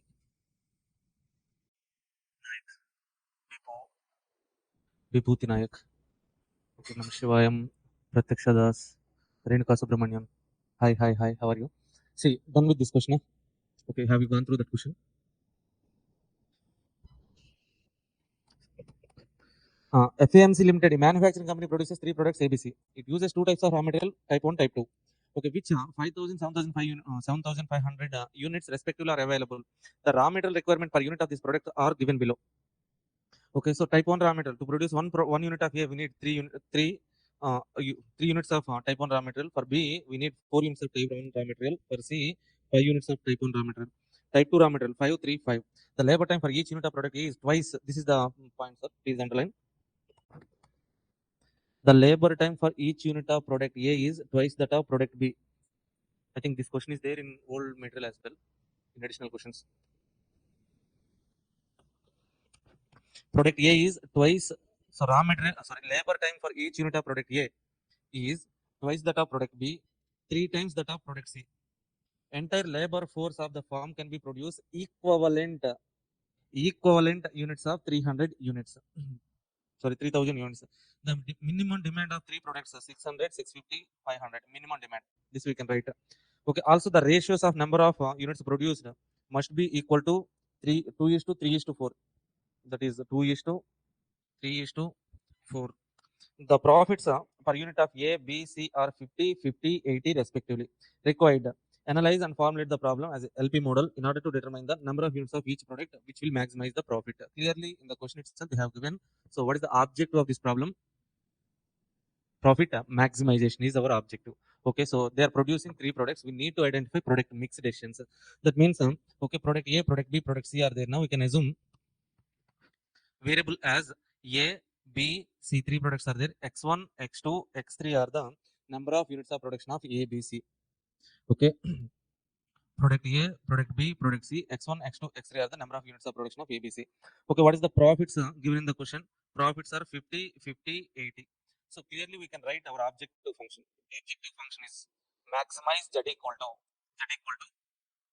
50x1 plus total profit 50x1 plus 50x2 plus 80x3. Fine. Next one, raw material, type 1 raw material. So requirement is 3 units, 4 units, 5 units. Total maximum available is 5,000. That means how can we write that condition? 3x1 plus 4x2 plus 5x3 less than or greater than? Less than or greater than? Less than or equal to 5,000. Okay, type 2 raw material 5x1 plus 3x2 plus 5x3 less than or equal to 7,500. The next point is there, na labor hours point. That is the key point, sir. In the question, what they have given, labor time for each unit of product A is twice that of product B, 3 times that of product C, and total labor force available in the firm is equivalent to 300 units. Sorry, 3000. Yeah, testing. See, total 3 products A, B, C. Labor hours. Maximum hours available are equivalent. Equivalent units means what, sir? Equivalent to some product. No? What is that product? That was not given. We can assume like, okay, so 3000 equal to 3000 units. Sir. To produce 3000 is units, sir. To produce 3000 units, we need some hours. Na? Okay, what is the time? Okay, so now, say for example, here in this particular point, what they have given is like product A, labor time required for product A is twice that of product B. Let us assume labor time required for product A is T. This is twice that of product B. That means product B time is half of product A time. Okay, so A time is twice that of B means B is half of product A time. Can I write it like this? T by 2. Okay, time taken for product A is 3 times that of product C. That means can we write like this? T by 3. Okay, so total time available is equal to 3000 equivalent of 3000 units. 3000 units of equivalent to which products are product A units, are product B units, are product C units. We are assuming like okay, so equivalent units of product A.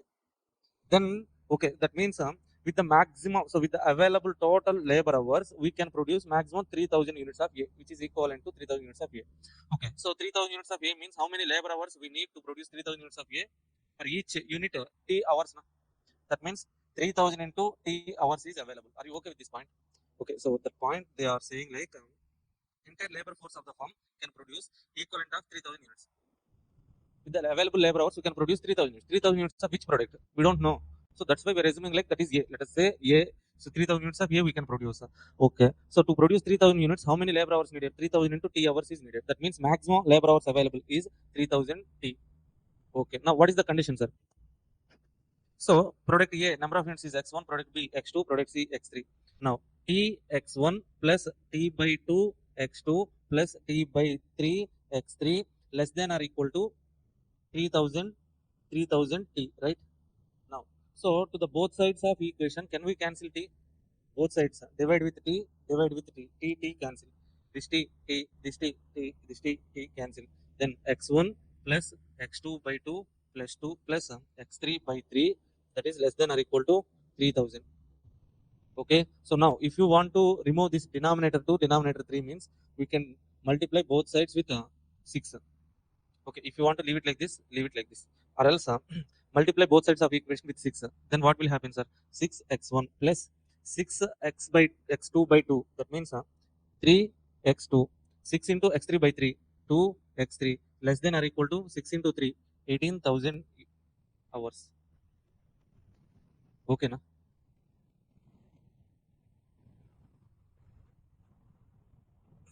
Didn't get that. Okay. Now, next point, minimum demand for 3 products is 600, 650, 500. How can we write this condition? X1 less than or equal to, for x1 less than or equal to 600, x2 less than or equal to 650, x3 less than or equal to 500. Done. Okay, so also ratios of number of units produced must be equal to 2 is to 3 is to 4. Okay, that means what they have given, they're saying like x1 is to x2 is to x3 is equal to 2 is to 3 is to 4. Okay, so you if you want to leave with this, you can leave that condition, or else if you want to elaborate this equation means we can write it like x1 is to x2 is equal to 2 by 3. So 2 is to 3. Two parts I am taking, sir. These two combination and these two combination I am taking. X2 is to x3 is equal to 3 is to 4. Can I write it like this? Yes. Minimum. Okay, minimum means x1 greater than or equal to x2 greater than or equal to x3 greater than or equal to. Sorry. Okay, the minimum demand for 3 products is 600, 650, 500 means minimum. At least we need 600 or more than 600 if you produce, that can be sold means x1 greater than or equal to 600, x2 greater than or equal to 650, x3 greater than or equal to 500. Okay, here x1 is to x2 is to x3, that is equal to 2 is to 3 is to 4. Okay, this ratio I am writing it like, so this is a compound ratio we call it as. Okay, so now I am dividing it into two equations. Okay, so x1 is to x2. Can we write it like this? X1 by x2, 2 by 3. Okay, x2 by x3, that is equal to 3 by 4. Cross multiplication. X1, 3x1 is equal to 2x2. 3x1 minus 2x2 is equal to 0. Like this, you can write. Or else, if you want to leave here itself means, do it like that. Okay, next one. That's it. All the conditions are over. Okay. See, objective function, constraint for raw material 1, constraints for raw material 2. Okay, so labor time constraint, this we can write. Demand constraint, x1 greater than or equal to 600, x2 greater than, x3 greater than. Why greater than, sir? Minimum, at least demand. Okay, for product A, at least 600 can be sold. That means at least 600 we produce. If you produce more than 600 also, that can be sold. Ratios, x1 is to x2 is to x3 is equal to 3 is 2 is to 3 is to 4. Fine. Non-negative constraint, x1 comma x2 comma x3 always greater than or equal to 0. Okay, next read this question number 6, plant hours. Same question, but okay, so some small adjustment is there. So read that question and tell me what is the objective of that particular problem.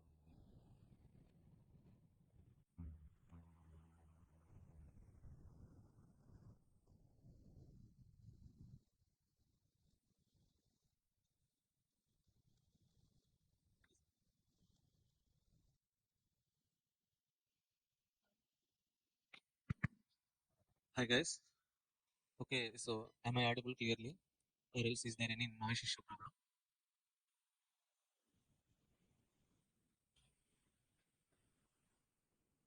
Hello, hi. Any noise issue?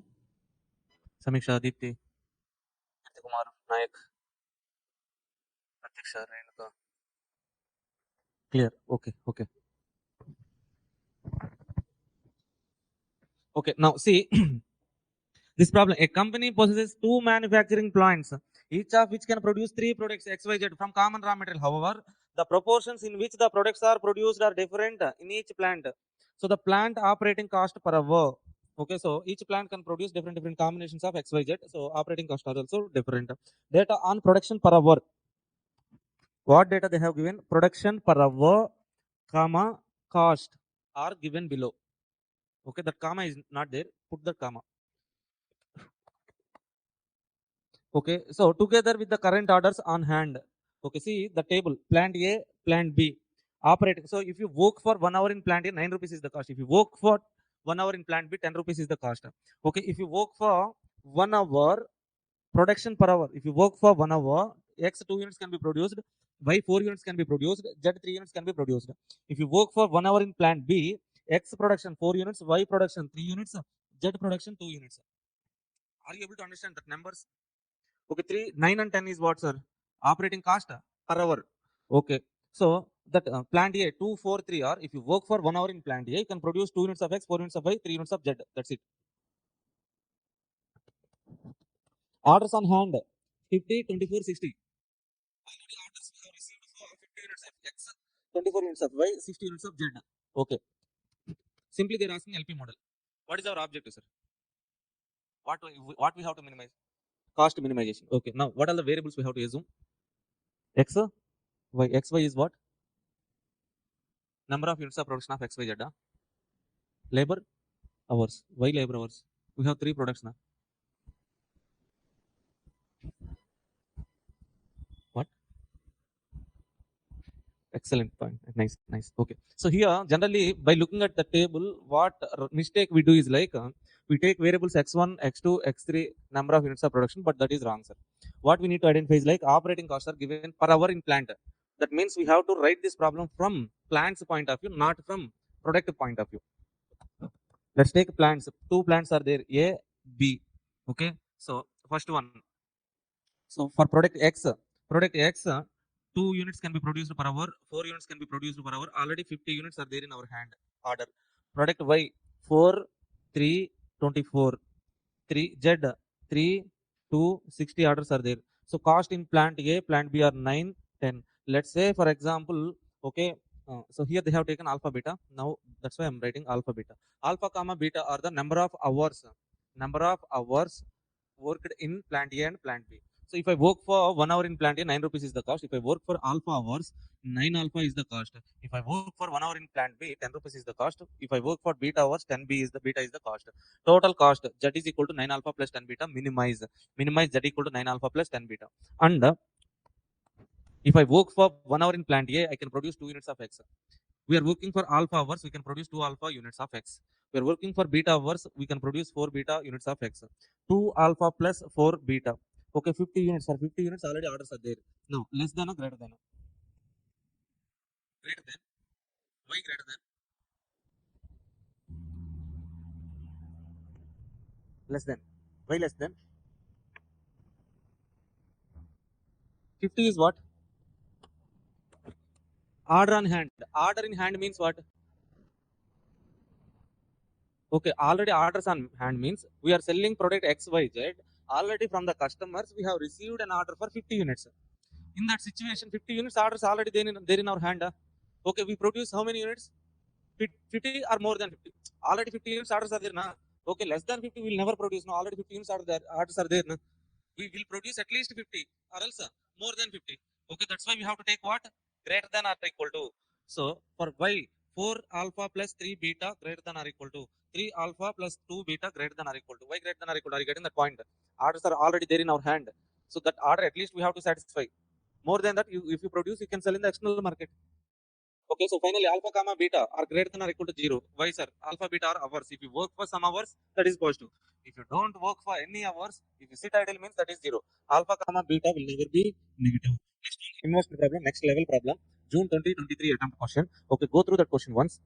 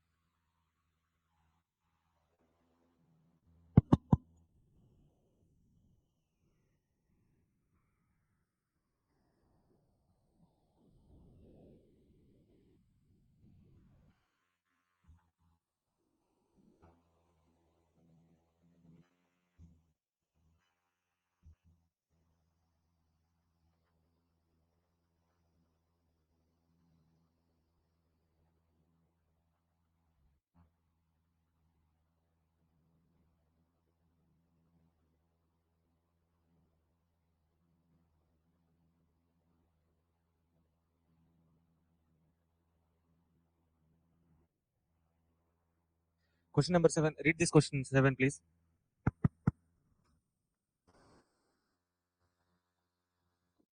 Read that question number 7.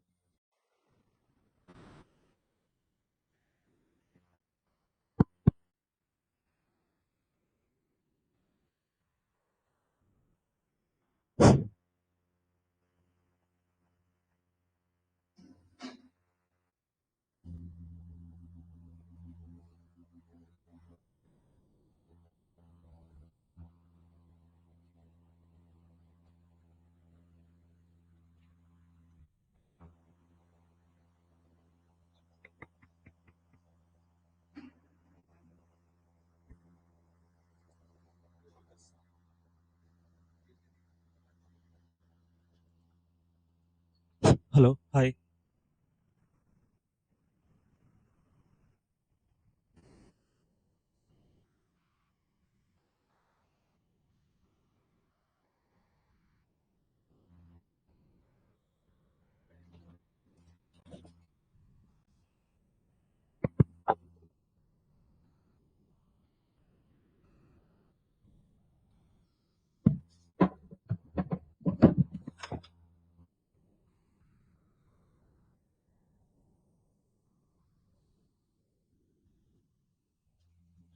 Yeah, hi guys, welcome back.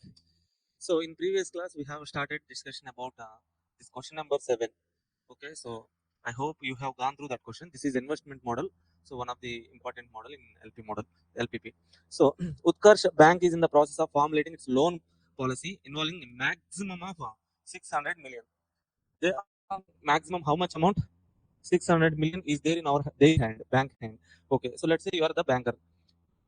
Table below gives the relevant types of loans. How many types of loans are there? Personal loan, car loan, housing, agriculture, commercial loans. Bad debts are not recoverable and produce no interest revenue. Okay. To meet competition from other banks, the following policy guidelines have been set. Okay. At least 40% of funds must be allocated to agriculture and commercial loans. Okay. So funds allocated to housing must be at least 50% of all loans given to personal car housing. Overall bad debts on loan may not exceed 0.06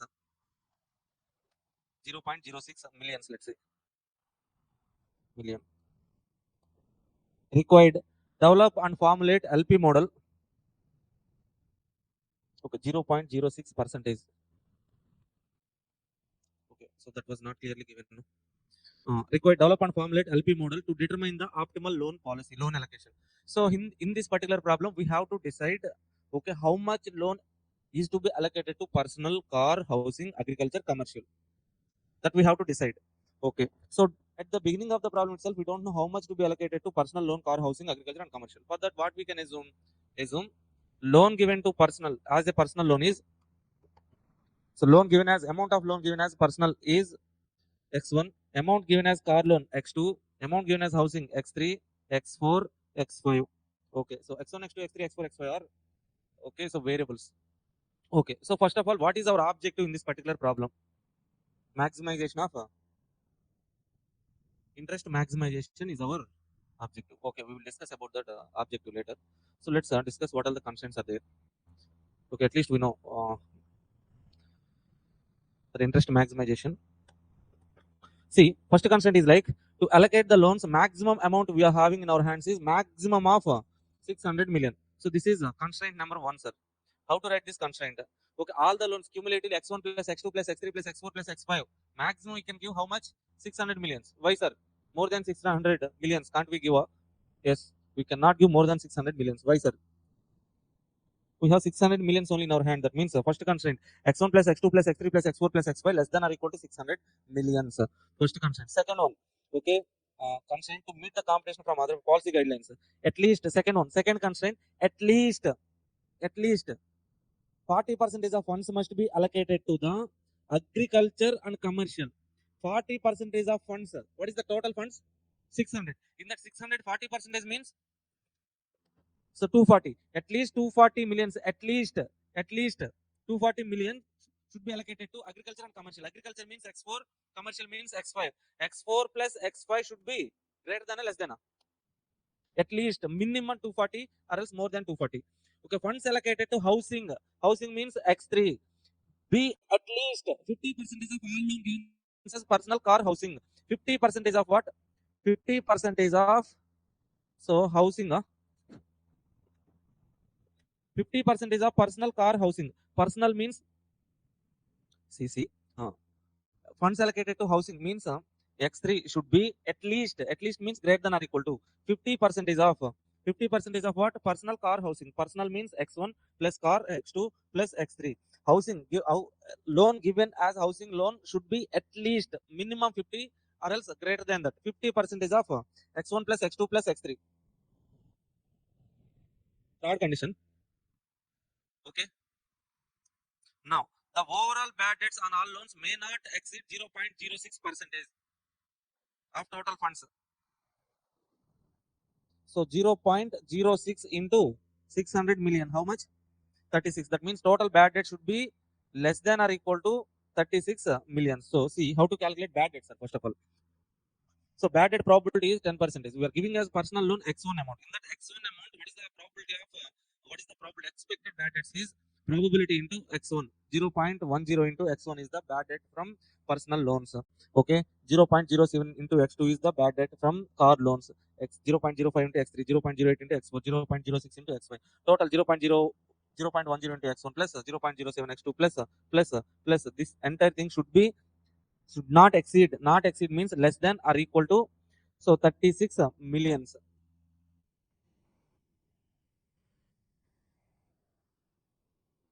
Please correct that one. That's mistake. Please correct that one. That is a mistake. At least so you can clearly understand that point now. Overall bad debt should not exceed.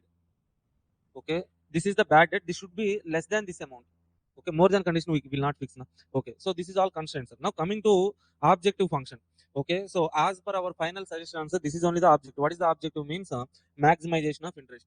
What is the interest means? 17% is the interest rate for personal loan. So 17% means we can write it as 0.17 into x1 plus 0.14 into x2 plus 0.11 into x3 plus 0.10 into x4 plus 0.13 x5. This is only the so objective function. Maximize that equal to interest on a personal loan, interest on car loan, interest on housing, interest on agriculture, interest on commercial. That's it, simple. But the same problem was there in intermediate level, sir. There they have given is like what they have given is like okay. So they also consider in the objective function. Here in suggestion answer, as per suggestion answer, this is correct only. Maximization of interest. But in inter OMSM material, study material, so our objective is like maximization of net interest. Net interest means what, sir? Net interest means okay, we incur some bad debts. Okay, we incur bad debts. Okay, you are giving X1 amount as personal loan. In that personal loan, from that personal loan, 17% is interest. 10% will be bad debt. That is our loss only. Okay, that means subtract bad debts. What is that bad debt means? 0.10 into X1 minus 0.07 X2 minus 0.05 X3 minus 0.08 X4 minus 0.06 X5. Okay, so interest income minus bad debts, net revenue, net income, something. So that we need to maximize. Like that they have given. Otherwise, as per the suggestion answer, this is correct. If you want to subtract this, are you getting this point? Interest minus bad debt. Okay, net income. That net income we have to maximize. Simple. Okay, so you may get it out like, sir, on this particular point, on this bad debt, we want to generate interest. So that interest also. So if you are adjusting this one means this is the loss. You don't need to adjust bad interest and bad debt amount. Okay, that thing not needed till this enough. Okay, if you want to go into the deep means, okay, you can subtract the part. Okay, in this interest part, some in this interest and bad debt will also be there. That thing not needed. This is enough. As per the study material of OMSM interlevel. Okay, as per the suggestion answer, this one, as per the OMSM study material, this part is enough. Okay. Sir, which one has to be written in the examination, sir? Anything is fine. So, but mention one note point. So, if you write only interest maximization means note, it is assumed that bank is okay. Object of bank is to maximize interest revenue only. Okay, so if you are writing both the parts means keep a note point like objective of bank is to maximize net interest. Net interest means okay, gross interest minus bad debt part. That's it. Okay, like that, mention one point, write whatever you want to write. Okay, next question also same like investment model, sir. Similar adjustments will be there. And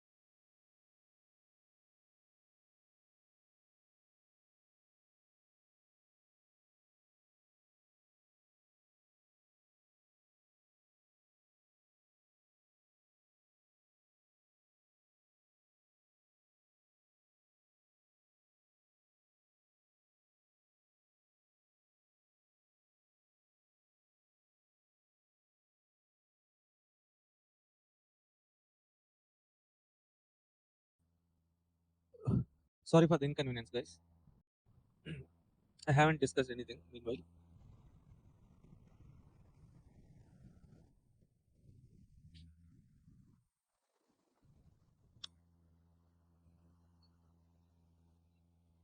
Done.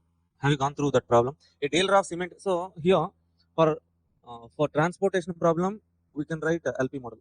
For assignment problem also we can write a LP model. So how to write that one? See, a dealer of cement has two warehouses M and N with stocks of 30,000 and 20,000 bags of cement respectively. Okay, what is the warehouses M N? That means stock is supply. There are customers ABC have placed order on dealer for 15,000, 20,000, 15,000. This is demand. They have given supply at M and N, demand at A, B, C customers.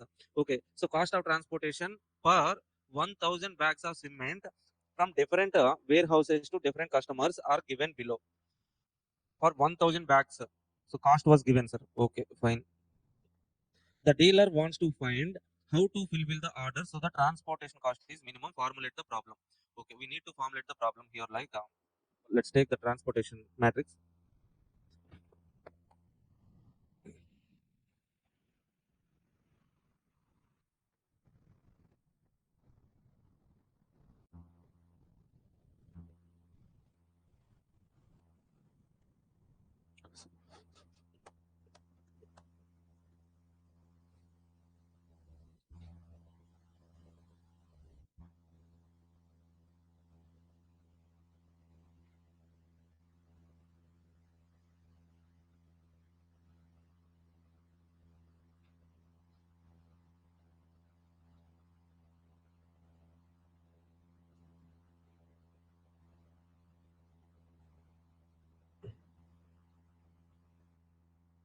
Okay, see guys, let's write the transportation matrix. M, N are source points, A, B, C are customers. Okay, so 40 is the transportation cost for 10,000 units. 20, 20, 20, 60, 40. What's the supply given? Supply at M is 30,000 units. Okay, at N is 20,000 units. Okay, so demand from A is 15,000 units. 20,000 units. 15,000 units. Balanced matrix, huh? Balance one, huh? Okay, fine.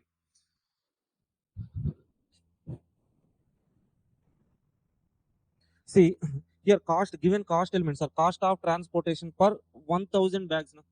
This cost elements is given for not per unit, per 1,000 units.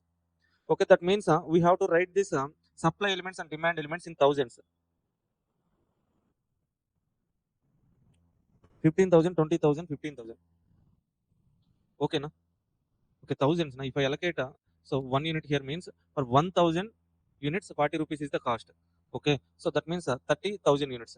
Okay, see, this is the transportation problem, sir.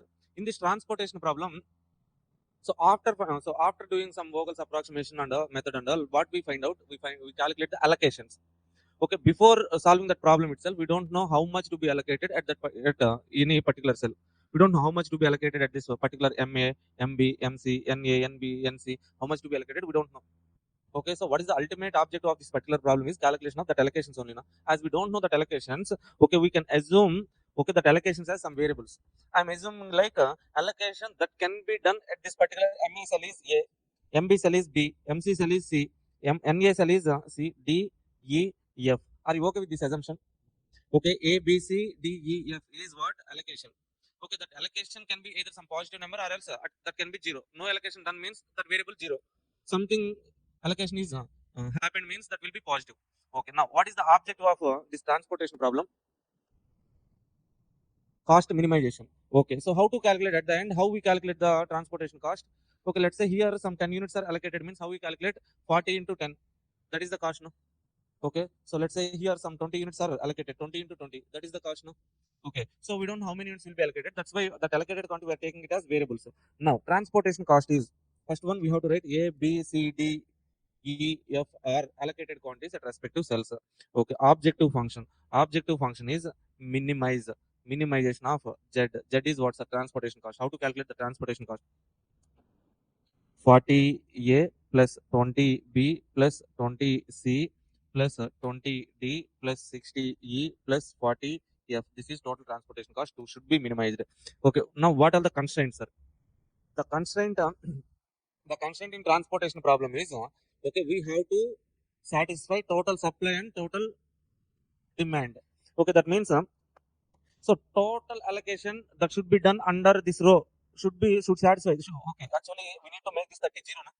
At the end of the problem, we have to make this 30 0, 20 0, 15 0, 20 0, 15 0. When this quantities becomes 0, sir, let's say in this row, total allocation quantity is 30 means, then that will be 0. Na?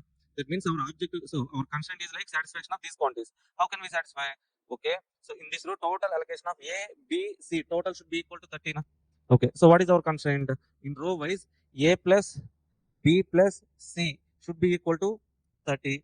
Okay, second row D plus E plus F should be equal to 20. Column wise A plus D should be equal to 15. Second column B plus E should be equal to 20. Okay, C plus F should be equal to 15. What is this A B C D E F, sir? A B C D E F. Okay, so all these are allocated quantities in thousands. Okay, they have given so cost per 1,000 units. Now we are assuming like A B C D F are 1,000 units. Okay, so non-negative constraints. What is our non-negative constraint? A comma B comma C comma E comma F are all of them are always greater than or equal to 0. So are you okay with this LP model? Okay, first of all, we have taken variables at each cell. That variables is nothing but allocated quantities. Calculate transportation cost, minimize. Okay, so each row allocated quantity should be equal to that supply quantities. Each column allocated quantity should be equal to demand quantities. That's it. That is the problem. Okay, so similar kind of LP model will also be there for assignment problem as well. Assignment. So in assignment, how we take that means just go to that one also. In assignment chapter, one question is there, sir. LP model for assignment problem. Question number 8. In new material, last question. In old material, that may be first question. Okay, so in assignment, a computer center has 3 expert programmers need to develop 3 application programs. The head of center estimates that time required in minutes by respective experts to develop the application programs are as follows. Okay, A, B, C. So programmers are 1, 2, 3. 1, 2, 3 are programmers. A, B, C are programs. Okay, now to which programmer has to be allocated? That is the question. Okay, given elements of matrix are what? Time in minutes. What is our objective? Minimization of time. Okay, for this problem we need to write LP model. How to write, sir? After doing that assignment problem and all, at the end of the problem we get what? Assignment. What assignment means? So maybe this person one can be allocated to job A, or else job B, job C. One person, one job, one person, like that we allocate. Okay. So we don't know this particular cell allocation can be done or not. We don't know at the beginning of the problem itself. We are not solving now. We are writing LP model only. Okay. Let's say for example, okay, allocation at different cells. We are assuming as A, B, C, D, E, F, G, G, I, G, H, I. Yes. Okay. So A, B, C, D, F, G, H, I. What is this, sir? all these variables are allocation. Allocation means that allocation can be done, can't be done. Okay, so if allocation is done means a, b, c and so on till I, what is that value? So value of these variables are either that can be 1 or else 0, not greater than or equal to 0. When one, sir, when allocation is done means that is 1. When allocation is not done means that is equal to 0. Okay, are you getting this one? Okay, in each cell allocation we are assuming as variable. If allocation is done means that variable value is 1. Okay, if allocation not done means variable value is equal to 0. Now at the end, how can we calculate the total minutes, total time, job time means if their allocation is done means we will take that one as count. So that one into, so let's say for example, here let's say allocation is done, sir, at this cell, this cell allocations are done. Then how we calculate that job time means 120 plus 90 plus 120, like this we calculate now. Okay, now with these variables how can we calculate that job time means? So minimize z equal to, so 120 A plus 100 B plus 80 C plus 80 D plus 90 E plus 110 F plus 110 G plus 140 H plus 120 I. Okay, so what is this ABCD and all, sir? Okay, let's say for example, if allocation is done here means A value will be 1, E value will be 1, I value will be 1. Remaining values B becomes 0, C becomes 0, then other values becomes 0 now. Okay, then we only add 120, 90, 120 like that. Okay, that variables value either that can be 1 or 0. If that is 1 means allocation done. Okay, 120 into 1 allocation done. Allocation not done at this cell. Okay, 100 into 0, 0. Okay, that is our objective function, sir. Now how to write constraints? Constraint is like one person, one job, one person. Okay, that means this programmer one should be allocated to any one of ABC jobs only. Any one.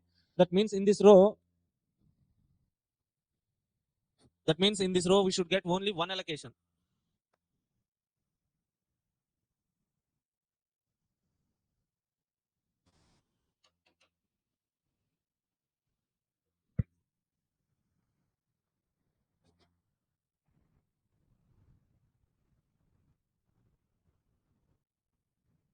That is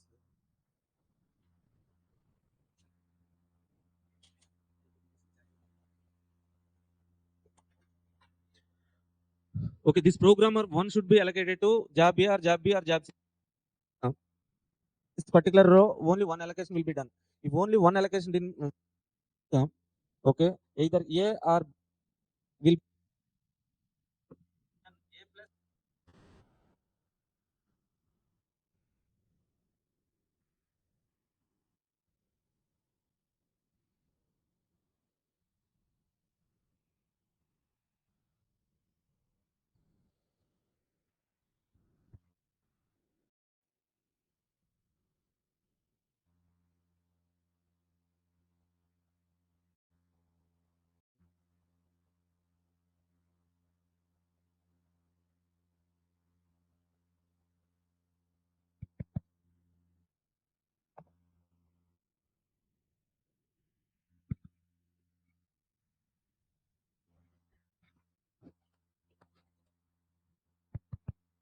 Okay, see in this row, only one allocation will be done. One allocation will be done means at that particular cell, that variable becomes 1, other two variables becomes 0. Na? So then total of this ABC will be equal to 1. Second row, D plus E plus F will be equal to 1.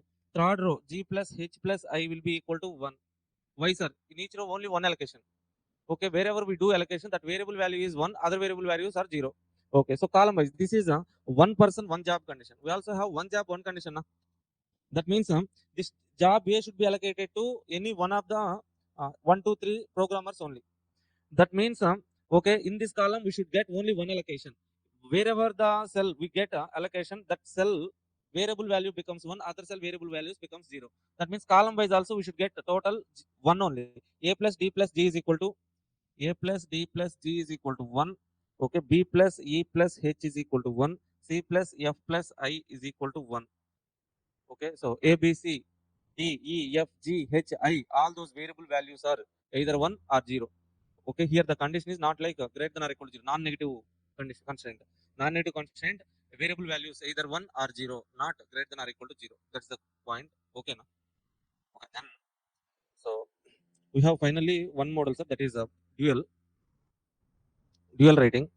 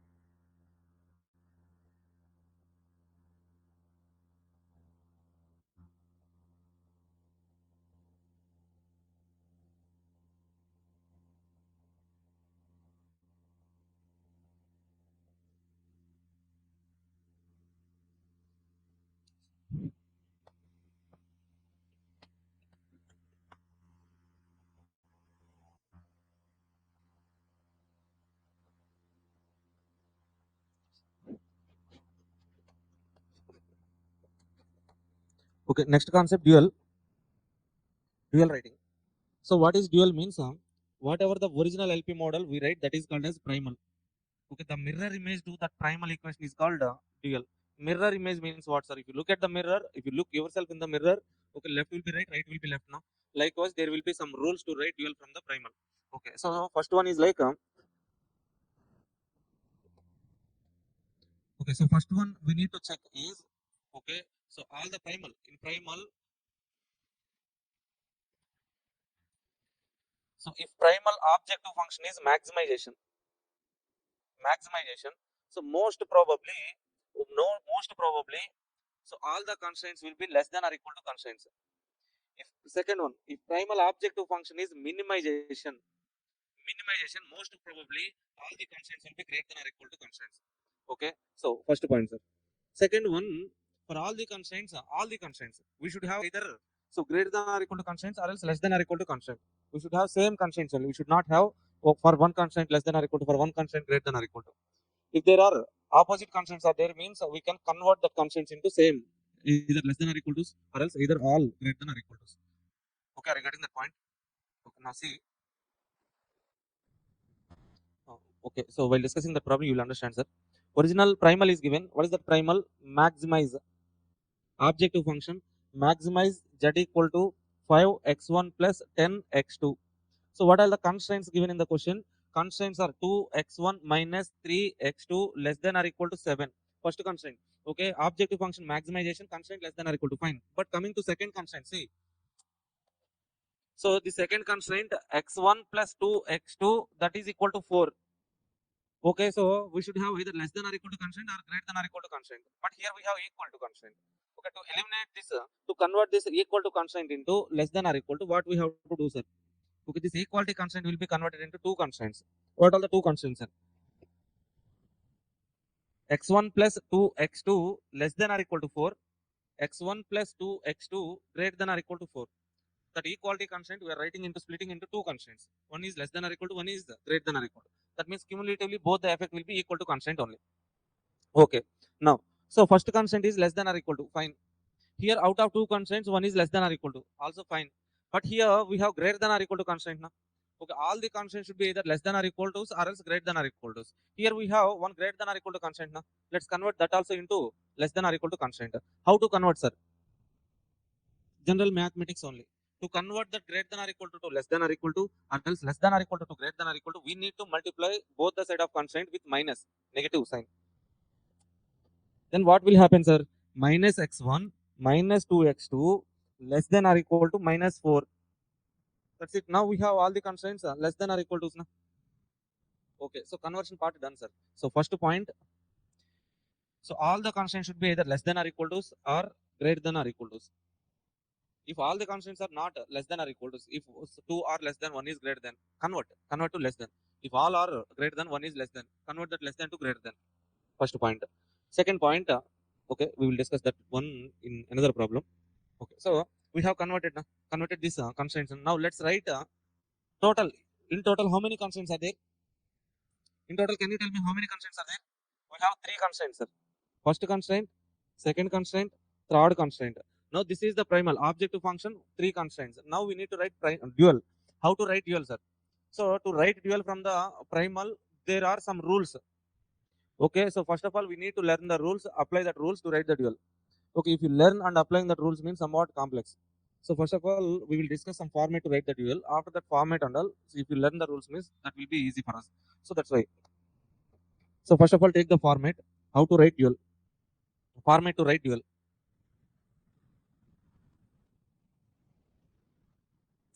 Format to write dual.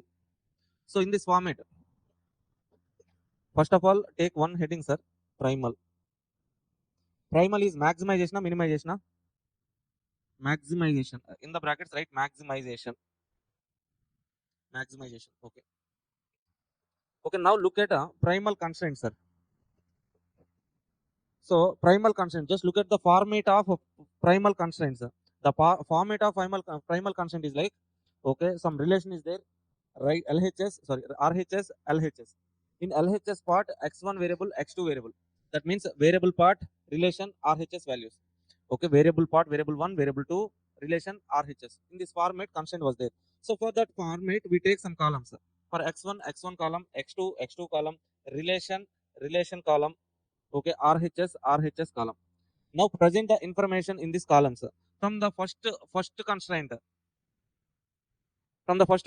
what is the quotient of x1? First constraint, x1 quotient is 2, x2 quotient minus 3, relation less than or equal to RHS 7. Okay, second constraint, x1 quotient 1, x2 quotient 2, less than or equal to 4. Third constraint, minus 1, minus 1, minus 2, less than or equal to minus 4. Okay, what we have done till now means primal heading maximization brackets. Okay, so look at the primal constraint. So take for primal constraint format columns. Okay, in primal constraint we have x1, x2, relation RHS. Now that's why I have taken 4 columns. Now we have to write dual.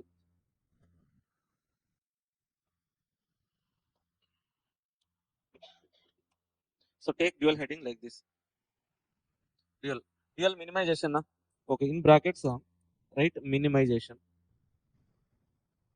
Okay, so as we have taken primal column headings, okay, dual row headings. Okay, so as primal objective function maximization, okay, dual objective function minimization. Okay, now, so how many rows data is there? 3 rows data is there. So this row is column headings. 1, 2, 3. 3 rows data is there. Okay, if you look at primal, what is the primal headings format? Variables, relation, RHS. Here for dual also we have to take variables, relation, RHS. How many variables are needed, sir? As 3 rows data is there now. Okay, so take 3 rows variables. What variables are? Primal is having X series of variables. Take Y series for dual. Okay, Y1, Y2, Y3. Okay, so relation is there for primal na. Take relation sided in. Next one, RHS is there na, RHS. Okay, now what relations we need to take, sir? So primal relations are less than or equal to na. Dual relations are relations greater than or equal to. Okay, for 2 columns, 2 greater than or equal to.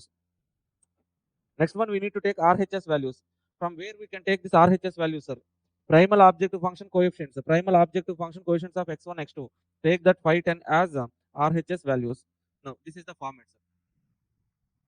Okay, primal column headings, 3 constraints are there, present the data. Then dual, opposite to maximization, minimization. For each row, 1 variable relation RHS. As primal relations are less than or equal to, dual greater than or equal to. These RHS values we are taking from objective function of primal. Now, from these data, we can write a dual LP model. Okay, so dual, take heading dual. So dual objective function. How to write objective function, sir? Okay, y1, y2, y3 is there now. Okay, multiply with RHS values. 7y1, 4y2 minus 4y3. 7y1 plus 4y2 minus 4y3. So what is this objective function, sir? Okay, minimize or maximize? Minimize z equal to this one. Next one, constraints. How to write constraints, sir?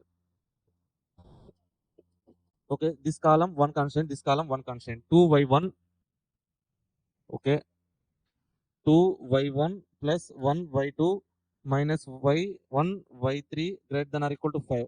That means we are taking this column as one constraint. 2y1 1y2 minus 1y3, okay, greater than or equal to 5. Second column, x2 column, minus 3y1 plus 2y2 minus 2y3 greater than or equal to 10. That's it. Done. Two constraints we have written now. No, non-negative constraint common, y1 comma y2 comma y3 will always be greater than or equal to 0. Okay, that's it, sir. Now look at the rules. What are the rules we are having means, okay, in our concept book there is one table, sir.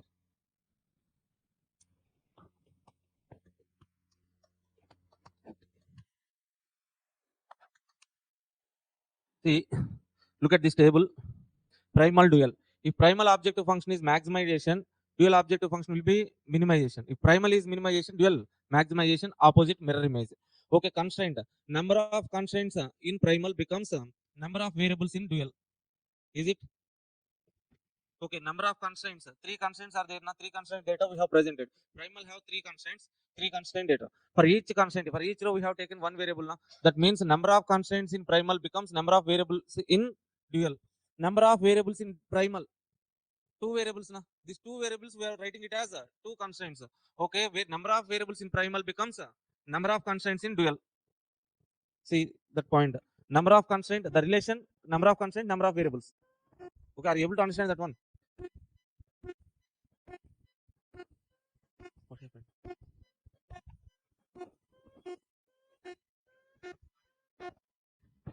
What is the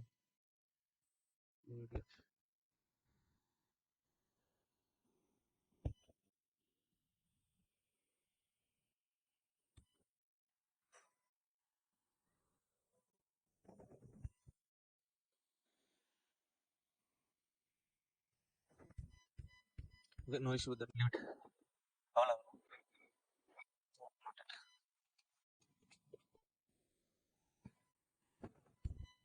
Okay, where we are now?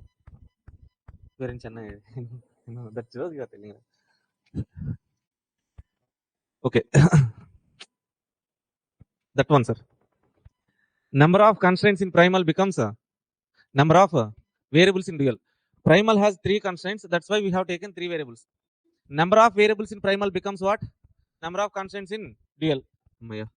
Okay. Next one. If primal relation, constraint relations are less than or equal to dual, greater than. If primal relations are greater than or equal to, this becomes less than or equal to. Okay. So RHS of primal constraint RHS values. These became what, sir? So coefficients of variables in objective function. Okay. See, primal constraints. This is primal constraint. Na? Objective also constraint function RHS values. Na? This RHS values becomes what? So coefficients of variables in objective function of dual. Okay. So now these RHS values are what, sir? This 5 and 10 primal objective function coefficients. Primal objective coefficients only we have written here now. Okay. Primal objective function coefficients becomes RHS values in dual. That is the relation. Okay. RHS of constraints of primal becomes coefficients of variables in objective function. Coefficients of variables in objective function. Coefficients of variables in objective function of primal. We are taking that as RHS of constraint. These are the rules. Generally, so by keeping these rules in the mind, we cannot write a real model. But from that format, we can write later. We can understand these rules. Okay, what is the relationship between number of constraints to number of constraints to what is the relation? Number of variables. Primal number of constraints, dual number of variables. Primal number of variables, dual number of constraints. That is one relation. Okay, another relation is between RHS values, coefficients of objectives. Primal constraint RHS values become coefficients of variables in objective function of dual. Okay, primal objective function coefficients become RHS of dual constraints. Okay, so that's it. One more adjustment is there, small adjustment. What is that adjustment means? One problem we have that adjustment. Okay, see in this question number 16, SMQ 11, study material question 11. Find the dual program of LPP. Maximize Z equal to something subject to first constraint less than or equal to, second constraint greater than or equal to. If greater than or equal to there means how we can convert it to less than or equal to? Multiply with negative sign. How to multiply with negative sign means minus 4x1 plus x2 minus 2x3 less than or equal to minus 15, right? Okay. So another adjustment is x3 is having unrestricted sign. Unrestricted sign means what, sir? In non-negative constraint, we write x1, x2, x3 all are greater than or equal to 0. But they are saying like x3 is unrestricted. That means x3 can be negative. But we should not have a variable which is negative. Okay, that's why. So x3 is unrestricted sign. That means it can be either positive or else negative. Okay, so as x3 can be negative, na, that means we should not consider x3. In place of x3, we need to take 2 positive variables. What are the 2 positive variables means? Now we are assuming like x3 is the difference between 2 positive variables. Okay, so I'm taking like assumption x3 is equal to x4 minus x5. What is this, sir? So by taking this relation, x3 can be either positive or negative, but x4, x5 are both are positive only. How, sir? Let's say for example x3 minus x4 minus x5. Na? Let's say x is 6, x4 is 6, x4 value. Let's say x4 value is 6, x5 value is 9, sir. What is x3? Minus 3. Okay, x4 is 10, X5 is 2. What is X3? 8. That means in both the cases, X4, X5, X4, X5, both are positive only. But X can be negative or positive. That means to satisfy the condition X3, either this can be positive or negative, we are taking two positive variables. Okay. Now we are assuming what? X3 is equal to X4 minus X5. That is what we are assuming here. Okay. Instead of, we should not consider X3. Why, sir? It is having negative sign as well. That's why you should not consider X3. In place of X3, take X4 minus X5. That is the adjustment. Okay. Na? Okay. So in this particular objective function, so objective function constraints and all, we have to substitute in place of X3, X4 minus X5. See, after that conversion, we can write dual. Done. Okay. So with this, we're done with LPP.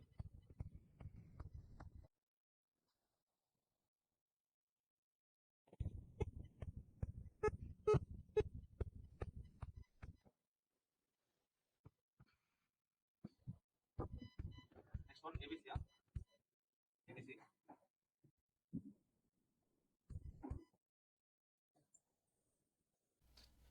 Yeah, hi, hello everyone. Welcome back to BCCA.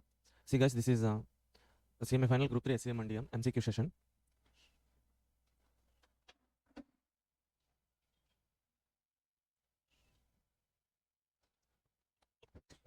See, in our paper number 16, SCM&DM.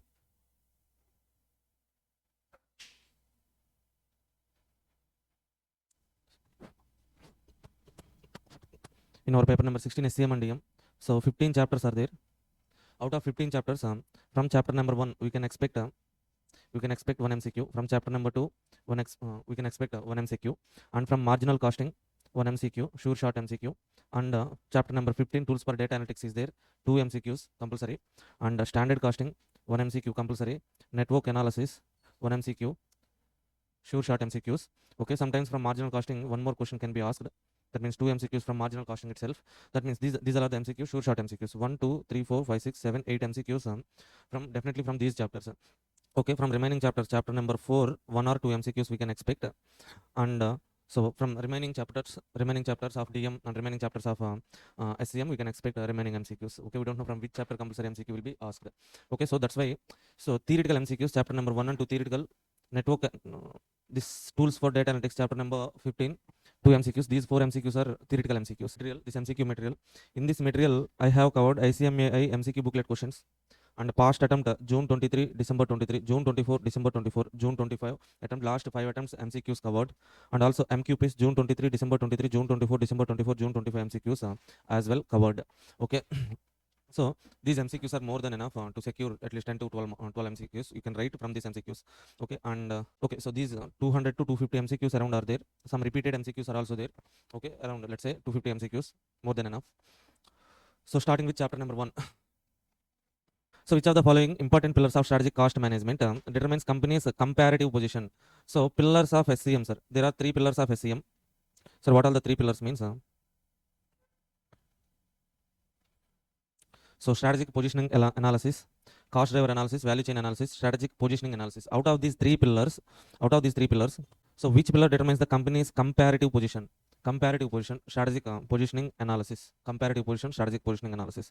Okay, so next one, dash is defined as the real and permanent reduction. We have 2 types of cost minimization, cost reduction, cost control. Cost control or cost reduction. Which one gives the permanent reduction means cost reduction, right? Yes. Which of the following is not a primary activity of value chain? So under Michael Porter value chain analysis, 2 types of activities are there, sir. Primary activities, secondary activities. Sir, what are the primary activities, sir? So what are the primary activities means? See here. Primary activities, inbound logistics, operations, outbound logistics, marketing and sales, service. Okay, from supplier to our organization, inbound logistics, convert the raw material to finished goods, operations, after finished goods, outbound logistics, delivering to the customers, and then marketing and sales services. These 5 are primary activities. Okay, so next, secondary activities, supportive activities are procurement, technology development, that means R&D, human resource management, infrastructure. Okay, so now see this MCQ. Which of the following is not a primary activity of value chain? Not a primary activity. Inbound logistics, a primary activity. Operations, primary. Service, primary. And marketing and sales, primary. So after sales services, primary activity. Infrastructure is secondary activity. Okay, what are the primary activities, sir? Inbound logistics, operations, outbound logistics, marketing and sales services. Okay, secondary activities are procurement, technological development, that means R&D, human resource management, infrastructure. Okay, so which of the following not a secondary activity of value chain? Okay, what are the secondary activities? Procurement, secondary; human resource development, secondary; technology development, secondary; service, primary activity. So this one is not a secondary. Activities required to design, develop, produce, market, distribute, service a product are known as design, develop, produce, market and distribute. Okay, inbound logistics, operations, outbound logistics, marketing and distribution, service, all these are nothing but so value chain activities, that two primary activities. Okay, this design covers R&D, no, so that is secondary. Total all these activities are nothing but value chain activities. Sixth one, which of the following not a term used in value analysis? Under value analysis, what are the terms we use? Means resale value, use value, esteem value, cost value. Use value, esteem value, cost value, one more value, exchange value. So under value chain analysis, four types of values are there. Use value, what is the use value of a product? Esteem value, okay, because of the design, ambience, first look, so value created to a product, like iPhones. Okay, at the first look itself you will get some value. Okay, so cost value, total cost to produce that product. Exchange value, if you want to exchange a product with other product, means what would be the value? These values are covered under value analysis. Resale value is not covered under value analysis. A company has forecast sales and cost of goods sold for the coming year 25 lakhs and 18 lakhs respectively. The inventory turnover has been taken 9 times as per year. In case inventory turnover increases to 12 times in short term interest rate working capital taken as a 10%, what will be the saving in cost? Okay, so first of all we need to understand formula for inventory turns. Inventory turns is equal to annual demand divided by average cost, or else in place of annual demand we can write cost of goods sold divided by, okay, average inventory. Okay, from this we can write the formula average inventory is equal to cost of goods sold divided by inventory turns. What is our cost of goods sold, sir? Okay, so previous cost of goods sold. So next, so first one they have given what is the so here two comparisons are there, sir. Inventory turns 9 turns, 12 turns. Okay, cost of goods sold, given cost of goods sold is 18 lakhs, 18 lakhs. Okay, when cost of goods sold is 18 lakhs, inventory turns 9. What is the average inventory, sir? 18 divided by 9. What is the formula? Cost of goods sold divided by inventory turns, no? Okay, so 2 lakhs, right? Okay, 2 lakhs. When cost of goods sold is 18 lakhs, inventory turns 9, average inventory is 2 lakhs. Okay, when cost of goods sold is 18, inventory turns are 12, so average inventory is 1.5 lakhs. That means if inventory turns increases from 9 to 12, okay, average inventory is getting reduced from 2 lakhs to 1.5 lakhs. That means we can save 50,000 on stock, closing stock value. Okay, so that means this is not our saving, sir. What is our saving means on this 50,000 we can save what? Opportunity cost, carrying cost, interest cost. Okay, so they have given short term interest 10% is given, 50,000 into 10%, 5,000 is our cost saving. Are you able to understand this one, sir? So previously average inventory 2 lakhs, later average inventory 1.5, 50,000 saving in stock, closing stock value, average stock value. That means on that stock value we can save what? Interest. Oh, actually here it is sales is profit element will also be there now. Here we are trying to calculate what cost saving. Okay, on sales amount, so we are getting that point. There are 3 core areas to consider when developing the supply chain strategy and business case. Okay, this is normal theoretical MCQ. People, process, systems. Which one of the following is not true for red ocean strategy? 2 types of strategies are there, sir. Red ocean strategy, blue ocean strategy. Red ocean strategy means red, blood, war. Okay, so competing in the existing markets, existing competitors, striving for existing demand is red ocean strategy. Entering into the new markets, creating new demand is blue ocean strategy. Okay, so existing competitors war. Okay, war, blood, red. Okay, so in red ocean strategy, beat the competition. Yes, existing competition we need to beat. Exploit existing demand. Yes, market value cost trade-off will be there. Yes, okay, to beat the competitors, we have to give lower cost, higher value. Okay, so break the value cost trade-off. This won't be there in red ocean strategy. That will be there in blue ocean strategy. Okay, which one of the true for blue ocean strategy? Okay, true. Beat the competition, red ocean strategy. Exploit the existing demand, red ocean strategy. Make the value cost trade-off, red ocean strategy. Make the competition irrelevant. In blue ocean strategy, we will enter into the new markets. So existing competition and all will be irrelevant while we are entering into the new markets, blue ocean strategy. Okay, so which one of the following activities porter value chain deliver a product or service to the customers? Okay, primary activities are what, sir? Inbound logistics. Okay, operations. Outbound logistics. Inbound logistics means from supplier to our company factory. Okay, operations means converting raw material to finished goods. Outbound logistics means finished good will be delivered to the customers. Okay, now June 25 attempt question. So what is the answer? Is there outbound logistics? Okay, next one. Chapter number 2. TQM stands for, we know, total quality management. Next one, question number 12. Okay, 4 P's of TQM. In TQM, what are the 4 Q's, sir? Okay, 4 P's of TQM: people, process, problem, preparation are 4 P's of TQM. Likewise, 6 C's of TQM are there: commitment, culture, continuous improvement, cooperation, customer focus, control. 6 C's, 4 C's of TQM. Okay, so what are the 4 P's of TQM? Means people, process, problem, preparation. Okay, price stands for, okay, again, this is one of the price analysis. In price, so this is this is identification of improvement opportunities and implementation of quality improvement process, is a price framework. So in price framework, first of all, we need to identify the problem. Okay, give the ranking to each and every problem, then analyze the problems, then try to so find out the innovative solutions to resolve the problem, then find out the solutions. Evaluation, this is price. P means price. P means problem identification. Ranking. A means analysis. I means innovation. S means solution. E means evaluation, right? Yes, evaluation. So now look at this one. Price. P means problem identification. R means ranking.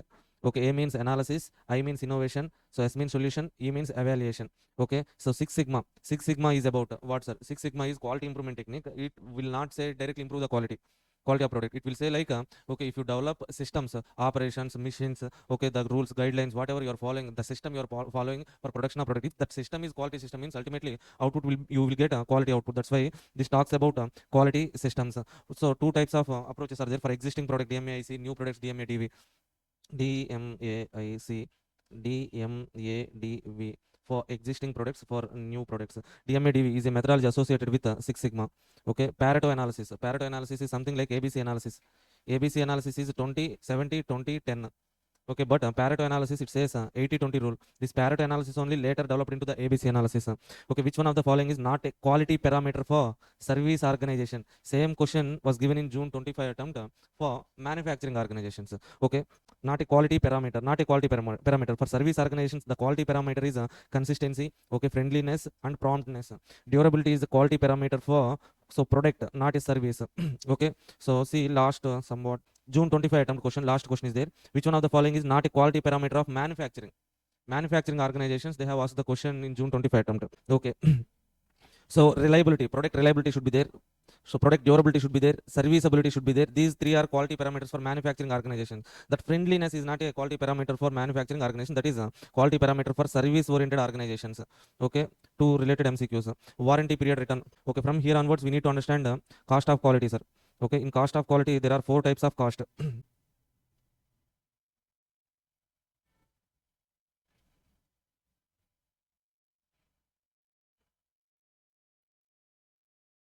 So cost of quality, there are 2 types of cost: cost of good quality, cost of poor quality. Okay, cost you will incur to produce good quality products, cost you will incur to produce so once poor quality products are produced, what is the cost you will incur? Yeah, hi guys, welcome back. Sorry for the late. We have done with chapter number 1 to chapter number 4 MCQs. Now we shall start with chapter number 5, standard costing. So first one, cost of good quality product, prevention cost. Okay, to produce good quality goods, you will take some preventive measures. What are the preventive measures, sir? You will try to purchase good quality raw materials. You will try to inspect raw materials, and we will try to develop some systems. That means quality missions, and we will give some training to the employees. Those kind of measures are prevention measures to produce a good quality product.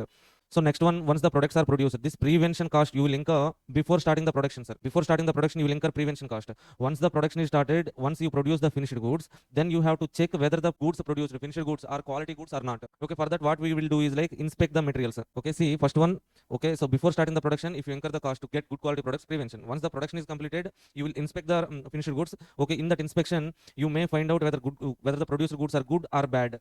Okay, so for that, inspection cost is called as appraisal cost. Inspection cost, inspection equipment depreciation, all those costs. Okay, next one, in this appraisal cost, that means inspection process, if you identify the goods as bad quality, poor quality, defective items, then you will incur internal failure cost. If you identify defective items within the organization, means internal failure cost. What we will do, sir? Okay, you have done production and you have inspect those finished goods, and you identified that some of the items are okay, so defective items. Okay, for that defective items you have to repair, okay, re-inspect, or else scrap, some cost will be there. That is internal failure cost. Okay, so in the inspection itself, you have identified them as good quality, but once they are delivered to the customer has identified those goods as defective items, then that is external failure cost. What is the external failure cost, sir? Once the customer has identified the goods as defective, means he will return the goods, or else we have to give some warranty, guarantee, repairs, replacement. Okay, that kind of cost will be there. That is called external failure cost. Now see, okay, so prevention cost means ensuring failure do not happen. Appraisal, checking for failure. Internal, keeping defective products from falling into the hands of customers. Cost of defective discovered by the customer. So examples. So what is the prevention cost means? System development, prevention. Okay, quality training, quality audits, design review, quality circles. This is prevention. Okay, testing and inspection of not raw material. Testing of raw material falls under prevention cost, sir. Okay, inspection or testing of work in progress finished goods falls under appraisal cost. Product acceptance, package inspection, field testing, depreciation of testing equipment, supplier verification. Okay, this is appraisal cost. Next one, third one, once internal failure cost. Once goods are identified as defect within the organization, cost of scrap, cost of rework, cost of reinspection, cost of retesting, repair. Once the goods are identified as the defective by the customer, revenue loss, warranties, repairs, replacement, discount due to defects, cost of field servicing. These are the external failure cost now. So warranty period return, which cost, sir? Internal failure, external failure. You will incur warranty period cost if the product identified as defective by customers, external failure. Cost of rework, when you will rework on the materials, internal failure. Okay, cost incurred to ensure failures do not happen. Preventive measures, downtime due to defective quality. Internal failure, why internal failure, sir? You identified the goods as defective. In prevention cost, you will identify goods as defective. For the defective, so for rework and all, there will be some downtime, that is internal failure cost. Which of the following quality cost incurred in the process of uncovering defects, identifying defects? Appraisal cost. Which of the following quality cost incurred when inferior products are delivered to the customer? Defective goods delivered to the customer. External failure cost. Okay, so liability claims is an example of external failure. Okay, so depreciation and testing equipment. Okay, which stage you will do testing, sir? Inspection, appraisal cost. Okay, for that inspection, if you use some equipments, the depreciation and testing equipment, appraisal cost. Okay, factory is setting up a special inspection at a supply point of raw materials. 80,000. Factory is setting up a special inspection. Okay, we are going to start some inspection program for raw materials. The cost of that inspection is 80,000. Okay, so consequent to this, there is lesser number of returns from the customers. These goods used to be sold 1 lakh. Variable cost 80,000. The change in quality cost are okay. So what is cost of quality, sir? Okay, so we are starting some inspection process. Before inspection, after inspection. Okay, after inspection means what is the quality cost here? For inspection, we are incurring 80,000 rupees cost. Okay, so before inspection, what is our loss? Means we have been producing defective items. The defective items, okay, variable cost is 80,000. Okay, so before inspection process, our cost of quality, defective items, loss due to defective items is 80,000. This is 80,000 variable cost. Now that is our cost, that is our loss. If you produce defective items, scrapping means okay, variable cost on those items is our loss. Okay, so after inspection, so after implementing inspection program, okay, we are able to reduce the defectives, but we are incurring cost of quality, inspection cost 80,000. Okay, before inspection 80,000 is cost of quality, after inspection 80,000 is the cost of quality. There is no change in cost of quality. Are you getting that point? Okay, next one. This question to June 25 question done, right? Now we shall enter into the marginal costing, sir. So the basic formulas and all we know. I'm assuming like we know. Okay, so I will try to do some small calculations if possible. So for some questions workings are there, sir. You will easily understand. See question number 25. The break-even point of manufacturing company is 1,60,000. Break-even point is given. Fixed cost is 48,000. Variable cost is 12 rupees per unit. PV ratio will be. So how to calculate PV ratio? So first of all, break-even point is given. Break-even point is equal to fixed cost divided by PV ratio. Then we can write it like PV ratio is equal to fixed cost divided by break-even point. What is the fixed cost given? 48,000. 48,000 divided by 1,60,000. How much? Okay, 30%. Next one. SCM&D Limited determining its selling price by marking up variable cost 50%. That means how they are fixing selling price, sir? Variable cost plus 50% is their selling price. In addition, let's say for example our variable cost is equal to 100. Then what is the selling price? Selling price is equal to variable cost plus 50% means selling price will be 150. Okay, so company uses frequent selling price markdown to simulate the sales. Okay, to simulate the demand and all, they will be increasing and decreasing the selling prices. Okay, if the markdown is 20%, if they reduce the selling price by 20%, then new selling price is equal to 150 minus 20%. Okay, so before that, so previously our variable cost is 100, selling price is 150. Okay, what is our contribution, sir? Contribution is equal to 150 minus 100. 50 rupees is contribution. Okay, if you reduce markdown the selling price by 20%, new selling price is 150 minus 20%. 120, 120. Okay, 120 means, okay, so even though if you reduce the selling price, your variable cost will not reduce. Na? Okay, variable cost 100 only. Are you getting this calculation? Okay, now what is the contribution here?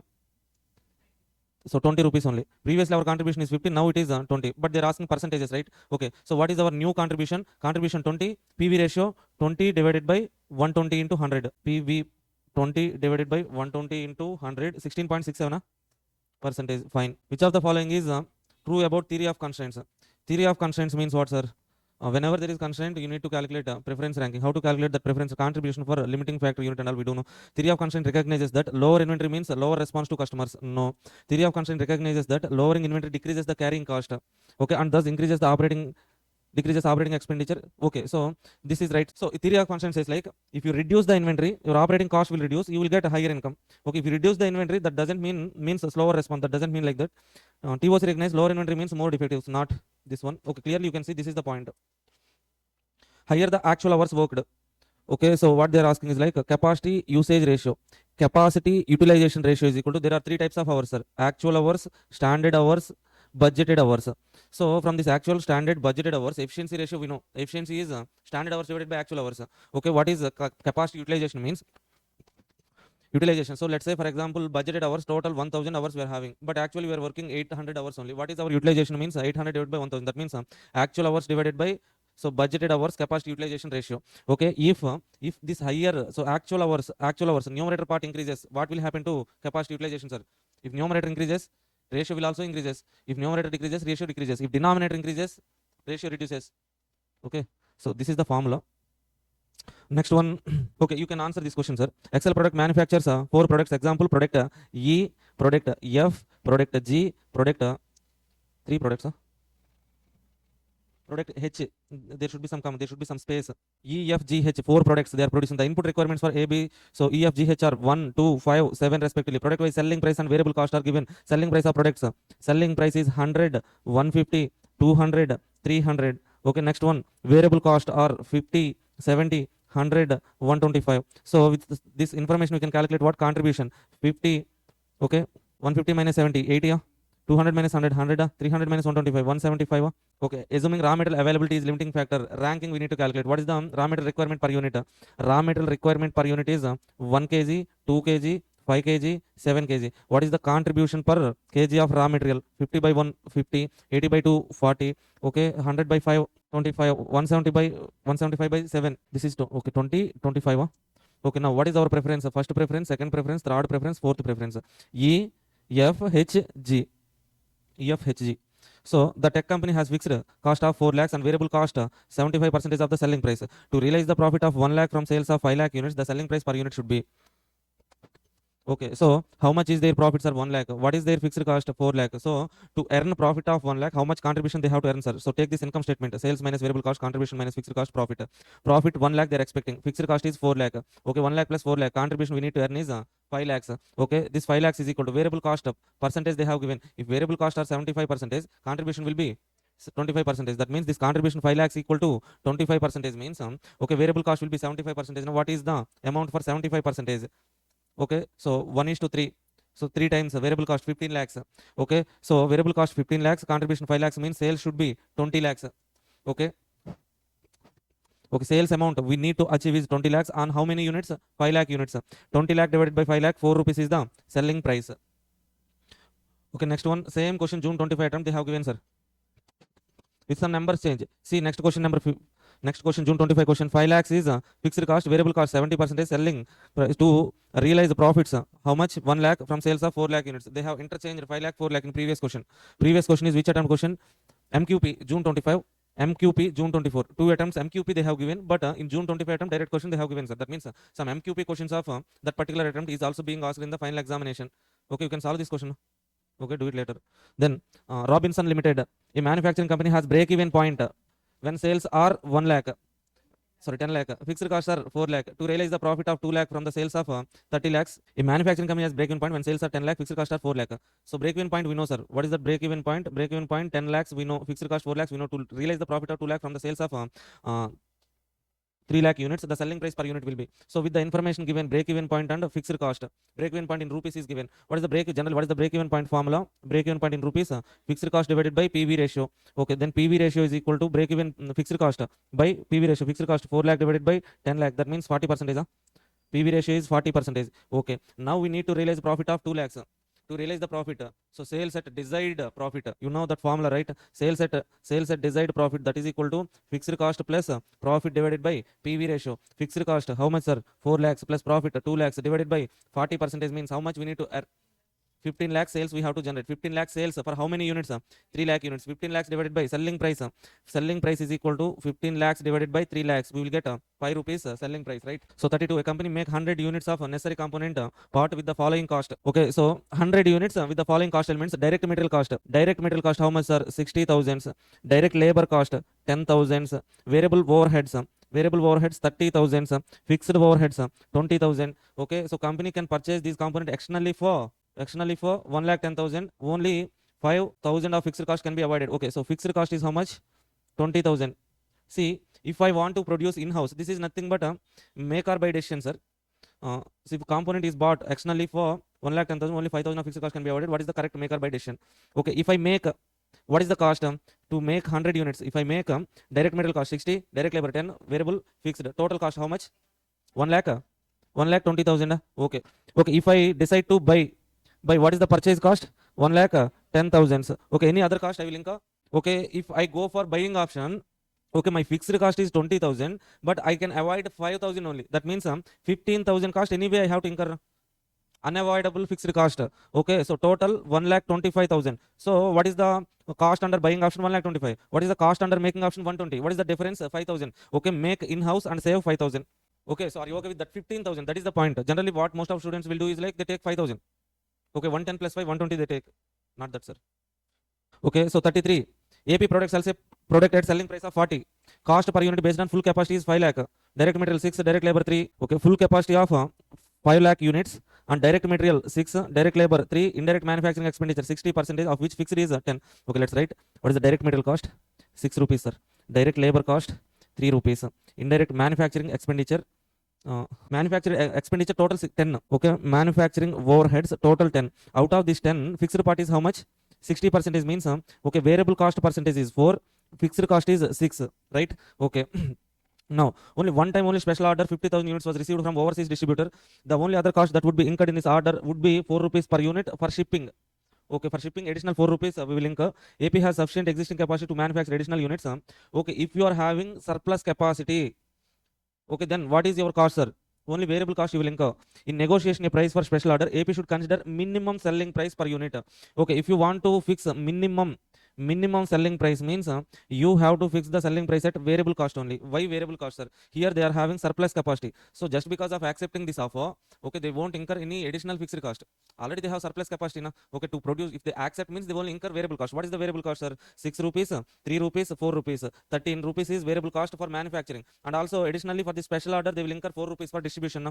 Okay, 13 plus 4, 17 is the variable cost. Okay, minimum selling price we can fix is variable cost, that is 17 rupees. Okay, next one, 34, sir. Break even sales of a manufacturing company 3,75,000 while fixed. The margin of safety, what will be its profit? Can you do this question? Okay, so margin of safety is given, sir, that is 40%.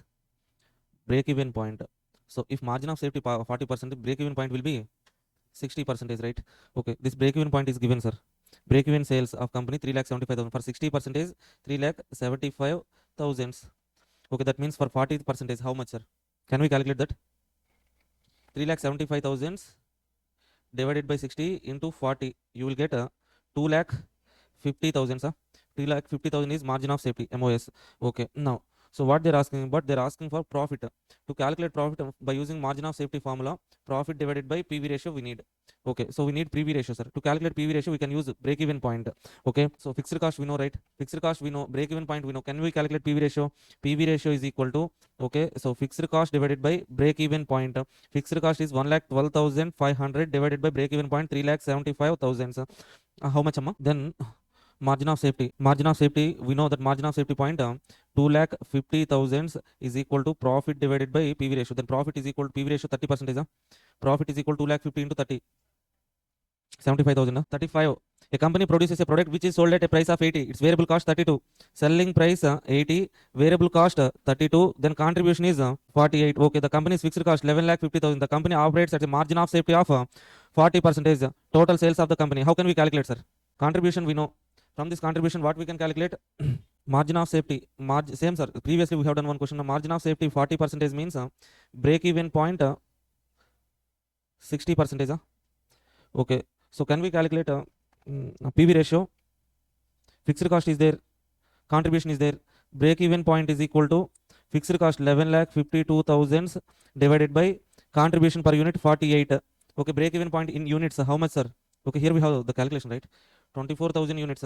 Okay, so for 60%, 24,000 units means total sales means 100%, right? Okay, so total sales is equal to 24,000 divided by 60% break even point into 100, right? For break even point for 60%, 24,000 means for 100%, how much sales? 40,000, sir. Okay, clearly here we have solution. Okay, next question number 6, sir. This is semi-variable cost splitting, you know.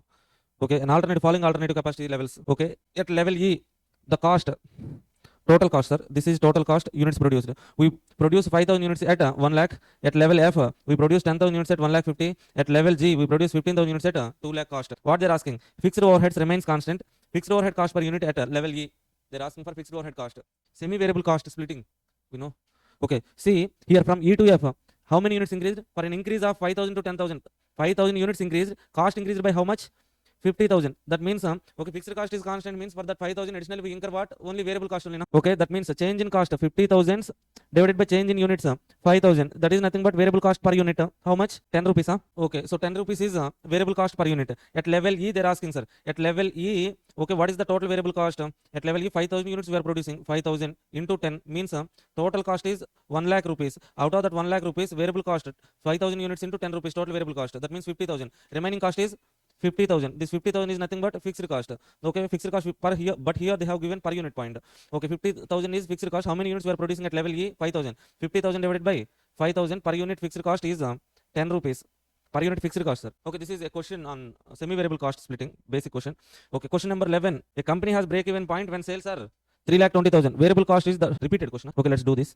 Break-even point when sales are 3,20,000. Variable cost that level of sales are 2 lakh.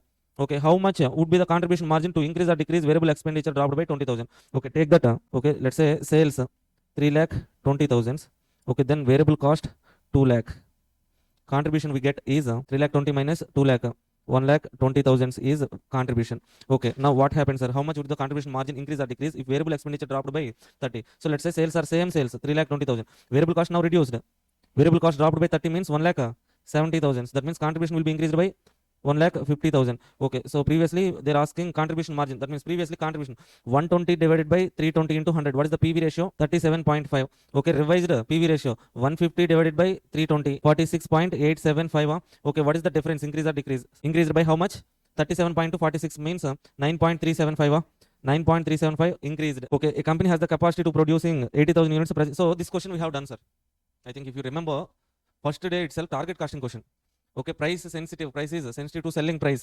See, capacity, maximum capacity 80,000. Present it is selling 20,000. 20,000 units it is selling at 100 rupees. Okay, demand is sensitive to selling price. It is observed that for each reduction in selling price by 10, if I reduce the selling price by 10, presently 100, 20,000. If I reduce by 10, 90, sales will be doubled, 40,000. If I reduce by one more 10, 80, I can sell 80,000 units. Okay, maximum capacity 80,000. What should be the target cost in selling price if demand margin on sale 25%? Selling price to sell maximum quantity 80,000. Selling price is 80 minus profit 25% means okay, 60 is the target cost. Okay, what is the total cost then? 60 into 80,000, 4 lakh, 48 lakh. 48 lakh. One more question MCQ. It will be repeated in some other chapter. 48 lakhs total. Per unit 60. Okay, then question number 39. Factory make only one of three components XYZ in a given production period. The following information is given. Selling price 1,500. Selling price 1,500, 1,800, 2,000. Variable cost 700, 950, 1,000. Assume that there is no constraint on resource utilization or demand. Similar resources are consumed by XYZ. Opportunity cost of making 1 unit of Z. Okay, let's calculate contribution. What is opportunity cost, sir? Let's calculate contribution for X. 1,500 minus 700. How much? 800. 1,800 by minus 950. 850. 1,000. Okay, generally in this situation, which product you will prefer to produce? Z only, our choice, right? So now what is the opportunity cost, sir? Opportunity cost means, so next best alternative. So benefit lost on next best alternative. Okay, in this situation, definitely I go for Z. If I select alternative Z means what I am losing? Next best alternative, 800 or 850. Why is the next best alternative? 850 is the opportunity cost of selecting Z. Similar question was given in June 25 attempt, sir. With some numbers change. Same question. Okay, calculate contribution. You select the product with maximum contribution. Okay, so what is opportunity cost means next best alternative. Benefit lost on next best alternative is our opportunity cost. June 25 exam question, sir. But you see, you can see some numbers change will be there. Okay, so 41. So can you guys do this question? Repeated question. Repeated, right? Repeated. Same model or else same numbers, I don't know, but repeated. Next question. Okay, so this question is also there in throughput costing. Actually, this is throughput costing, but came here. See, read this question. Throughput accounting system, the details of product MB, selling price 50, material cost 20, conversion cost 15. What is the throughput contribution? Can you tell me the throughput contribution? 50 minus 20, 30 is the throughput contribution. If bottleneck resource 10 minutes, okay, contribution per minute. Contribution, throughput contribution per minute is equal to 30 by 10. That is equal to 3 rupees. Okay, what will be the return per hour? But here we have per minute. Return per minute is 3 rupees. That means 1 hour return means 60 minutes into per minute contribution 3 na. 60 into 3, 180. Okay, transfer pricing. Coming to transfer pricing, okay, Max Limited fixes the interdivisional transfer prices for its product on the basis of cost plus return on investment. Cost means what cost, sir? So transfer price, clearly they are giving the method. Cost means total cost plus return on investment. What is the total cost, sir? See, for return on investment calculation, they have given information. Fixed assets 5 lakh, current assets 3 lakh, debtors 2 lakh. Okay, annual fixed cost, this is cost. Okay, that means 5 plus 3 plus 2, total 10 lakhs is the net assets. That means our investment is 10 lakhs. Okay, variable cost per unit 10 rupees. Okay, budgeted volume 4 lakhs. Now we can calculate total cost, sir. Total cost means variable cost plus fixed cost per unit. Variable cost per unit plus fixed cost per unit plus return on investment per unit. Okay, variable cost 10, fixed cost per unit. Can you tell me the fixed cost per unit? 8 lakh, fixed cost 8 lakh. Number of units 4 lakh. That means fixed cost per unit 2 rupees plus return on investment. What is the return? 10 lakhs into 28%. 10 lakh into 28% is return divided by how many units? 4 lakh units. Per unit how much? Something. What is that something? Okay, 10 rupees plus 2 rupees plus 0.70. 12.70 is transfer price. Next one, 42. A company makes component and sells internally to its subsidiary and also to external. External market price is 24 per component, which gives the contribution of 40% of sales. Okay, external market price is 24, sir. External market price. A company is there, so its external market price is 24. From that, it is getting contribution of 40%. Okay. For external sales, variable cost include 1.5 rupee per unit distribution cost. This is however not incurred in internal sales. There is no capacity constraint to maximize company's profit. Transfer price of subsidiary. So transfer price to maximize the profit. Okay, to get maximum profit, we have to fix a minimum transfer price, maximum transfer price. Minimum cost should be there, na?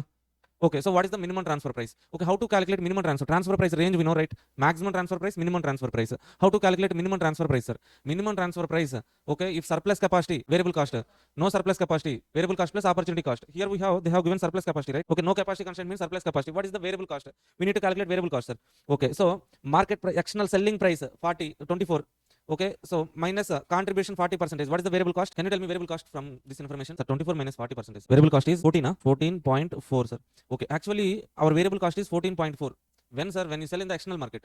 But in this variable cost, we incur 1.5 rupees per distribution cost. Okay, in case of external market, we incur that cost, distribution cost. For internal transfer, we won't incur less distribution cost, 1.5. Then what is the price? 12.9. Okay, a group has two divisions, division P and division Q. Division P manufactures an item that is transferred to division Q. Item has no external market. 6,000 units are produced. So 6,000 units are annually produced. Cost of each division are as follows. Division B, variable cost 100, fixed cost 1,20,000. Division Q 120, 90. Head office management decided that transfer price should be set that provides a profit of 30,000 to division B. What should be the transfer price? Okay, they're saying like simple selling price calculation. Transfer price, that is equal to variable cost plus. So to get 30% profit means total cost plus profit we need to add. Total cost means what, sir? Variable cost per unit plus fixed cost per unit plus profit per unit. What is the variable cost per unit? 100 rupees. Fixed cost 1,20,000 divided by number of units 6,000. Profit, how much profit they're expecting? 30,000. 30,000 divided by 60,000. Total 1,20,000 plus profit profit. They're expecting 30,000 divided by 6,000. 125 is the price. Okay, are you okay with this, sir? Simple selling price calculation. Okay, relevant cost. Okay, I'm assuming like some relevant costing basics. You know, even if you don't know means I will try to explain some basics. A particular job requires 800 a particular job required 800 kgs of material, sir. Okay, raw material requirement is 800 kgs. Okay, so 500 kgs of particular material is currently in stock. Whenever we need to calculate raw material cost, okay, we have to check whether the stock is available in stores or not. Okay, our requirement is 800. Out of that 800, 500 is 500 kgs available in stock. In store we have 500 kgs. That means we need to purchase remaining 300 kgs. See, now the original price of material P was rupees 300, but currently, okay, original price always irrelevant, sir. Why means in relevant costing, so you have purchased this 800 kgs already at 300 kgs. So at 300 rupees historical price, that it will always be irrelevant for decision making. Why, sir? That is sunk cost. You have already incurred that 300. So now to take a decision, that 300 will not affect our decision making. So in stock, need to purchase 300 kgs. Okay, so resale price of the same stock obtained. Okay, what is the resale price? Existing stock 500 is there. Resale price is 200, sir. Resale price 200, that we need to take. Okay, so next one, current replacement price of material is, current replacement means new purchase. We have to purchase this 300 now. Okay, for that, what is the cost means? 0.80. 200 plus 300 into 0.80, how much? 240. Okay, that means total relevant cost is 440. Okay, you may have some doubts here. Okay, if you know the concept of relevant costing, you will understand. Okay, so okay, so I will try to explain. See, how to calculate relevant material cost, sir. Okay, to calculate relevant material cost, let's say a new job, okay, new offer came to our company. What is that offer means? They're asking us to produce 1 lakh units of finished goods. Okay, now we have to calculate what is the relevant cost of this 1 lakh units, sir. Let's say, for example, to produce 1 lakh units of finished goods, we need 2 kg raw materials for each unit. That means our total requirement is 2 lakh kgs. Now we need to calculate 2 lakh kgs raw material relevant cost. Okay, relevant cost of material. First of all, to calculate relevant cost of this 2 lakh kgs of raw material, we have to check whether we have any raw material in stock or not. If raw materials are not in stock, what we have to do? We have to purchase. Okay, so you need to understand is like what is like okay. So if decision taken, decision not taken. If you incur the cost, just because of the decision taken means that is relevant cost. Okay, one cost element is there. That cost element you will incur if you take the decision. You won't incur if you are not taking decision means that is relevant cost. Okay, one cost element is there. If that cost element you won't incur if you take the decisions. Okay, you will incur if you are not taking decision means that is relevant benefit. Okay, and one cost element is there. Okay, if you incur that cost if you take the decision, even if you are not taking the decision means that is always a cost, that is not relevant cost. Are you getting this point? Say, so decision is there, sir. Accept or reject decision. Okay, a new offer, new project came to us. Okay, one cost element is there. That cost you will incur if you accept the project or if you reject the project. That is not irrelevant. That is cost anyway. That is cost, but that is not irrelevant cost. Why, sir? That is not relevant for decision making. Anyway, if you take the decision, not taking the decision, you are incurring. Second one, another cost element is there that you won't incur if you accept or reject. Then that is not at all a cost. Another cost element is there. That cost you will incur if you accept the offer. If you reject the offer, you won't incur relevant cost. Another cost element is there that you won't incur if you accept. You will incur if you reject. That means that is a relevant benefit, not a cost benefit. Okay, this is basic, sir. Now, so coming to this one, raw material we need 2 lakh units. Okay, so not in stock. Let's say some 1 lakh kgs are not in stock, 1 lakh kgs are in stock. 1 lakh kgs not in stock means we have to purchase. To execute that order means we have to purchase. When you will purchase? If you accept the offer. If you reject, you won't purchase. That means this purchase cost you will incur when if you accept, you won't incur. Reject, you won't incur. That's why this purchase cost is relevant cost. Okay, now coming to in stock. 1 lakh kgs are in stock. Okay, that were already purchased for let's say 3 lakh rupees we have purchased, sir. We have already purchased, so some months ago we have purchased, let's say, historical cost. That is called historical cost. That will always be sunk cost. Okay, this cost 3 lakh is there now that you have already incurred. Okay, now if you accept or reject that this 3 lakh cost you cannot change now. Okay, you accept the decision, reject the decision. This 3 lakh will not change. Already you have incurred now sunk cost. This is not at all relevant for decision making. Then what is relevant, sir? Okay, so then what is relevant means we have to check for existing whether that is regularly used or not regularly used. If regularly used means that stock we are using for other production. Daily we are doing production, for that we are using that raw materials. Okay, if you are using for daily production means okay, so let's say for example 1 lakh stock is there in the stores. You are using that materials for so production, the regular production. If you use that materials for new offer, new order means okay, for regular production you have to replace that one. Okay, that replacement cost is our relevant cost. When you will replace, sir?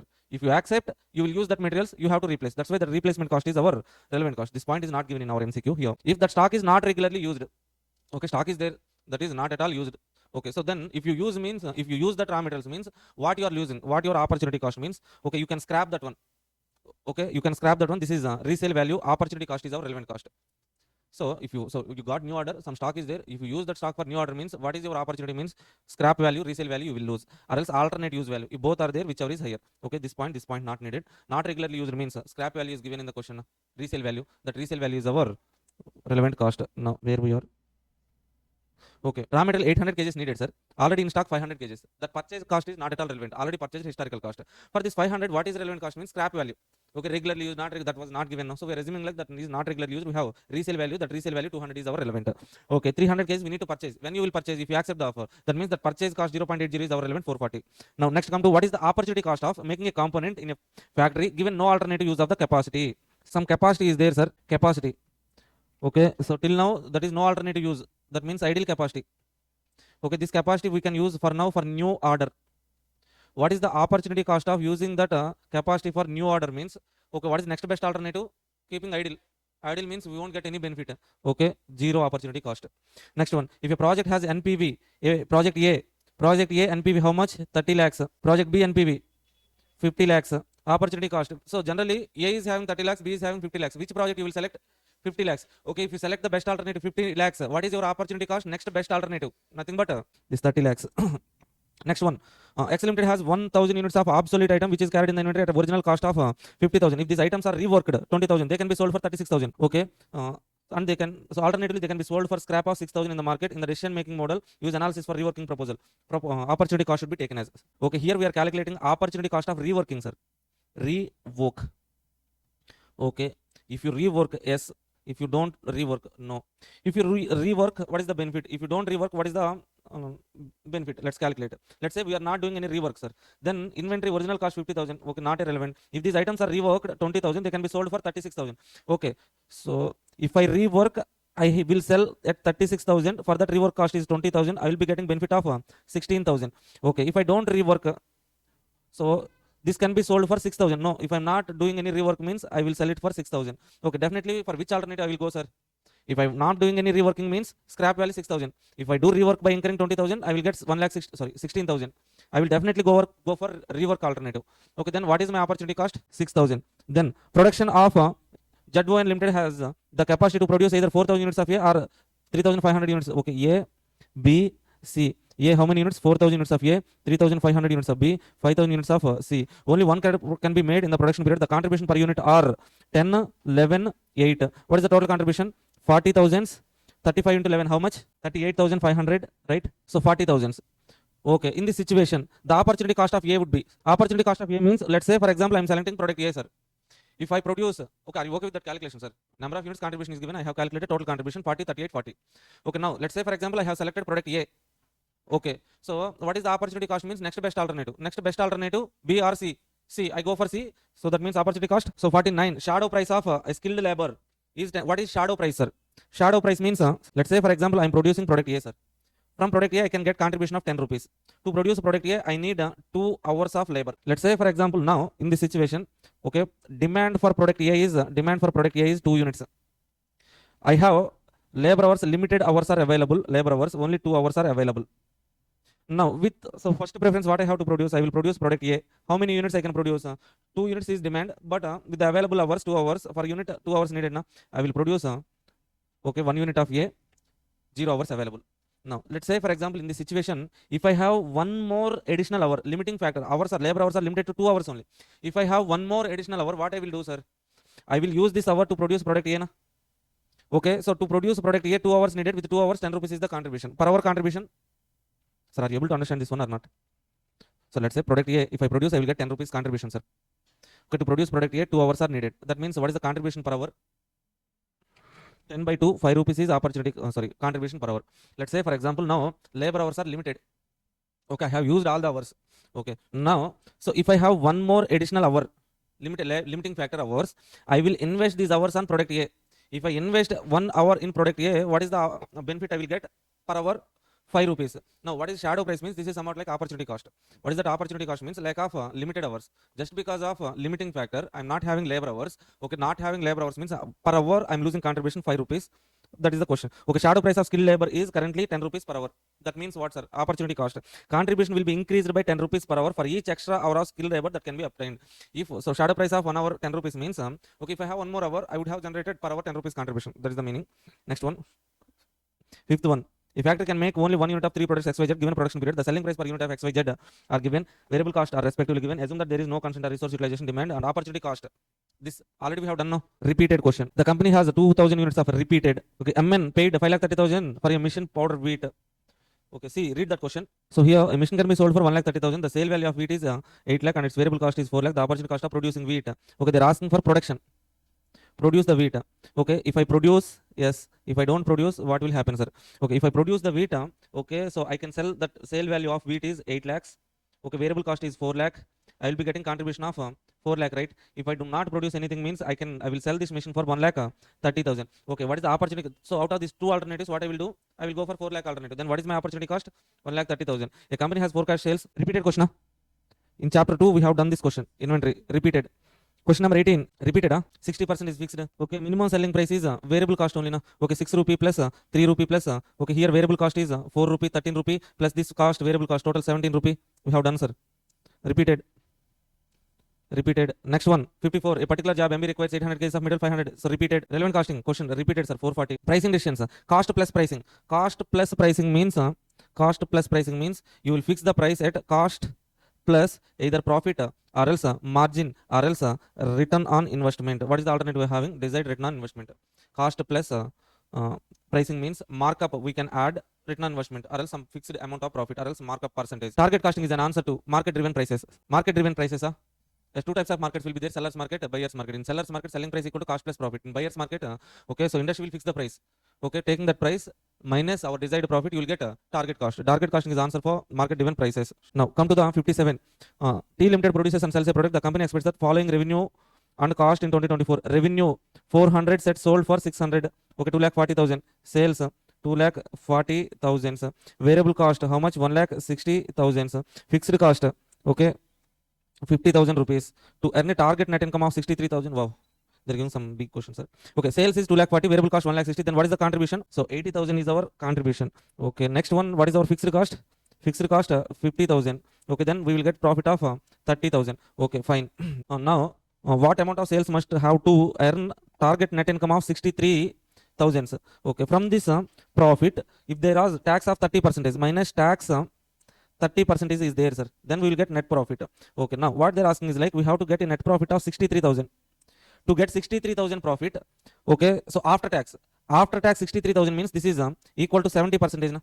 Okay, that means what is 100%? 63,000 divided by 70 into 100, 90,000, sir. Okay, that means my target is to earn profit of 90,000, sir. Okay, if I have to earn a profit, okay, before tax 90,000 means fixed cost 50,000. I have to earn how much contribution? 1,40,000. Okay, what they're asking? Okay, 1,40,000. Okay, fine. So can we calculate here?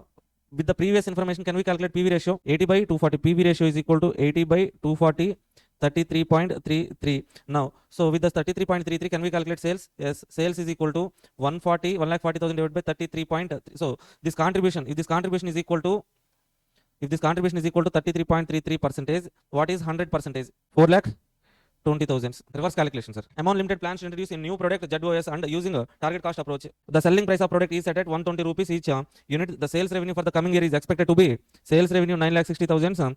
Selling price is set at 120. Okay, CU requires a return of 15% on coming year, investment of 20 lakhs. What is the target cost per unit? C. Okay, what is the total sales, sir? 9,60,000 minus sales minus our expected profit. What is our expected profit? 20 lakhs into 15%. How much? 3 lakh. 3 lakh. That means our target cost is 6,60,000. 6,60,000 is our target cost. For how many units? Okay, so how many units means sales divided by selling price 120 given. Divided by 120, you will get number of units. How many? 8,000 units. Okay, 8,000 units. This is our target cost 6,60,000. Target cost units 8,000 units means target cost per unit is 82.5. So next 158. A Limited plans to introduce a new product issuing the target cost approach. Projected sales revenue 90 lakhs. 45 rupees per unit and target cost of 64 lakhs. What is the desired profit per unit? Easy to calculate, sir. Can you tell me? See here, sales revenue, sales 90 lakh given. Yes, sir. Target cost also given. Target cost how much, sir? Target cost 64 lakh. Okay, that means what is the profit? Target profit is 26 lakh. Okay, 26 lakh. Fine. Okay, what is the number of units? If I 2 lakh is the number of units, how, sir? 9 lakh divided by 45, that is equal to 2 lakh units. Now what they're asking, what is the profit per unit? Profit 26 lakhs divided by 2 lakh units, you will get 13 rupees. Next 160. The product of XYZ company is sold at a fixed price of 1,500 per unit. As per the company estimate, 500 units of product are expected to be sold in the coming year. If the value of investment of company is 15 lakhs and has a target return on investment, target cost would be same question repeated, sir. Selling price 1,500 given. Selling price 1,500 per unit is given. Okay, 500 units can be sold in the coming year. Investment minus profit, we need to subtract profit. That means return on investment, how much, sir? 15 lakh into 15%. This has to be recovered from how many units? 500 units. Then what is the profit per unit? Profit per unit 450. 450, sir. 450. Then 1050 is the target cost. Are you able to understand this one? Option C. Next 61. A manufacturing components for VCD has capacity to produce 4 lakh units. Market demand is sensitive to selling price. Company could sell 1 lakh units at a price of 75,000. So the demand thereafter would be double. So double. This question repeated. Next question is also repeated. But this one they're asking not per unit price. Per unit price 60 rupees we got previously. Total 48 lakhs I have explained there itself. Okay, we have answer. If you have any doubts, you can refer that one. 63. 120 units of semiconductors are required to sold to earn a profit of 1 lakh in monopoly market. Okay, profit how much? Profit 1 lakh. Fixed cost how much? 80,000. Contribution monopoly is 3/4 of variable cost. Determine target selling price. Okay, sales minus variable cost is contribution minus fixed cost is our profit. What is the profit? Required profit is 1 lakh. Our fixed cost is how much? 80,000. That means contribution should be 1 lakh 80,000. Okay, they have given ratio 3/4 of variable cost. Contribution is equal to 3/4 of variable cost. That means what, sir? If contribution is 3, variable cost is 4. That's it, right? Okay, now this contribution, if this contribution is 3, for 4, what is the variable cost? 1,80,000 divided by 3 into 4, 2,40,000, sir. 2,40,000 plus 1,80,000. Sales 4,20,000. 4,20,000. Sales 4,20,000 means Target selling price they're asking. Do we know the number of units? 120. Then selling price divided by selling price is equal to sales 4,20,000 divided by 120. You will be getting 3,500. Marketing department of an organization estimates that 40,000 new mixers can be sold at 60 rupees of selling price. Okay, selling price 60. Okay, number of units 40,000. Okay, so investment 40 lakhs. We need 15 percentage. Same question, repeated question. Target costing minus profit. How much, sir? Profit investment 40 lakhs into 15 percentage divided by number of units 40,000 units. If you subtract this per unit profit, you will be getting target cost. Profit 40 lakhs. On 40 lakhs we have to earn 15 percentage, means 6 lakh. 6 lakh divided by 40, 15. 15 means our target selling cost is 45. Option C, ABC. Cost driver means what, sir? What is cost driver? Cost driver is the factor which increases or decreases the cost of. Cost driver is the factor which increases or decreases the cost of an activity. Option C. ABC management means all the above. Okay, theoretical point. We can identify sources of profit and loss, assign cost using measures of service consumed, recognize causal relationship between cost drivers and activities. So doing that ABC costing is nothing but ABC management. Okay, that process, entire process will be there now. Identifying activities, what are the value creating activities, what are non-value creating activities. For that activities, cost pool. Next, identify cost drivers quantity, cost driver rate, absorption. Okay, process of cost allocation under ABC is as under. Which one, sir? We have already discussed that sequence. Step 1, identify activities. Step 2, identify activities cost pool. Step 3, cost drivers name. Okay, step 4, cost driver quantity. Step 5, cost driver rate. Step 6, allocation of overheads based on cost driver rate. What is the correct sequence they have given? C, activities, cost of activities, nothing but cost pool, cost driver name. Okay, so they are missing cost driver quantity and cost driver rate. Directly they are going to cost allocation. Okay, others are somewhat reverse. Okay, here they are saying like cost allocated to cost objects. So some reverse is there. Only this option is in the sequence. Okay, so P operates under activity based costing system to attribute its overheads to cost object. The budget for the year of the company expected to place a total. Okay, what they are saying is like they will place 2,895 purchase orders. Total cost of 1,10,010 rupees. What is their budget is like? Their budget, sir. Their budget, they will incur total ordering cost of 1,10,010 rupees. Budgeted number of orders is 2,895. That means, can you tell me the cost driver rate? Cost driver rate 38 rupees. Now, activity and its related costs were budgeted to occur constant rate throughout the period, which is divided into 4-week period. During the 4-week period, so ended 30th June 2021, total of 210 purchase orders were placed. Till now, we have placed how many orders? 210 orders we have placed, sir. Okay, if you are following ABC, we have placed 210 orders. For the 210 orders, how much you might have absorbed? Cost driver rate 38.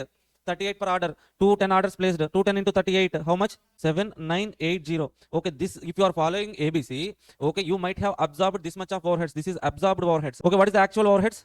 7,650. Actual overheads. Absorbed overheads, actual overheads. Under absorption or over absorption? How much? 330 is the over absorption. Are you so getting that point? ABC, so calculate cost driver rate into actual cost drivers. You will get absorbed. That is actual. So this question, easy question. So in this question, what they're saying is like a company cost of personnel department has always been charged. Personnel department cost means what's employee cost. They have been charging production department based on number of employees. Recently, opinion gathered from the department indicates that the number of new hires.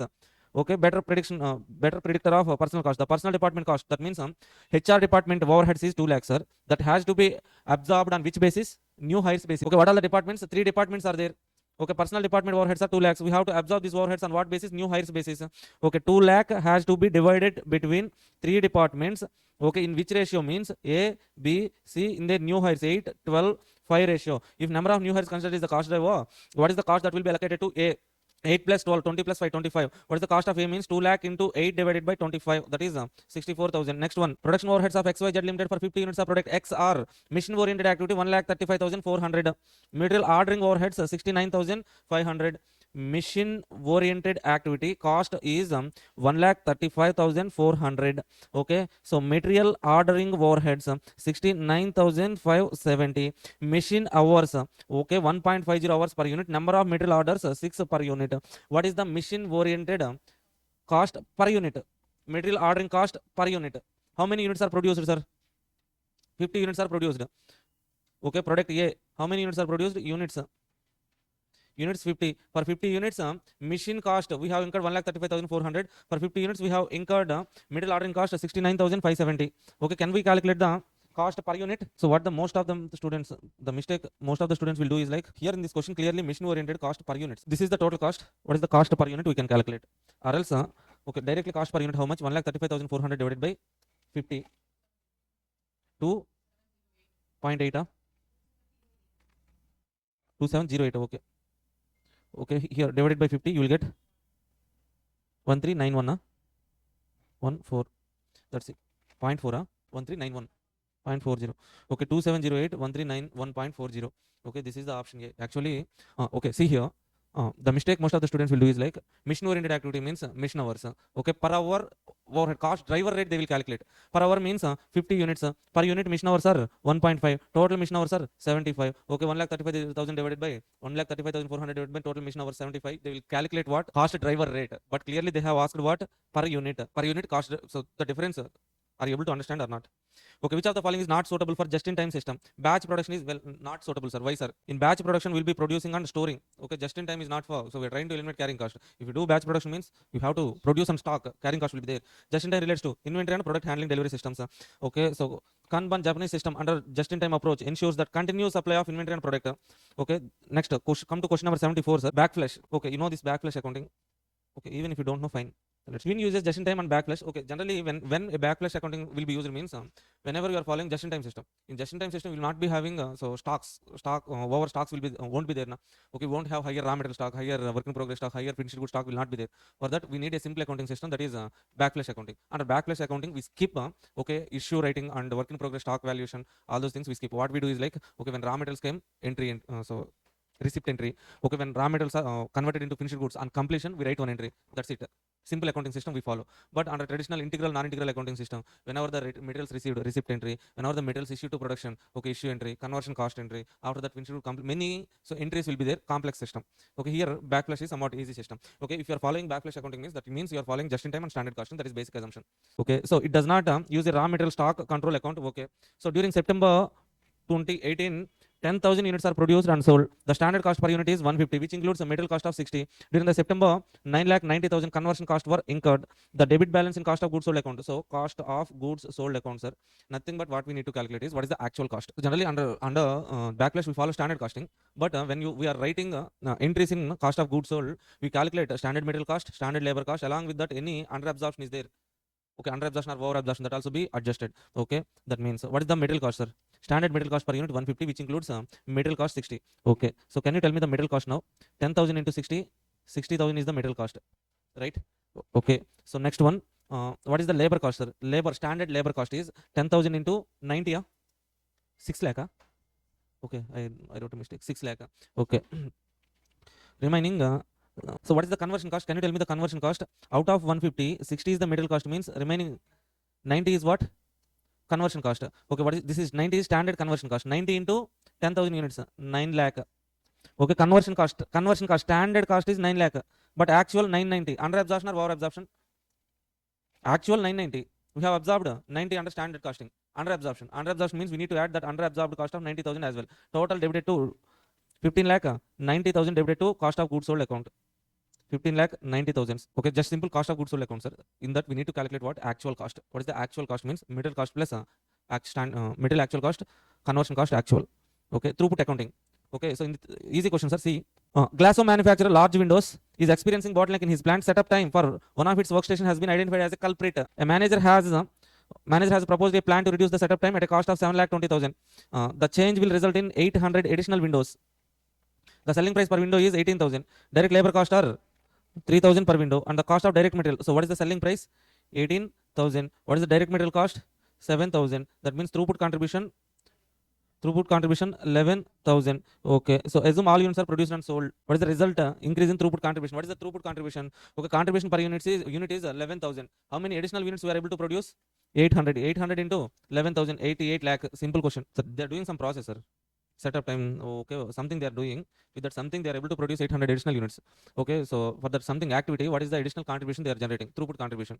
Okay, additionally we are producing 800 windows. For each window 11,000 is the contribution, throughput contribution. Okay, cost per unit and throughput costing accounting, marginal costing accounting, mainly difference. What is the difference? Marginal costing we consider all variable cost. Throughput costing we consider only direct material cost. That means why we are considering direct material cost only means labor cost and other overhead cost we are treating it as fixed. That means period cost. Direct labor cost is considered as fixed under throughput accounting.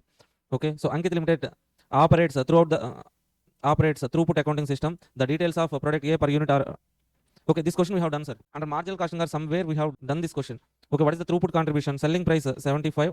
Okay, minus material cost 30. That means 45 is what? 45 is throughput contribution. How many minutes?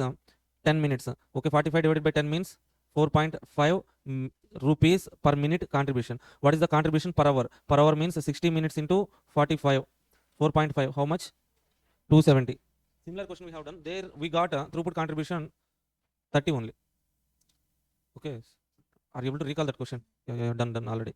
So producing more non-bottleneck output, what will happen, sir? Non-bottleneck, let's say machine A capacity 1 lakh, machine B capacity 80,000. Okay, if you producing more non-bottleneck capacity machine, if you produce on machine A 1 lakh units, what will happen? Yesterday we have discussed, no? What will happen if I produce 1 lakh units on non-bottleneck? What is the bottleneck? Can you tell me? 80,000, B is the bottleneck. Non-bottleneck A. If I produce 1 lakh units on A, what will happen, sir? Work in progress stock will be blocked before machine B. Okay, creates more inventory but does not increase the throughput contribution. Okay, that is the point. Next one. Same question, repeated question. By doing something, they are producing 50,500 doors. Okay, so selling price 8,000 and direct material cost, material cost 8,000. Selling price, they have given something. Oh, reverse question. Okay. Same kind of question, but they have also selling price. See, a manufacturer of door using throughput accounting system is experiencing bottleneck. Setup time at one workstation has been identified as the offender. The manager proposes a plan to reduce setup time at a cost of 5,24,000. The change will result in 500 additional doors. Direct labor cost 2,400 per door and direct material cost 800 per door. All units produced can be sold. If the change will result in increase in throughput contribution 56 lakh 50,000, what will be the selling price per door? Okay, they have given how to calculate selling price, sir. Selling price is okay, nothing but we know the selling price minus direct material cost is throughput contribution. Okay, now they have given throughput contribution 56 lakh 50,000. So how many units? 500 divided by 500, you will get what? 11,300 throughput contribution per unit. Direct material cost 8,000. So total how much? 19,300. Reverse question only they have asked, sir. I think in previous question they asked for what? Throughput contribution. Okay, here in reverse, by giving throughput contribution, they ask for selling price. Okay. So see, Twin Limited uses just-in-time and backflush accounting. It does not use raw material stock to control account during the 10,000 units were produced and sold. Standard cost per unit. So this account, cost of goods sold, debit side. Same questions are repeated. Repeated question only. Cost of goods sold account. Kanban Japanese system, just-in-time approach. Continuous supply of unit repeated. Okay, companies that would follow backflush accounting who are having fast lead times. Okay, if they are following just in time means those companies should have faster lead times. Okay, then they can follow backflush accounting. Backflush costing mostly likely to be used when just in time philosophy has been adopted and standard costing system is adopted. Benchmarking means what, sir? It's a continuous process of setting target using external information, method to provide performance assessment, all the above. Next one, last one, the companies that would follow backflush accounting fast lead time. June 25 question. June 25 attempt, repeated question. Okay, backflush costing means the companies which have fast manufacturing lead time will be using that backflush accounting. Okay, same repeated question only. So if you see that June 25 attempt, most probably they have taken from either from MCQ booklet or past attempt MQP or past attempt questions. Okay, so after the break we will do standard costing. That will take max 1 hour. Next 3 hours we can do DM part. That's it. Thank you all. Okay, question number 68. The information relating to direct material cost of a company is as follows. Standard price per unit was given. Actual quantity purchased in units. Actual quantity purchased was given. Standard quantity allowed for actual production. SQ was given. Material price variance on purchase. So material price variance favorable they have given, sir. Okay, what is the actual purchase price per unit? So what variance they have given in the question? Material price variance. How to calculate material price variance, sir? Material price variance is nothing but difference between price variance. Price variance means difference between price. What price, sir? Standard price minus actual price. Okay, standard price minus actual price. This price variance should always be calculated on which quantity, sir? Actual quantity or standard quantity? Why on actual quantity? Okay, see here. Okay, when we are calculating material price variance, we are making purchase manager responsible for that price variance. That means purchase manager will be responsible for whatever the quantity he purchases. So that's why here we need to take actual quantity. He will be responsible for actual quantity, not for standard quantity. Okay, see material price variance 480 favorable means take positive number 480. That is equal to what is the standard price? 7.20 minus actual price. That only we need to calculate now. Okay, actual quantity. What is that? 1600. Now. Okay, bring this to 1600 to the left side. What will happen, sir? 480 divided by 1600. 0.030. That is equal to 7.20 minus actual price. Then actual price is equal to 7.20 minus 0.30. That means we will get 6.90 rupees. Done? Any doubts? Okay, we need to understand some basic formulas, pricing. Okay, see, in this question, Adderholt uses activity-based costing, allocate overheads. The budgeted cost are expected for the supervisor cost pool was as follows. Budgeted units, 5,000 units. Budgeted number of employees, 75. Budgeted cost, 7,500. This is a budgeted cost. This is actual cost. Actual units, actual employees, actual cost. Okay, so whenever we are applying ABC under standard costing means, okay, we need to calculate standard cost and actual cost based on cost drivers only. Okay, here, what is our cost elements are supervisor cost. Supervisor cost will be increased or decreased by what cost driver means number of employees. That means here in this question we need to calculate standard cost not based on units but based on employees, number of employees. See, generally we know that first point is like we need to calculate what total variance. Total variance means variance is equal to standard cost minus actual cost. Okay, do we know the actual cost? Yes, actual supervisor cost are 8085. Okay, standard cost. Standard cost means what, sir? Standard cost means standard cost for actual output. Standard cost for actual output. Okay, see how to calculate standard cost for actual output, sir. Okay, here our cost driver is what? Number of employees. Okay, so what is the cost driver rate means budgeted cost 75,000. Okay, number of employees, budgeted employees 75 employees. That means we have allocated standard price per cost driver how much? 7,500 divided by 75, that is equal to okay 100 rupees. This 100 rupees is our standard price, let's say. Okay, this we can also call it as cost driver rate. Okay, so now we need to calculate what? Cost driver quantity. Cost driver quantity for actual output. What is the cost driver here? Number of employees. Okay, so if you see for budgeted output 5,000 units, 75 is the number of employees. 5,000 units, number of employees are 75. Okay, for 5,500 units, what is the number of employees? That is our standard quantity. Standard quantity for actual output. Here quantity is not units. What is our quantity? Quantity is our cost driver, number of employees. Okay, so 75 employees for 5,000. This is standard. Okay, now for 5,500 actual output, how much employees should be there? How much? 82.5. Cross multiplication 82.5. Okay, so how to calculate the standard cost, sir? Standard cost is nothing but this is standard quantity or else cost driver quantity. Okay, 82.5 into 100. How much? 8,250 minus 8085. We will get what? 165 favorable. Are you okay with this calculation? Actual cost is same, sir, but the standard cost is there. Na? For the standard cost, we need to calculate cost driver rate, cost driver quantity. Cost driver quantity for actual output. That's it, simple concept. Okay, next one. So the following figures are extracted from the books of company. Budgeted overheads. Okay, 10,000, 6,000 and 4,000 are the budgeted fixed variable overheads. Budgeted hours, 2,000 hours. Actual overheads are 10,400. Actual fixed, actual variable. Actual hours also given. Okay, variable overhead cost variance, fixed overhead cost variance, total cost variance they are asking, sir. Okay, fixed overheads cost variance, variable overhead cost variance. Let us try to calculate. Okay, see, fixed overhead cost variance. How to calculate that cost variance, sir? Standard cost minus actual cost. Here also standard cost minus actual cost. So what is the actual fixed overhead cost? Actual fixed overhead cost 6,100. That means 6,100. Here it is 4,200, 4,300. Okay, we know these actual figures. Now we need to calculate standard fixed overhead, standard variable overhead. How to calculate the standard cost, sir? Standard cost is how to calculate means here they have given hours. Hours means we have to assume like overheads are being absorbed based on number of hours. Okay, standard cost means standard cost for actual output. Okay, we can here write it like on hours basis, standard hours into standard rate. Here also standard hours into standard output basis. Output has given hours, actual hours, standard hours, budgeted hours. Okay, hours basis we can calculate or else okay, hours basis let's try to calculate on hourly basis. Okay, so what is the standard hours for actual? See what they have given. So budgeted hours, so standard hours. Okay, so that's it. Standard hours into standard rate.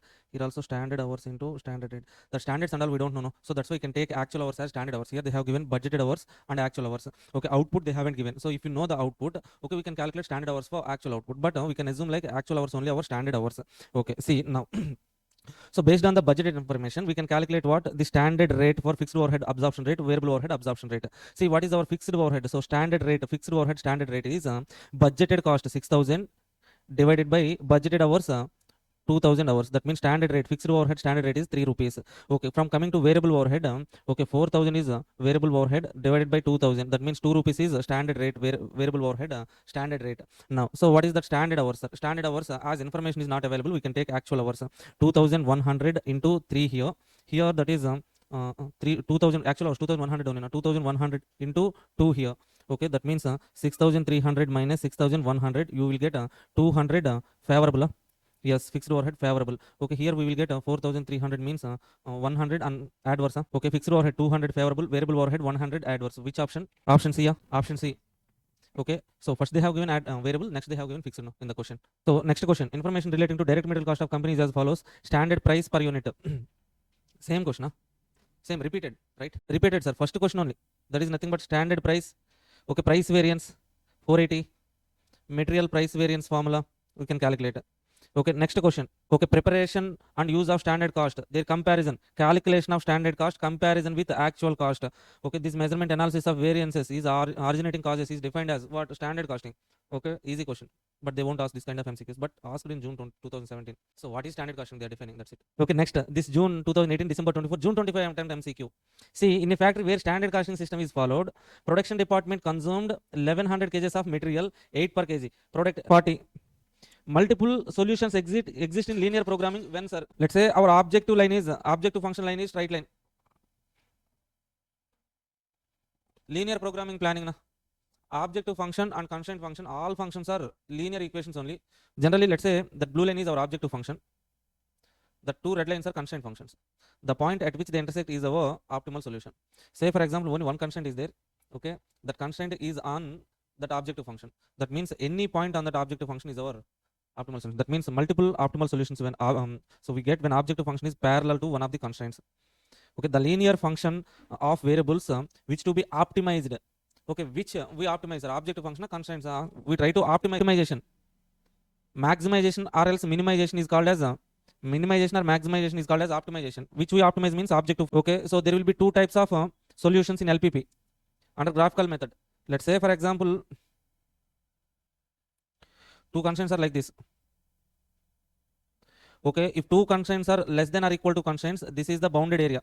In this area only, okay, our optimal solution will lies. That means this is called as feasible area. If less than or equal to constraints, see, if two constraints are having less than or equal to conditions, downward side. Okay, for two lines we write downward side lines. That is the area. That means this is closed area, no, bounded area. Let's say for example, two lines, same two lines, but the constraints are like greater than or equal to constraints. That means we take upside area. This upside area means unbounded region. Okay, here in case of bounded feasible region, we will get a limited number of solutions, but here unlimited number of solutions. Okay, like that graph will be extended. Okay, you can go to other page, other book also you can go. Okay, that means unlimited number of solutions. The best use of LPP to find optimal use of manpower, material, money, all the above. Which of the following is assumption of LP model? Divisibility. Divisibility means what, sir? Variable values may be 0.5, 1.5. The decimals values will also may occur. That is called rule of divisibility. Proportionality. Proportionality means, so if x comma y are units of production.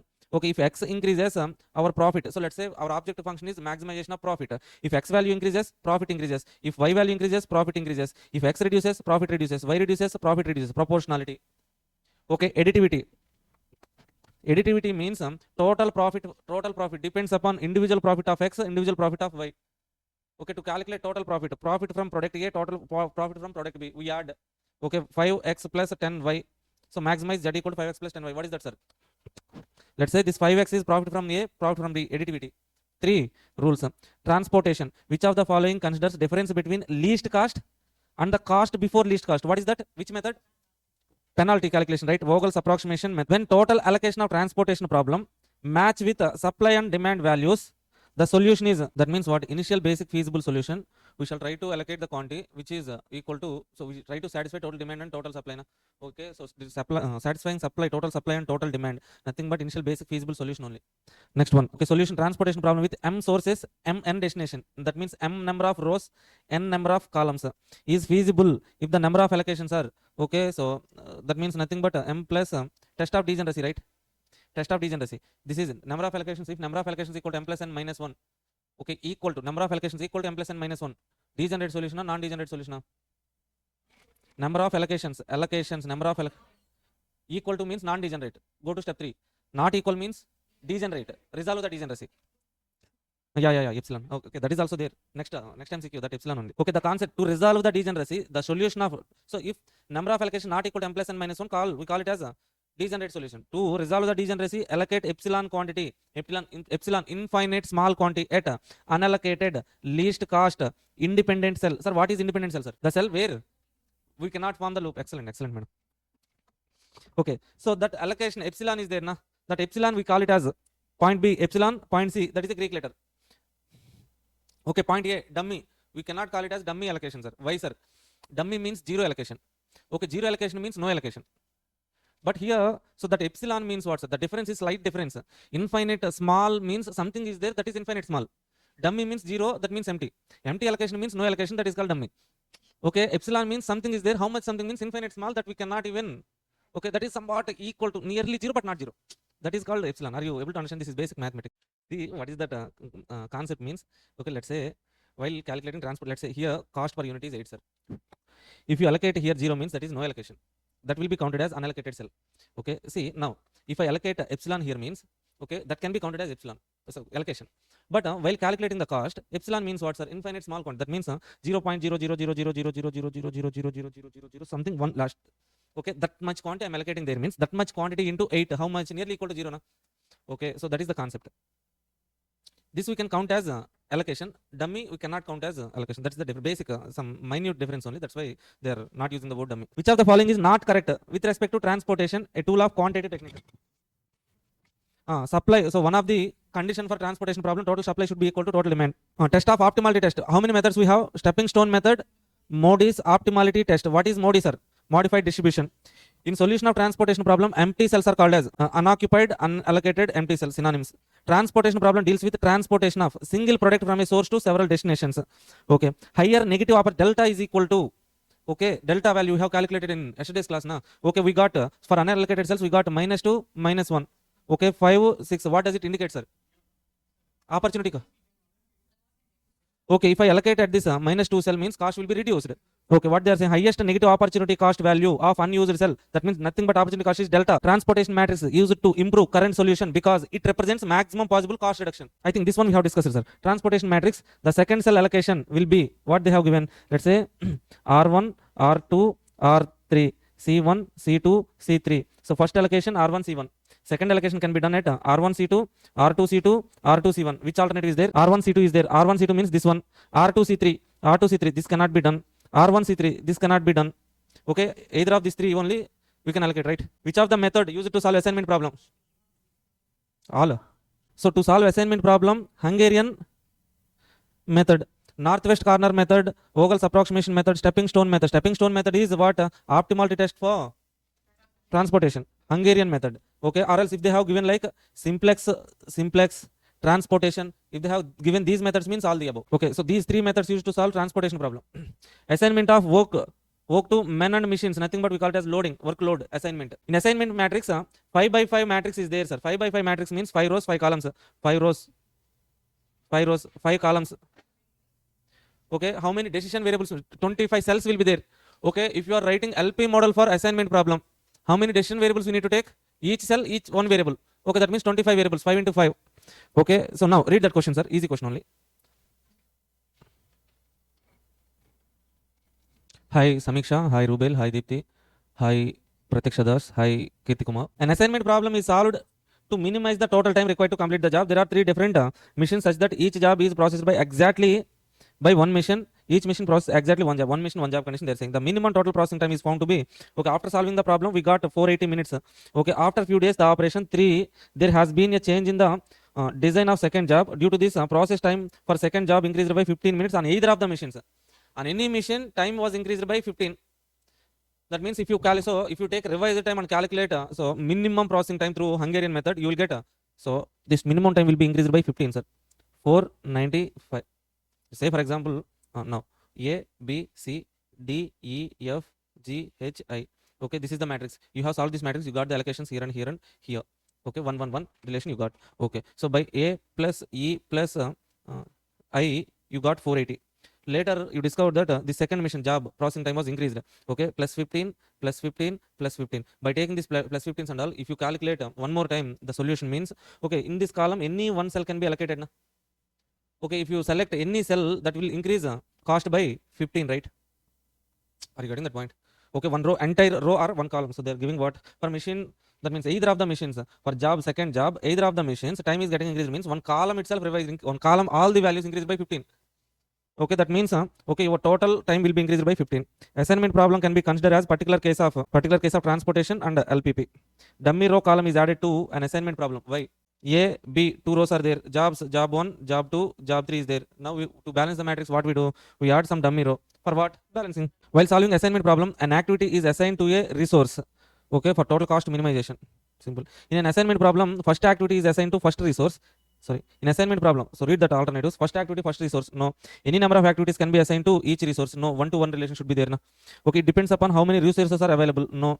Okay, equal jobs, equal resources. Only one activity assigned to one job. So we have discussed that one person, one job, one person condition. Na? That is only they are saying here. In assignment problem, can be viewed as a special case of transportation problem in which capacity from each source is and demand from each destination is okay, one. Okay, assignment problem. Capacity. Only one person, one job. One only, na. One person should be allocated to one job should be allocated to one person. Okay, capacity. One person can do one job only. One job should be done by one person only. One.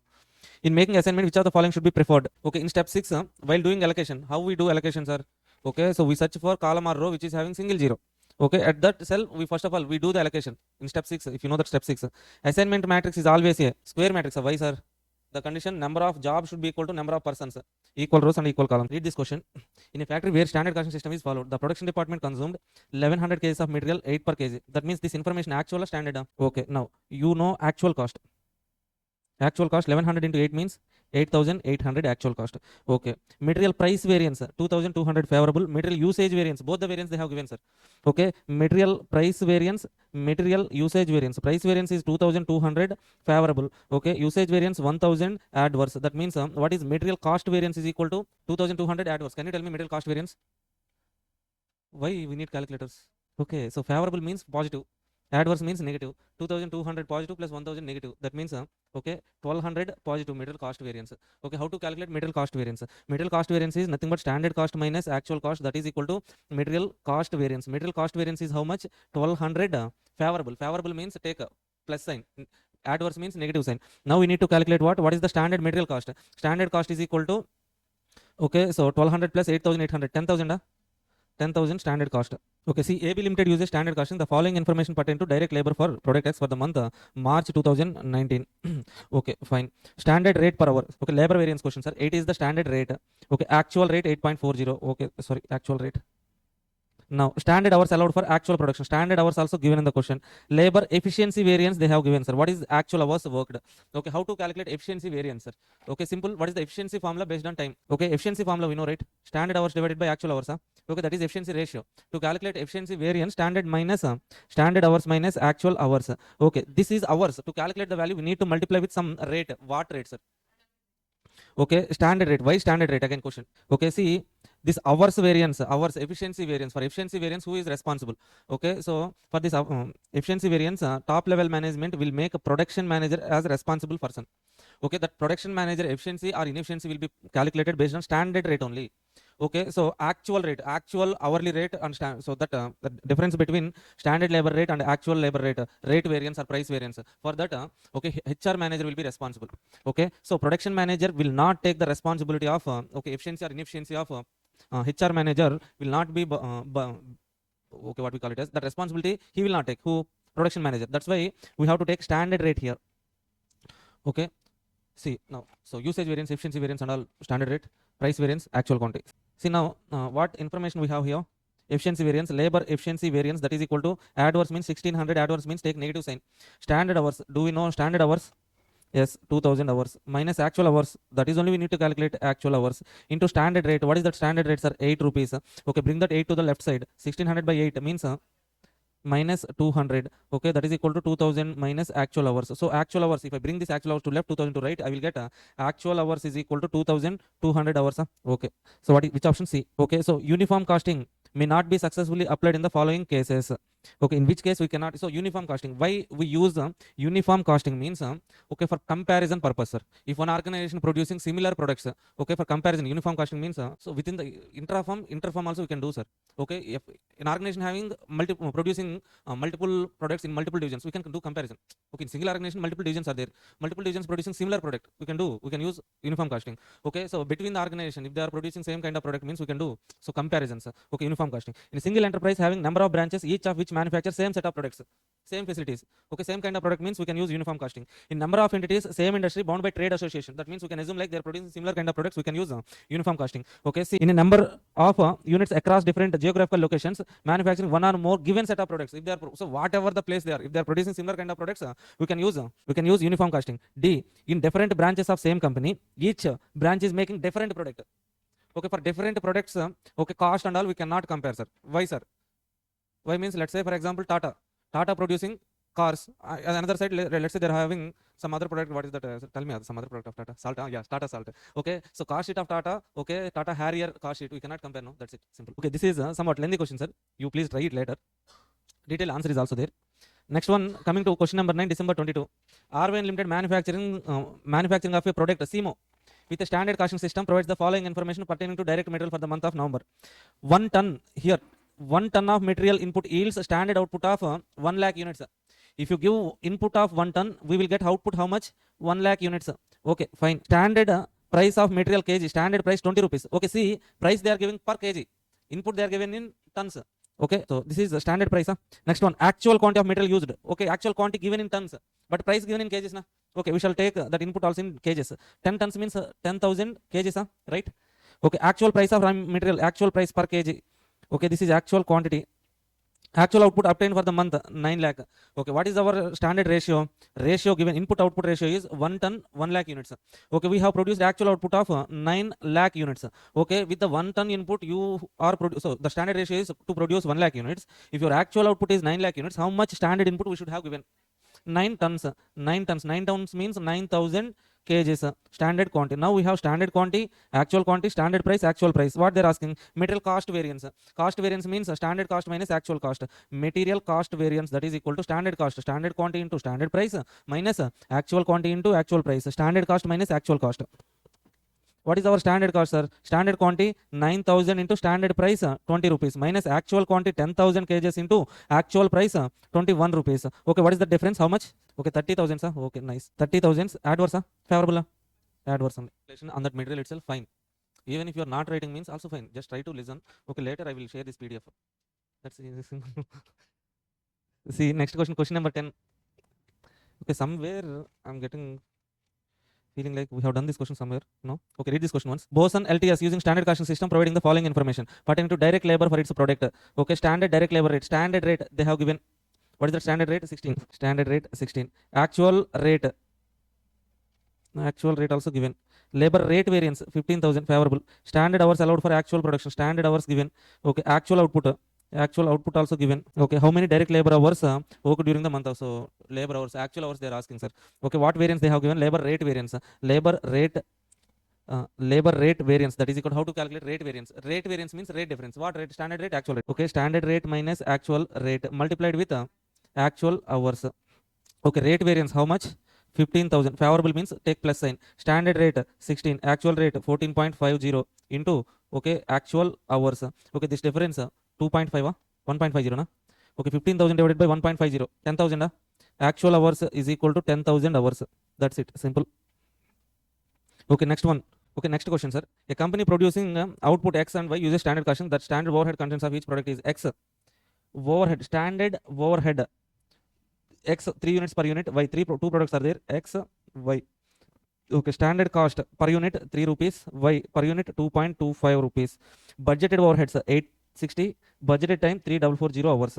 Actual output was given, actual output 200, Y 100 units, actual time 3200 hours. Actual overheads are 875. Compute overhead volume variance. Okay, so volume variance means what, sir? How to calculate that volume variance means? For fixed overhead, okay, so volume variance means standard cost, budgeted cost, actual cost. Okay, so we consider budgeted overheads in case of fixed overhead only. Okay, so other remaining variances we won't consider budgeted cost, only standard cost to actual cost difference. In fixed overheads, budgeted cost to actual cost difference is called as expenditure variance. Standard cost to budgeted cost, this difference is nothing but volume variance. Standard cost to actual cost, this difference is called as total fixed overhead cost variance. Okay, they're asking us to calculate overhead volume variance. Okay, fixed overhead volume variance, that is equal to standard cost minus budgeted cost, sir. Okay, budgeted cost given in the question. Budgeted overheads 860 given in the question. Okay, budgeted cost take 860. Okay, standard cost. Now, how to calculate standard cost, sir? Standard cost means standard cost for actual production. We know standard cost per unit. What is actual production? Actual output is also given in the question. Actual output of X is X actual output 200 by actual output 100. Okay, so we can calculate standard cost for actual output 600 and 100 means 225. Total 825 is our standard cost, 860 is our budgeted cost. 825 minus 860, what is the difference? 35 adverse. Okay, you know this fixed overhead variance calculation. Okay, so we have to consider budgeted cost also. No, you know, no, no. Okay, so actually in fixed overhead we need to consider budgeted cost as well, sir. Okay, so budgeted fixed overhead, this is budgeted fixed overheads, actual fixed overhead, standard fixed overheads. Okay, standard means somewhat absorbed overheads here. The difference between standard to actual cost variance, that we know. But for volume variance, standard to budget is our volume variance, budget to actual is our expenditure variance for fixed overheads only. Okay, so next one, question number 8. Company uses standard absorption costing. Absorption costing means that is okay, so absorbing the overheads based on standards. The following information is regarded as the company. Okay, see, take two headings here. This is standard information, this is actual information. Output and sales 8,700 standard, 8,200 actual. Selling price per unit, selling price, standard price, actual price was given. Variable cost per unit, total fixed overhead also given. They're asking, but even though they have given variable cost and fixed overheads, they're asking us to calculate sales price variance. Okay, so cost variance, whenever you are calculating cost variance, standard cost minus actual cost, cost variance, any cost, material, labor, overhead, whatever it is, that is cost variance, standard minus actual. But for sales value variance, we need to calculate how? Actual sales minus standard sales. Don't you know this? Say for example, I'm giving a cost standard, sir. Okay, top level management will give you a condition like incur 100 rupees cost. That is what? That is target cost or else standard cost. Okay, at the beginning of the period, so top level management has given you condition like incur 100 rupees cost only. That is standard. Okay, if you are incurring, okay, so 150 rupees cost means actual means that is adverse. Na? Okay, more than standard, more than target means that is adverse. That means adverse means negative. We have to write like standard minus actual. This is cost. Let's say for example, now revenue point of view, you have given some targets. What is the target means? Okay, top level management, now they have given you the target like make 100 sales, generate the revenue of 100 rupees, but you have generated 150. Shall we call it as favorable or adverse? Okay, revenue means positive only, na? Okay, you have generated more revenue means that should be favorable, na? Okay, that means you should have get a positive variance here. To get positive variance, this is actual sales, this is standard sales. So sales value variance, sales variance will always be calculated actual minus standard. Cost standard minus actual, that difference I'm assuming like you know. Okay, here they are asking price variance. Price variance means difference in price. Sales price variance, that is equal difference in price. Okay, so that means we need to write actual minus standard, standard minus actual. Okay, actual price minus standard price. But let's say material price variance. Material price variance, if it is material standard minus actual, sales price variance actual minus standard into for price variance. Always actual quantity. Okay, actual price how much? Okay, actual price 31 minus standard price 26 into actual quantity how much? 8,200. Now tell me the value. 41,000. Favorable. Okay. So which of the following may be cause of material price variance? For what reasons price variance may occur, sir? Change in quantity of purchase, uneconomical size of purchase order.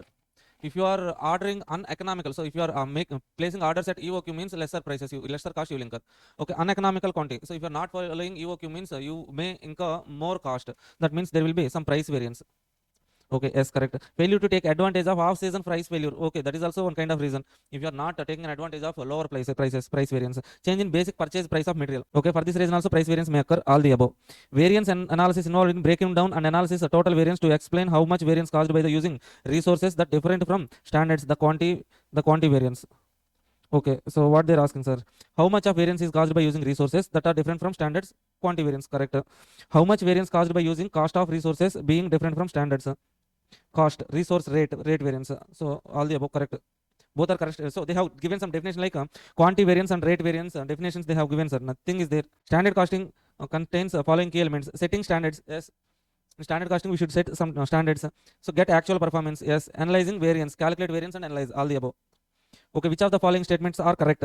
Okay, read the theory questions. Easy questions only. Okay, I'm just reading these questions. See, which of the following statement is correct? Standard costing facilitate integration. Standard cost are planned cost. Determine standard costing is defined as the preparation and use of standard cost.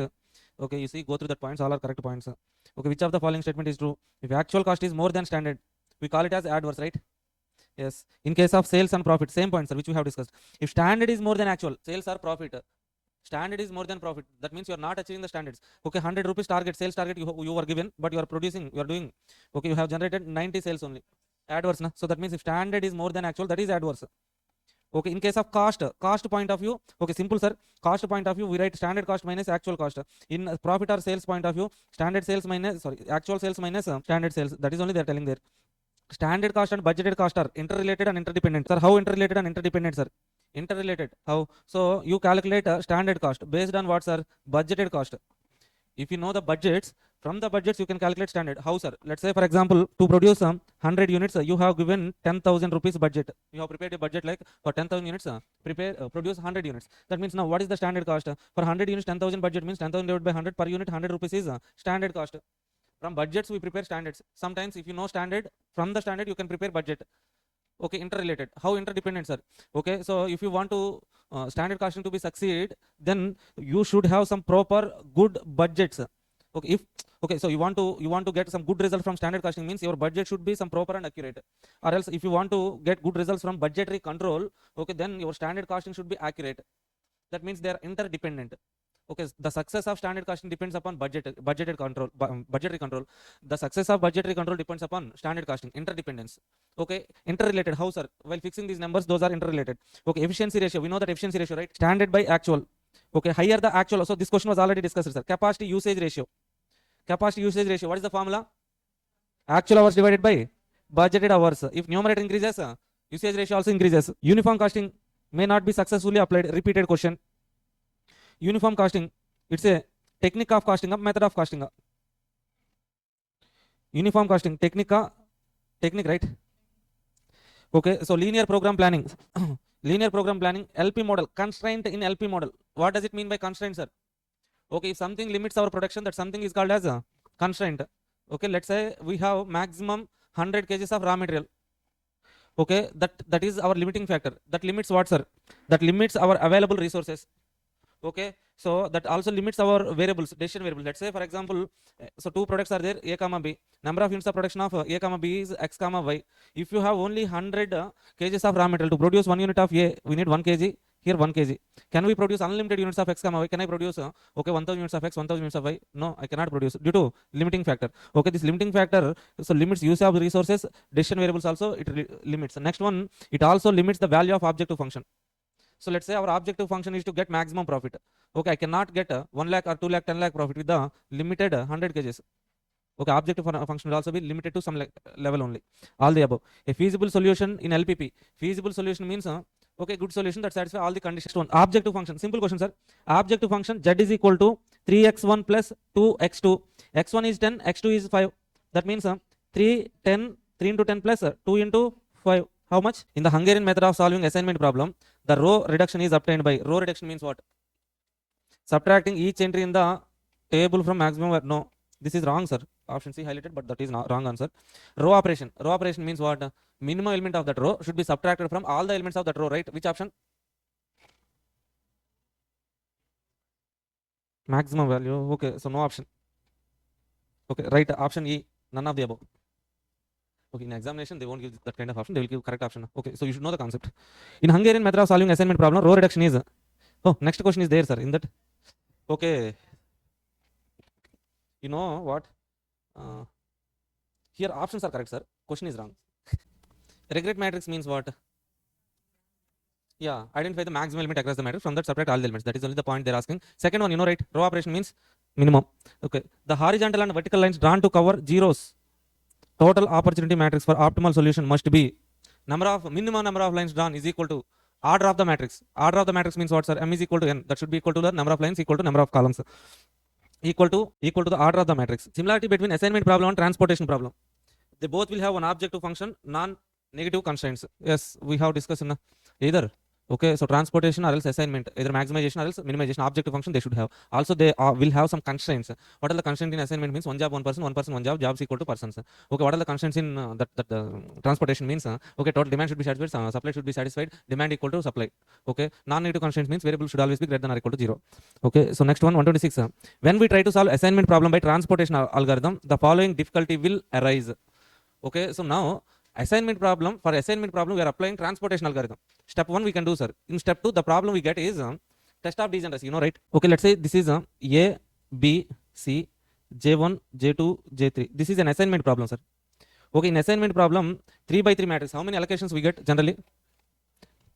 Assignment problem, 3 by 3 matrix, if that is the matrix 3 by 3, how many allocations we get? One person's one job, one person, 3 allocations we get. Say for example, this one allocated, 3 allocations we get. Okay, why 3 allocations, sir? Okay, number of persons should be equal to number of jobs, one person, one job, one person. That means n allocations. 3 by 3, so matrix, so n by n matrix, an assignment matrix will always be n by n matrix. We will get n number of allocations. Okay, so if you are applying transportation algorithm to assignment problem, in stage 2 we have to do what test? Test of degeneracy. What is test of degeneracy? Number of allocations equal to m plus n minus 1. Number of allocations. So now we are applying transportation to assignment, means in assignment how many allocations we get? 3 by 3, let's say n by n matrix, n allocations. Okay, let's say matrix is n by n, number of allocations will be n. N by n matrix, here m means number of rows, n means number of columns, n minus 1. Are you able to understand this one or not? Okay, so number of allocations will be n plus n minus 1. Okay, now see, n is equal to n plus n minus 1. We need to do n minus 1 allocations in test of degeneracy. Okay, to resolve the degeneracy, we have to make n minus 1 allocations. Okay, this is the problem we get. The problem degenerates and we have to use epsilon to solve the degeneracy. How many epsilons we have to allocate means n minus 1 epsilons. Something you are able to understand, huh? No. Okay, in assignment problem, let's say for example, see, assignment problem, sir, 2 by 2 matrix, how many allocations? 3 by 3, 4 by 4, 5 by 5, n by n, n allocations. Okay, now, so test of degeneracy, let's apply test of degeneracy, stage 2 of transportation. Test of degeneracy means number of allocations equal to m plus n minus 1. Okay, this m means what? There in test of number of rows, n means what? Number of columns. Now to n by n matrix, assignment problem, we are applying this test means how, so if the matrix is n by n matrix, number of allocations we get in assignment problem is n allocations we get, right? Okay, assignment problem, m means number of rows, n only na, equal number of rows, equal number of columns, n. Number of columns also n minus 1. N should be equal to n plus n minus 1. So this should be, we have to make this equal means left side also we need to add how many allocations? N minus 1 to balance. Okay, that is the point. In test of degeneracy we get that problem, sir. Little bit, I think you are able to understand now something little bit. The following character dictates assignment matrix as a square matrix. Okay, which character gives? So see, the point in assignment problem is one person, one job, one person, number of persons, one-to-one relationship. One person should perform one job only, one job should be performed by one person only, one-to-one relation. That dictates, okay, so we should have number of rows equal to number of columns. Now that's why. The assignment problem can be solved by simplex transportation. If there are n jobs, n workers, there would be how many solutions? Not solutions means number of alternatives. How many alternatives we can generate? I have already discussed this. If that 2 by 2 matrix, we can write 2 alternatives. Okay, I'm not talking about best alternative. Number of alternatives, we can generate 2 alternatives. 3 by 3 means we can generate 6 alternatives, sir. 4 by 4 means 24 alternatives. How, sir? There is a formula, n factorial. 2 factorial means 2 into 1, 2. 3 factorial means 3 into 2 into 1, 6. 4 factorial means 4 into 3 into 2, 24. 5 factorial means 5 into 4 into 3 into 2 into 1. N factorial is the number of alternatives. Different alternatives we can allocate. Okay, let's say A, B, C, D are the jobs. We can allocate AC, BD, or else we can allocate AD, BD. 2 alternatives, now like that. Assignment problem conditions requires one activity, one each resource. Is a special case of transportation, correct? Can be used to maximize the resources. Yes, all the above. To proceed with Modi algorithm, solving assignment problem, the number of dummy allocations needed to be added. Stage 2. Modi algorithm means we are applying transportation problem to assignment. Okay, we have done with stage 1. Now we need to apply stage 2. Here we have discussed, sir, test of degeneracy. Okay, while doing test of degeneracy, we need to add n minus 1 number of allocations. The problem used to solve assignment problem, wherein one reduces original assignment cost to table opportunity. What is this, sir? Matrix reduction only, na? Okay, we reduce row operation, column operation, nothing but matrix reduction. Where maximization assignment problem, converting minimization problem. Excellent, madam. June 24 attempt question. Regret matrix. How to write the regret matrix? We have already discussed it. June 25 question. So tell me the answer for this question. Row or column with single zero. That was already discussed somewhere. In step 6, we have to select the row or column with single zero. Game theory. So the number of games, different kind of games are classified based on number of players.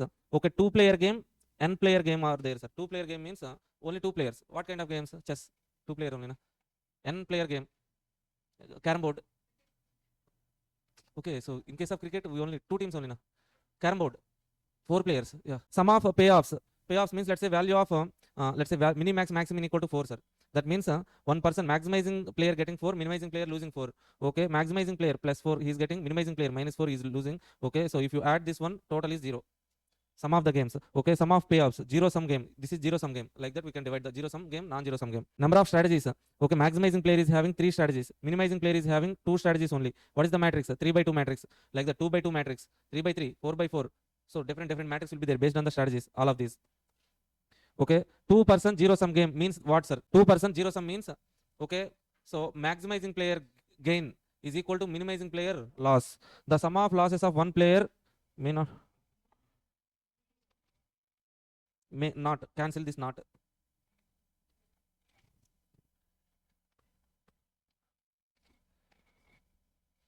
Oh, sorry. Sum of losses of one player equal to sum of, okay, we have this option. Okay, you can do one thing here. We can cancel not and keep it. Option A is the correct answer. So wrong answer, sir. Second one is wrong answer. Game theory models are classified by, repeated question, number of players, 2-player game and player game, sum of all payoffs, zero sum game, non-zero sum game, number of strategies, okay, 2 by 2, 3 by 3, 4 by 4, like that. Game is said to be unfair. Okay, so what is unfair means, to call a game as unfair there should be 2 conditions, sir. So 2 conditions. What are the 2 conditions means? First condition they have to satisfy, value of game should be equal to 0. Okay, second one, mini max equal to maximin. Maximin. 2 conditions of getting satisfied means, that is, okay, value of the game 0 means what, sir? No person is gaining, no person is losing. Okay, fair, equal. Okay, 2 players are playing a game, no one is gaining, no one is losing. That is called fair game. Okay, to call a game as fair game, these 2 conditions should be satisfied. Now they're asking for unfair game. What is unfair game, sir? Unfair game means any one of these conditions should not be satisfied. Upper and lower values of the game not equal. Upper value means, okay, so maximin is called as upper value, minimax is called as lower value. From maximizing player point of view, which criteria we follow? Maximizing player, sir. Row minimum, maximum values. Maximin is maximizing player, upper value. Lower value means for minimizing player, we write maximum values, we select minimum. Okay, lower value. Okay, this is not equal means that is unfair game. But to call a game as a fair game, 2 conditions should be satisfied. 1 and 2. If any one of these conditions are not getting satisfied, unfair. Upper value and lower values are equal and the sum is 0. This is fair game. Point B is fair game definition, sir. What happens when maximin, minimax values are equal? Wow, nice. Mixed strategy game can be solved by, okay, so tell me the methods. Odds method. Odds method can be applied when 2 by 2 matrix. Then rule of dominance, graphical method, okay, arithmetic mean method. Another one is linear program planning when the matrix is 3 by 3, more than 3 by 3. Arithmetic method is there, graphical dominance. The size of payoff matrix of game can be reduced by using which principle? Rule of dominance or principle of dominance. Payoff value for which each player in the game always selects a strategy. Okay, saddle point means pure strategy. In pure, if minimax equal to maximin, okay, so that point is called as saddle point. That point is nothing but a player always select a strategy. So in the beginning example, Kohli Bumrah example we have discussed. No, always Kohli goes for one shot, Bumrah goes for ball 2. That is that. Okay, games which involve more than 2 players, n-person game. The value of game we have, okay, 2 by 2 matrix, sir. Maximizing player, what we have to calculate? First, let's take maximin, minimax criteria. Row minimum values, right? Row minimum values. First row minimum 4, second row minimum minus 10, column maximum 4, 6, 10. Okay, so out of this minimum, maximum is 4. Out of this maximum, minimum is 4. 4 equal to 4, value of the game 4. Okay, na? Next one, payoff matrix. Okay, let's write minimum values. Row minimum minus 1, 6. Column maximum. First column maximum 16, second column 8, third column 6. Okay, minimum values. Out of these minimum values, maximum is 6. Out of this maximum, minimum is 6. Value of the game 6. June 25 attempt question. Let's write minimum values for rows. First row minimum 12, 8, 4. Maximum values 40, 15, 12, 35. Out of these minimum values, maximum 12. Maximum values, minimum 12. That's it. Okay, now we have how many chapters? Simulation, network, so learning curve, maximum, minimum, business forecasting. Easy questions only, sir. Okay, it will take maximum 1 hour. Okay, the part is like learning curve only, so it will take some time. Why means we haven't discussed learning curve. That means I have to explain some concept. That's why it will take time. Otherwise, network analysis, simulation. Okay, so yeah, hello all, welcome back. See guys, till now we have done with chapter number 1 to chapter number 9, game theory. Okay, now simulation. Okay, focus for next 1 hour. We will complete this remaining MCQs. Which of the following is step for performing simulation analysis? Question number 144. First step for performing simulation analysis, prepare a problem statement. Okay, so here see, step 4, developing simulation model. Developing simulation model means writing mathematical model. Step 1. Step 1 is there now. Step 1 is developing simulation model. So for that you need to identify the problem. Okay, so for step 2, analysis and all, you need to create problem statement. What is the problem, what we are going to do? Okay, so which of the following are advantages of using modeling and simulation? All the above. Easy to understand, easy to test, easy to upgrade. Okay, for some theoretical points, if I have to give explanation, it will take time with examples. That's why just going through those points and all. Which of the following are not an application area? Not an application area of modeling and simulation. Okay, we can apply this modeling and simulation in military applications, designing semiconductors, telecommunications, but we cannot apply this one to food industry. Okay, so estimating, so whether food is tasty or not. Okay, you are going to prepare some biryani. Okay, for that biryani we cannot do simulation whether that is food is good or not based on past experience and all. So that is not possible, they're saying. Simulation is process of using a model to study performance of a system. Yes. Disadvantages of using modeling and simulation lies in simulation requires manpower and it's a time consuming process. That's why it is so. For you think from analog simulation point of view.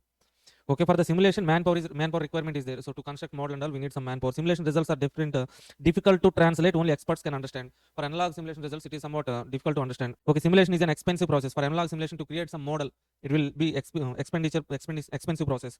Okay, Monte Carlo simulation gets its name from which of the following? Okay, random number allocation. Okay, that step 1 process, step 2 process is there. Now that is called Monte Carlo simulation. In that, what we do is like random number assignment. Okay, select the valid reason for using simulation. Relationship between various between variables are non-linear. Optimized. So the thing is like optimized solutions cannot be obtained, sir. Optimized. So optimized means best solution. If you do demand forecasting based on simulation, means that is not accurate or exact forecasting of demand. Why, sir? That may or may not happen. By using some mathematical model, we are doing estimations. Okay, so with how much accurately that demand only happen in reality means we cannot say. That is some good or so possible feasible solution only we can find out. Optimal solutions we cannot find out. Okay. Even if the relationship between variables are non-linear, we can apply simulation. So conduct experiment without disrupting the real system. As we are creating some model, we can test the real system. Okay, both A and C. Okay, simulation may be applied to scheduling aircraft. Okay, aeroplane scheduling, railway scheduling, we can apply. Paper manufacturing, toy manufacturing, brick layering, that were not given. Okay, important steps required for simulation approach solving the problem are all the above. So test and validate the model, design the experiment, conduct the experiment. So the sequence is like, first one we have to construct the model. Okay, so second one, design the experiment. Okay, then test the model. So like that we have to construct the model. Okay, we have to design some experiment, then we have to do what? Test. Okay, simply we will do 2 steps only. Step 1 model creation, step 1 model creation, step 2 testing. Okay, question number 30. So till these questions are theoretical questions, just go through that, give some paper reading. Okay, direct questions will be asked sometimes. Okay, coming here, from here itself, 2 theoretical problematic questions are there in simulation. These 2 MCQs are very, very important. These questions are only being asked repeatedly. The drive up window of fast food center was being studied using a simulation for the variety of operating characteristics. As a part of study data was collected on customer arrival as given in the following table. Using expected value calculations, determine the expected time between customer arrivals. Okay, here inter-arrival time is given, probability is given. To calculate, generally under simulation, to calculate expected values, we need random numbers. But here in this question, they haven't given random numbers. Then what we have to do, sir? Okay, so in portfolio analysis, what we have done? Okay, to calculate expected returns into probability, summation, expected returns. Okay, so returns into profits into probability, expected profit, cost into probability, expected cost, sales into probability, expected sales. Like that, if you multiply something with probability, you will get expected something. Okay, if you multiply probability into x, you will get so expected x value. Now inter-arrival time into probability, 0.5 into 0.10 plus 1.0 into 0.25, 2.0 into, that means let's say inter-arrival time is x, probability is b. We need to calculate sigma x into p. Sigma x into p, 0.5 into 0.10 plus 1.0 into 0.25 plus 3.0 into 0.30 plus 4.0 into 0.05 plus 5.0 into 0.05 plus 6.0 into 0.05. You will be getting 2.35 minutes. Next one. The drive up window for fast food operations was being studied by using simulation variety of operation characteristics. As a part of study, data was collected from order processing time. Order processing time as given in the following table. Using the first two digits, if you observe in this question, random numbers are given, but 4-digit random numbers are given. But what they are saying is like first two digits of random numbers determine the processing time. Okay, first two digits for each set of random numbers. Okay, see 4-digit random number is there now. First two digits only we need to take. For what, sir? For what means for processing time. What that would so that would be used to simulate the fifth sample. For fifth sample, this is the random number set. In this we have to take 37 as random number. For the 37, okay, what will be the expected processing time they are asking? As per the question, we need to calculate what? Random number range. Step 1. Okay, x values, processing time 1, 2, 3, 4. Probability values. They have given 0.30, 0.45, 0.20, 0.05. Okay, cumulative probability 0.30, 0.75, 0.95, 1.00. What is the range? 00 to 29, 32, 32, 74, 75 to 94, 95 to 99. Okay, 2 minutes.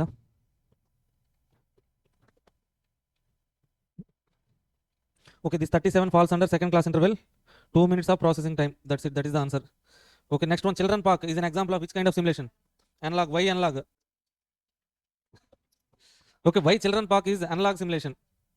Children parks physical model will be there na. We are not creating any mathematical model. Network analysis. Critical activities means critical activity means what, sir? What zero? Yeah, excellent, excellent. Okay, if for an activity total float is equal to 0 means that is called, that activity is called as critical activity. Okay, so what is critical path?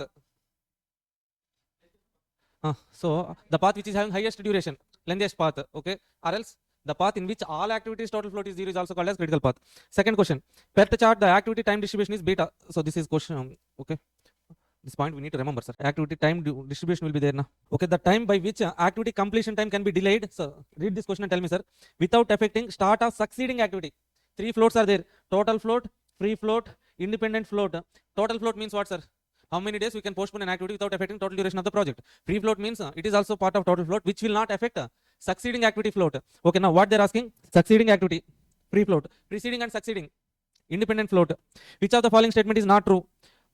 PERT is deterministic in nature. Deterministic means what, sir? We can exactly say what is the, we can say time duration of the each activity. Can we say in program evaluation review technique? In CPM we can set, so CPM means for experienced project, PERT means new projects. In experienced project we can say certainly time duration.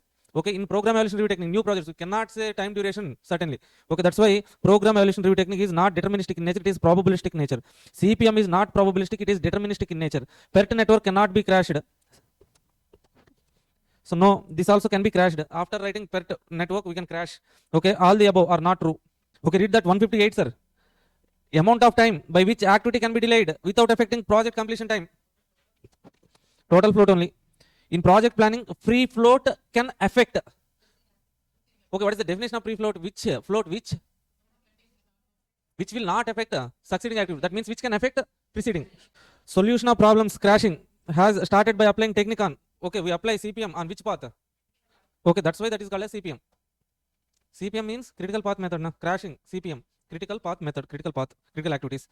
The reduction in project time normally results in reduction in project time normally results in increase in direct cost, decrease in indirect cost, sir. See how.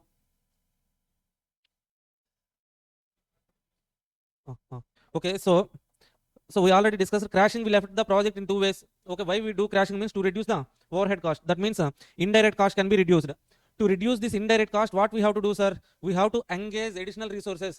That means additional, let's say you are engaging additional labor to work on the same activity to reduce the time duration. That's why additional labor means direct cost. Na? Increase in direct cost, decrease in indirect cost. Shall we try this network diagram? Okay, critical. They're asking us to write a critical path. Okay, first activity 1, 2, 2, 3, 3, 4, 1, 2, 2, 3, 3, 4, 1, 4 also there. 1, 4, 1, 4 is there. Then what we have to do is like, okay, take this 3, 4 in upward direction. 3, 5 also there. 3, 5. 4, 5 is there. Okay, okay. Okay, let's take like this. 4, 5. Okay, 1, 4 is there. Okay. 2, 5 also there. Oh, okay. Then, okay. Let's take 2 like this.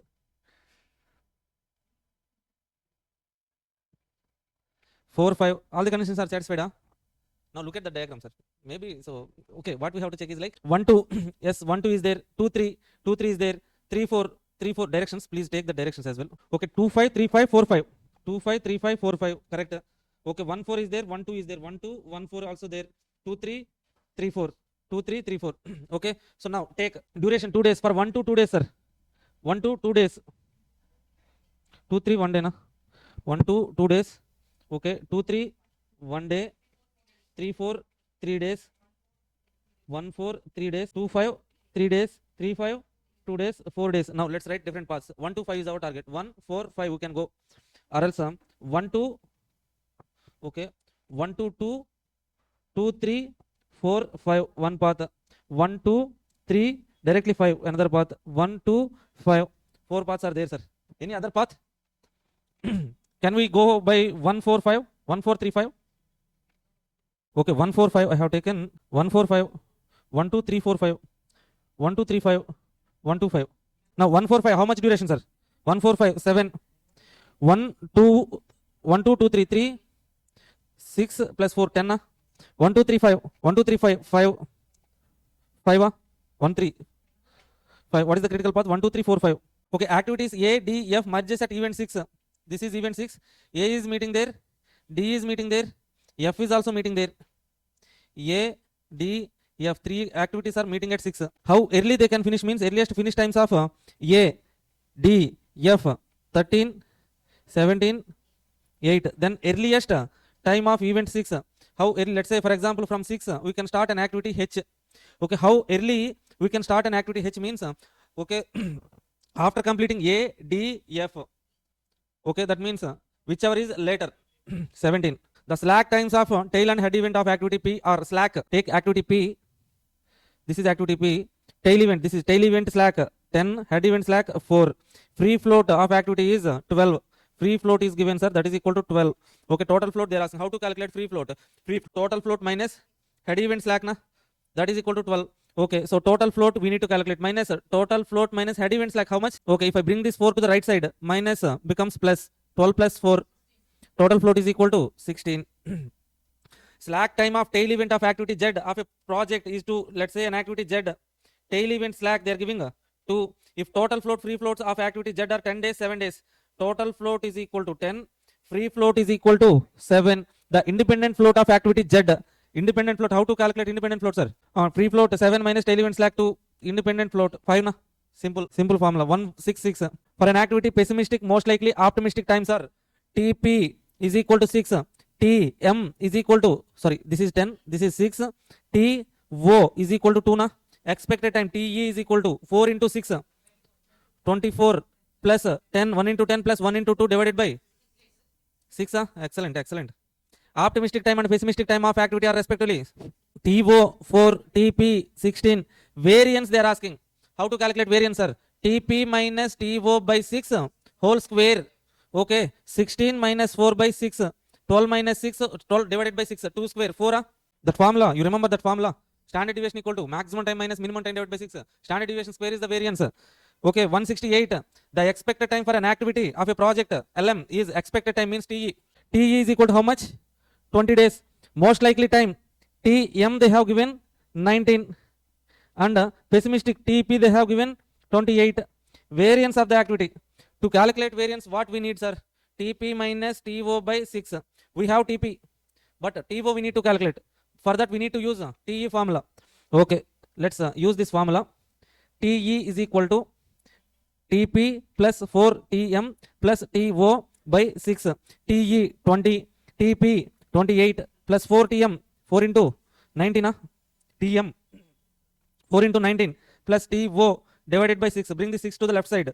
20 into 6. 120 is equal to, so 120. After that 120, bring the 28 to the left side. Minus 28 minus 4 19s. 4 19s how much? 440 plus 4 9s. 70. 76. That is equal to TO. 120 minus 28 minus 76. Okay, TO is 16. Now, what is the variance? TP minus TO. TP is 28. TP 28 minus TO 16 by 6. 28 minus 16 how much? 12. 12 by 6 2 square 4.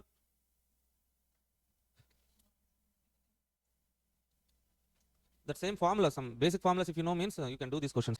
PERT activity has optimistic time of 3 days, TO 3, pessimistic time TP 15, and expected time TE 7, most likely time, missing figure they're asking. You should know the TE formula, TP plus 4TM plus TO by 6, TE, we know TE 7, so bring that 6 to the left side, 7 into 6, TP, okay, TP how much, 15 plus 4TM plus TO 3, 15 plus 3 18, 7 6 are 42 minus 18, minus 18, we have 4TM right side, then 24 by 4 TM, 6 days. Next one, a PERT network has 9 activities on the critical path. 9 activities, 9 activity 1 2 3 4 5 6 7 8 9 activities.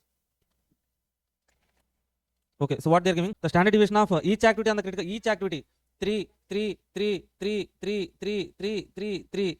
Okay, standard deviation of critical path they're asking. Each activity standard deviation is 3. To calculate total critical path standard deviation, we need to calculate what? Directly standard deviation we should not add. We have to calculate variance. Variance is equal to 3 square 9 9 9 9 9 9 9 9 9 9 times 9. Add 9 nines 81. Now to calculate standard deviation, square root of 81, 9.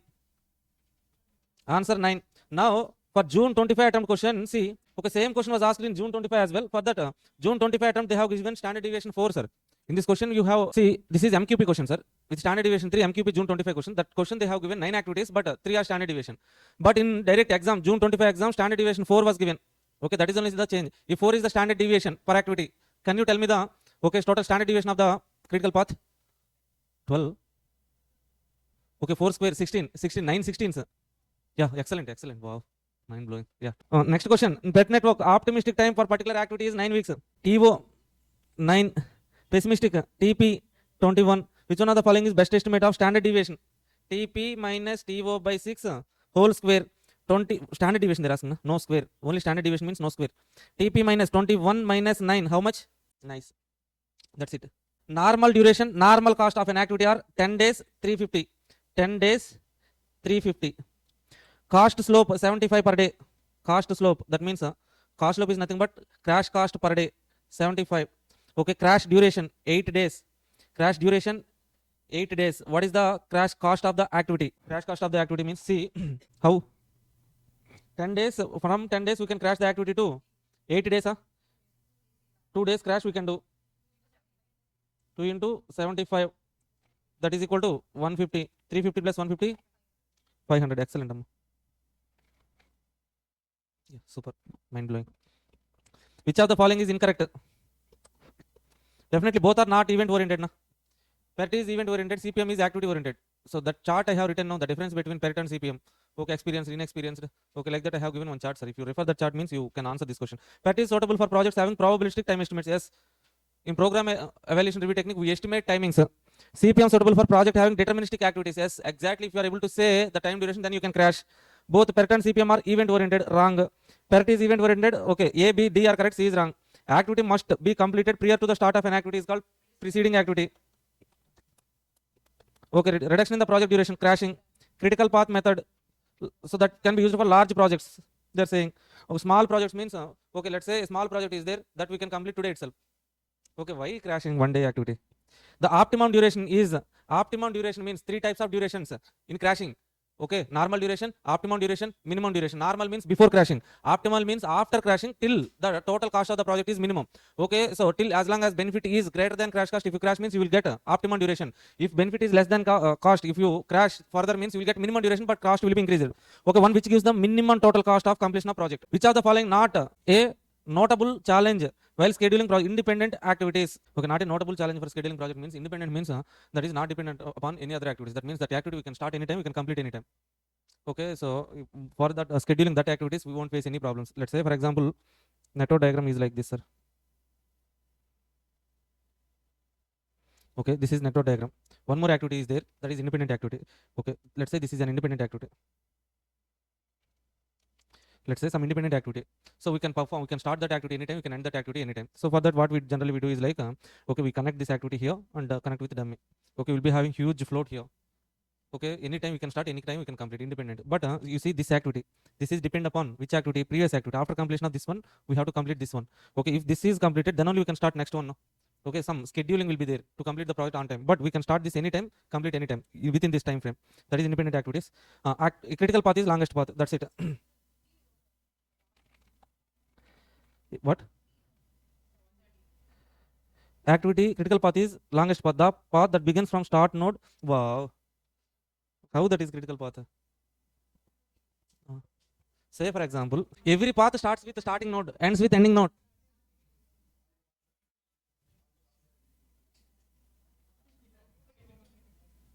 Okay, two paths are there. Which one is critical path? A, B, C, D. Can you tell me which one is the critical path? AC is the critical path. What about BD? BD is also starting at one node, ending at the same node. No? Node means event. Huh. How can you say BD as critical path? Okay, okay, so excellent. Sometimes intelligent people only get some simple doubts. A learning curve describes. So first of all, what is learning curve, sir? What? Oh, okay, okay, fine. Okay, if you repeat an action for a number of times, okay, time taken to complete that action will be reduced. Okay, so once upon a time, forgetting curve. First of all, before learning curve, forgetting curve was there, sir. What is that forgetting? Yeah. What is forgetting curve says is like, okay, Hermann Ebbinghaus, one person is there. He has invented that forgetting curve. Okay, so if you have experienced any love breakup means, then you know that forgetting curve. Okay, so when two persons are in relation, okay, what they used to do is like, so all the time they used to chat. Hey baby, I'm in class, don't disturb. Like that they'll be chatting. Okay, they'll be sending messages. Okay, so always, any time they will be thinking about them only, even while watching, while eating something. Okay, whatever the activity they are doing, they will be thinking about that person only. Okay, so after certain, okay, after breakup, what will happen, sir? It is somewhat difficult for them to forget that other person. Why they are not able to forget other person means, while they were in relation, they used to think many times. So all the time they used to think about them. Na? Okay, so whenever you learn a new thing, so your brain produces new neurons. The data will be stored in that neurons. Okay, if you are thinking about long time about them means, okay, in your subconscious mind, that memory will be stored. That is hard to forget. Okay, the point I'm trying to tell is like, if number of repetitions increases, chance of forgetting reduces, sir. If one concept, if you read this particular MCQ for 100 times, okay, the chance of forgetting that MCQ will be reduced. Na? That is forgetting curve. Okay, number of repetitions increases, chance of forgetting reduces. From this learning curve developed, sir. If you repeat an action for number of times, time taken will be reduced. That is a basic phenomenon. Okay, and one more thing. So the actual learning curve theorem is like, whenever the production doubles. Okay, so generally they will say learning curve is like experience increases, time reduces. But in quantification, whenever the production doubles, experience doubles, okay, time taken will be reduced by certain percentage. That certain percentage is there now, that is called learning ratio. See, we need to understand it like this. Say for example, to produce first unit, I have taken 1000 hours, sir. Okay, so learning curve theorem says like, whenever the production doubles, you, let's say for example, learning curve is 90%, learning ratio is there, sir.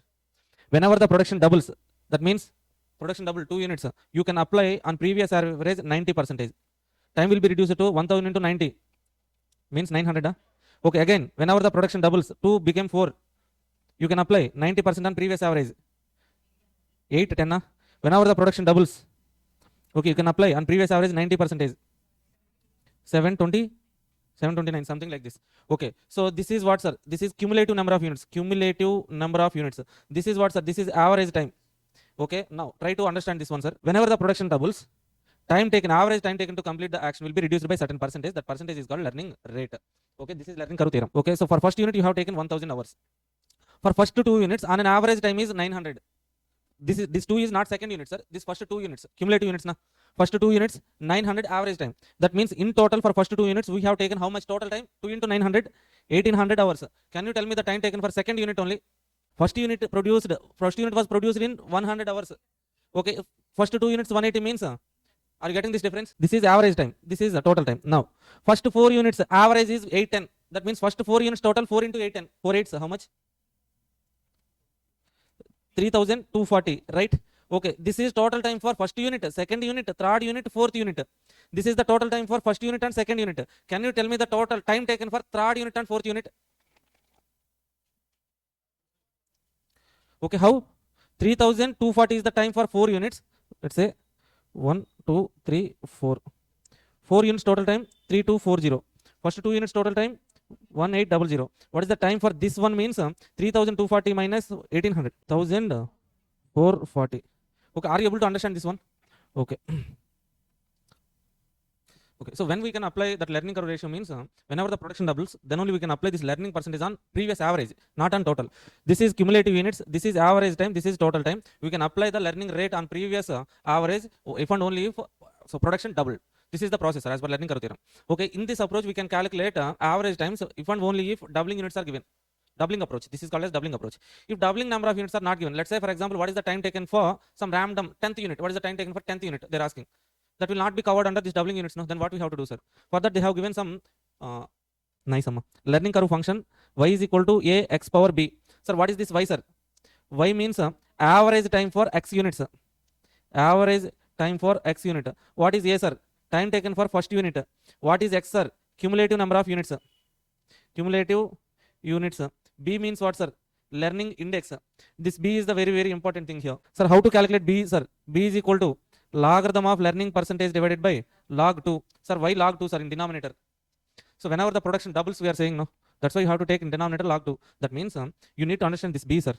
B is equal to logarithm of percentage. This percentage means learning percentage divided by log 2. Bring this log 2 to the left side. B into log 2, that is equal to logarithm of percentage. If A log B is there means you can write log B power A. Logarithm rules, sir.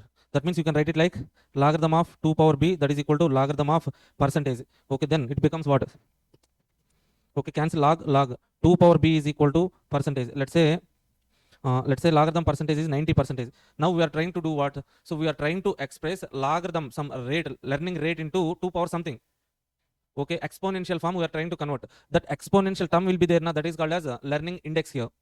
Okay, so we are making 2 power something. Why we are expressing this ratio into 2 power something, sir? Whenever the production doubled in the learning rate, they are saying whenever the production doubled. Okay, one MCQ is there.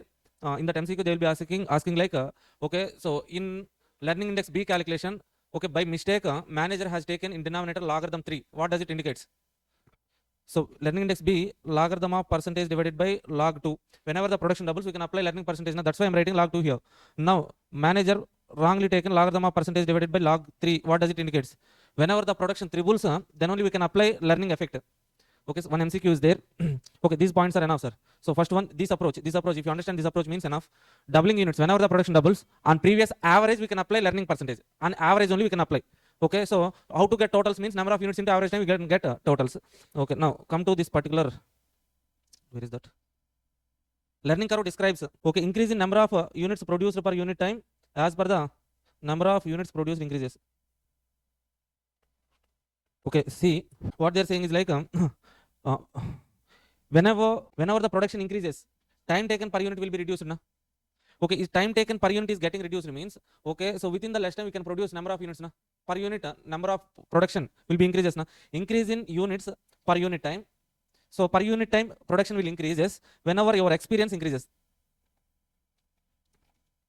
Whenever production increases, you will get an experience. Production increases, experience increases. Okay, once experience increases, okay, within less time we can do time reduces. Once time reduces means, let's say for example, within 1 hour only we can produce more number of units when compared to previous production per unit, per hour. So that's why increase in number of units produced per unit time, let's say 1 hour. Hourly production will increase once the total number of units produced increases. Once the production increases, okay, our per hour production will increases. That is what they are saying. Okay, limitations of learning curve approach include learning curves are only applicable. This is a limitation, not applicable. Learning curves are applicable, not applicable when considering highly automated process. That is limitation. Okay, so automated process means machines will be involved. When machines are there, machines won't learn anything. Na? Okay, so for a machine, if you are by using machine, if you are producing one product, okay, how many repetitions you will take? Okay, that will take that standard time only. But humans will learn something. For humans only, learning curve will be there. Machines learning curve won't be there. That is the point. Which of the following is about learning curve is incorrect? A change in the process disrupt the learning curve. Okay, the learning curve shows that time saved in completing each subsequent unit increases. Yes. Okay. Learning curve can be disrupted by the change in personnel. No, is incorrect. 1 minute. So actually, see, in the statement, all points are correct, sir. Change in process, definitely it will affect the learning curve. Okay, rate of learning varies, quality of management. Yes, If good supervision is there, the high learning will be there. No supervision, low learning. Learning curve can be disturbed by the change in personnel. Yes. Okay, highly efficient people, they will learn how so fastly. Low efficient people, they will learn slowly. So learning curve shows that time saved in completing each subsequent unit of production increases. Yes, we can reduce the time, we can save the time once the production is increasing. All the points are correct. Some theory points. Okay, we can go to the problematic. Which of the following is not an application of learning curve? Not an application. Learning curve can be employed in supply chain negotiation. Negotiations we cannot apply learning curve. So that negotiations and all, that's a skill. Learning curve allows a manager to predict the time required for new employees. Yes, we can predict. Learning curve permits manager to prepare work schedule. Yes, we can do work schedule. Okay, so for first unit he will take high time. For 10th unit lower time, 100th unit lower time. Likewise, you can prepare a schedule. Learning curve allows manager forecast the labor requirements. Yes, we can forecast the labor. Okay, initially labor will take high time. Okay, higher time means they will do lesser production only. Okay, later they will do higher production. Okay, that's why you can estimate labor requirements as well. Okay, so this is in this case we cannot apply. From this, some practical questions are there, sir. See, Bimal, Kamal are two industrial workers engaged in doing a similar job. They have different learning rates, 80%, 90% respectively. Time taken to complete first job are respectively 8, 12, 8. Bimal, Kamal. Okay, so learning rates are 80%, 90%. Okay, first job, time taken for first job is 12 hours, 8 hours. Okay, if both continue at the same learning rate, after how many units Bimal will be faster than Kamal? Okay, so first of all, for first unit, who is faster, sir? Kamal completed first unit within 8 hours. Bimal completed first unit within 12 hours. Okay. Whenever the production doubled, production increased to 2. We can apply learning rate on previous average. 80 into 12 into 80%. How much? How much? 9.6. 98 into 90%. 7.2. Who is faster? Kamal. Okay. After producing, whenever the production doubles 4 units, apply average.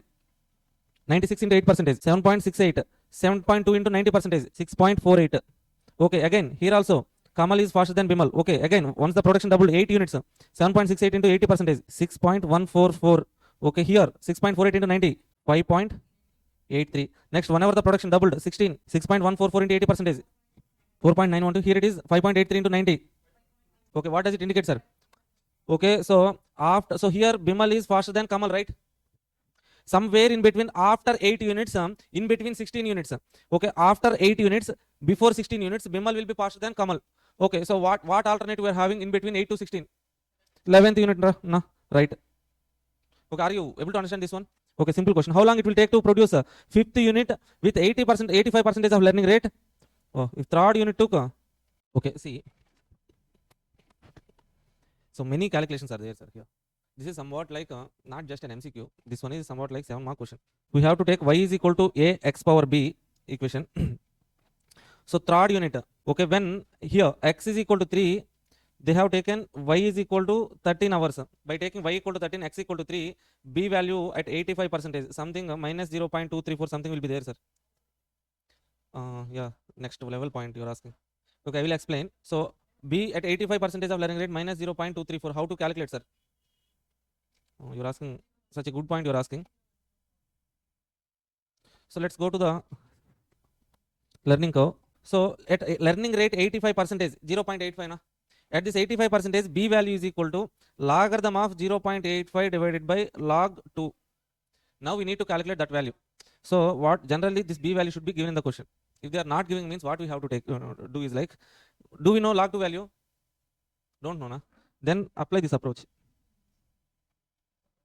Okay, this is the approach. By using that approach, you can calculate log 2 value. By using that approach, you can calculate log 0.85 value. So randomly, let's try. Randomly, let's try for one value. Okay, log 2. Take 2 on your calculators. 2.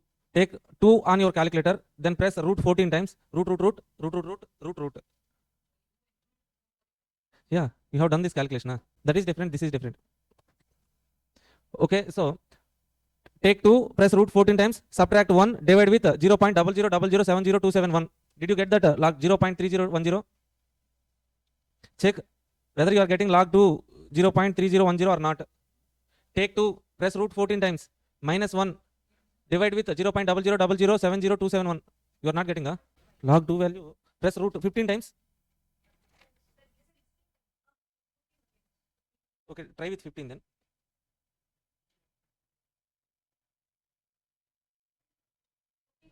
15 correct? 15 times, okay. Next, okay, like that we have to calculate log 2 value. log 0.85 value, then you will get b value minus 0.234. When learning rate is 0.85, b is 0.234. Okay, now we have y value 13, third unit, sorry, 3. Sorry, 13. When x equal to 3, that means for third unit x equal to 3, we got time 13 hours, y equal to 13 hours. Okay, now, so from this, what information we need to calculate is like, what is the time taken for first unit A? Y is equal to 13, that is equal to A into x, 3 power minus 0.234. Okay, bring that 3 power minus 0.234 to the left side, 13 divided by something. How to calculate this A, sir? If I calculate, if I could able to calculate this value, what is that value? 3 power minus 0.234, you can calculate A value. Now, how to calculate that exponential term value, sir? We don't need to use that one. Okay, can I write it like this? 1 by 3, 0.234. Okay, now again, we have some process for this as well. Simple calculator. Find 1 divided by 3, 0.234. 1 divided by 3. Take your on your calculator, press 1 divided by 3 equal to how much? Okay, now press root 14 times. Root 14 times. Then minus 1 into power value. Power value is 0.234 plus 1 into equal to not only equal to into equal to like that 14 times. Are you getting this one? 0.686? No, not that one, I think.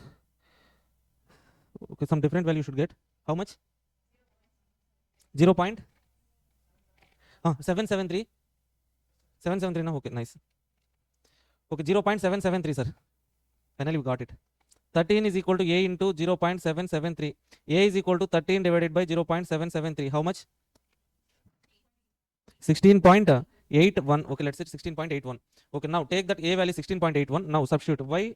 Okay, how long it will take to produce a fifth unit? Fifth unit, right? So now, okay, for fifth unit means now x is equal to 5, b is equal to minus 0.234. A is equal to, we have calculated 16.81. Y5 means time taken for fifth unit, that is equal to A 16.81 into x value 5, fifth unit now, B value minus 0.234. Now we have to calculate 5 power minus 0.234. Okay, 1 divided by 5 power 0.234. Calculate, you should get it like 0.686 you should get. Try this one, please. 1 divided by 5. Like this you can calculate that value, sir. Okay, are you calculating? Try, please try. Okay, 16.81 into 0.686, that is equal to how much, amma? 11.5. 11.5 hours, that is the answer. This much lengthy calculation is there. Okay, this is the process. Generally, this is not just a single MCQ, sir. This kind of questions cannot be asked. Lengthy process, calculation of B, that values. Okay, if they have to give this question, means they have to give B value as well as that exponential term values also should be given the question. Then it will be easy. Okay. Next question, 185. When 24 hours required to produce a condenser of particular type, then time required to produce 16th unit, 85% of learning rate. Okay, so first unit, how much time, sir? 24 hours. Whenever the production doubled, apply 85%. Take your calculators. 24 into 85. How much? 20.4. Whenever the production doubles, 4 units, apply 85%. 17.34. Whenever the production doubles, apply 85. 14.739. Whenever the production doubles, 16 units. 12.528. What is the answer? Between 12 to 14. Okay. Next one, 186. 186, sir. Now, take a diesel engine manufacturing company has an order of 4 large engines. A crew member of 16 members took 4,000 hours for assemble first engine. 12 to 14 means, okay, what? 9 to 10. We got 12.528 now. For 16 units, we got 12. Why we are calculated that entire thing? Okay, oh, sorry, it's my mistake. Okay, for 16 units, they have asked for 16th unit, 85%. Okay, for 16 units, average time is 12.528 now. Okay, after producing 60 units, you will be getting average time 12.528. That means that will be in between 12 to 14. Yeah, sorry. So, okay, I took assumption like you will understand. That's my mistake, sorry. Okay, actually, next one, sir. A diesel engine manufacturing company has an order of 4 engines.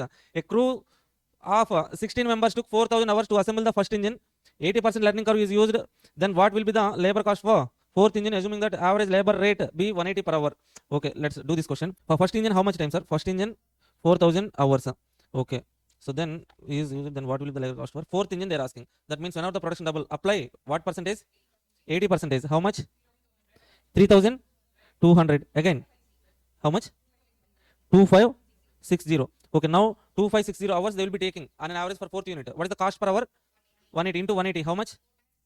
That means that will be around, okay, 4,60,000. This 4,60,000 is in between 4.5 to 5 lakhs, option D. Okay, an employee of ROR Limited took 200 minutes to complete the first setup a new machine using 90% incremental unit time learning model indicates that second setup new machine is expected to take. Simple question. First machine 200 minutes, sir.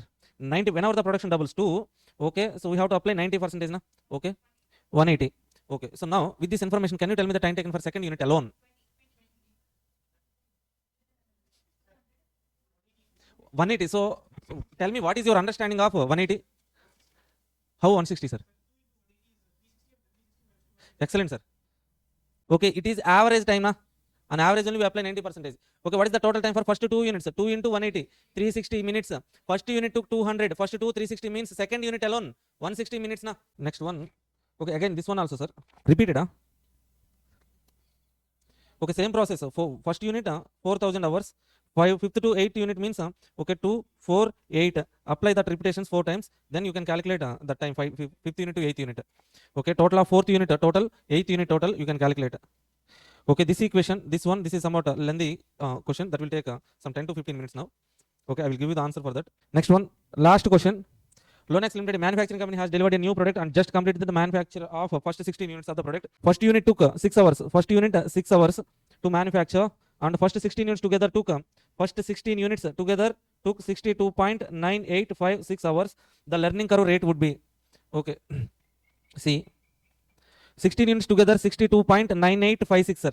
That means total, this is total, sir. Can you tell me the average? 62.9856 divided by 16, 3.9366, huh? Okay, from 1 to 16, 2 4 8 16, doubling 1 time, 2 time, 3 time, 4 times. Okay, take 6 and do option verification, sir. 6 and 84 times, apply 80% 4 times. If you are getting this one means 80 is the correct answer. Okay, no means then 85, then try with 90 95. Are you able to understand this one, huh? What we are doing is like we are doing option verification. Not trial and error, option verification, that's it. Okay, first apply 90, so 6 into 90%, 90%, 90%, 90%, you'll get 3.93966, fine, super, thank you. Optimization means, okay, maximum minima. Optimization means calculation of maximum point, minimum point, critical point. Choose the correct answer. Optimization problem should have only one objective function. Yes, okay, multiple objective function we cannot have in maxima or minima. Okay, either maximization or else minimization. Finding the relative maxima or minima called as optimization. Cost function is given, sir. They have given cost function asking us to calculate marginal cost. Apply first derivative. How to calculate marginal cost?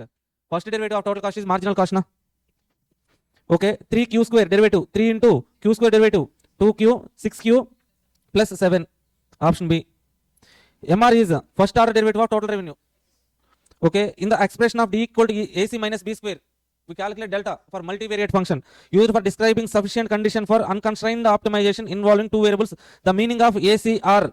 A means what, sir? Okay, let's say f x is A, f y is C, right? Second order derivative of objective function f with respect to x and y respectively. fxx, fyy. Option A. Okay, price discriminating monopolist firm operates in market where, so monopolist, price discrimination, he can do price discrimination means somewhat he is monopoly. Okay, that is the characteristic of monopoly, sir. Price discrimination he only can do. He is the only sole supplier. More than one market should be there. Okay, price discrimination means one market, one price, another market, another price. Okay, markets where it sells same product but with different prices. Price discrimination means same product with different prices. Okay, Apple iPhone 17, India one price, America one price. Why, sir? Tax differences are there. Okay, all the above. For dual plant monopolist, dual plant. So two plants, one market. Two plants means two cost function. Total cost 1, total cost 2. One market means total revenue.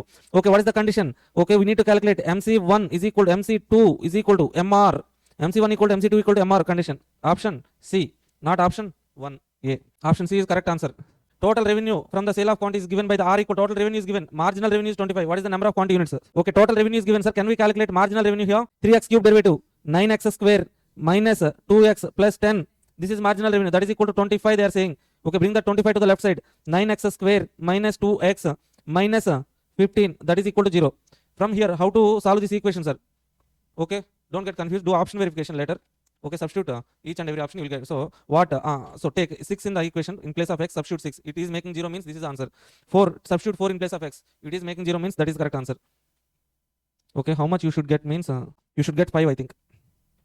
Average cost function of a product is given in terms of output x. Marginal cost 23 rupees. What will be the number of units? Average cost given. They're asking about marginal cost. That means from average cost we need to calculate total cost, sir. So how to calculate average? Total cost divided by number of units is average cost. Average cost into number of units, total cost.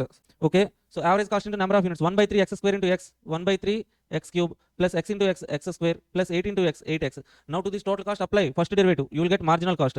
1 by 3 into x cube derivative. X cube derivative 3x square. 1 by 3, 3 cancel na. 1 by 3 into 3x square, 3, 3 cancel. Plus x square derivative 2x plus 8. This is marginal cost. 3x square plus 2x plus 8 is equal to how much? 23 marginal cost they are giving. Bring the 23 to the left side. 3x square plus 2x minus 23 minus 8, 15. That is equal to 0. Now again do option verification. Substitute 3 in place of x. 3 into 9 plus 9 to 6, 6. Okay, 3 9s. Not making 0 na. 3x square. Sorry, 3, 3. Where we get the 3? 3 cancel na. X square only. Now 3 square 9 plus 2 into 3 6, 15 minus 15 0. 3 is the answer. Okay, sorry, I have taken 3 here. The cost function is given in terms of output. Assess the level of output. Average cost is minimum. Okay, so from this cost function calculate average cost. Okay, divide with total cost divided by x. You will get average cost. X3 by x, x square minus 4x square by x, 4x plus 7x by x, 7. This is average cost. For this we have to do first derivative on making it equal to 0. So apply first derivative to calculate minimum point. First derivative that is equal to 0 na. 2x, x square derivative 2x, 4x derivative 4, 7 derivative 0. That is equal to 0. First derivative equal to 0. X is equal to 2 na. Okay, recent item question only. Business forecasting. Which of the following is not part of qualitative type of forecasting? Survey, market survey, qualitative, barometric technique, Delphi method. Barometric is also okay, some kind of qualitative, judgmental based method. Exponential smoothing, clearly quantitative technique. Okay, exponential smoothing method. Which one of the following is true? Alpha, exponential smoothing, alpha, smoothing constant in between 0 to 1. High value and high value of alpha used for stable demand. Stable means to give higher priority to the recent demand means we have to use alpha as 1. Which of the following is not casual forecasting method? Trend adjusted exponential smoothing. Okay, not a casual forecasting means here multiple regression line. We used to have equation y is equal to a x square a1. So some big equation will be there, sir. A b1 x1 b2 x2, something like big regression equation will be there. Linear equation y is equal to a plus bx. Econometric models means okay, trend equation somewhat will be there. Trend adjusted economical exponential smoothing means this is not a casual. This is somewhat advanced technique. Okay, in time series forecasting model, demand for the 5 time periods are 10, 13, 15, 18, 22. 10, 13, 15, 18, 22. A linear regression fit resulted in the equation y is equal to 6.9 plus 2.9 t. Okay, where y is the forecast demand for t. The sum of absolute deviations for the 5 data with respect to their corresponding forecast, taking t equal to 1 for first period, second period, third period, fourth period, fifth period. Let's say in place for first period, in place of t, substitute 1. How much you will get? 6.9 plus 2.9 into 1. 9.8. 6.9 plus 2.9 into 2. 12.7. 12.7. Okay, 6.9 plus 2.9 into 3. 15.6. 6.9 plus 2.9 into 4. 18.5. Okay, 6.9 plus 2.9 into 5. You should get 21.4. Okay, so 9.8, 12.7, 15.6, 18.5, 21.4 they have.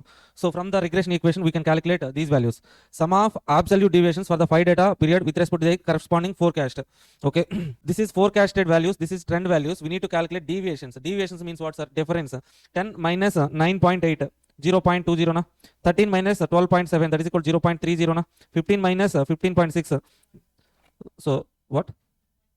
0.60. Okay, absolute means okay, so absolute modulus, avoid so leave that negative sign. Absolute deviations. Absolute means okay, 15 minus 15.6 we should get minus, but we are not considering. That is absolute. 18 minus 18.5, 0.50. This is how much? 0.60. In total 2.2. Sum of absolute deviation, sum of modulus of okay, this forecasted values minus trend values. Sum of absolute means modulus 2.2. This should be 2.2, not 22. So are you getting this one? So one side, so this is not forecast, but randomly they have created this model, sir. This is forecasted values from this regression equation. This is also some kind of trend values. Okay, so they're asking the deviation. Some of the deviations means differences in those two forecastings. Which of the following not a forecasting technique? Hungarian method. Trend line estimate, Delphi, judgmental technique, all these are techniques. Hungarian assignment. In simple exponential smoothing forecast, okay, give higher weightage to recent demand information. Alpha should be equal to 1, right? Okay, next one. Linear trend equation. Y equal to A plus B X. The actual demand for the period is 100 units. Actual demand, actual value 100, but forecast demand is 90. Forecast is 90. Okay, the forecast error is actual minus forecast minus actual. Actual minus forecast na 10. Okay, so error is 10. If estimate a trend component, okay, one formula is there, sir. What is that formula means? Okay, so forecast is equal to trend value into seasonal index into cyclical component into irregular component. Okay, if all the components are given, multiply all the components. That's it. That is forecast. Trend component 158.2. 158.2, seasonal index 94%, cyclical component 105%, irregular component 98%. Okay, to the 10 trend component, seasonal index, cyclical, irregular, multiply all the ratios. The value you get now, that is forecast 153.020 na. Okay, that is, so some by mistake it was printed 1.53 point something, but 153 point. So what all, which of the following is not true for forecasting? Short range forecast are less accurate than long range forecast. This is not true, sir. Okay, what is true means we can do accurately for short range forecast. We can do, so what I can do tomorrow, I can accurately forecast. What I will do after 1 month, after 1 year, I cannot say no. So like that also, tomorrow demand somewhat accurately we can forecast rather than after 1 year demand. So this is not correct. Remaining statements are correct. Forecast rarely perfect. Okay, forecast never be perfect, rarely perfect. Underlying causal system remain the same. Future forecast is group of items accurate than individual. Okay, so if you take multiple items means then only it will be correct. Delphi method. Delphi method means what, sir? Judgmental method. Okay, what is Delphi method? Expert opinion method is nothing but Delphi method. Experts, YouTubers, okay, mobile reviews. Yeah. Okay, here two regression lines are given, sir. Okay, for that, so you need some knowledge of portfolio analysis, again, SFM knowledge. One equation we have to take as y on x. One equation we have to take as x on y. Okay, write this equation y is equal to something form. Write this equation is equal to x equal to something form. Then you will get a regression quotient. Here, x quotient will be what? Byx. Here, y quotient will be byx. Now they are asking correlation quotient. Now correlation quotient r is equal to square root of byx into bxy. Okay, convert this equation y equal to something form. Y equal to something form means 3y. Okay, so in this equation, 4x plus 3y plus 7 is equal to 0 na. Okay, so 3y is equal to minus 4x minus 7. Okay, y is equal to minus 4 by 3 into x minus 7 na. So minus 4 by 3 is there na. That is called what? That is by on x. Minus 4 by 3 is by on x. Are you able to understand this one? You are writing it y is equal to something form. Okay, that x quotient is byx. Okay, that is somewhat like slope. Here, let's write this equation x equal to something form. 3x is equal to, okay, minus 4y minus 8. So minus 4 by 3. Here it is minus 4 by 3, minus 4 by 3. So minus minus plus, okay, 4 by minus 4 by 3 into minus 4 by 3 square root, minus minus plus 4 by 3 root, how much? 1 point something, 1.33. Root 4 by 3 into 4 by 3 root 1.15. Okay, that answer is not there na. Okay, that means our assumption is wrong. Our assumption means what, sir? Y on x, x on y we have taken na. Okay, then we have to do this as x on y. This as y on x. Then you will get what? Okay, 4x is equal to minus 3 by 4. Okay, minus 3 by 4. I think minus 3 by 4. Minus 3 by 4, minus 3 by 4. Now apply root. Are you getting? Now this time you are getting 0.75. 3 by 4 into 3 by 4 whole root. 9 by 16. 9 by 16. 0.75. Okay, so 9 by 4 square root, you will get 0.75. Okay, as two regression coefficients bxy, byx are negative, correlation coefficient will also be negative. Okay, simple point, sir, here. Okay, why we are doing this much of calculation? Once you calculate regression equation, b is equal to byx is equal to negative. Bxy is also negative. If both regression coefficients are negative means correlation coefficient r will also be negative. Okay, here negative option is there na, see, simple. Okay, but the calculation is like that, sir. This is pure mathematics. Why they are giving here, I don't know. Okay, next one, very, very important, tools for data analytics. Okay, so the explanation for this is very complex. Why means softwares and all will be given there. Okay, what we have to do is like read these MCQs for 3-4 times. Okay, direct MCQs will be given. At least one direct MCQ will be there, sir. Okay, so some 12 or 15 MCQs are there. Let's go through that. Let's give some paper reading. Which of the following are not feature of JEDOX tool? B and C. B and C. What is B and C, sir? Okay. JEDOX tool is not a business intelligence and analytics platform. Allows user to create, share powerful reports within the minutes. Okay, it's not the feature. Jedox tool cannot do these two things.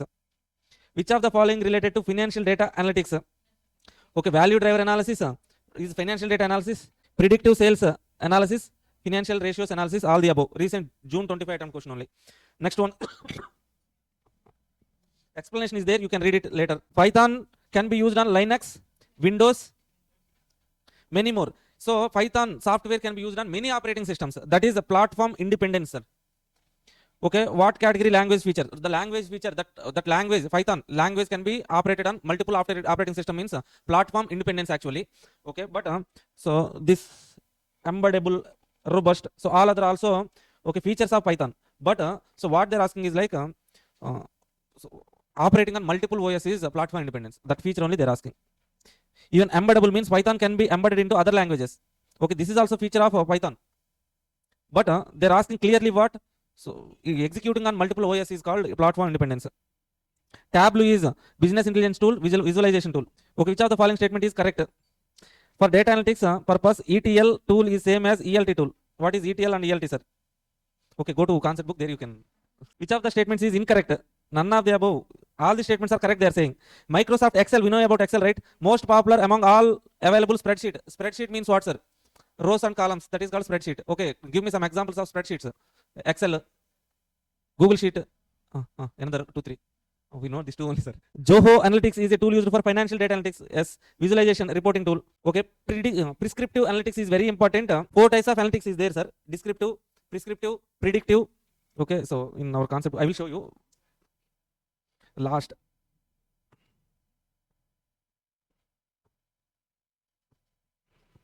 Okay, see, if you have some data, some company data, let's say, some company balance sheet, financial data and all we have. Okay, now with the data analysis, analyzing the data. What is descriptive analysis is like descriptive, describing. Based on the data, okay, this company performing well, not performing well. If you describe like that means that is a descriptive analysis. Diagnostic means what happened. If the company got losses, okay, why that company got losses, that analysis, diagnostic. Determine the reasons behind the past events. Okay, describing historical data. If you describe, that is descriptive. Okay, why that happened, that kind of diagnostic reasons is called as diagnostic. Predictive, estimating for the future, what likely to happen in the future. Okay, prescriptive means okay, doctor writes some prescription. Why he write prescription means what actions you should take to cure your illness. That is okay. Descriptive means describing what happened. Diagnostic means the reason behind the events. Predictive means estimating future predictions. Prescriptive means what you have to do, telling what you have to do in the future. Now come to the MCQs. Prescriptive means what action to be taken, prescribing. Which of the following has no relation to business intelligence tool? ABS glue is the tool used for purpose of business intelligence. No relation. That means ABS glue has no relation with business intelligence, they're saying. Okay, which of the following is related to financial data? Repeated. So this question already there, sir. Already there in our study material, December 23, June 24. Okay, December 24 MQP. In June 25 and also they have given. Okay, that means repeated MCQs. At least sure shot, I will tell you one MCQ will be repeated from this MCQs. Question number 7, June 24. Analysis of data set has revealed that fact that profit of company has reduced for financial year 2021. What category? So we are describing. Okay, after doing analysis of data, we are saying like profit reduced. What is this, sir? We are telling the reason, or else describing descriptive analytics. Okay, company profit reduced due to defective qualities of product. This is descriptive. I'm telling the reason, no, due to defective quality of units, the reason, diagnostic. Okay, question number 8. Okay, June 25, June 24, December 24, December, so 4, 3 MQPs, 1 main item. Script ends related to which type of programming language? Script ends Python. Which one of the following is a key feature of SAS language? All the above. Capability of handling data analysis, or capability of report formation, capability to interact with multiple host systems, all the above. Which one of the following is not a spreadsheet? MS Excel spreadsheet, Google Sheets. Okay, eViews. Quip is Quip. You know Quip? Don't know. eViews? Don't know. But so the answer is eViews is not a spreadsheet.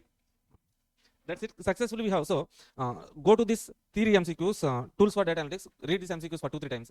Chapter 1, 2. Definitely 2 MCQs.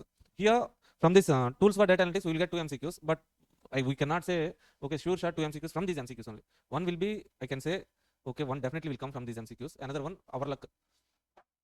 Okay, our luck only. Next, first two chapters, sure shot 2 MCQs, sir. Repeated questions are they are only asking. And that's it. Okay, so prepare these MCQs. Okay, this video very useful for you. Okay, prepare these MCQs. Definitely you will get how many MCQs? At least I can give you guarantee for 10 to 12 MCQs. Remaining 3, okay, that's our luck. Only God knows. Thank you all. We'll meet you in the Okay, after that function will be there now. Okay, after exams, after results, okay, so we will conduct some felicitation program. Okay, whoever watching this video, whoever attended these classes, okay, definitely you will qualify. Once you qualify means, okay, please send a message.